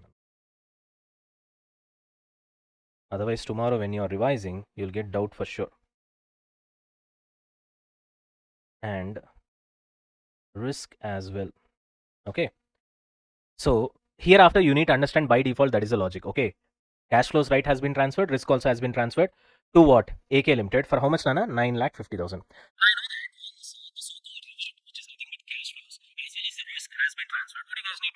Step 2, step 1 is satisfied. Therefore, you have to derecognize. Derecognize means what you will do? You will credit the financial asset because it will be showing debit balance. You credit it, it's gone, it's removed from the balance sheet. And what you will debit? You received 9,50,000 cash. So bank account debit 9,50,000. There is a loss of 50,000. Obviously, it will go to P&L account. This you already know. We have discussed here. Correct? Chalo, fantastic. Okay. So this example is quite a bit simple. Now look at the second example. PK Limited sold specific cash flows from financial asset, not all. Not all cash flows. In the first example, it was quite plain vanilla. All cash flows has been sold. The rights has been transferred. That's not the case in example 2. Specific cash flows from financial asset, not all the cash flows. Or a proportion of specific cash flows from financial asset has been transferred, which means either you will say, I'll transfer only interest. Rights of interest collection transferred. Principal repayment stays with me. Or 50% of the interest collection rights transferred to you. 30% of the principal repayment rights transferred to you. 70% of the principal repayment stays with me. 50% of the interest payment stays with me. This is what we call proportion of specific cash flows. Why I'm saying specific? When I say 50% of interest is transferred, interest is specific cash flow over there. 30% of principal repayment is transferred. Principal is specific cash flow over there. You are specifically mentioning what cash flow, out of that how much percentage is being transferred. Clear? Like, say for example, PK Limited sold right to collect all interest related cash flows to AK Limited for how much? 4 lakhs. But retained the right of the principal amount. Got it? Or PK Limited sold right to collect 50% of interest cash flows and 30% of principal amount for 6 lakhs and retained 50% of interest cash flows with himself and 70% of the principal amount with himself. Got the point? This is what we call partial transfer of cash flows. In this case, what we need to do? Obviously, you have to do partial derecognition. You can't do full derecognition, but you can do partial. So, how to do partial derecognition? That is the biggest question. Very simple. Divide the financial asset of 10 lakhs into 2 parts. The retained part, how much you have retained, and the transferred part. Got it? Transferred part obviously will be derecognized. Retained part, you'll keep it like that. Naturally. Got it? Okay. But how will you do the split of carrying amount of financial asset, that is 10 lakhs? C.A means carrying amount. Carrying amount means right now, whatever the value it is showing in my books, in my balance sheet. Got it? That we call it as a carrying amount. So how will you split that? Because only if you split, the carrying amount of the transferred financial asset will be derecognized and the carrying amount of the retained financial asset will stay. This will be removed from the books. It will stay put. This will stay put in your books. This will be removed, derecognized from your books. Got it? How to do that? Simple. Now see here. Now, as I've clearly written here that you will split it based on the ratio of fair value, correct? Now, how to find fair value? We already know. We find the market interest rate, using that we'll discount, we'll get the fair value. So once you get fair value, take the ratio of that fair value. Say for example, the ratio of the fair value is in X is to Y, that particular ratio. You can imagine it is 1:2 or 2:3 or whatever it is. Let's say 1:2 or whatever it is. Okay. So X and Y is the ratio. In that ratio, you split the entire asset value. So what is the financial asset carrying amount? 10 lakhs. This 10 lakhs, you will split in the ratio of X is to Y. Once you split this 10 lakhs in the ratio of X is to Y, you get 5,50,000 for retained strip and 4,50,000 for transferred strip.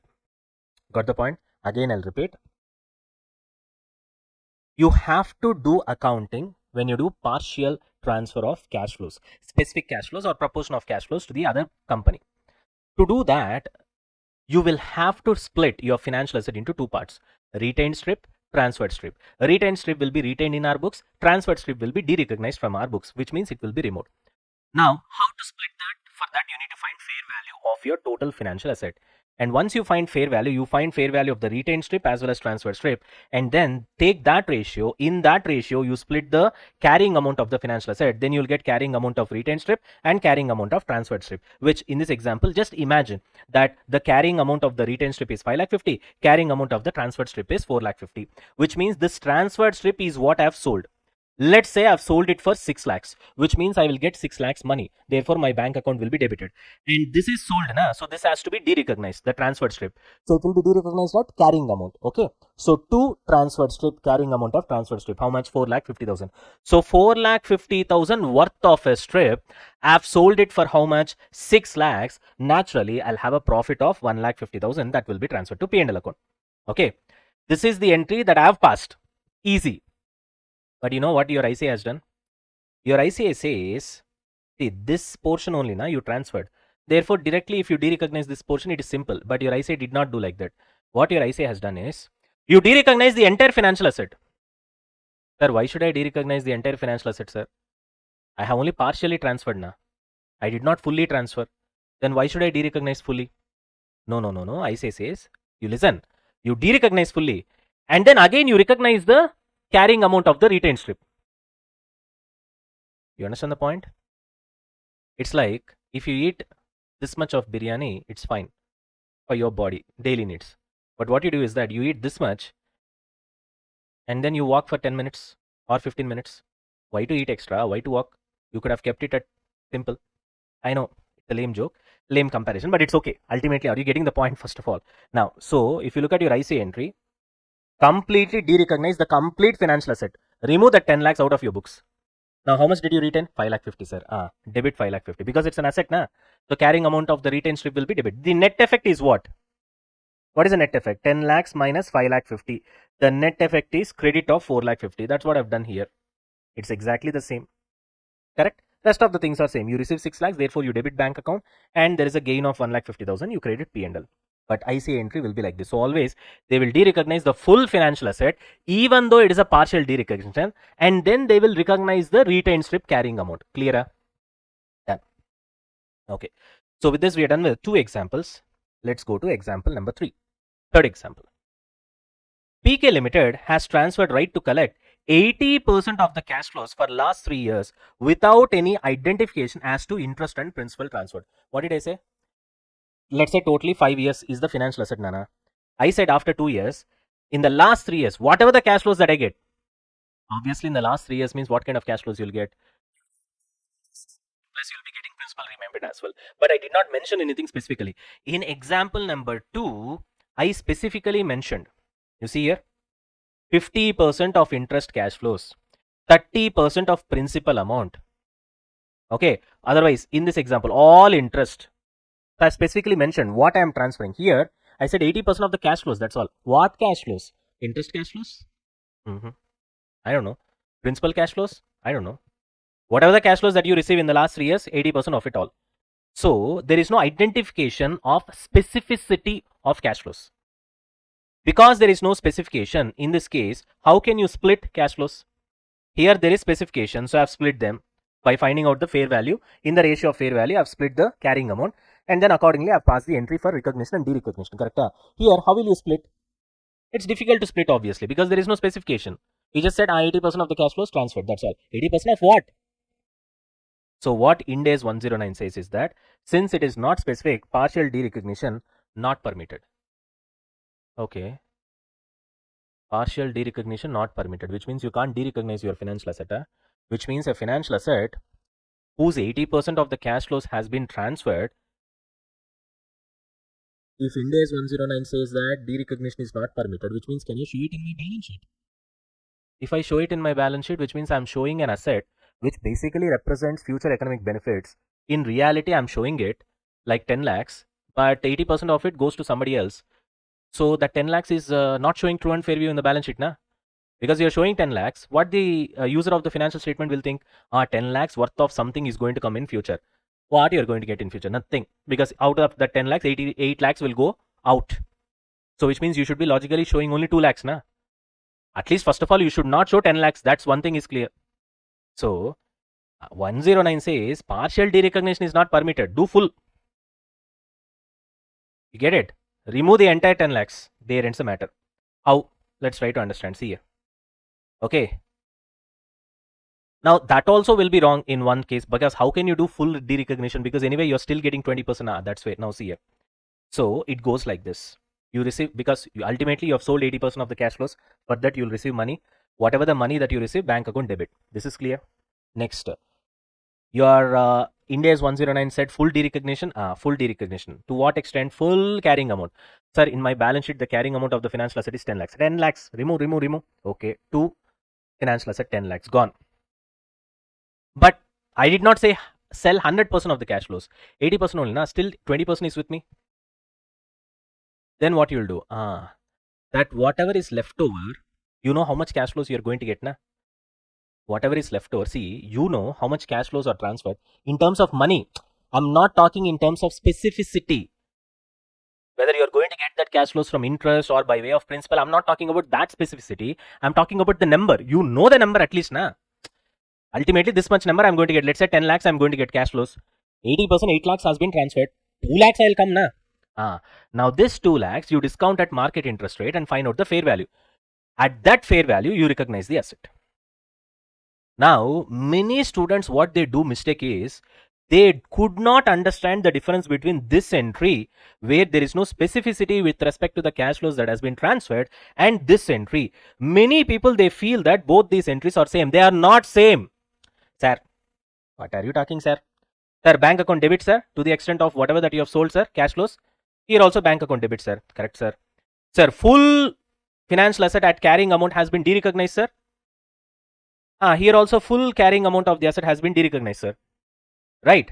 Here whatever that we have retained has been recognized, sir. Debited. Here also whatever you have retained has been recognized, sir. Correct only, but one point you missed. Here you have recognized the retained strip at its carrying amount. Here you have recognized the retained strip at its fair value. Now that's not a small difference.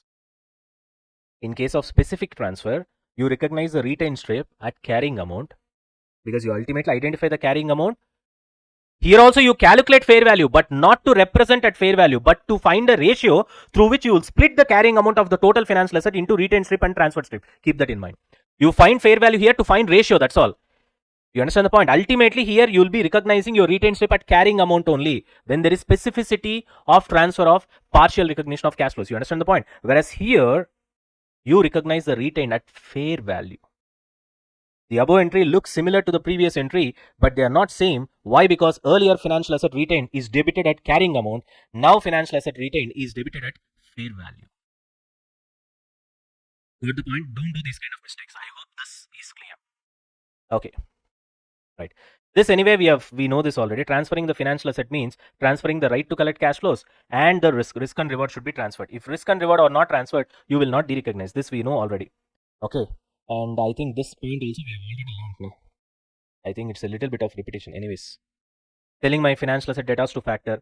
If it is non-recourse means you will be bearing the risk. Then do not derecognize. Okay.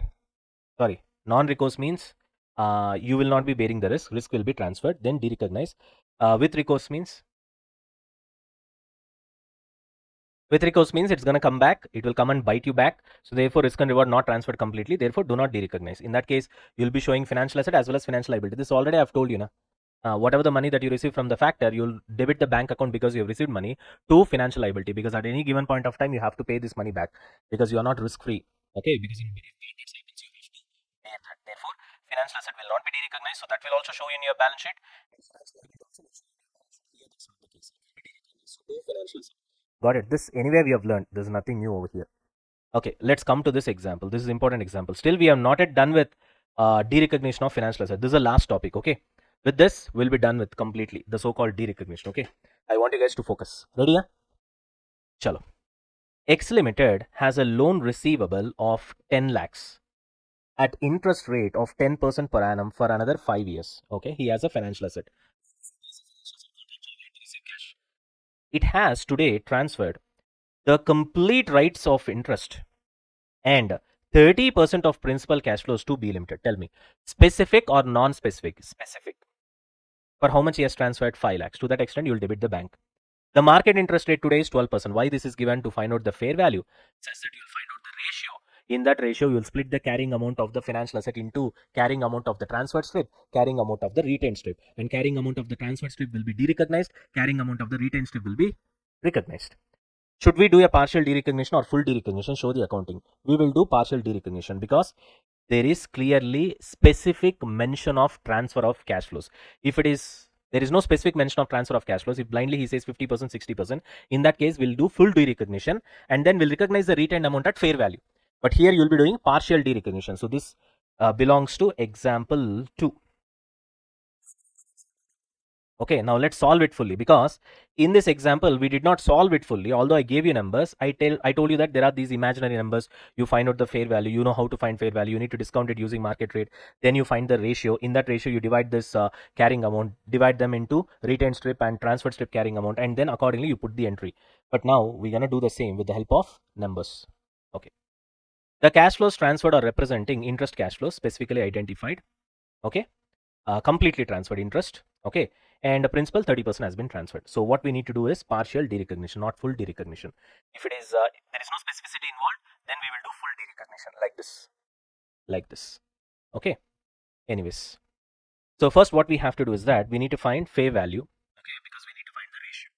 Fair value of the transferred strip, fair value of the retained strip. First, transferred strip is how much? Entire interest is transferred. How much is the interest? 10% out of 10 lakhs, which means 1 lakh for 5 years. So 1 lakh for 5 years. You will get 1 lakh after 1 year, 1 lakh after second year, 1 lakh after third year, 1 lakh after fourth year, 1 lakh after fifth year. So take that 1 lakh, you multiply with first year discount rate, second year discount rate, third, fourth, fifth, instead of that, total of the 5 years discount rate. So 1 divided by 1.12 equals to first year discount rate, again equals to second year, again equals to third year, again equals to fourth year, again equals to fifth year. Grand total will give you cumulative discount rate of 5 years, which we call it as present value annuity factor. That is 3.608, which is nothing but total of 5 years discount rates. Okay, right. Then what did you transfer? 30% of the principal. How much principal you are going to get? 10 lakhs. So 10 lakhs into 30%. This you will be getting after fifth year. Therefore, fifth year discount rate. 1 divided by 1.12. First year, second year, third year, fourth year, fifth year. You will get this number. 0.5674. So you got the fair value of the transferred strip. Got it? So what is fair value of the retained strip? Very simple. How much you are getting? You are not getting any interest. You are getting only principal repayment. That too, in principal repayment is getting how much? 70%. So 70% of 10 lakh is 7 lakhs into same fifth year discount rate. You will also be getting after fifth year. So multiply that, you get the fair value of the retained strip. Now, carrying amount of the loan receivable, which is 10 lakh, should be divided into carrying amount of the transferred strip and retained strip in the ratio of fair value. So what is the fair value? 5,30,700, 3,97,180. In that ratio, you will divide it for transferred strip and retained strip. This, I hope it's easy for you to understand. 10 lakhs into 5,37,00 divided by 5,37,00 plus 3,97,180. Got it? Chalo, you got the carrying amount. Now you know that carrying amount of the transferred strip will be removed, derecognized. Carrying amount of the retained strip will be held. But how do we pass the entry? As per ICA, derecognize the entire financial asset. Logically, we don't do that, but that's how your ICA passes the entry. Okay. So, two loan receivable 10 lakhs. You derecognize the entire 10 lakhs and then you recognize the retained portion. How much is the retained portion? 4,28,51. To this extent, you debit. You debit. Got it? Hello? Yes? Right. Now, that's it. This is a different way of presentation. Chalta hai. That's not an issue. Okay. I think this entry is not necessary also. Directly you can pass on this entry. Okay. Bank account debit. Okay. Two transferred strip which has to be derecognized, and the difference between these two will be P&L account. In this case it is loss, so P&L account is debited. I think your ICA will not pass entry like this. Okay. Array. I know, I've seen the sums. So first it will be, okay, let's imagine that this entry does not exist. Okay. So two loan receivable. First they'll derecognize the entire financial asset, 10 lakhs. Why did I not pass this entry means, because if I pass this entry as per your ICA, you'll get confused that here specifically we have mentioned that we should not be doing full derecognition. Nah? But actually because of passing the entry, if you look, it seems as if you're doing full derecognition. That's why this entry is only correct. But your ICA is doing like that. What can we do? So two loan receivable, then you debit the retained strip portion. Retained strip, 4,28,51. You got the point. And then you received money, na? So bank account, 5 lakhs. Got the point? So obviously there is a difference in loss. So P&L account 71,941. Usually your ICA entries will be like this. So basically, you just de-recognize the entire financial asset, and then you recognize only the retained portion, and then you have received 5 lakhs bank account. You put that as well. So totally you'll be getting 5 lakhs plus 4 lakh 28, 9 lakh 28, and here it is 10 lakhs. So obviously the difference of 72,000 approximately is loss. This is how your ICA will pass the entry. But honestly speaking, this is the right entry because you should not be doing full derecognition. That's the concept, na. When there is specific cash flow transfer, you will not do full derecognition. If there is non-specific cash flow transfer like this, in this case, you will do full derecognition. Here, full carrying amount of financial asset getting credited, thereby derecognizing is correct actually. But then your ICA is ICA at the end of the day. This is how they do actually. That's okay. I hope you have understood. Now, moving on to the last example. PK Limited has advanced various housing loans and whose installments are receivable over the next 10 years. Okay. PK Limited today has sold to B Limited right to collect all the cash flows from house loan receivables in the next 4 years. Okay. Next 10 years he is getting, but only to the extent of next 4 years he has sold the right to collect all cash flows. So rewards has been transferred, risk transferred.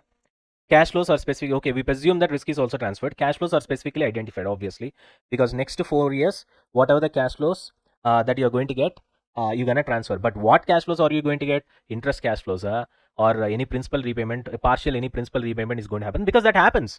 Always don't come to a conclusion that principal repayment will happen only at the end of the year. Sometimes they'll have principal repayments also. Especially we are talking about house loans over here.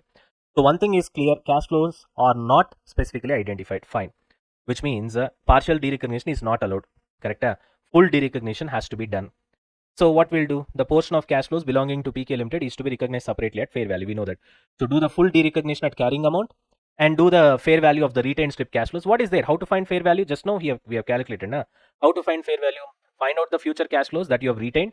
You multiply that with the discount rate. That's all. You will be getting the fair value. As simple as that. If you discount at market interest rate, you get your fair value. As simple as that. So hereafter, don't ask me how to calculate the fair value. Got it? This is just an example I just wanted to show. Okay, that's it. We are done with derecognition of financial asset. Okay. Any doubts?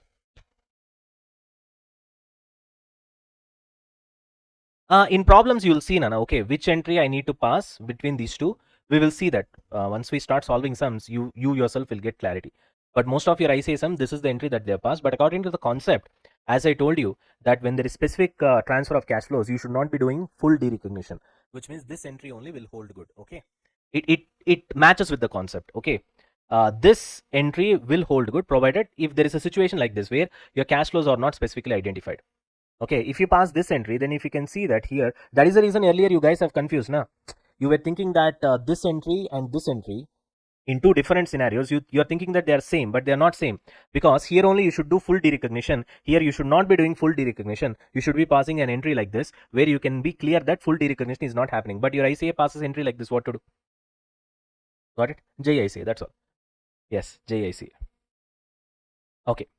Right. That's it for today. What you guys do is that go home. You try to revise all these things and then come back.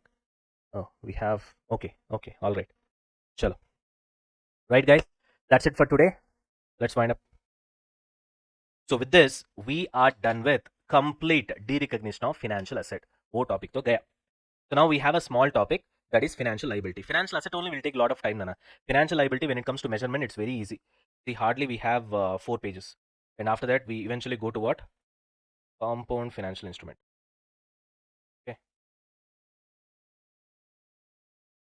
All right. Now let's start with financial liability accounting. You guys are ready? All right, guys. Now let's start with accounting of financial liability. Okay. Chalo. Now, see, if you could recollect when we were discussing about different methods. For financial assets, there are 3 choices: FVTPL, FVTOCI, ACM. But for financial liability, there are only 2 choices: FVTPL and ACM. FVTOCI does not exist. First point. Even in those two, 95% of the cases will be using ACM only. Only in some special cases, in some special circumstances, we'll be using FVTPL. That we will see it in future. Okay, not now. Okay, we have a lot of time for that. I think where are those special circumstances? Let me show.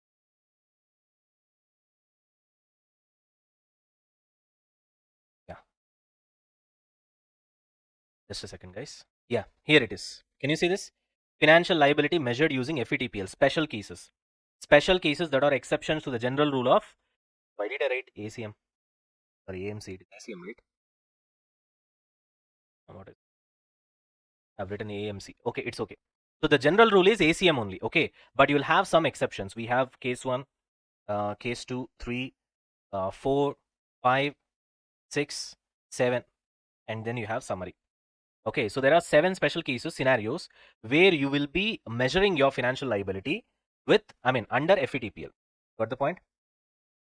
Chalo, anyways. So which means, why did I show you this? You guys need to understand that in general, we'll be going with ACM method, mostly by default. Are we gonna discuss certain special cases? Only if that special cases comes in your question, you'll be going for FVTPL method to recognize your financial liability. Otherwise, strictly, you will stick with ACM method, amortized cost method. That's all. Okay, right. Okay. We know what is amortized cost method. Your initial recognition will happen at fair value.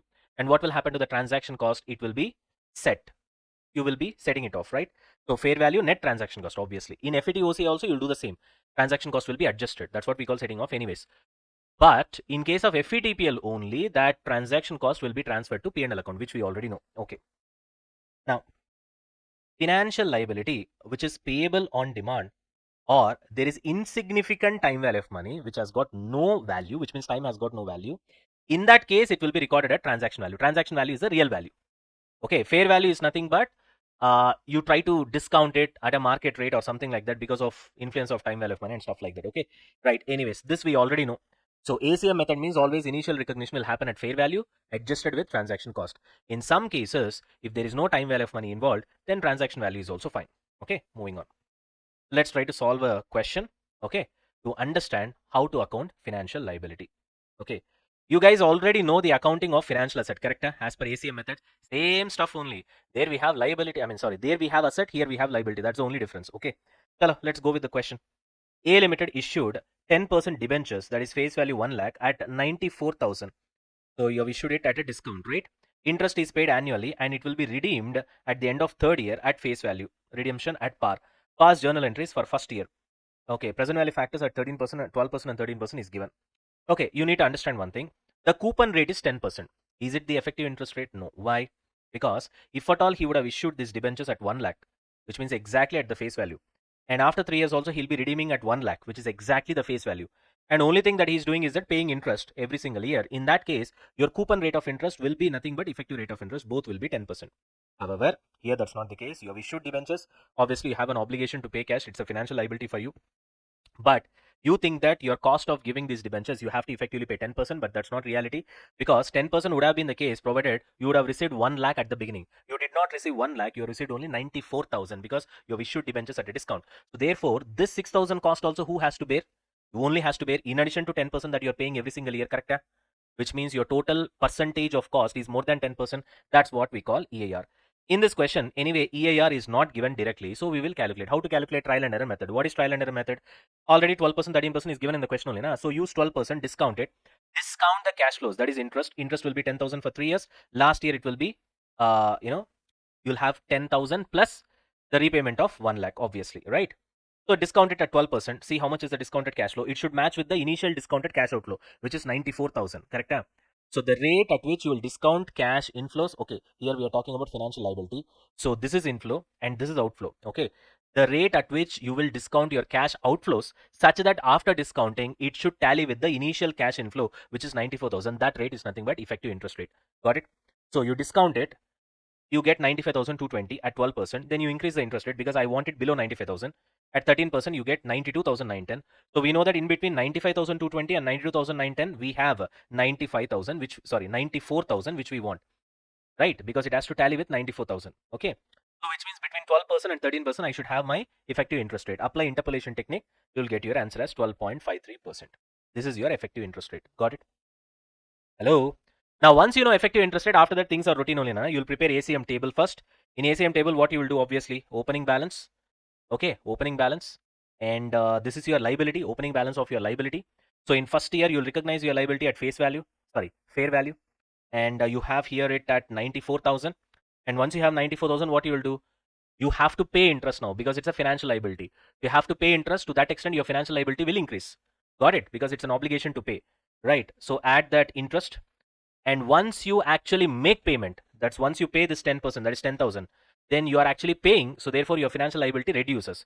So reduce this actual payment. This is nothing but contractual cash flows. This is nothing but contractual cash flows. This is nothing but interest expense. In financial asset, we will call it as interest income. Here we call it as interest expense. Now here in this example, it has been done in a different way, but usually what we do is that we can do it like that. First year, second year, third year, opening balance, 94,000 is the liability. Add interest expense, because interest expense will increase your liability value. That is 94,000 into 12.53%.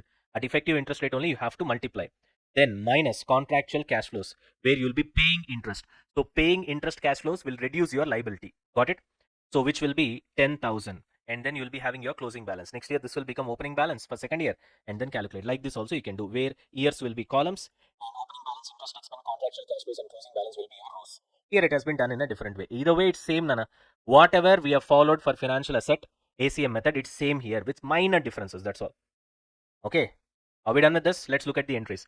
Initial entry, you guys know, you have to recognize the financial liability. So obviously two financial liability, right? This is 10% debentures over here. And you'll be receiving money initially. So bank account debit, how much? 94,000, 94,000. Then your financial liability should be increased to the extent of effective interest rate, which is imaginary interest, correct? Huh? So that 12 point, how much percentage? 53%, you will add and increase the liability. In reality, once you pay the actual cash flow, the contractual cash flow, which is the coupon rate, that is 10%. Once you have paid the interest, your liability reduces naturally. So reduce it, that 10,000. You will be repeating this for second year. You will be repeating this for third year. Same entries only. Got the point? Numbers will change. That's all. Because you have prepared ACM table, all the numbers are ready for you. So you can easily pass entries for all the 3 years. So nothing much to discuss over here. It's a cut copy paste of what we have learned in financial assets. That's all. Cut copy paste. Nothing much. Are we clear with this?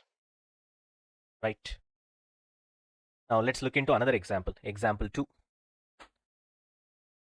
Moving on to next example. B Limited has issued 10% debentures of face value 1 lakh, redeemable after 3 years. The initial issue expenses is 5,000 again. So because of these expenses, you will not be receiving 1 lakh, you will be receiving 95,000. So obviously your cost is not just 10% interest that you pay every year, but this 5,000 loss as well. Show the accounting in books of B Limited if the effective interest rate is 12.1%. Obviously, he himself gave you effective interest rate. So which means your actual interest expense is not 10%, it is 12.1%, including this expenditure of 5,000 as well. Got it? Right. Okay. Initial recognition entry is very easy. You have to recognize the liability. At what value? How much money you have received? How much money you have received? 95,000. Why?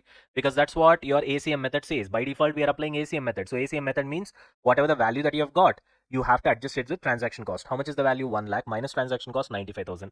95,000 is what you will recognize. How much money you have received? 95,000. So debit the bank account. There ends the matter. This is your initial recognition entry. At the end of each year, what I'll do, I'll be preparing obviously ACM table, and then I'll pass the entries. Here what I've done is that both of these has been clubbed together, ACM table as well as the entries, so that it will be saving time and space for us. That's all, because all these are examples only, not your real ICA questions. Okay, so first year what will happen? Obviously you will have your opening balance, which is 95,000. And for that opening balance, we need to add interest expenditure at effective interest rate. So effective interest rate is how much? 12.1%. So 95,000 into 12.1%, 11,495. To that extent, your financial liability will increase. So the entry will be very simple: interest expenditure debit to financial liability. Because if you want to increase the financial liability, it has to be credited, because it shows credit balance. So the more you credit, more it will increase, right? Ultimately, you know that it has to be increased, therefore you credit the financial liability, debit the interest expense. Okay, after that, once you pay the actual contractual cash flow, where you pay the actual interest of 10%, because you paid the money, your liability has got reduced to that extent. Therefore what you will do, debit the financial liability and credit the bank, because once you have made the payment, money goes out, so you credit the bank, debit the financial liability, because financial liability balance has to be reduced. That's it. You'll get your closing balance. Second year and third year, same stuff. Got it? Easy peasy. Right. Moving on to example 3. Now come to example 3, Nana. After that, we'll go to compound financial statement. After that also, we'll see some special cases of financial liability where we have to recognize it using FVTPL and not ACM. So for all the examples that we are seeing, we are applying by default ACM, because by default, when it comes to financial liability, you'll apply ACM only. Got the point? Right. A Limited has issued 0 coupon bonds for 7 lakhs, which will be redeemed after years at their nominal value of 10 lakhs. 0 coupon bonds means no interest whatsoever. So you'll issue the bonds at deep discount, and you'll redeem it at a very good amount, so that this difference will be the return for the investors. Okay, so you have issued zero coupon bonds, which means you have received 7 lakhs, and you said that after years I'll be redeeming 10 lakhs, so that 3 lakhs will be the profit for the investor. Okay, the initial expenses incurred for issuing the bonds is 20,000. Show the accounting in books of A Limited. Very simple. This expense also you have to consider, which means ultimately you have received how much in your bank account? 6,80,000. After years, I don't know how many years I've written here. Okay, I've considered 4 years over here, so let's write 4 years. After 4 years, let's put it this way, it in same ink. Okay, now after 4 years you have to pay how much? 10 lakhs, correct? After 4 years you have to pay 10 lakhs. Pretty simple. Now this 10 lakh should be discounted at a particular rate such that after discounting it should be equal to 6,80,000. Got it? So 10 lakhs is the future value, 6,80,000 is the present value. So future value is equal to present value into 1 plus r whole to the power of number of years, right? All right, Nana. So we know that future value is equal to present value into 1 plus r whole to the power of 4. We need to find this r. So obviously what 1 plus r whole to the power of 4 is equal to 10 lakhs divided by 6,80,000. 1 plus r is equal to, this whole to the power of 4 goes the other side. It becomes 4th root or 1 divided by 4 whole to the power, right? And r is equal to, this 1 goes this side, it will become minus 1. Whole to the power of 1 by 4 means you can put square root both the times. Okay. So which means 10 lakhs divided by 6,80,000, that will be equal to 1.4705 square root 2 times 1.1012 minus 1, you get your effective interest rate, which is 10.12%. Hereafter, you know what to do when it comes to ACM table. You take the opening balance, which is the amount that you received, 6,80,000, to the extent of 10.12%, which is effective interest rate. We will increase the liability. Add 10.12%. Normally, what we'll do when we make the actual contractual cash flow, that is the interest payment, that is the coupon rate of interest, to that extent, we'll try to reduce the liability value, correct? But here it's a zero coupon bond, therefore we are not making any contractual payments till the redemption. You got the point? Finally, in the redemption, we'll pay back 10 lakhs. So therefore, no need to reduce anything because no contractual cash flows are paid. Simply add this effective interest rate every single year such that you take the 6,80,000 all the way to how much? 10 lakhs. Finally, it will become 10 lakhs. You reduce 10 lakhs because you'll make a contractual cash flow of 10 lakhs in the last year. Finally, it becomes nil. That's all. Got the point, Nana? Everybody? Yes. That's it. Financial liability is very easy, Nana. It's just a rip off, or I can say copy paste of your financial asset. Nothing special for us to discuss over here. Once we go to solving sums, there you guys will understand. Okay, it's pretty much the same. Especially ACM method, nothing new for us to discuss over here. But of course, in financial asset, in most of the cases, what we used to do is that we used to have situations where staff loans and all these cases where they'll be going with low interest rate. The market interest rate will be different. Therefore, we used to discount at market interest rate to find out the fair value, and then we used to put ACM table. Here, that is not the case. Mostly in financial liability, we'll be talking about effective interest rate. And 90% of the cases, effective interest rate will be given in the question itself. So that headache is also not there for us. So it's easy peasy. Got it? Chalo, Nana. Let's wind up the session. In the next session, we'll continue with compound financial instruments. Okay? Chalo. All right, guys. Hi, Nana. How are you? Right. So welcome to another session. I hope this session will be a fantastic session.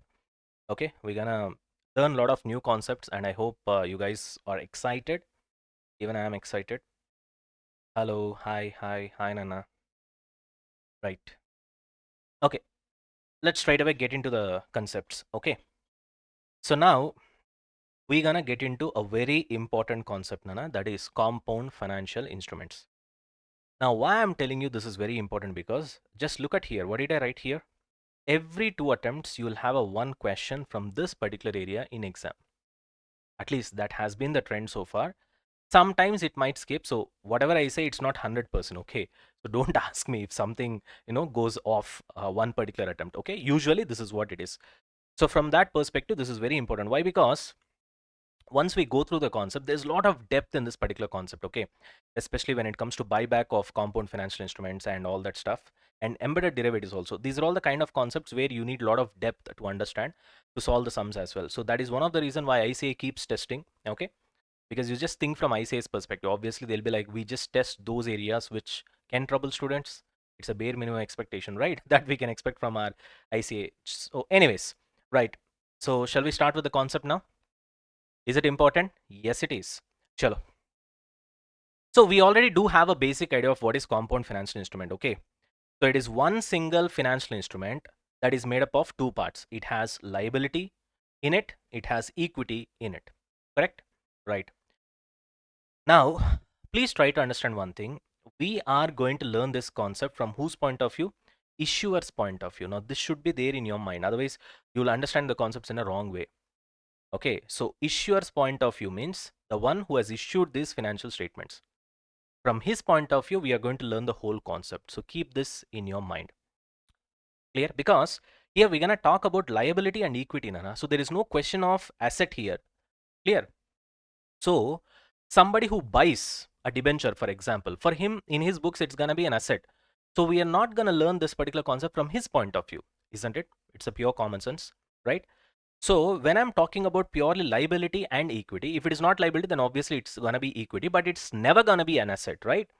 So therefore, purely we're going to talk about this particular concept, the accounting and stuff, everything, okay, from issuer's point of view, not from receiver's point of view. These are all very basics, Nana, but this is very important because many a times people miss this particular point, especially students, and as a result, they tend to get confused because many a times their mind will keep on fluctuating. Okay, issuer's point of view or the one who has bought the debentures, his point of view, holder's point of view, issuer's point of view, holder's point of view, issuer's point of view. Okay, don't get to this confusion. Let it be very clear. If it is issuer's point of view, only then you'll be getting liability. Clear? If it is from holder's point of view, naturally it's gonna be asset, and that's outside the purview of our discussion. Okay, so we're gonna do everything from issuer's point of course. From issuer's point of view, to do some accounting, we'll also think from holder's point of view. When we give an option to him, there are certain cases where you'll have a convertible debenture. So when it's a convertible debenture, what does it mean? You have a liability part where you have to pay interest. At the same time, you give the option to the holder. See, when it comes to convertible debentures, there are two choices now. Either the conversion can be at the option of the holder or the conversion can be at the option of the issuer. In that case, when the conversion is at the option of the holder, which means holder can exercise the conversion option. Either he wants, he can ask you to convert that into equity shares, or he can ask you to just redeem. You understand the point? In that case, when we are doing accounting from issuer's point of view, we have to think what he's gonna do as well. That is the only area where we will consider holder, but we never look into holder's point of view. You understand the point? Which means there is no question of learning this concept from holder's book's point of view. Am I clear? I hope this is very clear. This is the first important thing. Okay, that's one of the major reason why students tend to get confused. Okay, anyways, having said that, so this is your highlight point over here. Issuer's point of view. Clear. Now, so we have liability part as well as equity part. So liability part means you guys know it's a liability, so something that company has to pay back. Equity part, something that gives the holder ownership right like shares. So therefore, from company's point of view, there is nothing for us to pay back when it comes to equity, right? Only when it comes to liability part, yes, we have an obligation to pay. That's why it is called liability naturally, right? Now, so the logic behind compound financial instruments is, even though you see it like one single contract of a financial instrument, inside it are actually two things. One is a loan, which is nothing but liability, and the other one is a right to become owner, which is nothing but equity. So to give it a different simple perspective, it is just like a pizza combination. Think of it like this. Imagine you're selling pizza combo. Here also imagine you are selling pizza combo. Issuer's point of view, who is issuing that pizza combo. You get it, right? So pizza plus Coke combo, and we say that the combo price is 500. But if bought separately, pizza cost 400 and Coke cost 100. So Ind AS says that you split and record pizza and Coke separately because they are not the same. One is a solid food, the other one is a liquid food. You understand the point? So even though you sell it as a combo, Ind AS says that, array yaar, you split that because both of them are not same. Okay, one is a solid food, the other one is a liquid food. So let's try to account this separately. Same logic applies to compound financial instrument as well. So here what's going to happen is that even though you issue that as a one single instrument, Ind AS says that a liability component has got different characteristics. There is an obligation on your part. Equity component has got different characteristics. There is no obligation on your part. So therefore, one affects the P&L account, the other does not. So therefore, in that case, you have to account this separately. That is where the demand arises to split them. Now that's where all the complications enter into picture. So if I have to split, how to split? Got it? So what is a major contention for us right now when it comes to accounting of compound financial instruments? How to split? Clear? How to split? Perfect. Right. Now, why do we need to split a compound financial instrument? Just now I told you, to show true financial position of the company, because debt and equity are very different, just like pizza and Coke. Debt needs repayment, so it is an obligation. Of course, interest also you're going to repay. Equity is like an ownership, so there is no question of repayment obligation. So if you don't split it, then the company's financial statement will not reflect the reality, in the sense not true and fair view. So Ind AS says split the bond into debt part as well as equity part at the beginning itself. Key point. I could have used the word at the inception, but anyway, I just wanted to keep things simple. At the beginning means the moment you issue a compound financial instrument, at that particular point itself, you have to split. You're not going to split that later point of time. So point of time is also important over here. At the beginning itself, we're going to split. Got it? Right? That's how we're going to do accounting. I hope this is clear. Everybody, just confirm me.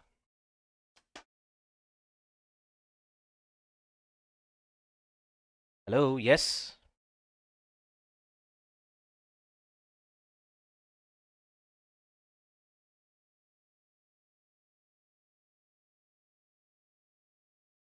Now, so we know that we have to do the split between the liability and the equity component at the beginning itself. Okay. Now the next question is, how do we split it? Okay, 3 simple steps. So just focus. Step number 1. So what do you do? Why do you do it? So I gave you the reason as well. Okay. Calculate how much the debt alone would be worth without any conversion option. Sir, what do you mean by that, sir? Very simple, Nana. Suppose you gave 10% debentures. Listen carefully, I'm giving you the logic, okay? Suppose you gave 10% debentures, gave in the sense you have issued as a company, okay? Which has got a conversion option, right? Let's not discuss about whether the conversion option is at the option of the holder or at the option of the company. That is another discussion. We'll see that later. Let's say you have given 10% debentures, which are convertible, right? Now, in this 10% debentures, when I say which are convertible, definitely it has got a equity portion as well, because convertible means it is convertible into equity shares, obviously. Now in this, we need to split them into liability and equity portion, and we need to find out how much is the liability portion. Now how to do that? Now you need to compare this with a similar debenture option in the market where everything is same. Okay, the risk of the company also should match, but the only thing that different is there is no conversion option. One thing is for sure, definitely the interest rate will be more than this. I told you this so many times. So whenever you have a conversion option, definitely the interest rate will be less. The difference is nothing but the equity component. We have seen this already. Okay, this is not something new. I'm trying to teach you for the first time. Okay, we have already seen this in the earlier discussion. Okay, so definitely there will be a non-convertible debenture which does not have a conversion option, obviously, and definitely that interest rate will be much higher. So what the Ind AS 109 says is that calculate how much the debt alone would be worth without any conversion option, which means you need to take that interest rate. Okay, we'll see the steps as well. You need to take that interest rate and then try to discount it to find out the real value of the debt. I mean, the liability component of the total compound financial instrument. Okay. So why do you do it? Because that's a borrowing. So borrowing is completely different from what? Equity portion. Simple logic. Now, then what you do in step 2, reduce that debt value from the total amount received. Total amount what you have received is for the entire compound financial instrument. Now that you have calculated what is the debt value, how did you calculate that? By taking a comparative debt where there is no conversion option. That is a real debt value, na? Because if there is a conversion option, the interest amount in the debt is already manipulated. You understand the point? So therefore, I need to take that debt where the interest amount is non-manipulated so that I'll really find out what is my value of the debt. You understand what I'm trying to say, right? So naturally, see, use your common sense, Nana. When you take a higher interest rate and then try to discount it, automatically the value will come down when compared to the amount that you have received. Then automatically the balance becomes what? Equity component. I hope you are able to get it. If you're not able to get it, don't worry. Anyway, we're going to solve example. Immediately we have an example here and we're going to look at the numbers. You'll get clarity, obviously. Okay. So subtract this so-called debt value from the total amount, total consideration that you received for the compound financial instrument. Automatically, the remaining value will be equity part. Record both separately. Okay. 2 compound financial instrument within brackets financial liability part, 2 compound financial instrument, obviously equity part. There ends the matter. On the other side, what you will debit? You would have received money, so bank account you will debit naturally. So liability for loan, equity for ownership, right? Simple. So how do we split it? Step 1, calculate how much the debt alone would be worth without having any conversion option. So obviously you'll have a higher interest rate. With that you discount it, so the value will be less. Take that value, reduce it from the total consideration that you have received for the compound financial instrument, and the balance will be equity. Record both there. It's a matter. That's all. Okay. This should be there in your mind, Nana. That's why I gave you clear steps. Why? Because you need to have this what do you call? I call this as a skeletal structure of the answer. First, you should have the procedure in your mind. Then once you substitute that with the numbers, answers will come in a natural flow. You understand that? Right. Anyways, now let's do the example. You'll get 100% clarity. Geo Limited had issued 10% debentures of rupees 25,000 redeemable or convertible after 4 years at par. Got the point? Fantastic. The market interest rate on similar debentures without conversion is 14% naturally. Just now I told you. Got it? When you don't have a conversion option, definitely you have to pay more interest. When you have conversion option, you pay less interest because the remaining whatever the interest that they are losing over here between these two will be compensated by the equity part. You get the point? So 14% debentures will be converted into equity shares having a face value of 10,000. Very, very, very important. Sir, why this sentence is important, sir? Will be converted into equity shares having a face value of 10,000 means face value is given. So indirectly your number of shares is fixed. Got the point? Because whatever the redemption value you have, you will have an amount, na. So that amount divided by, that amount is also fixed. Divided by the face value will give you number of equity shares. In that case, that is also fixed. Once it is fixed, obviously you have satisfied what? Fixed to fixed test. Only if you have satisfied fixed to fixed test, then only there is equity component. Then only it becomes compound financial instrument. Please try to understand. If fixed to fixed test is not satisfied, then that will also become a liability part. Then interest is also liability part. Redemption also becomes liability part. Then both liability, it is not a compound financial instrument. First of all, please try to understand. This is very important again. If an instrument has to be defined as a compound financial instrument, it should have a liability part and equity part. Now, to have an equity part, it has to satisfy fixed to fixed test. That's why we have checked that first. Clear? Right. Okay. Now, we're going to solve this example in two ways. So, what do you mean by two ways? First one is option to convert or redeem is in the hands of the holder. We will solve the entire sum. Then, second option is option to convert or redeem is with the issuer, with the company itself. That way also will solve. So this is like a master example for you. You do this example, your entire compound financial instrument accounting is done and dusted. That's all. You need not do anything else. Got it? Chalo. So show the accounting in following cases. Case 1, the option to convert or redeem is with the holder. Case 2, the option to convert or redeem is with the entity. We'll be seeing both. First of all, before we start solving, first we need to verify whether this is a compound financial instrument. Now, how to verify? To verify, by looking at the question itself, we know that obviously there is a debt part. Liability part is there. That is, सीधा हमको, right? We can just understand that. The only doubt is that whether there is an equity part or not. Only then it becomes a CFI. Now, to verify whether there is an equity part or not, you need to test fixed to fixed, right? That fixed to fixed test should happen. Did it happen? Yes. Did it pass? Yes. Which means there is a equity portion? Yes. So equity portion and liability portion both are there, which means this becomes a CFI. Once it is confirmed that it has become a CFI, then we have to do our accounting where we need to split into the liability component and the equity component. Got it? While we are doing that split, we need to have a clarity whether this conversion option is in the hands of the holder or in the hands of the issuer, because the accounting will change. The value, the calculation will change depending upon that. Okay. Now, first, let us solve this example, presuming that the conversion option is with the holder, is in the hands of the holder. Let's see how does that work. Ready? Now, coming on to this accounting part, we already have the steps. What is step 1, Anna? How to split this compound financial instrument? Calculate how much debt alone would be worth without any conversion option.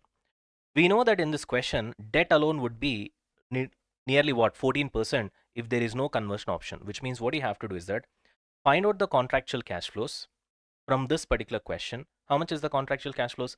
It is a 25,000 debenture with 10% interest, right? So 25,000 into 10%, obviously it's going to be 2,500 every single year. That is the contractual cash flows. Contractual cash flows means where there will be a real cash flow, okay? And that needs to be discounted at what?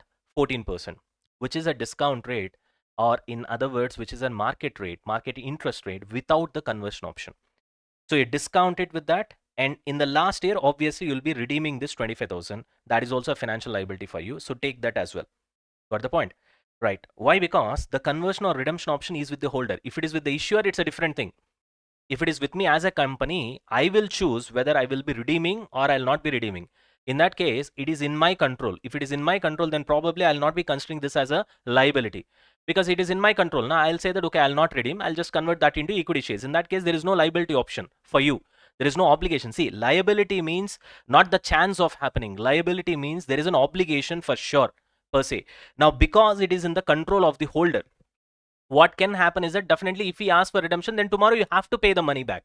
This 25,000 has to be repaid. You understand the point? Therefore, you consider this as well as a financial liability in this case, where the redemption option, I mean, the conversion option is in the hands of the holder, right? So take this contractual cash flows, interest, as well as the principal redemption, and you discount it at the market rate where you compare it with the debenture where there is no conversion option, which is 14% and not 10%. So once you take a higher interest rate, use your common sense, Nana. You take higher interest rate and then you discount the cash flows. Naturally, what will happen? Your resultant value will be less. Got it? So how much is your resultant value? 22,087. Whereas how much is the consideration that you have received? 25,000. Then that difference will be the equity portion. Got it? That's what we have discussed over here. Calculate the debt alone, right? Without the conversion option, which is 14% in our example, right? And subtract this debt value from the total amount received.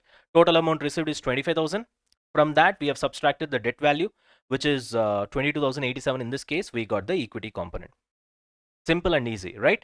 Now that we know how much is the debt component, how much is the equity component, just pass the initial recognition entry. What is the initial recognition entry? Naturally, you got the amount 25,000 into your bank account. So bank account debit 2. Both of them show credit balance because one is liability, the other one is equity. So 2 compound financial instrument within brackets financial liability 22,087 and 2 compound financial instrument within brackets equity component 2,913. Done. Now comes the twist. How will you do accounting for the liability portion? Apply ACM. Because I told you, except for special cases, 90. See, first of all, when it comes to liability accounting, we have already discussed that FVTOCI is out of picture. So you're only left with two. One is ACM, the other one is FVTPL. Even in that case, 95% of the cases, we're gonna go by default with ACM, except for some special cases where we'll be implementing FVTPL. So as of now, if we haven't discussed those special cases so far, but we know that it's gonna be ACM as of now. Got it? So it's ACM for liability part. For equity part, you just stay put. Stay put in the sense you just be calm. Don't do anything. Okay, we'll discuss that, right? So only for liability part, you apply ACM. Now you guys know what is ACM, amortized cost method. So what do you have to do? Immediately prepare ACM table. How to prepare ACM table, we already know. So how many years? 4 years in this question. You start with the opening balance of financial liability. Do I know that? Yes, fair value has been calculated. How much is that? 22,087. You start with that. You increase the liability when there is an obligation for you to pay the interest. What interest? Imaginary interest according to us. How much is that? 14%. Market interest rate. Got it? To that extent, you increase the liability because that much interest according to you, you have to pay. You are liable to pay. To that extent, your liability will increase. On the other hand, you're really paying how much? That is contractual cash flows, the real payment. The real payment. Real payment is how much? 10%. Once you have paid, naturally your liability will reduce, correct? So you reduce that. You get your closing balance.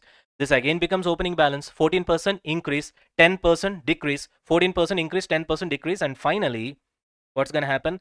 This will match with 25,000. Got it?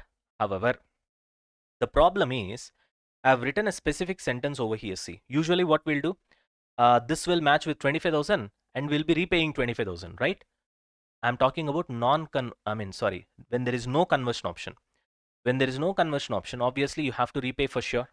When you have to repay for sure, when we are preparing ACM table, what we'll be doing is that here we'll make this 0 because we are of the opinion that 100% I have to make the redemption. So therefore, I'll come to a conclusion that 100% I have to do the redemption. Therefore, I'll be reducing the 25,000 and eventually here it will become 0. But here that's not the case. Why? Because you should not make it 0 because you don't know whether the other guy, the holder, will choose the redemption option or convertible option because it depends upon the holder's decision, which you don't know right now. Without knowing, how can you come to a conclusion that definitely he'll ask for redemption option? Only if you're sure that he's going to ask for redemption option, then only you'll be coming to a conclusion that here anyway I have to pay 25,000. Therefore, let me make it 0 because I'll be paying 25,000. Then only it becomes 0. Without paying, how the liability will become 0? Simple logic, right? Is that clear? So this is one specific point that you have to remember, especially when the redemption option is in the hands of the, when the conversion option is in the hands of the holder. Got it? ये तो clear है? Right. So in year 4, let us see how the balance sheet looks like. your equity portion of your compound financial instrument, which we have already calculated, 2009-13, it will stay put like that only because I asked it to stay put. It will stay like that. What about the financial liability part? Now it's going to be 25,000 at the end of year 4. At the beginning, it was 22,087. Then you were adding 14%, reducing 10%, adding 14%, reducing 10%, adding 14%, reducing 10%. Then definitely the net addition will happen, the difference of 4%. So from 28,000, from 22,087, it started increasing. From there, it became 23,000. From 23,000, it became 24,000. From 24,000, it became 25,000. So now it will be showing at 25K because we only increase the value. You got it? That's what we call unwinding of discount. Now we already know this. Okay, till here clear? So which means we are done with the accounting part till the last year, that is year 4. So to put it simple, what did we do so far? We just took the compound financial instrument. We try to see in the market what is the interest rate for a similar kind of a debenture or a bond where there is no conversion option, and we found out that it is 14%. We took that 14% and discounted all the contractual cash flows at 14, right? And then we got the value of the debt.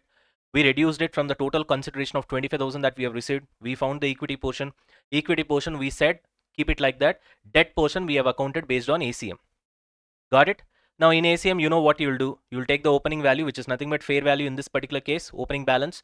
We will add the imaginary interest that we got, which is 14%. We'll reduce the contractual cash flows interest, which is 10%. And then we'll slowly increase the value from 22,000 till it matches with 25,000. At the end of 4th year, the financial liability balance in your books, in your balance sheet is 25K. And your equity, whatever during the initial recognition that we have calculated, same thing will be there. And this is what the situation is right now. Okay, this 25,000 should not be made zero because we don't know whether the holder will choose a conversion option into equity shares or will choose a redemption option. Without knowing that, there is no question of making this zero. That's why this is the situation right now. Now, there are two possibilities.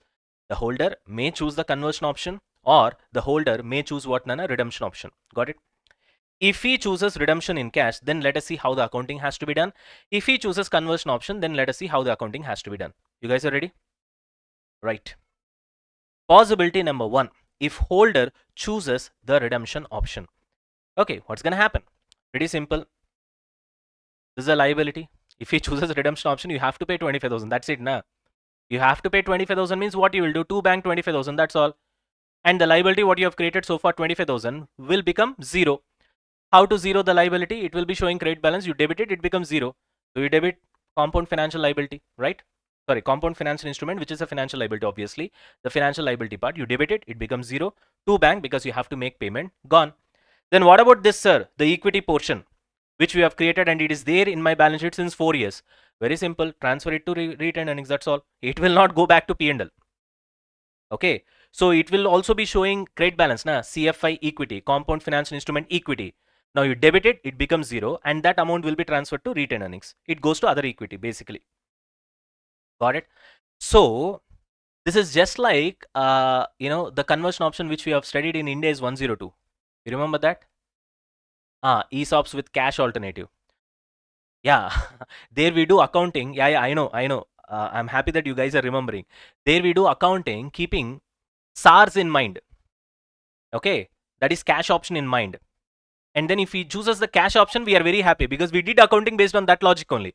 Only when he chooses the equity alternative, then there is a problem for us. We need to shift the balance from cash option to the equity option, and then we have to issue the equity shares and the balance will go to securities premium. You remember that?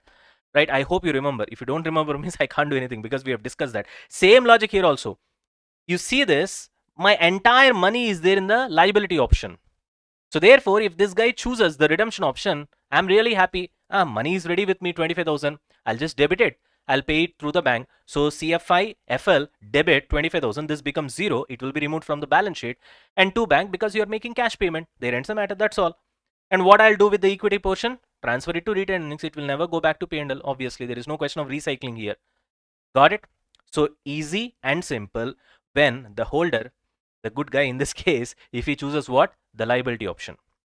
But if this guy chooses conversion option, then we have a problem. Same treatment what we have done in India is 102, ESOPs with a cash alternative. Same treatment. Because if he chooses the conversion option, in fact, we have to issue shares. But then where is our money parked? Our money is parked inside the so-called liability. So what I have to do naturally, transfer from where to where? From the liability part to the equity part. So CFI financial liability debit, because there is no more liability for me now. See, again, use your common sense, Nana. Why did I create this? Thinking that that guy will ask for redemption. Keeping that in mind only, I've created this. Now that guy did not ask me any redemption. He said that, no, I'm gonna go for conversion option. The moment he chooses conversion option, automatically this liability is exhausted. It's extinguished. It's gone. There is no more liability for me because he said that I don't want your redemption portion. I want conversion option. Therefore, this liability is no more. When liability is no more, what you have to do in your books? Remove it. How to remove it? Debit it. Then he has asked for conversion portion. Na? I have to issue equity shares. That is not there with me. Only 2,913 is there. So shift it to equity. So CFI financial liability debit. This becomes 0 and create a new equity because he has chosen for conversion option. So CFI equity 25,000. Same thing we used to do in ESOPs with cash alternative in Ind AS 102. Got it? Okay, now your equity portion shows how much. Already 2,913 is there plus 25,000. It will be 27,913. From there, issue the equity shares. Obviously, 2 equity share capital to the extent of face value, 2 securities premium, the balancing figure. That's it. Done. Till here, it's clear. Nothing new. If at all you remember Ind AS 102, otherwise everything is new. Okay, right. Chalo, are we done with this? Moving on to next one. Option to convert or redeem with the issuer. With the issuer means us. Okay. Simple. First, we need to find fair value of financial liability and equity. That's how we'll split now. As usual, take the contractual cash flow, discount it at the market rate of interest without the conversion option, correct? But here comes the twist. When you are doing this, do not take the redemption number over here, 25,000. Earlier, when the option of redemption, when the option of conversion is in the hands of the holder, we did consider the possibility of redemption. Redemption is a liability for me, right? When the conversion option is in the hands of the holder, I don't know what he will choose. And I told you at the beginning of the financial instrument chapter itself, I told you that there is a single mantra for this entire chapter. What is that? What has got highest probability to happen? That is not important for me. What can happen? That can happen even if it has got 1% probability also. I need to consider that. So here, let's say in the market, people are talking that no, your company equity shares has got very good demand in the market. So we are pretty sure that the holder will definitely go for conversion option. However, even if that is the case, I can't go with the probability. That's not what Ind AS 109 says. Ind AS 109 says that hell with your probability. I don't want what's the probability, sir. 90% probability, 95% probability of conversion option only getting chosen by what? The holder? No, I'm not interested in that. Okay. Is there a possibility, 1% also, of him going for a redemption option? Yes, sir. Can it happen? Yes, sir. Then you recognize the obligation. What if it happens tomorrow? You understand the point? So therefore, recognize the liability. That's why we have recognized the redemption liability as well here, because the option is in the hands of the holder, that is outside the control of the company. Clear? Whereas here, in the second case, the option to convert or redeem is with the hands of the company. Now, in that case, it is in my control. Therefore, if I don't want obligation. So I don't want liability. It's in my hands. So therefore, you can't recognize this obligation because it is in your hands and company has chose not to go for obligation. Therefore, there is no obligation for you. Obligation means there should be certainty of definitely you have to pay money. Only in that case, you'll recognize something as a liability. Otherwise, you will not do that.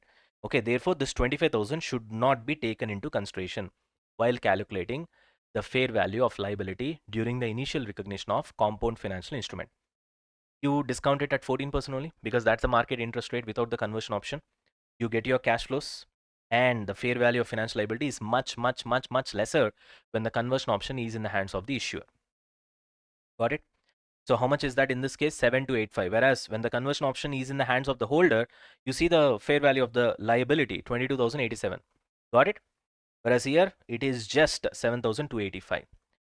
The consideration that you received is 25,000. Obviously the balancing figure is equity. Here the equity value is much higher. Got it? Chalo. So what will be your initial recognition? You received money. How much money you have received? 25,000. Debit the bank 25,000 to CFI financial liability, which is 7285. CFI equity, which is 17,715. Obviously for financial liability, we'll apply ACM. And when it comes to equity, again stay put. What are we going to do that? You will understand. So for as long as this so-called liability portion is considered, we need to apply ACM. You know what is ACM? Take the opening balance, that is nothing but fair value, discounted at the market interest rate. You take that, increase it with our imaginary interest rate. That's what we call it as unwinding of discount, because you discounted that with 14%. Now again you add back 14%. That's what we call unwinding of discount, reversing what you have done, isn't it? So add 14%, reduce the contractual cash flows where you're really paying 10%. Once you pay, your liability obviously reduces, so therefore reduce it. Add 14%, reduce 10%. Slowly, what is happening? Your closing balance of the financial liability is 5,805. And then here, if you see, over a period of time, your closing balance is reducing. Unlike most of the cases where normally when it comes to liability, especially when we are doing unwinding of discount, it will increase. You understand the point? It will increase because of the redemption basically. Now, because this redemption has not been considered, because the option to convert into equity shares or redemption is within the hands of the company, therefore, here the treatment of liability is totally different. Here, what is happening? You're adding 14%, you're reducing 10%, but the funny part here is ultimately your closing balance of financial liability will be reduced. Why? Because you're adding 14% only on 7,000, whereas you're paying 10% interest on 25,000. You see the difference? Don't get deceived by the fact that I'm adding 14%, I'm adding 10%. How can this value get reduced? It can get reduced because you're adding 14% on this low value and you're reducing 10% on higher value of 25,000. Are you able to get it? So slowly this value will reduce and eventually it will become zero by the end of fourth year. Why it will become zero? Because there is no 25,000 redemption option over here. Got it? Right. Now, coming onto the balance sheet of Geo Limited at year 4, only your equity will show up and your financial liability will be nil. Got it? Now, so let's look at the both the possibilities. Even in this case also, even see from the terms of from the point of view of the issuer, the company also, there are two possibilities. You can issue equity shares or you can redeem. If you issue equity shares, why did I go with this possibility? Because the probability of this happening is much higher. Therefore, I started with this because I'm the company. I don't want any obligation. Got it?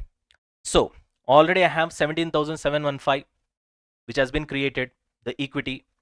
So you debit that because now you're going to issue equity shares. So 2 equity shares with respect to the face value, and the balance will go to securities premium. Easy peasy, because that's how you have done your accounting. So what you have to understand is that when you do compound financial instrument accounting, with respect to conversion option is in the hands of the issuer, sorry, is in the hands of the holder, then the accounting will be dominated by liability portion. When you do accounting with respect to the so-called convertible debentures, where the conversion is in the hands of the issuer, the accounting will be dominated by the equity part. Clear? This is the ultimate conclusion. Okay. Now, so this is quite a bit easy. Why? Because your entire accounting is done based on the perception that you are never going to redeem. You are going to what? Issue the equity shares, which means you will choose the conversion option. That's the reason here also we did the same thing. That's the reason we did not take the 25,000. Okay. However, suppose there is some sort of a problem for entity. There is a restriction from a government organization or something like that, or there is some other problem where they are in a situation where they can't issue equity shares. In that rare cases only, company will go for redemption obligation. Now, if the company goes for redemption obligation, you know that it has to pay 25,000. So to bank 25,000, there is no doubt in that, because that's what you promised to redeem. Whereas how much I have got? I have got only 17,715 saved, kept aside. Then where the balance money will come from? Bring it from retained earnings. Do not touch the P&L, because you did not do accounting from that perspective. Do not touch the P&L. You bring it from retained earnings. Treat it like a buyback. Treat it like a buyback. You got the point? You are buying back the shares. If you are issuing equity shares, that's a different thing. You're increasing your equity share capital. Here, indirectly, you're trying to reduce the equity shares capital. That's why you have chosen an option to go for cash payment. So treat it like a buyback. So when you're doing buyback, you know that you will get money from retained earnings. So that's what we are doing here. The balance money, whatever that is there, bring it from retained earnings and then make the payment. Got it? Till here it's clear. Now, so now that you know what is the accounting treatment, so the summary is if the conversion option is in the hands of the holder, then your entire accounting will be dominated by the liability portion. And if the conversion option is in the hands of the issuer, your entire accounting will be dominated by the equity portion. Okay, so that's the summary. Keep this in mind. Automatically, the probability of you getting confused will be a lot less. Now, the next question is, what about the transaction cost? Because we know how to deal with transaction cost with respect to financial asset and financial liability, right? It depends upon the method basically, whether it is ACM method or FVTPL or FVTOCI. So when it comes to financial asset, if it is ACM method or FVTOCI, we try to adjust it with the initial recognition. Whatever the initial value is there, we'll adjust the transaction cost. In case of FVTPL, we try to take it to P&L account. Whereas when it comes to financial liability, so far we have gone through only ACM. So we know that when it comes to ACM, anyway, it has to be adjusted, right? The transaction cost will be adjusted. With respect to compound finance instrument, how things has to be, because it is, we can't say it is a financial liability, right? Neither it's a financial asset, obviously. It is a combination of liability and equity. So here, what's the situation? Let's try to understand, okay? Let's say we have a compound finance instrument, which is like 5 years, okay? And usually what we'll do, we'll take the market interest rate and we'll discount it, and then we'll try to find out the fair value of the financial liability, correct? Which is 80,000. Let's imagine that 80,000 is the number. And how to find out fair value of the equity? You'll take the total consideration received. From that, you'll reduce the fair value of the liability part. You'll get the fair value of the equity part, which is kind of a balancing figure, okay? Now, let's say your transaction cost is 5,000. Imagine this 5,000 transaction cost, you will be apportioning in the ratio of 80,000 is to 20,000. Now, where did you get this 80,000 and 20,000? 80,000 is the fair value of the liability part. 20,000 is the fair value of the equity part. So, the transaction cost will be split in the ratio of fair value of the liability and fair value of the equity. Got it? So, here obviously it is in the ratio of like, I think 4:1. In that case, 4:1, this 5,000 will be, apportioned. So 4,000 goes to financial liability, 1,000 goes to equity. So split it in the ratio of fair value of financial liability and equity. So this 4,000 will be adjusted against initial recognition of financial liability, and 1,000 will be adjusted into CFI, that is equity. Simple. Now you put the adjustment entry. So what you'll be doing? 4,000 will be adjusted against the financial liability, and 1,000 will be adjusted against the equity to bank 5,000. Got it? Now the entry logic is very simple. You just paid 5,000. Why did you pay 5,000 transaction cost? Because 4,000 belongs to financial liability, 1,000 belongs to equity. To that extent, obviously, because you have paid the money, you feel that the liability value has got increased. Therefore, you are debiting the liability portion as well as the equity portion. That's the whole logic behind this adjustment entry. But because of this adjustment entry, we have a side effect. It is like there is a problem. You take a drug, and that drug creates a new problem. I don't know whether you are able to get this logic or not. If you don't understand what did I say right now, you will not understand what is happening over here. And eventually, there is only one alternative for you, is to buy hard things. Okay. Again, I'll repeat, try to get this logic synced in. Okay. The logic is, you have a problem, a health problem. Okay. You take a drug. That drug treats the health problem. Whatever the problem that you have got, it is solved. But then it gives a side effect. So now you got a new problem. Now again, you have to find out a way to solve this. Are you getting me? Similarly, that health problem is the treatment of this transaction cost, primary health problem. You have got this entry to solve it, just like a drug that we have taken. And this solving the drug we have taken creates another problem, a side effect, and that side effect is this. What is that side effect, sir? Listen. But after the entry, the CFI financial liability portion balance right now is 76,000. Why? Because initial balance is 80,000. Na? You'll pass an initial entry, obviously. Bank account debit to CFI financial liability 80, CFI equity 20. That's what you would have done. Now you have debited both. CFI financial liability has been debited to the extent of 4,000. So from 80,000, the net effect will come down to 76,000 now. Because earlier you have created for 80,000, that is the initial recognition entry. And now you have debited to the extent of 4,000. So your liability has been reduced to 76,000 and not 80,000. But the problem is your 76,000 is wrong. That's why initially you have recognized it at 80,000. Na? Because 76,000 does not represent the present value of future cash flows discounted at 10%. Presuming that 10% is the market interest rate of a non-convertible, debt or debenture. You understand the point? So actually it should reflect at 80,000, not 76,000. But why did it become 76,000? Because of the adjustment entry regarding the transaction cost. So which means now you're in a situation where you have to revise your effective interest rate. Got it? So that you have to do. Anyways, you will understand that once we start solving sums. Right now, just keep it in mind that whenever there is a transaction cost, we will be recognizing it through this entry. How? We'll find the fair value of financial liability and the equity part, which we'll be doing for initial recognition purpose. Immediately take the transaction cost, split it in the ratio of fair value and pass this entry. After this entry, it will create a new problem where your liability will not be reflected at its correct value.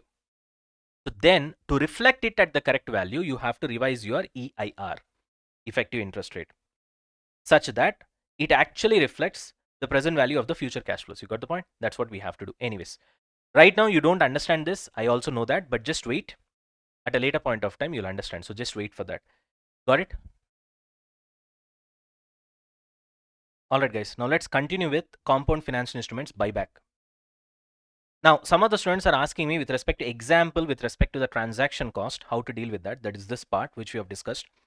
Honestly speaking, majority of the sums that I've seen so far with respect to compound financial instruments, the accounting part especially, they don't have transaction cost. Okay, therefore I did not give you an immediate example right now, but we will solve problems. I'll try to figure out, and then I'll try to see, give you an example where how to deal it, so that how to revise that effective interest rate, that we'll see. Right now, just remember the concept in your mind. We'll solve a sum, so don't worry about that. Okay, chalo, let's move on to the another important part. Still, CFI is not yet done.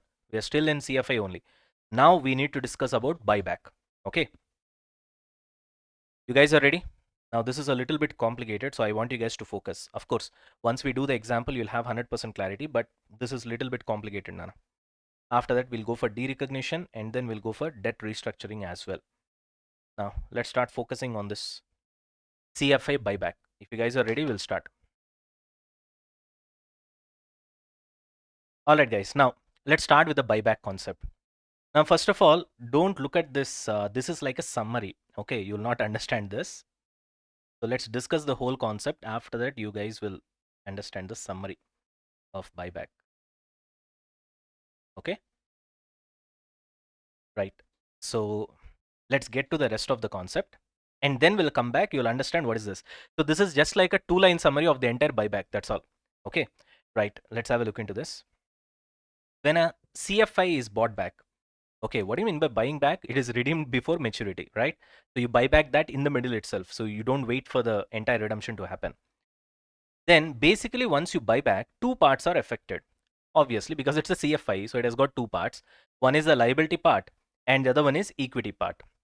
So when liability part is getting affected, once you buy back, eventually what will happen to the liability part? It will get extinguished.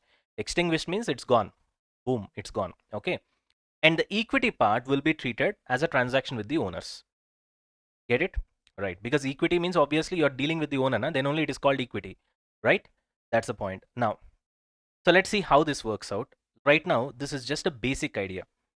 CFI buyback. Let me write here.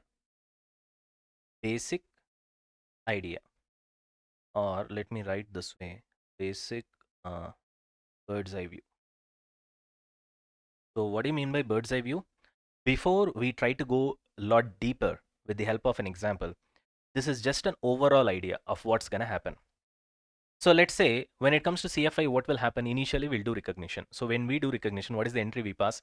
Bank account debit to the extent of money that we receive, to CFI financial liability to the extent of fair value of liability, to CFI equity to the extent of balancing figure, which is nothing but the fair value of the equity.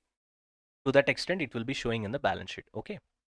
Now, all of a sudden, you're doing buyback. Once you do buyback, what you basically do is that you pay the money to the so-called CFI instrument holders, and then you buy back your CFI instrument.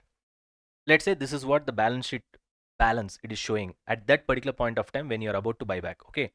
And you paid 1200, which means logically speaking, it is worth 1000 over here. You paid 1200, which means you paid 200 more. So basically what happens is your CFI financial liability will get extinguished to the extent of 600. So 600 credit, 600 debit balance, it will become 0. Same goes with equity as well. That will also become 0. But this excess payment of 200, what will happen is that it will be split between the liability portion and the equity portion. How that will happen, we'll see it in the example. But whatever the portion that goes to the liability, that will be adjusted against P&L account. Whatever the portion that goes to equity, that will be adjusted against retained earnings. This is the only thing that you have to remember concept wise. So what you have to understand is, okay, fine. Basically, I do buyback of a CFI. Buyback means basically I'm canceling the instrument. When I cancel, liability portion gets cancelled, equity portion gets cancelled. Liability portion gets cancelled, it will become zero. Equity portion also gets cancelled, that's also done with. When I'm cancelling, if I'm paying anything more, so there is a chance of, in this example, I paid more. There is always a chance of loss as well. There is no rule that always it has to be a gain. So whether it is loss or gain, whatever it is, the difference, when it comes to liability, it will go to P&L. When it comes to equity, it will go to retained earnings. That's all you have to remember. Once we start solving numbers, it can be a gain, it can be a loss. There is no rule that always it has to be a gain. It can be a loss as well. In fact, most of the times it will be loss as well. So the loss or gain with respect to liability part will go to P&L. With respect to equity part will go to retained earnings. This is what you need to remember. Okay. Why do we need to split like this? Because liability affects your P&L and equity does not affect your P&L. So that's a fundamental accounting rule. Therefore, we have to do the split obviously. Now, before we go for how do we do the accounting when it comes to buyback of CFI, that anyway we're gonna do over here in this example. First, let's try to understand why anybody does a buyback, because otherwise you are just by-hearting the concept. This is the problem with right now many of the students, because your entire target is to just pass the exam. That's important, but at the same time you need to understand why are we doing a buyback. Why would any company do a buyback? I gave a CFI instrument. Say for example, I gave an instrument called convertible debentures for a period of 5 years. Initially I've planned like that only, na. I wanted it to be for 5 years. I wanted that money for 5 years. After 5 years only, if the conversion option is within the hands of the issuer, then maybe most probably I'll try to redeem or I'll try to issue equity shares. That was the planning initially. So you plan in detail, then only you go for an issue. Every company does that. That's what we call financial planning, right? But why would suddenly any company in the middle of it, in the middle of the period, let's say the convertible debentures period is for 5 years, in the middle of it or at the end of third year or whatever it is, why would suddenly you change your mindset? You wanted to buy back. There is a reason for that. I'll give you a real life example also. It will be very interesting. So see here. There are 4 different reasons, Nana, why would any company go for buyback. The first reason is they want to lower their debt. Now you please try to understand, whenever you have a convertible debentures, basically it is debt dominated, especially when the option of conversion is in the hands of the holder. So in that case, you want to lower your debt, so you go for buyback. You have money, you go for buyback. There are falling interest rates or market fears that interest rate is gonna fall. You understand the point? In that case, naturally, you can buy back cheaply. So therefore, you go for buyback. If you don't buy back, naturally, what will happen? On the other hand, your market interest rate are falling. You are paying more interest over here. So therefore, you don't want to pay more interest for the remaining years as well, because the interest rate are falling down. So right now, you'll try to buy it back. You understand that, right? 2 reasons. You don't want to pay higher interest for the remaining years. Second, you will buy back at a cheaper rate. I gave you an example as well. 100 worth, you'll buy back at 90 itself. That's a smart financial decision, right? Market signaling to boost investor confidence. You see, I'm buying back. It means that I'm having very good cash. I'm cash rich. So therefore, investor confidence in the market will get boosted and your equity share prices will rise up. Getting it? Prevent dilution of ownership, especially in kind of situations where you know that you want to convert that into equity shares. You don't want that to happen, especially in Tesla case. That's what has happened. You want to prevent the dilution of ownership, in the sense you don't want to issue more equity shares. Issuing more equity shares will dilute your ownership. It gets spread over. The base will increase. You understand that? To prevent that also, you will go for a buyback.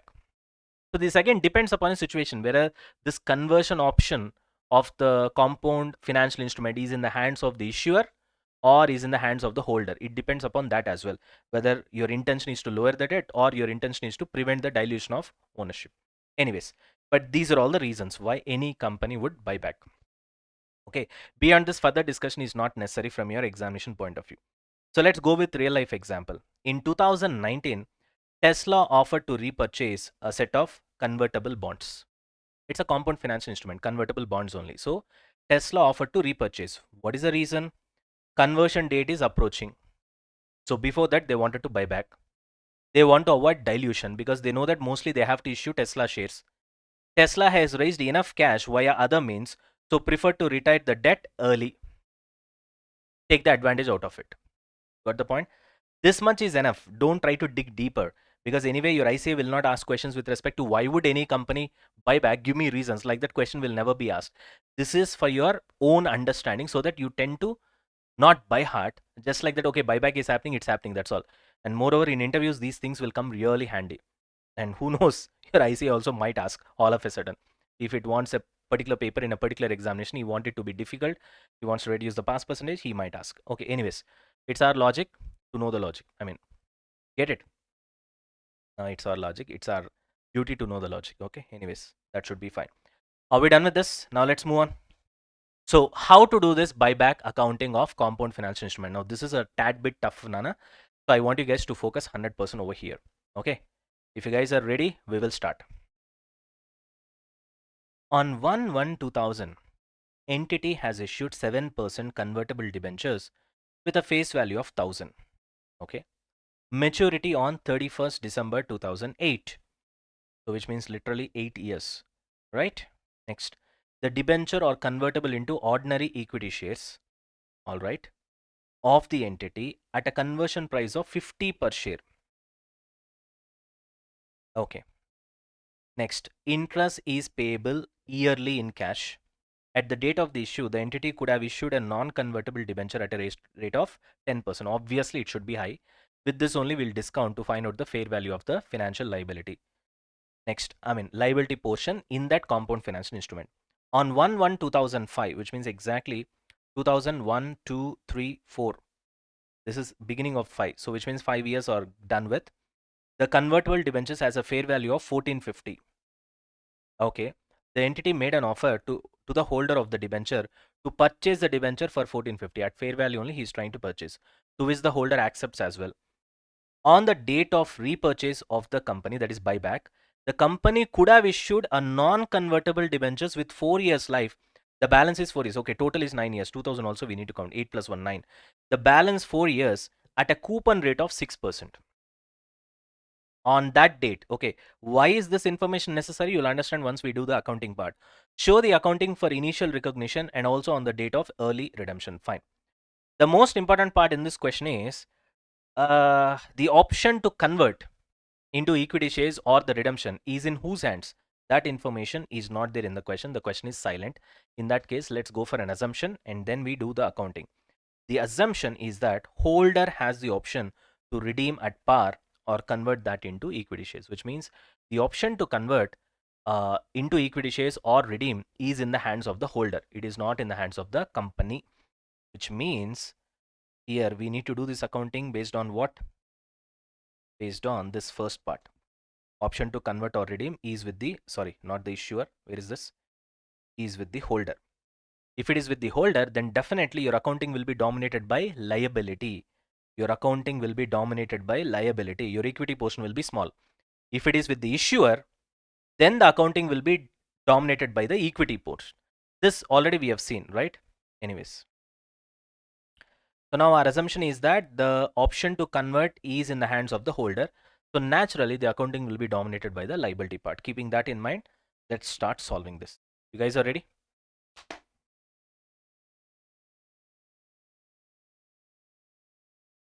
Now, so first what we have to do is that we obviously on 1/1/2000 the entity has issued the so-called 7% convertible debentures. So naturally what you have to do? Initial recognition. To do initial recognition, what you have to do, because this is a CFI.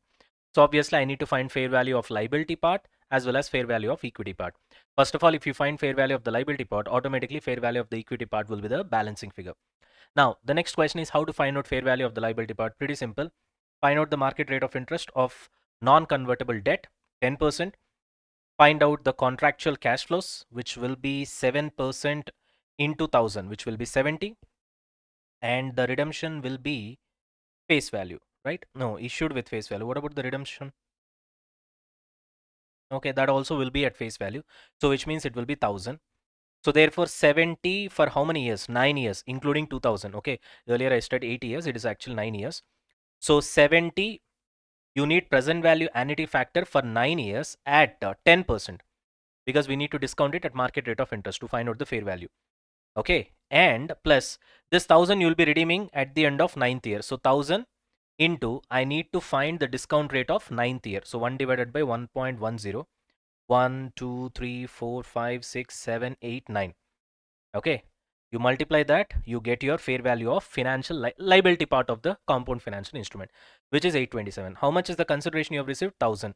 You reduce that 827, you get your fair value of equity, which is 173. What will be your entry?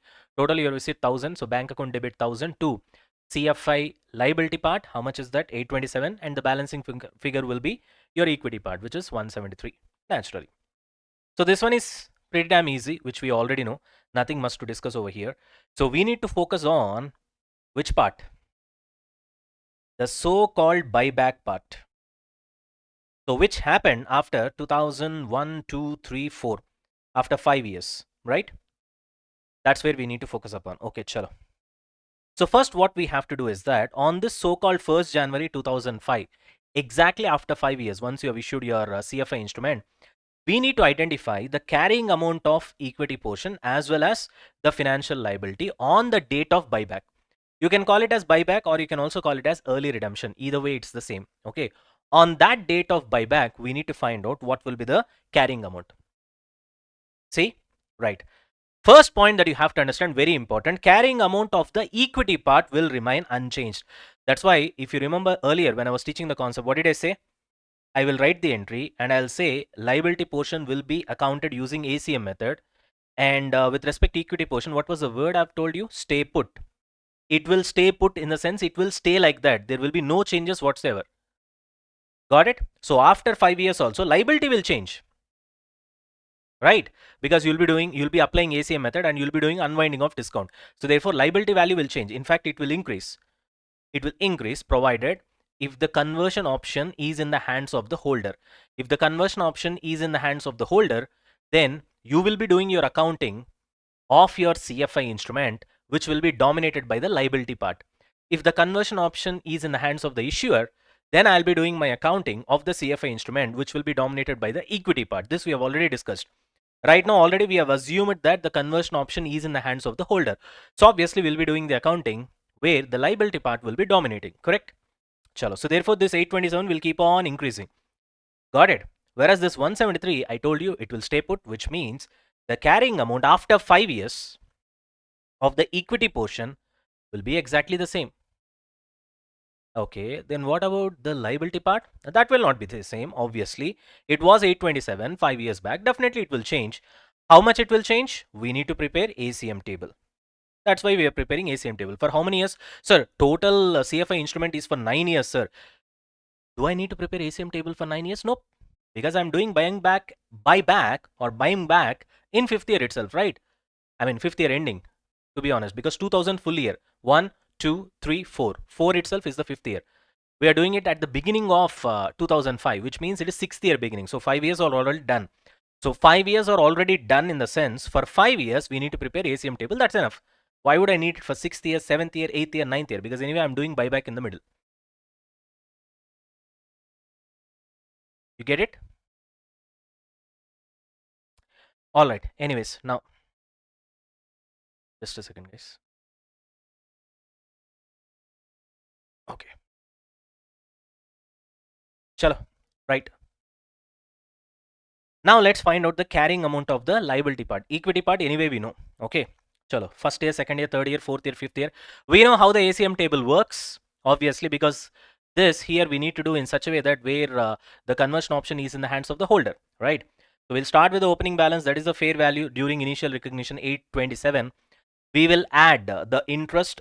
It is a liability, so obviously interest expense you need to add, because expenditure will increase the liability. So which is how much? 10%. And you will reduce the contractual cash flows that you pay, which is nothing but 7%. So you add 10%, reduce 7%. Naturally, 827 will become 839.7. Again, for 839.7 in the second year, you add 10%, reduce 7%, add 10%, reduce 7%, add 10%, reduce 7%, add 10%, reduce 7%. You will be getting 904.53. This is the carrying amount that I need, which is nothing but closing balance at the end of 5th year. Carrying amount is nothing but closing balance of the liability part by applying ACM table at the end of 5th year. Or there is another way of doing this as well. In financial assets, when I was talking about the accounting of financial assets, there I taught you this concept. What is that? The carrying amount of the 5th year, whether it is financial liability or financial asset, if you are applying ACM table, should be equals to present value of the future cash flows. In staff loans, we did this part. Okay, when there was modification of the staff loans, whether that guy does prepayment, sometimes the employee, you get it, one installment he does the prepayment. In those kind of situations, we did this. The carrying amount will calculate usually, and then we'll check it with another carrying amount, which is nothing but present value of the future cash flows. From that prepayment date or the modification date, we'll see in future how many cash flows are going to be there, and then we'll discount it and we'll find out the carrying amount. We'll compare both the carrying amount, accordingly we'll adjust, and then we'll solve the sum. I don't know whether you remember this or not. Here also we are going to do the same thing. So there are two ways for you to calculate the carrying amount at the end of year 5. Traditional way is prepare the ACM table, but there is a catch over here. Here it is okay. It's a 9-year kind of an instrument, therefore 5 years only. After 5 years, the so-called buyback is happening, or we can also call it as early redemption is happening. So you can just prepare the ACM table for 5 years, chalta hai, it works out. But what if this is 15 years and the buyback is happening in the 12th year? Will you prepare ACM table for 12 years? Suppose what if the instrument is for 20 years and buyback is happening after 15th year? Will you prepare ACM table for 15 years? That doesn't work. So therefore, you have to use the alternative strategy in that kind of a scenario, where if you want to find out carrying amount on 15th year, if the instrument is for 20 years, instead of going from 1 to 15, to find out the carrying amount on 15th year or the closing balance of the liability on 15th year, what you can do is that after 15 years, see 5 years cash flows. Okay, discount it, find out the present value of the contractual cash flows, obviously at the market rate of interest, that's obvious. Okay, or original EIR. Here that is nothing but market rate of interest in this particular question, which is 10%, or original effective interest rate. Got it? Right. And that will be your closing balance. So 5 years is done. You have 6th year, 7th year, 8th year, 9th year. So which means how many years of interest you have got? 4 years. So every year 70 will be the interest. Discount rate will be 10%, 4 years. So 1 divided by 1.10, 1, 2, 3, 4 GT. Because 70, you're going to get it for 4 years. I mean, you're going to pay it for 4 years. Every year, you'll pay 70, 70, 70, 70. Therefore, every year discount rate, you total it up. We call it as cumulative discount rate or present value annuity factor, which is nothing but discount rate of the 6th year plus 7th year plus 8th year plus 9th year total. Clear? But we are counting it from year 0. Therefore, it is 6th year, 7th year, 8th year, 9th year. Right now, when you are doing this buyback, where are you right now? You moved to 5th year. 5th year ending you are in. So therefore, from 5th year end, 6th year will be 1 year, 7th year will be 2 years, 8th year will be 3 years, 9th year will be 4 years. So therefore, I have to take discount rate of 4 years only from here, because right now I am not present at year 0. I am on 1/1/2005. This is the timeline, this is the day I am in right now, not on 1/1/2000. You get it? Yes, Nana, exactly. Are you able to get me? Right. So discount it, interest and the principal redemption, obviously 10th year. 10th year in the sense logically we are at the, 9th year in the sense logically we are at the 6th year beginning. Therefore 6th year, 7th year, 8th year, 9th year, 4 years only. So 4th year. Okay. You get exactly the same. See, approximately both of them are equal. 905, 905. But remember, in this sum, the so-called discount rate is nothing but market interest rate. In few sums, it will be effective interest rate. That too, what effective interest rate? Original effective interest rate. What do you mean by original effective interest rate? The rate that we use at the beginning. The rate that we use at the beginning. You'll understand what is the importance of the word original EIR. See, if we are specifically saying something as original EIR, that then you need to understand using common sense that at some point of time there will be one more EIR. As a result, there will be confusion between two EIRs, and therefore to differentiate one from the other, we use the name original. Clear? What is that? When that's gonna come, that we'll see later. Okay, still we have derecognition of financial liability. After that we have a lot of other stuff, especially there is an important topic called debt restructuring. Okay, there we'll see all this multiple EIR stuff. Anyways, now that you know the closing balance or the carrying amount of financial liability, carrying amount of equity, nothing, it remains the same because it stays put, right? The only problem is with respect to find out the carrying amount of the financial liability, which we did in two ways. So depending upon the sum, you can either go in the traditional way by going with the ACM table, or you can go with this way. Why did I tell you both these ways is because some of your ICA answers, he has followed this one in some sums. In few problems, he followed this method. You should not get confused over there. Why did he solve it in a different way? That's the reason I gave you both the alternatives. So you should be comfortable with. Anyways, now, what is the next thing we have to do? Whatever the buyback price that we have got, which is 1450, correct? That needs to be split, isn't it?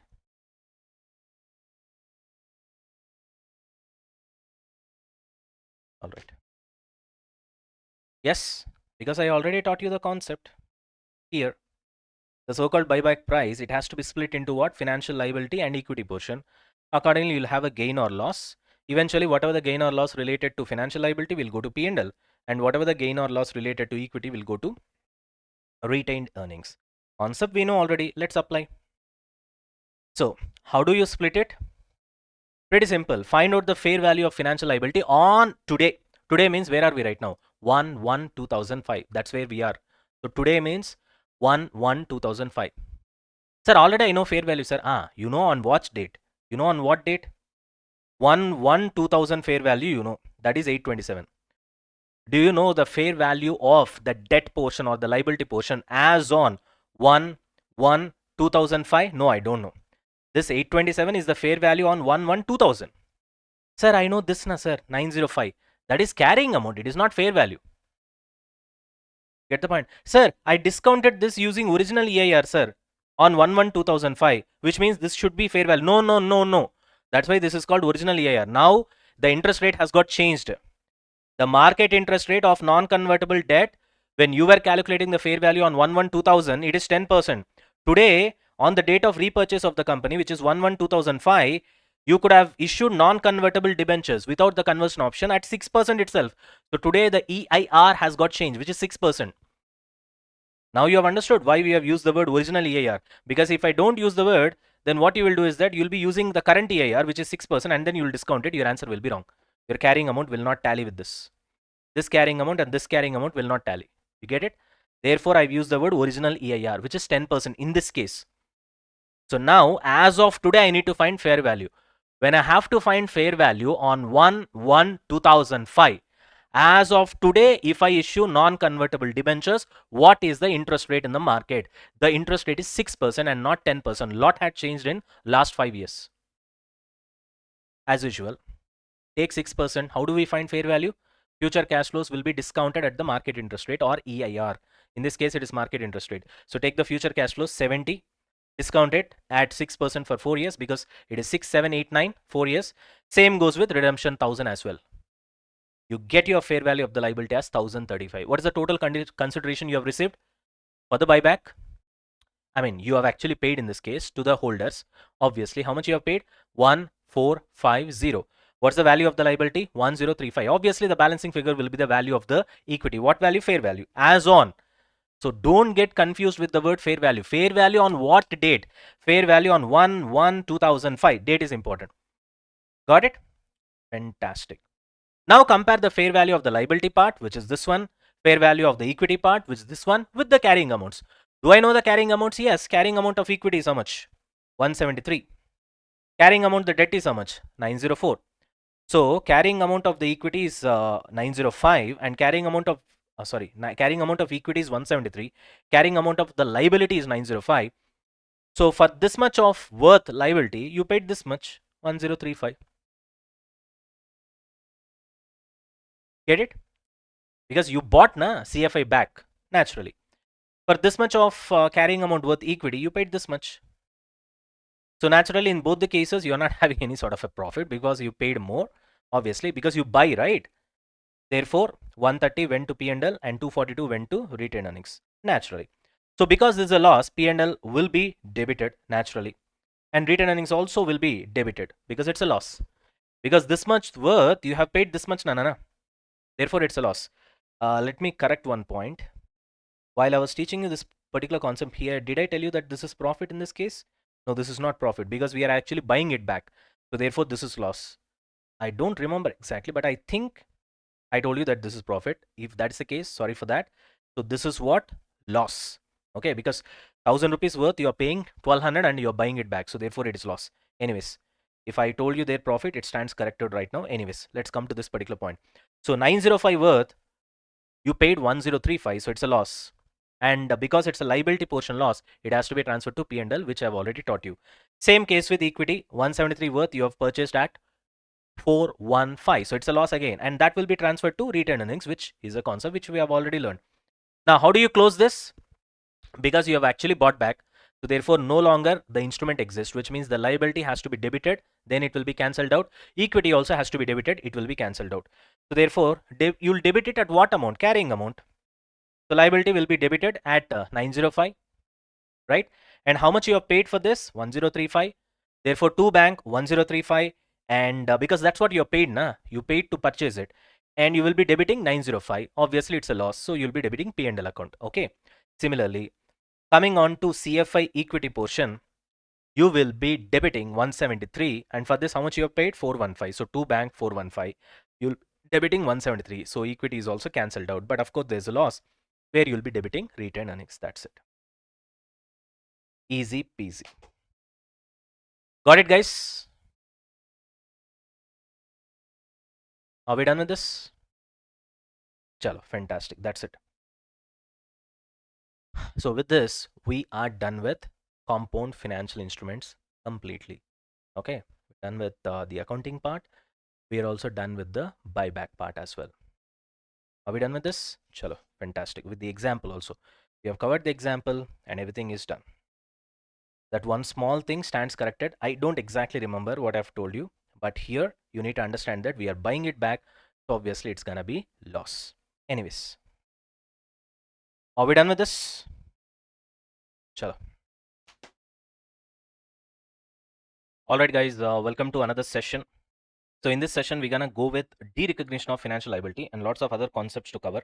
Especially we need to cover the most important one, that is debt restructuring, or we can also call it as loan modification. Okay, derecognition of financial liability, a little bit we'll discuss right now, and then straight away we'll move on to the most important topic, that is debt restructuring. And this is challenging topic as well. Okay, so I want you guys to have 100% concentration over here. So if you guys are ready, we're gonna start. Give me confirmation.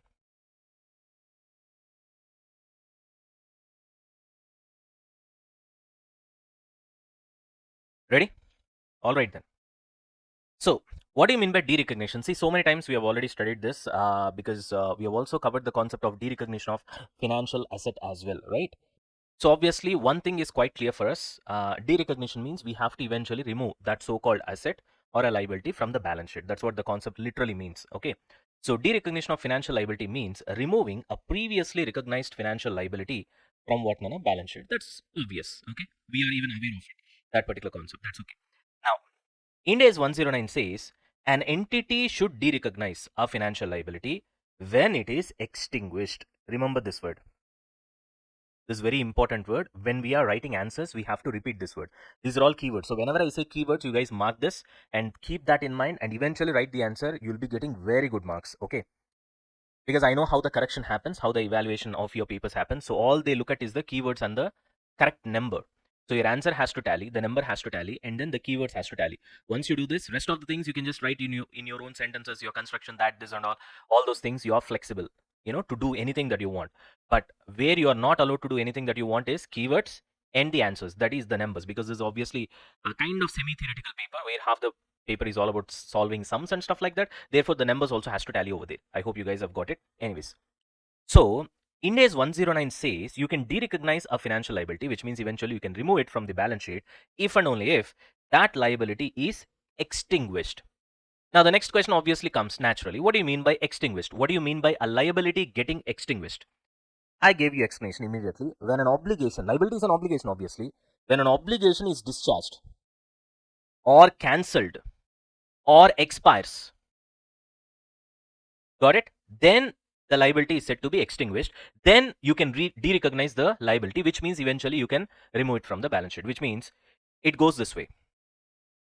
Liability is basically an obligation, okay?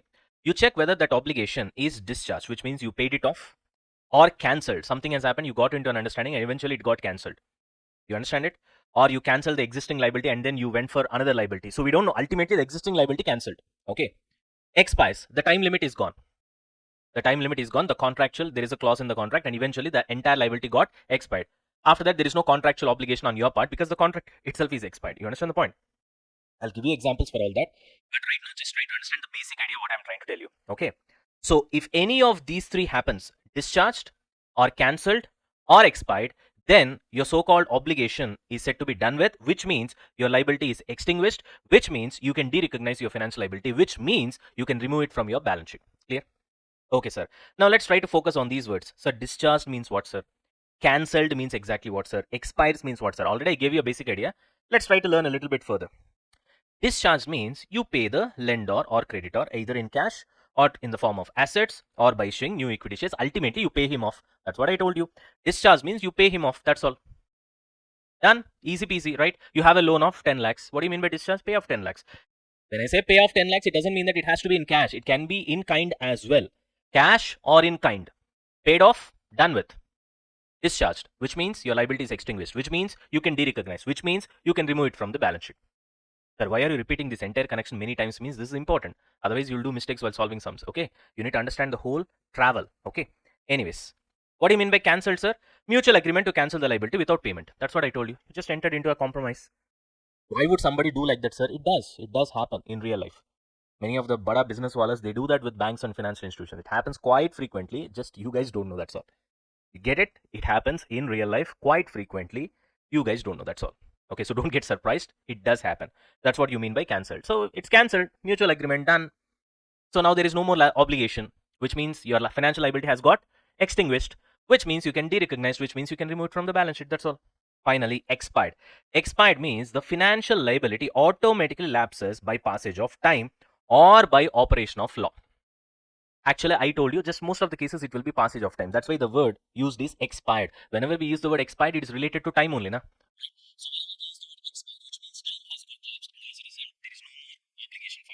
No more obligation, financial liability is extinguished, de-recognize it, which means remove it from the balance sheet. You got this? Here I just gave you one more point that only live obligations or current obligations or present obligations should stay on the balance sheet. Anything that is discharged or cancelled or expired, which in other words extinguished, should not stay in your balance sheet. Therefore, you have to de-recognize it, which means remove it from your balance sheet. As simple as that. Are we done with this? Right. Now, let's look into one special situation. Now, you can ask me, sir, why did you start financial, de-recognition of financial liability here, sir? You may get this doubt because, sir, prior to that, what did we cover? We covered CFI buyback, exactly followed by CFI concept. Correct? So we have gone through CFI concept. Immediately we covered the buyback as well. But sir, you have covered financial liability earlier, the accounting part. Once you have covered the accounting part, logically speaking, here itself you should be covering the de-recognition part as well, right? But you did not do that. Instead, you went for compound financial instruments. Okay, and instead you went to buyback as well. And after that, you came back. And then now you're saying you're going to cover de-recognition. There is a reason for that. Because a special case of de-recognition is nothing but debt restructuring. And debt restructuring is little bit complicated. To know that I have to finish off CFI. And I also need to finish off buyback of CFI. After that only this placement is right. That is the reason I kept it over here. So all the doubts that you are getting, obviously I also think, yes, so much of work I've done. Anyways, right. So let's try to understand what is this special situation. So we are still in de-recognition of financial liability. We have just covered the basics. Okay. Now, in terms of liability, there is a special situation where we are discussing the topic of de-recognition of financial liability. Okay. We are continuing with that. If they are substantially modified, which are substantially modified? Terms. I'm talking about the terms and conditions. Probably interest rate is modified, the number of years is modified, or maybe some other condition, the principal repayment is modified. Maybe they have given haircut in the principal repayment or something like that. So some sort of terms are substantially modified. In that case, Ind AS 109 treats it as extinguishment of the old liability. So when whatever the kind of liability that you are in, if in that liability, whatever the terms and conditions that you have got, if they are substantially modified, look at the word. This word is very important. I'm not saying just modified. There is a difference between saying terms of the loan are modified, terms of the loan are substantially modified. I'm using the term substantially modified. So when I say substantially modified, something too much has happened. Okay, so what Ind AS 109 says is that, okay, too much change has happened, let's treat it as a new financial liability, and I'll extinguish the old liability. And hereafter, the day on which the too much of modification has happened, the substantial modification has happened, from that day, I'll treat this as a new liability and the old liability is extinguished. Already, you guys know the meaning of the word extinguished. Extinguished means that liability no more exists, and therefore it will be removed from your books, from your balance sheet. You got the point, right? Now, the next question naturally is, what do you mean by substantial modification? First of all, modification means, okay, something has got changed, interest rate has got changed, or repayment period has got changed, or principal amount has been reduced. That's what I said, haircut. Okay, collateral has been changed, or you're converting debt into equity, whatever it is, some sort of changes has happened. When do you call it as a substantial? When do you call it as a non-substantial? That is the next question, right? Usually, net present value of any cash flows, if they change by 10% or more, people call it as substantial. When the cash flows in itself, when they change by 10% or more, we call it as substantial. If it is less than 10%, we generally call it as not so substantial, normal changes or normal modification. Okay. So the concept that you need to understand here is that if it is substantial, only then Ind AS 109 says you extinguish the existing liability, and then hereafter, after whatever the so-called modifications has happened, I'll treat this as a new liability. But if the changes are not substantial, then it will be treated in a different way. You got it? So how is that, sir? That so-called modification is nothing but we call it as debt restructuring. So indirectly, this is part and parcel of derecognition of financial liability only, but this is a special case. And in fact, your derecognition of financial liability is a lot more simpler if at all this concept does not exist. So this is the one that makes it really complicated. Okay. So therefore, and it is important from examination perspective. Got it? Just like impairment of financial assets. So I want you guys to have 100% focus over here. Right. So what are we going to learn right now? Debt restructuring or loan modification.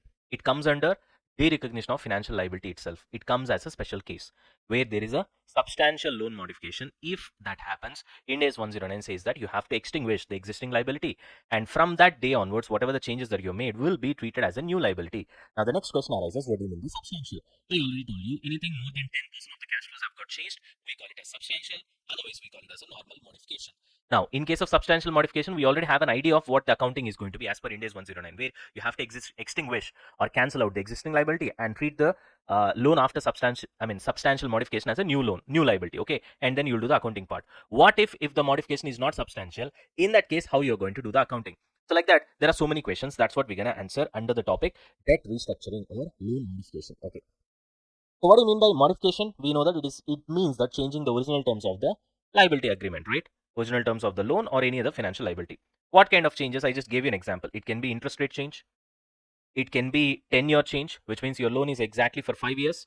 Because of the modification, you're making it 7 years or 8 years, something like that. Changing the tenure, reducing the principal amount. Okay, you have to pay me 10 lakhs. Okay, you just pay me 8 lakhs. That's okay for me, right? Like that, the other party is saying it's a financial liability in your books. You have to pay. So probably other party is trying to give you a cut. Reducing principal amount means he's saying, okay, fine, you have to pay me 10 lakhs now.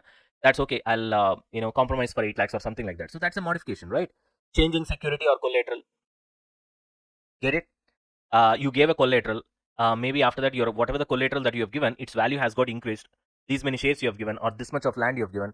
You ask them that a little bit of land I wanted to sell.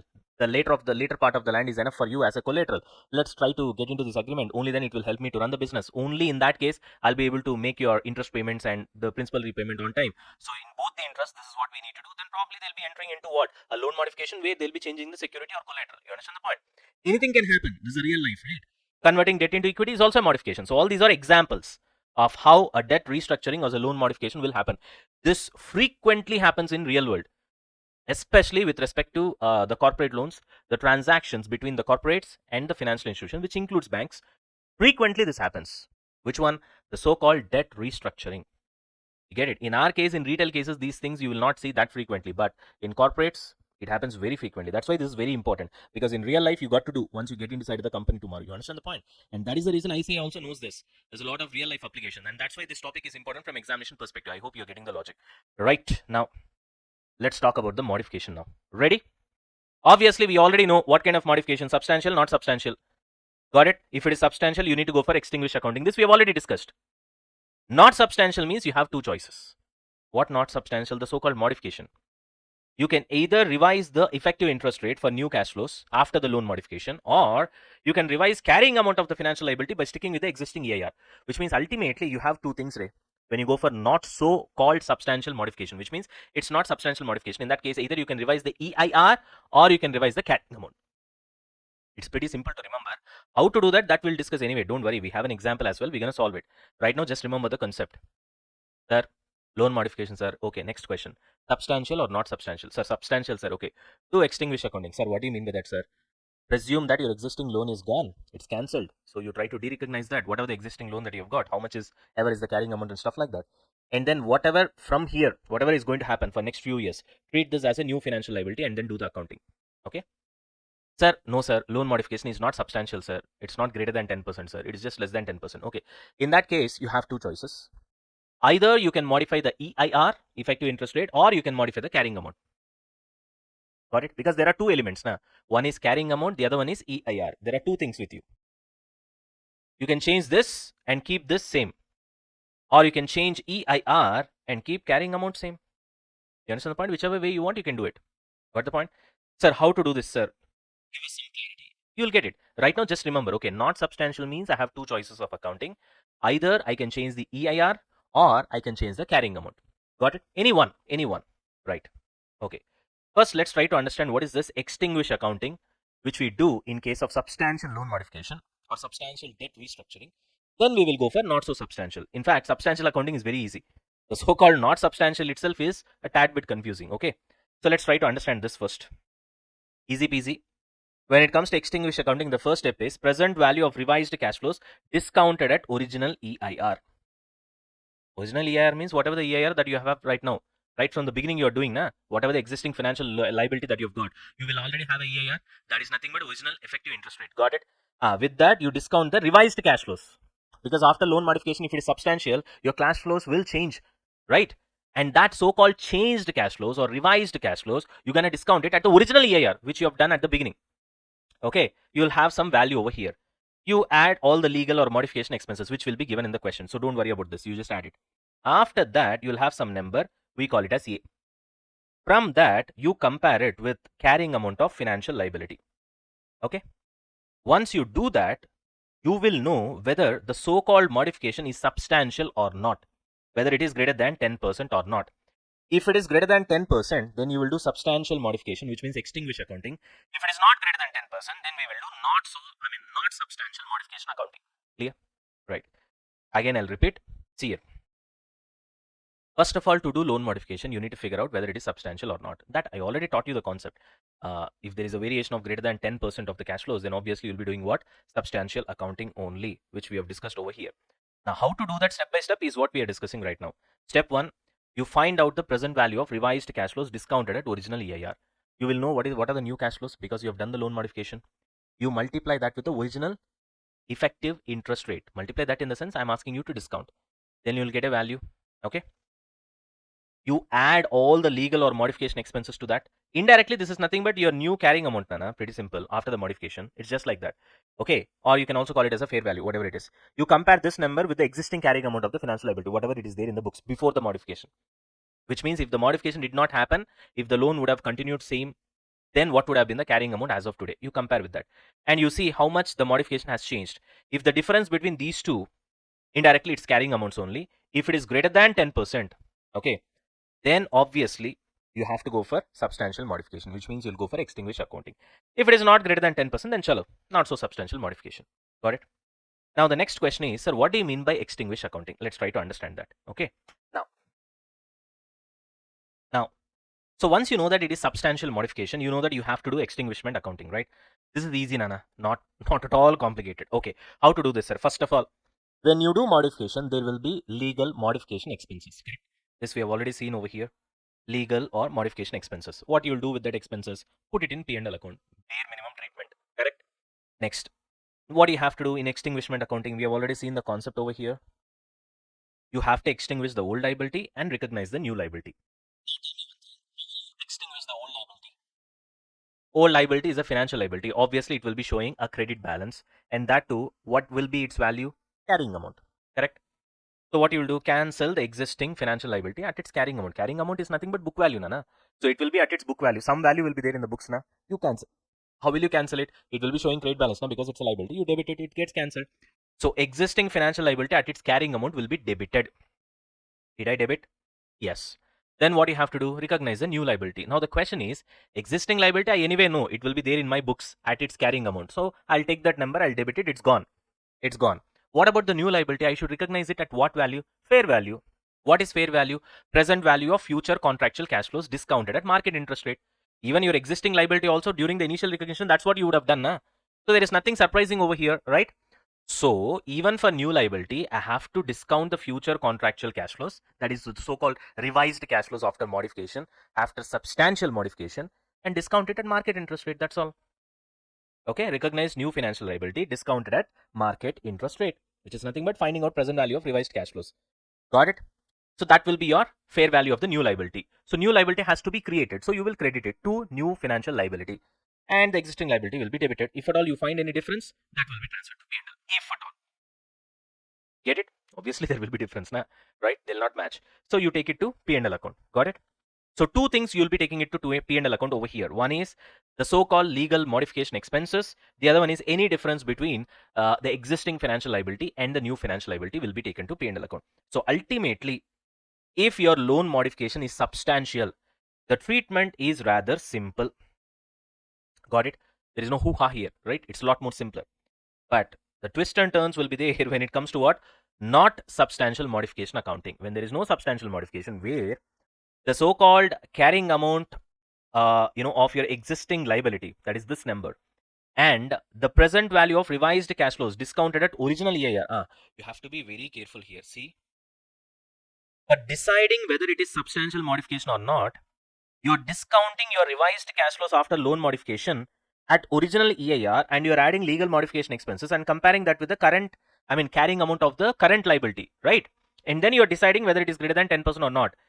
Here, the so-called discounting of revised cash flows is being done at original EIR.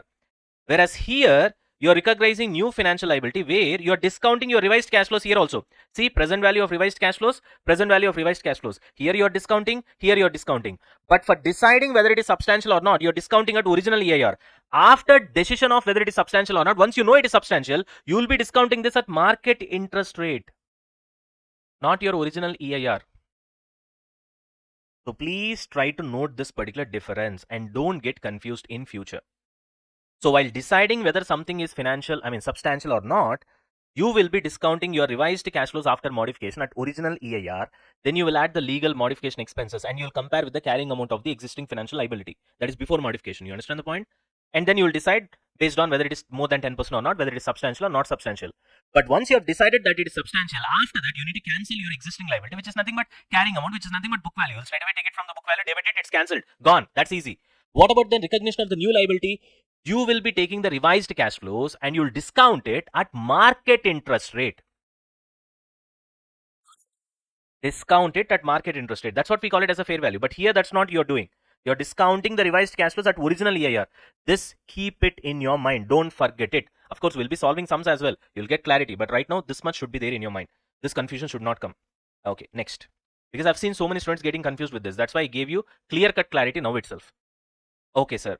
This is easy only, sir. Yeah, substantial modification accounting is easy, which we call it as extinguishment accounting. These are all keywords. Keep this in mind.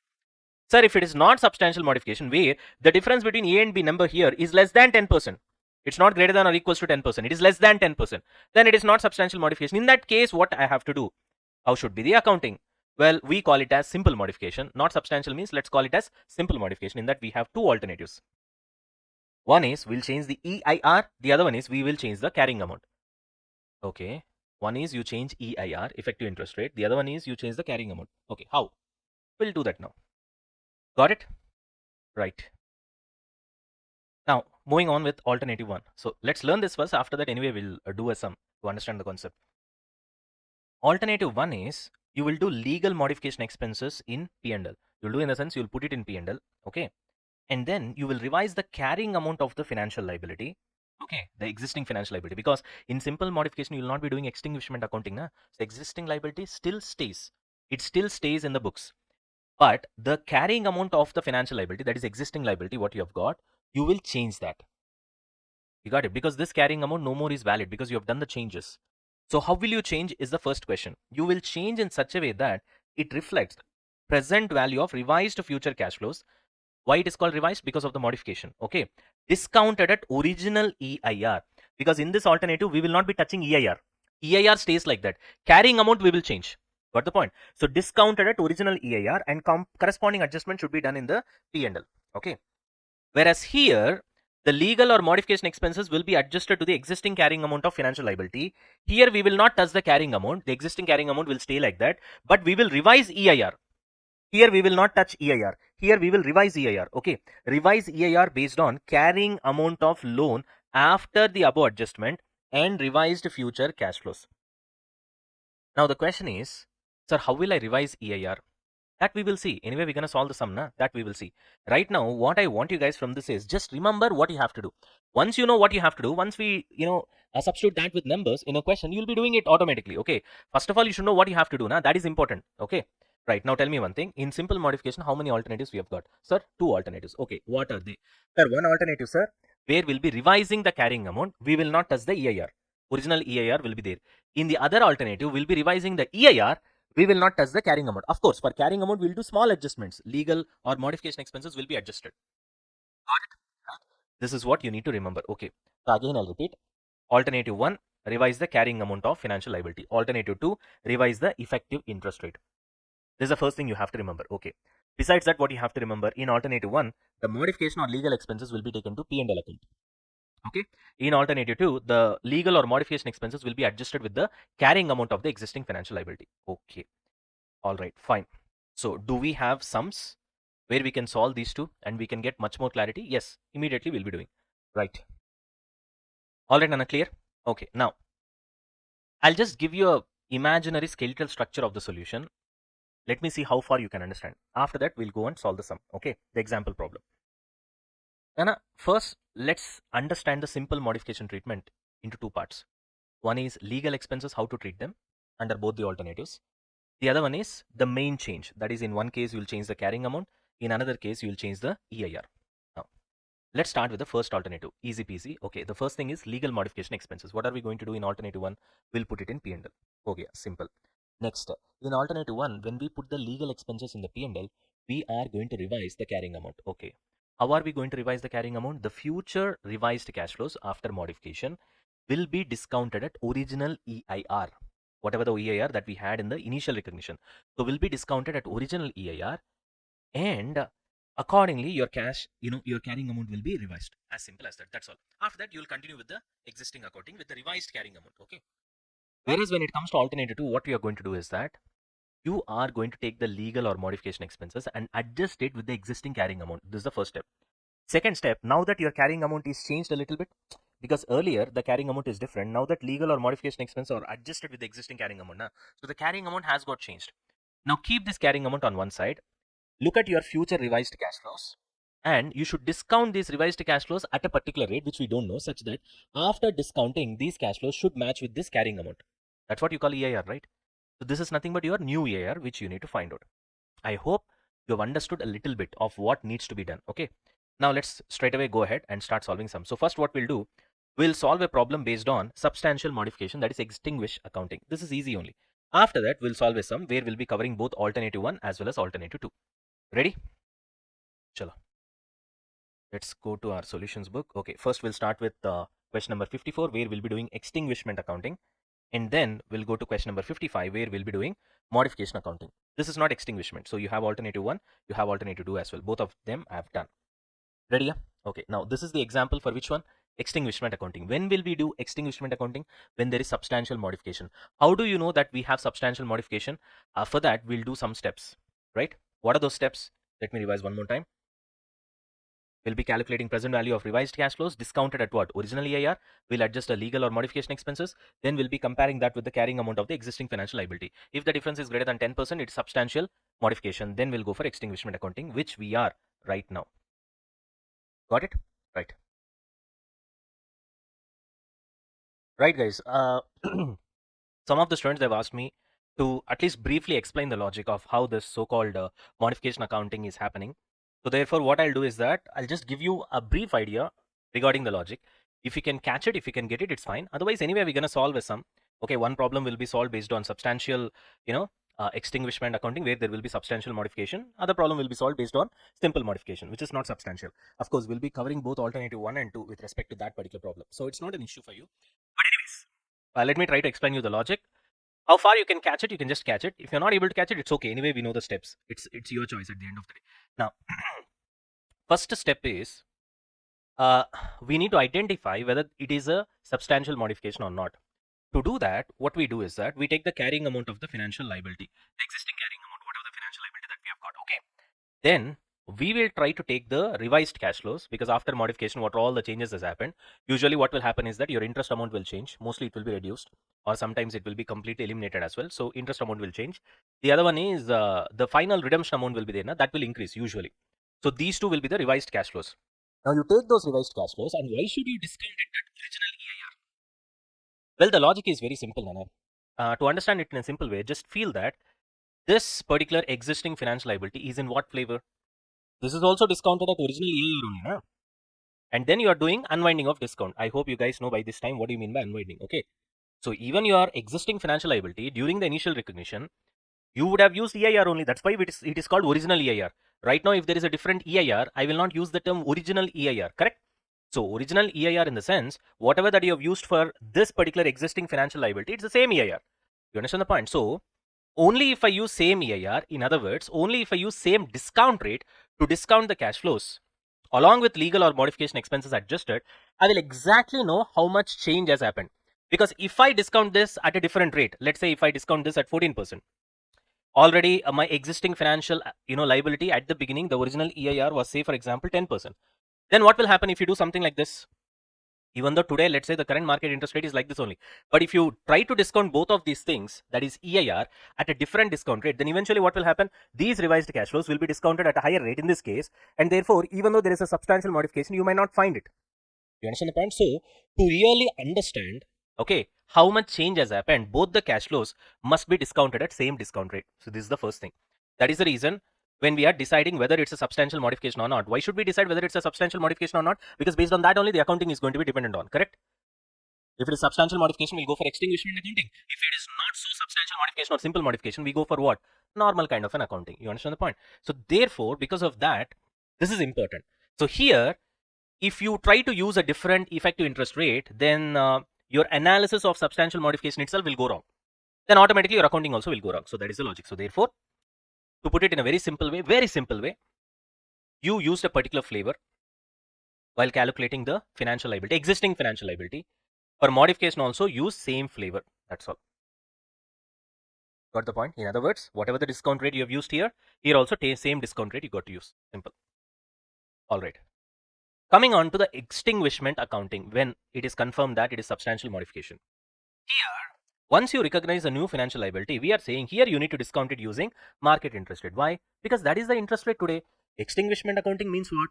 You're gonna totally delete the current liability, whatever that is existing. You're gonna eliminate that, and then you're gonna treat this modification as a new liability. So when you treat this as a new liability, you see in the market today, if there is a new liability getting created, at what interest rate it is getting created, right? Suppose today you issue new debentures, at what interest rate you are allowed to issue new debentures, correct? And that is the right, discount rate to discount, because today your accounting itself is that you are treating this as a new liability, which starts from today. And the right way to treat it is to discount it at today's interest rate only. That is why you take market interest rate. You will not take the interest rate few years back when the so-called original financial liability got created for the first time. Okay, now that modification only is happening. Are you able to get me? Right. Coming on to simple modification accounting, we have two alternatives. In one alternative, we try to put the legal or modification expenses in P&L. In another alternative, we'll try to adjust that with the carrying amount. In this alternative, we'll revise the carrying amount of the financial liability such that it will reflect present value of revised future cash flow discounted at original EIR.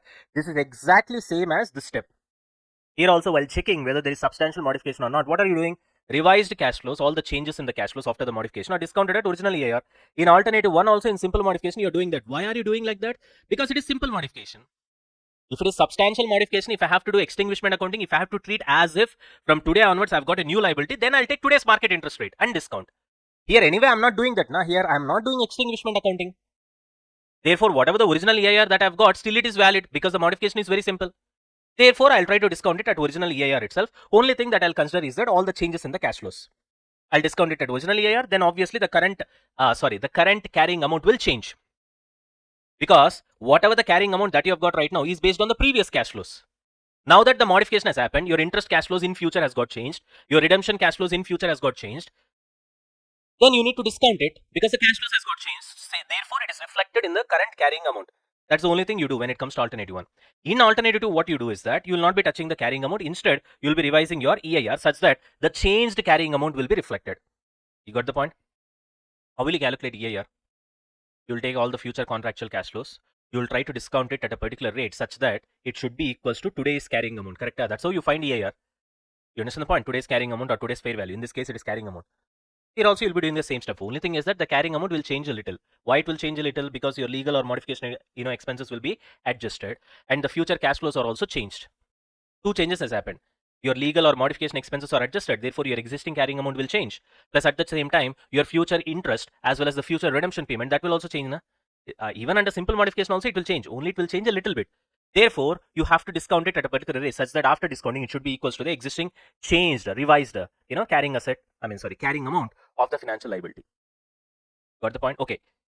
So far, whatever that we have learned is just the steps, and the logics I've told you is like building steps in the air. You understand the point? Some of you, if you're really smart enough, you should be able to understand it. Okay. Actually, it is difficult to understand. I'm not saying it's easy, but anyway, now we're gonna solve an example. Here, I did not put the example. Usually, I'll put the example in Power Notes only. But the problem is, students has got this mindset. Once the number of pages that runs is too much, then they feel that it is a tad bit lengthy. It's not lengthy actually because it's handwritten naturally. If you take the same page from here to here, and then if you type this in a real book, it will come only half a page. If you type this, okay, which means 2 pages in this material, which is handwritten, is equal to 1 page if you officially type it. So therefore, I hope you guys are able to understand. So that's one of the reasons why if you start reading our Power Notes, the pages will move faster. Anyways, having said that, now let's try solving examples. Okay, this is the first example where we'll be doing extinguishment accounting. And in the next example, we'll be doing simple modification accounting. Okay, extinguishment accounting means obviously it is substantial modification, correct? Hello? Right. Now, so on 1st January, this is 20x0, Nana. So obviously what we'll be doing is that we'll try to what?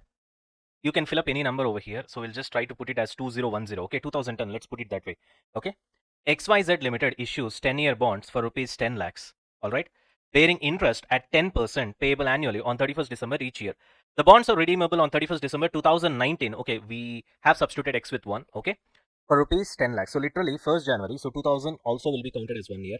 In that case, till 2019 means 10 years it is. No cost or fee or incurred. This is an important point, Nana. No cost or fee or incurred. So what is indirectly trying to say is that when there is no cost, which means there is no transaction cost, there is no fee, nothing doing, and it is issued at par and redeemed at par, in that case, your interest rate, the coupon rate which you are paying itself will become effective interest rate. Normally, your coupon rate will be different, your effective interest rate will be different, correct? Why? Because you'll be issuing at a discount, you'll be redeeming at premium, there will be certain fee, there will be certain transaction cost, stuff like that. And as a result, your effective interest rate will be different from the coupon rate. But here, that's not the case. Nothing is there, so obviously both of them are same. To keep them same only, he has given information like that. The effective interest rate is therefore 10%. See, he himself has told you the same thing. Is therefore means because of this reason, your effective interest rate is also same as your coupon rate. Okay. On 1st January 2005, after 5 years, XYZ Limited and the bondholders agree to a modification in accordance with which the term is extended to 31st December 20Y1. Y1 means here you substitute this with 2. Okay. So this is our ICA talent, so we can't do anything. So 2021, which means it is extended by 2 years. Interest payments reduced to 5% per annum, that is expected from 10% to 5%. The bonds are redeemable on 31st December 2021 for 15 lakhs.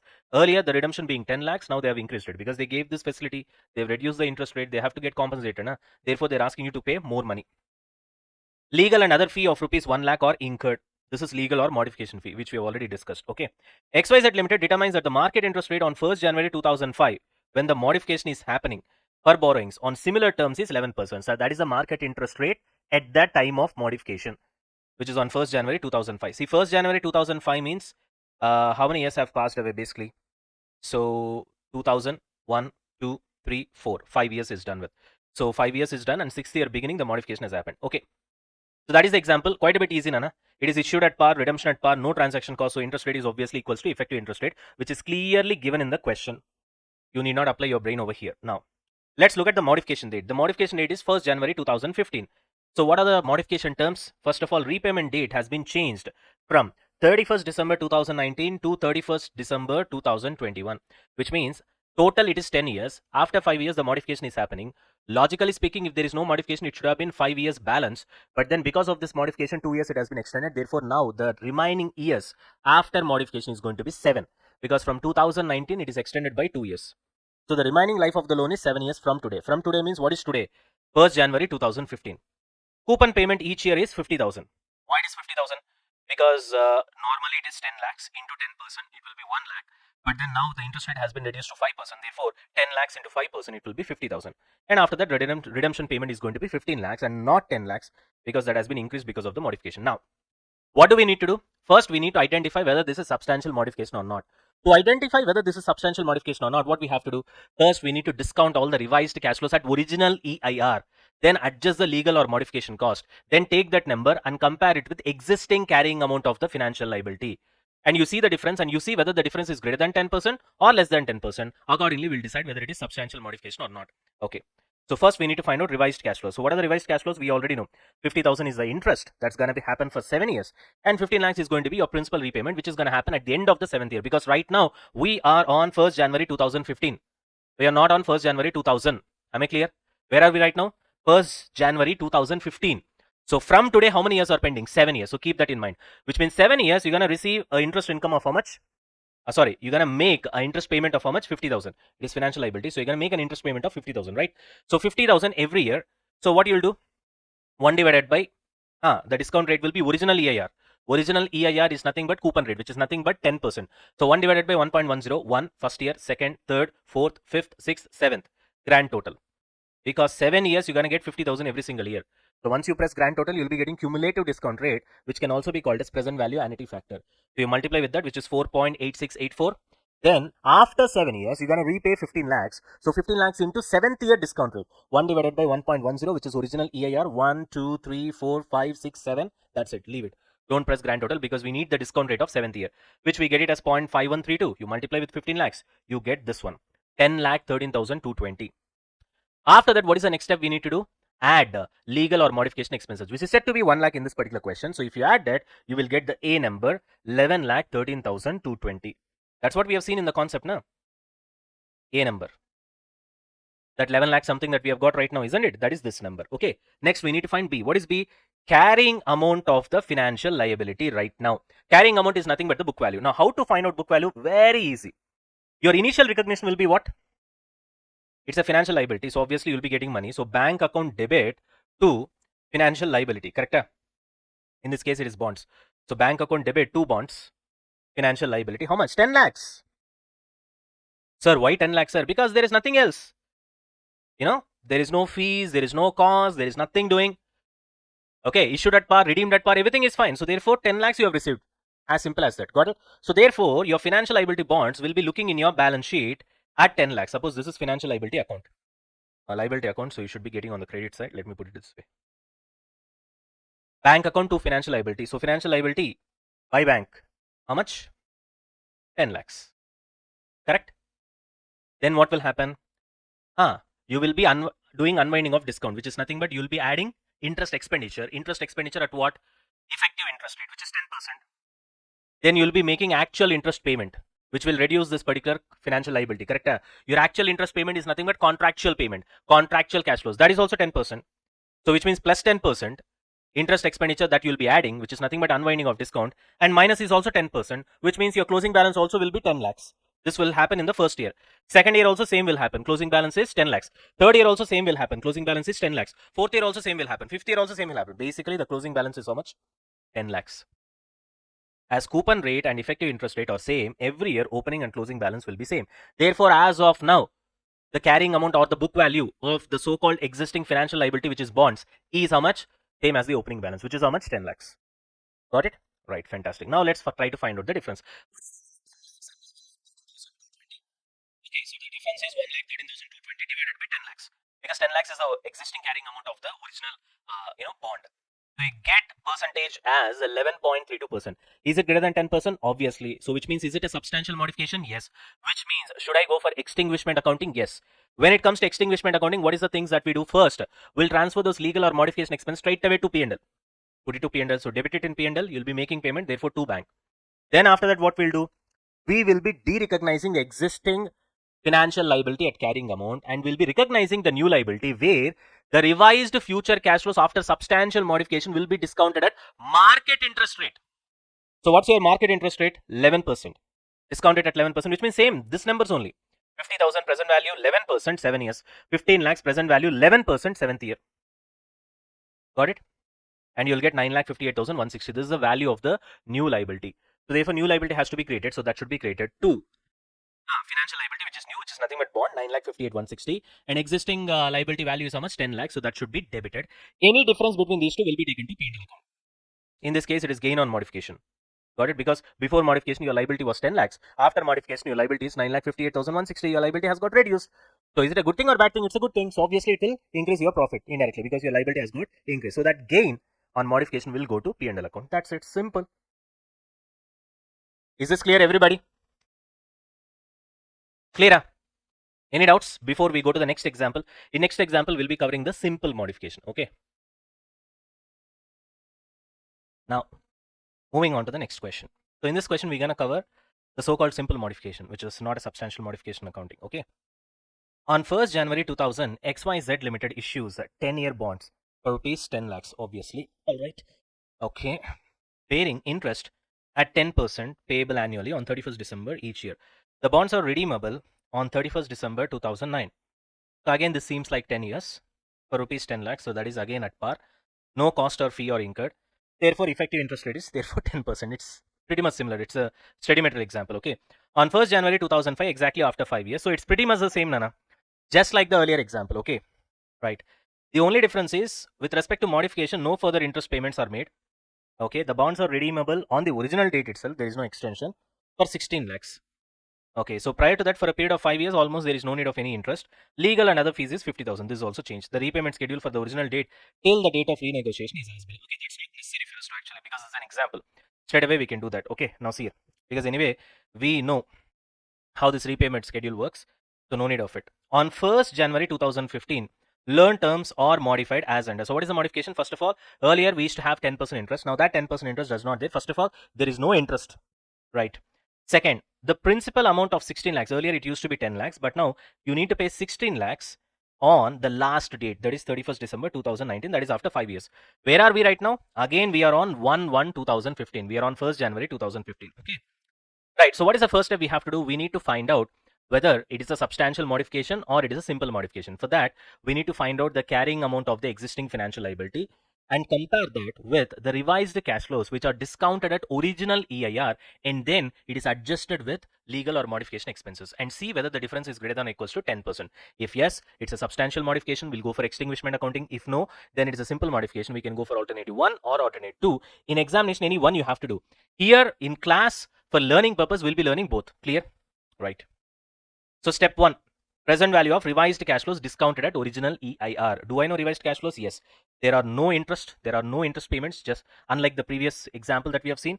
Only 16 lakhs, which will be repaid after 5 years. Where are we right now? 1/1/2015. So from here, it's going to be 5 years, right? So 5th year, what's going to be your discount rate? Obviously, original EIR is 10%, which is equal to the coupon rate, 1 divided by 1.1. 1, 2, 3, 4, 5. That's it. How much you'll be getting? 0.6209, and this will be your value.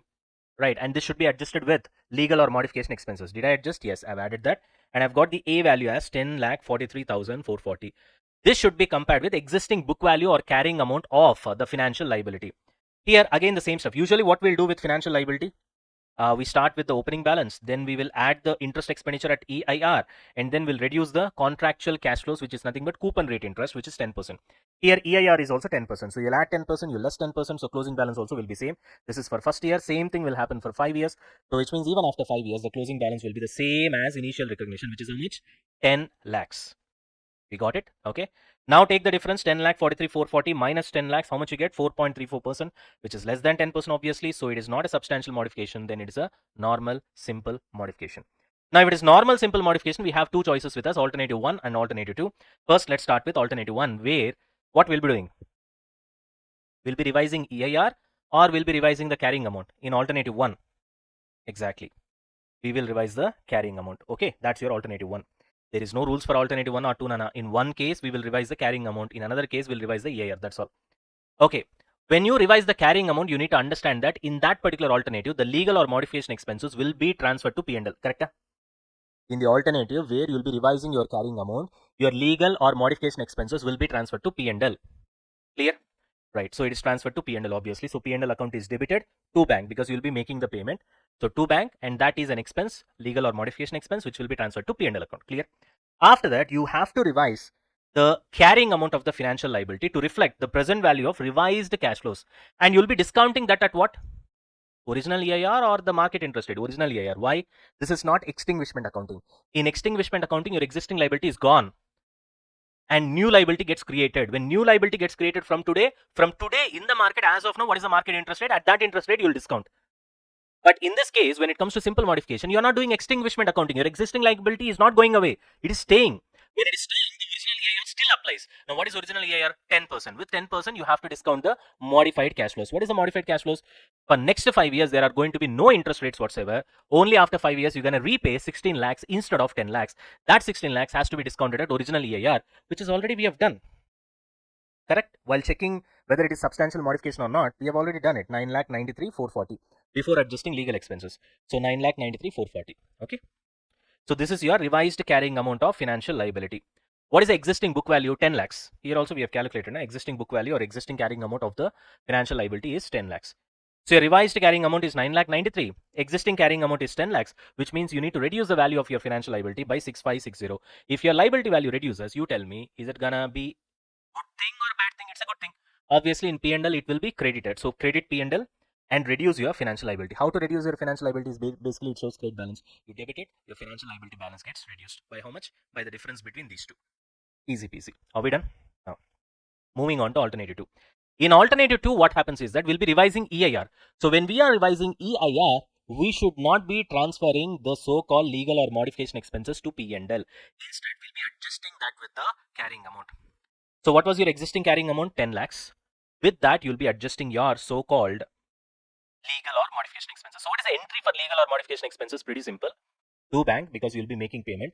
If you're transferring to P&L account, the entry will be P&L account debit to bank. If you're not transferring to P&L account, you're going to set it off with the financial liability. Then obviously the financial liability has to be reduced to the extent of money that you're paid. So to bank 50,000, financial liability will be debited. The financial liability value will be reduced by 50,000. Clear? Now your revised carrying amount is 9,50,000 after this adjustment. Now what you have to do, you are standing on 1/1/2015. From here after you have 5 years. On 1/1/2015, your carrying amount is 9,50,000 of the financial liability.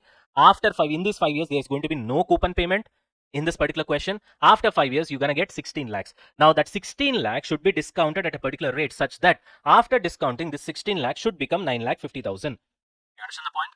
Right. Now what is the rate? Very simple. Future value is 16 lakhs. Present value is 9,40,000. So future value is equal to present value into 1 plus r whole to the power of number of years. 16 lakhs is equal to 9,50,000. 9,50,000 only, na? It should become equal to present value into 1 plus r. Number of years we know, which is 5. So 1 plus r is equal to 16 lakh divided by 9,50,000. Whole to the power of 5. If it goes the other side, it will become 1 by 5, right? Okay. So 1 by 5 minus 1. Now 16 lakhs divided by 9,50,000, you'll get some number. This becomes a to the power of b. You got it? And that's a over here, whatever the number that you get. Press square root 15 times, then you reduce minus 1 into b, the power you multiply, plus 1 into equals to 15 times. So this is how you can find square root of anything. 1 divided by 5 means it's fifth root basically, right? Anyways, so what you guys need to understand is that this in detail we will learn in SFM or AFM for that matter. Here, that much of requirement is not there. But anyway, it's an example. I gave you the steps over here. So this is A and this is B. Okay. So first you start with A. If you divide this, you'll get a number. I hope how much, I don't know. That number, press square root 15 times, and after that you press minus 1. Then you multiply that with b, which is the power, and then plus 1, and then into equals to 15 times. Okay, you get your answer 1.1099. You reduce minus 1, you get your r, which is equal to 0.1099, which is nothing but you have to multiply with 100 to get the percentage, which is 10.99%. This is your new effective interest rate. So with this effective interest rate, what you'll be doing? You'll be doing unwinding of discount. Unwinding of discount means you'll do ACM stuff hereafter. So no entry for this. Hereafter ACM accounting will happen at 10.99%, which means your actual interest payment anyway it's not there. Coupon interest payment anyway it's not there. Instead, what you'll be doing, whatever the existing value you have got, which is 9,50,000, for 9,50,000 you'll be adding 10.99%. First year, again you'll get some number, again 10.99%. Second year, again you'll get some number. I hope you're getting it. If you're not getting it, I'll teach you in a different way. Now see here. This is your financial liability bond. Okay. Here your financial liability value is looking at 9,50,000 as of now. You'll be adding the interest expense. This is imaginary interest expense, which is nothing but EIR, which is 10.99%. Normally, you'll be reducing the coupon rate, which is 10%. But right now, there is no coupon rate because interest has been waived.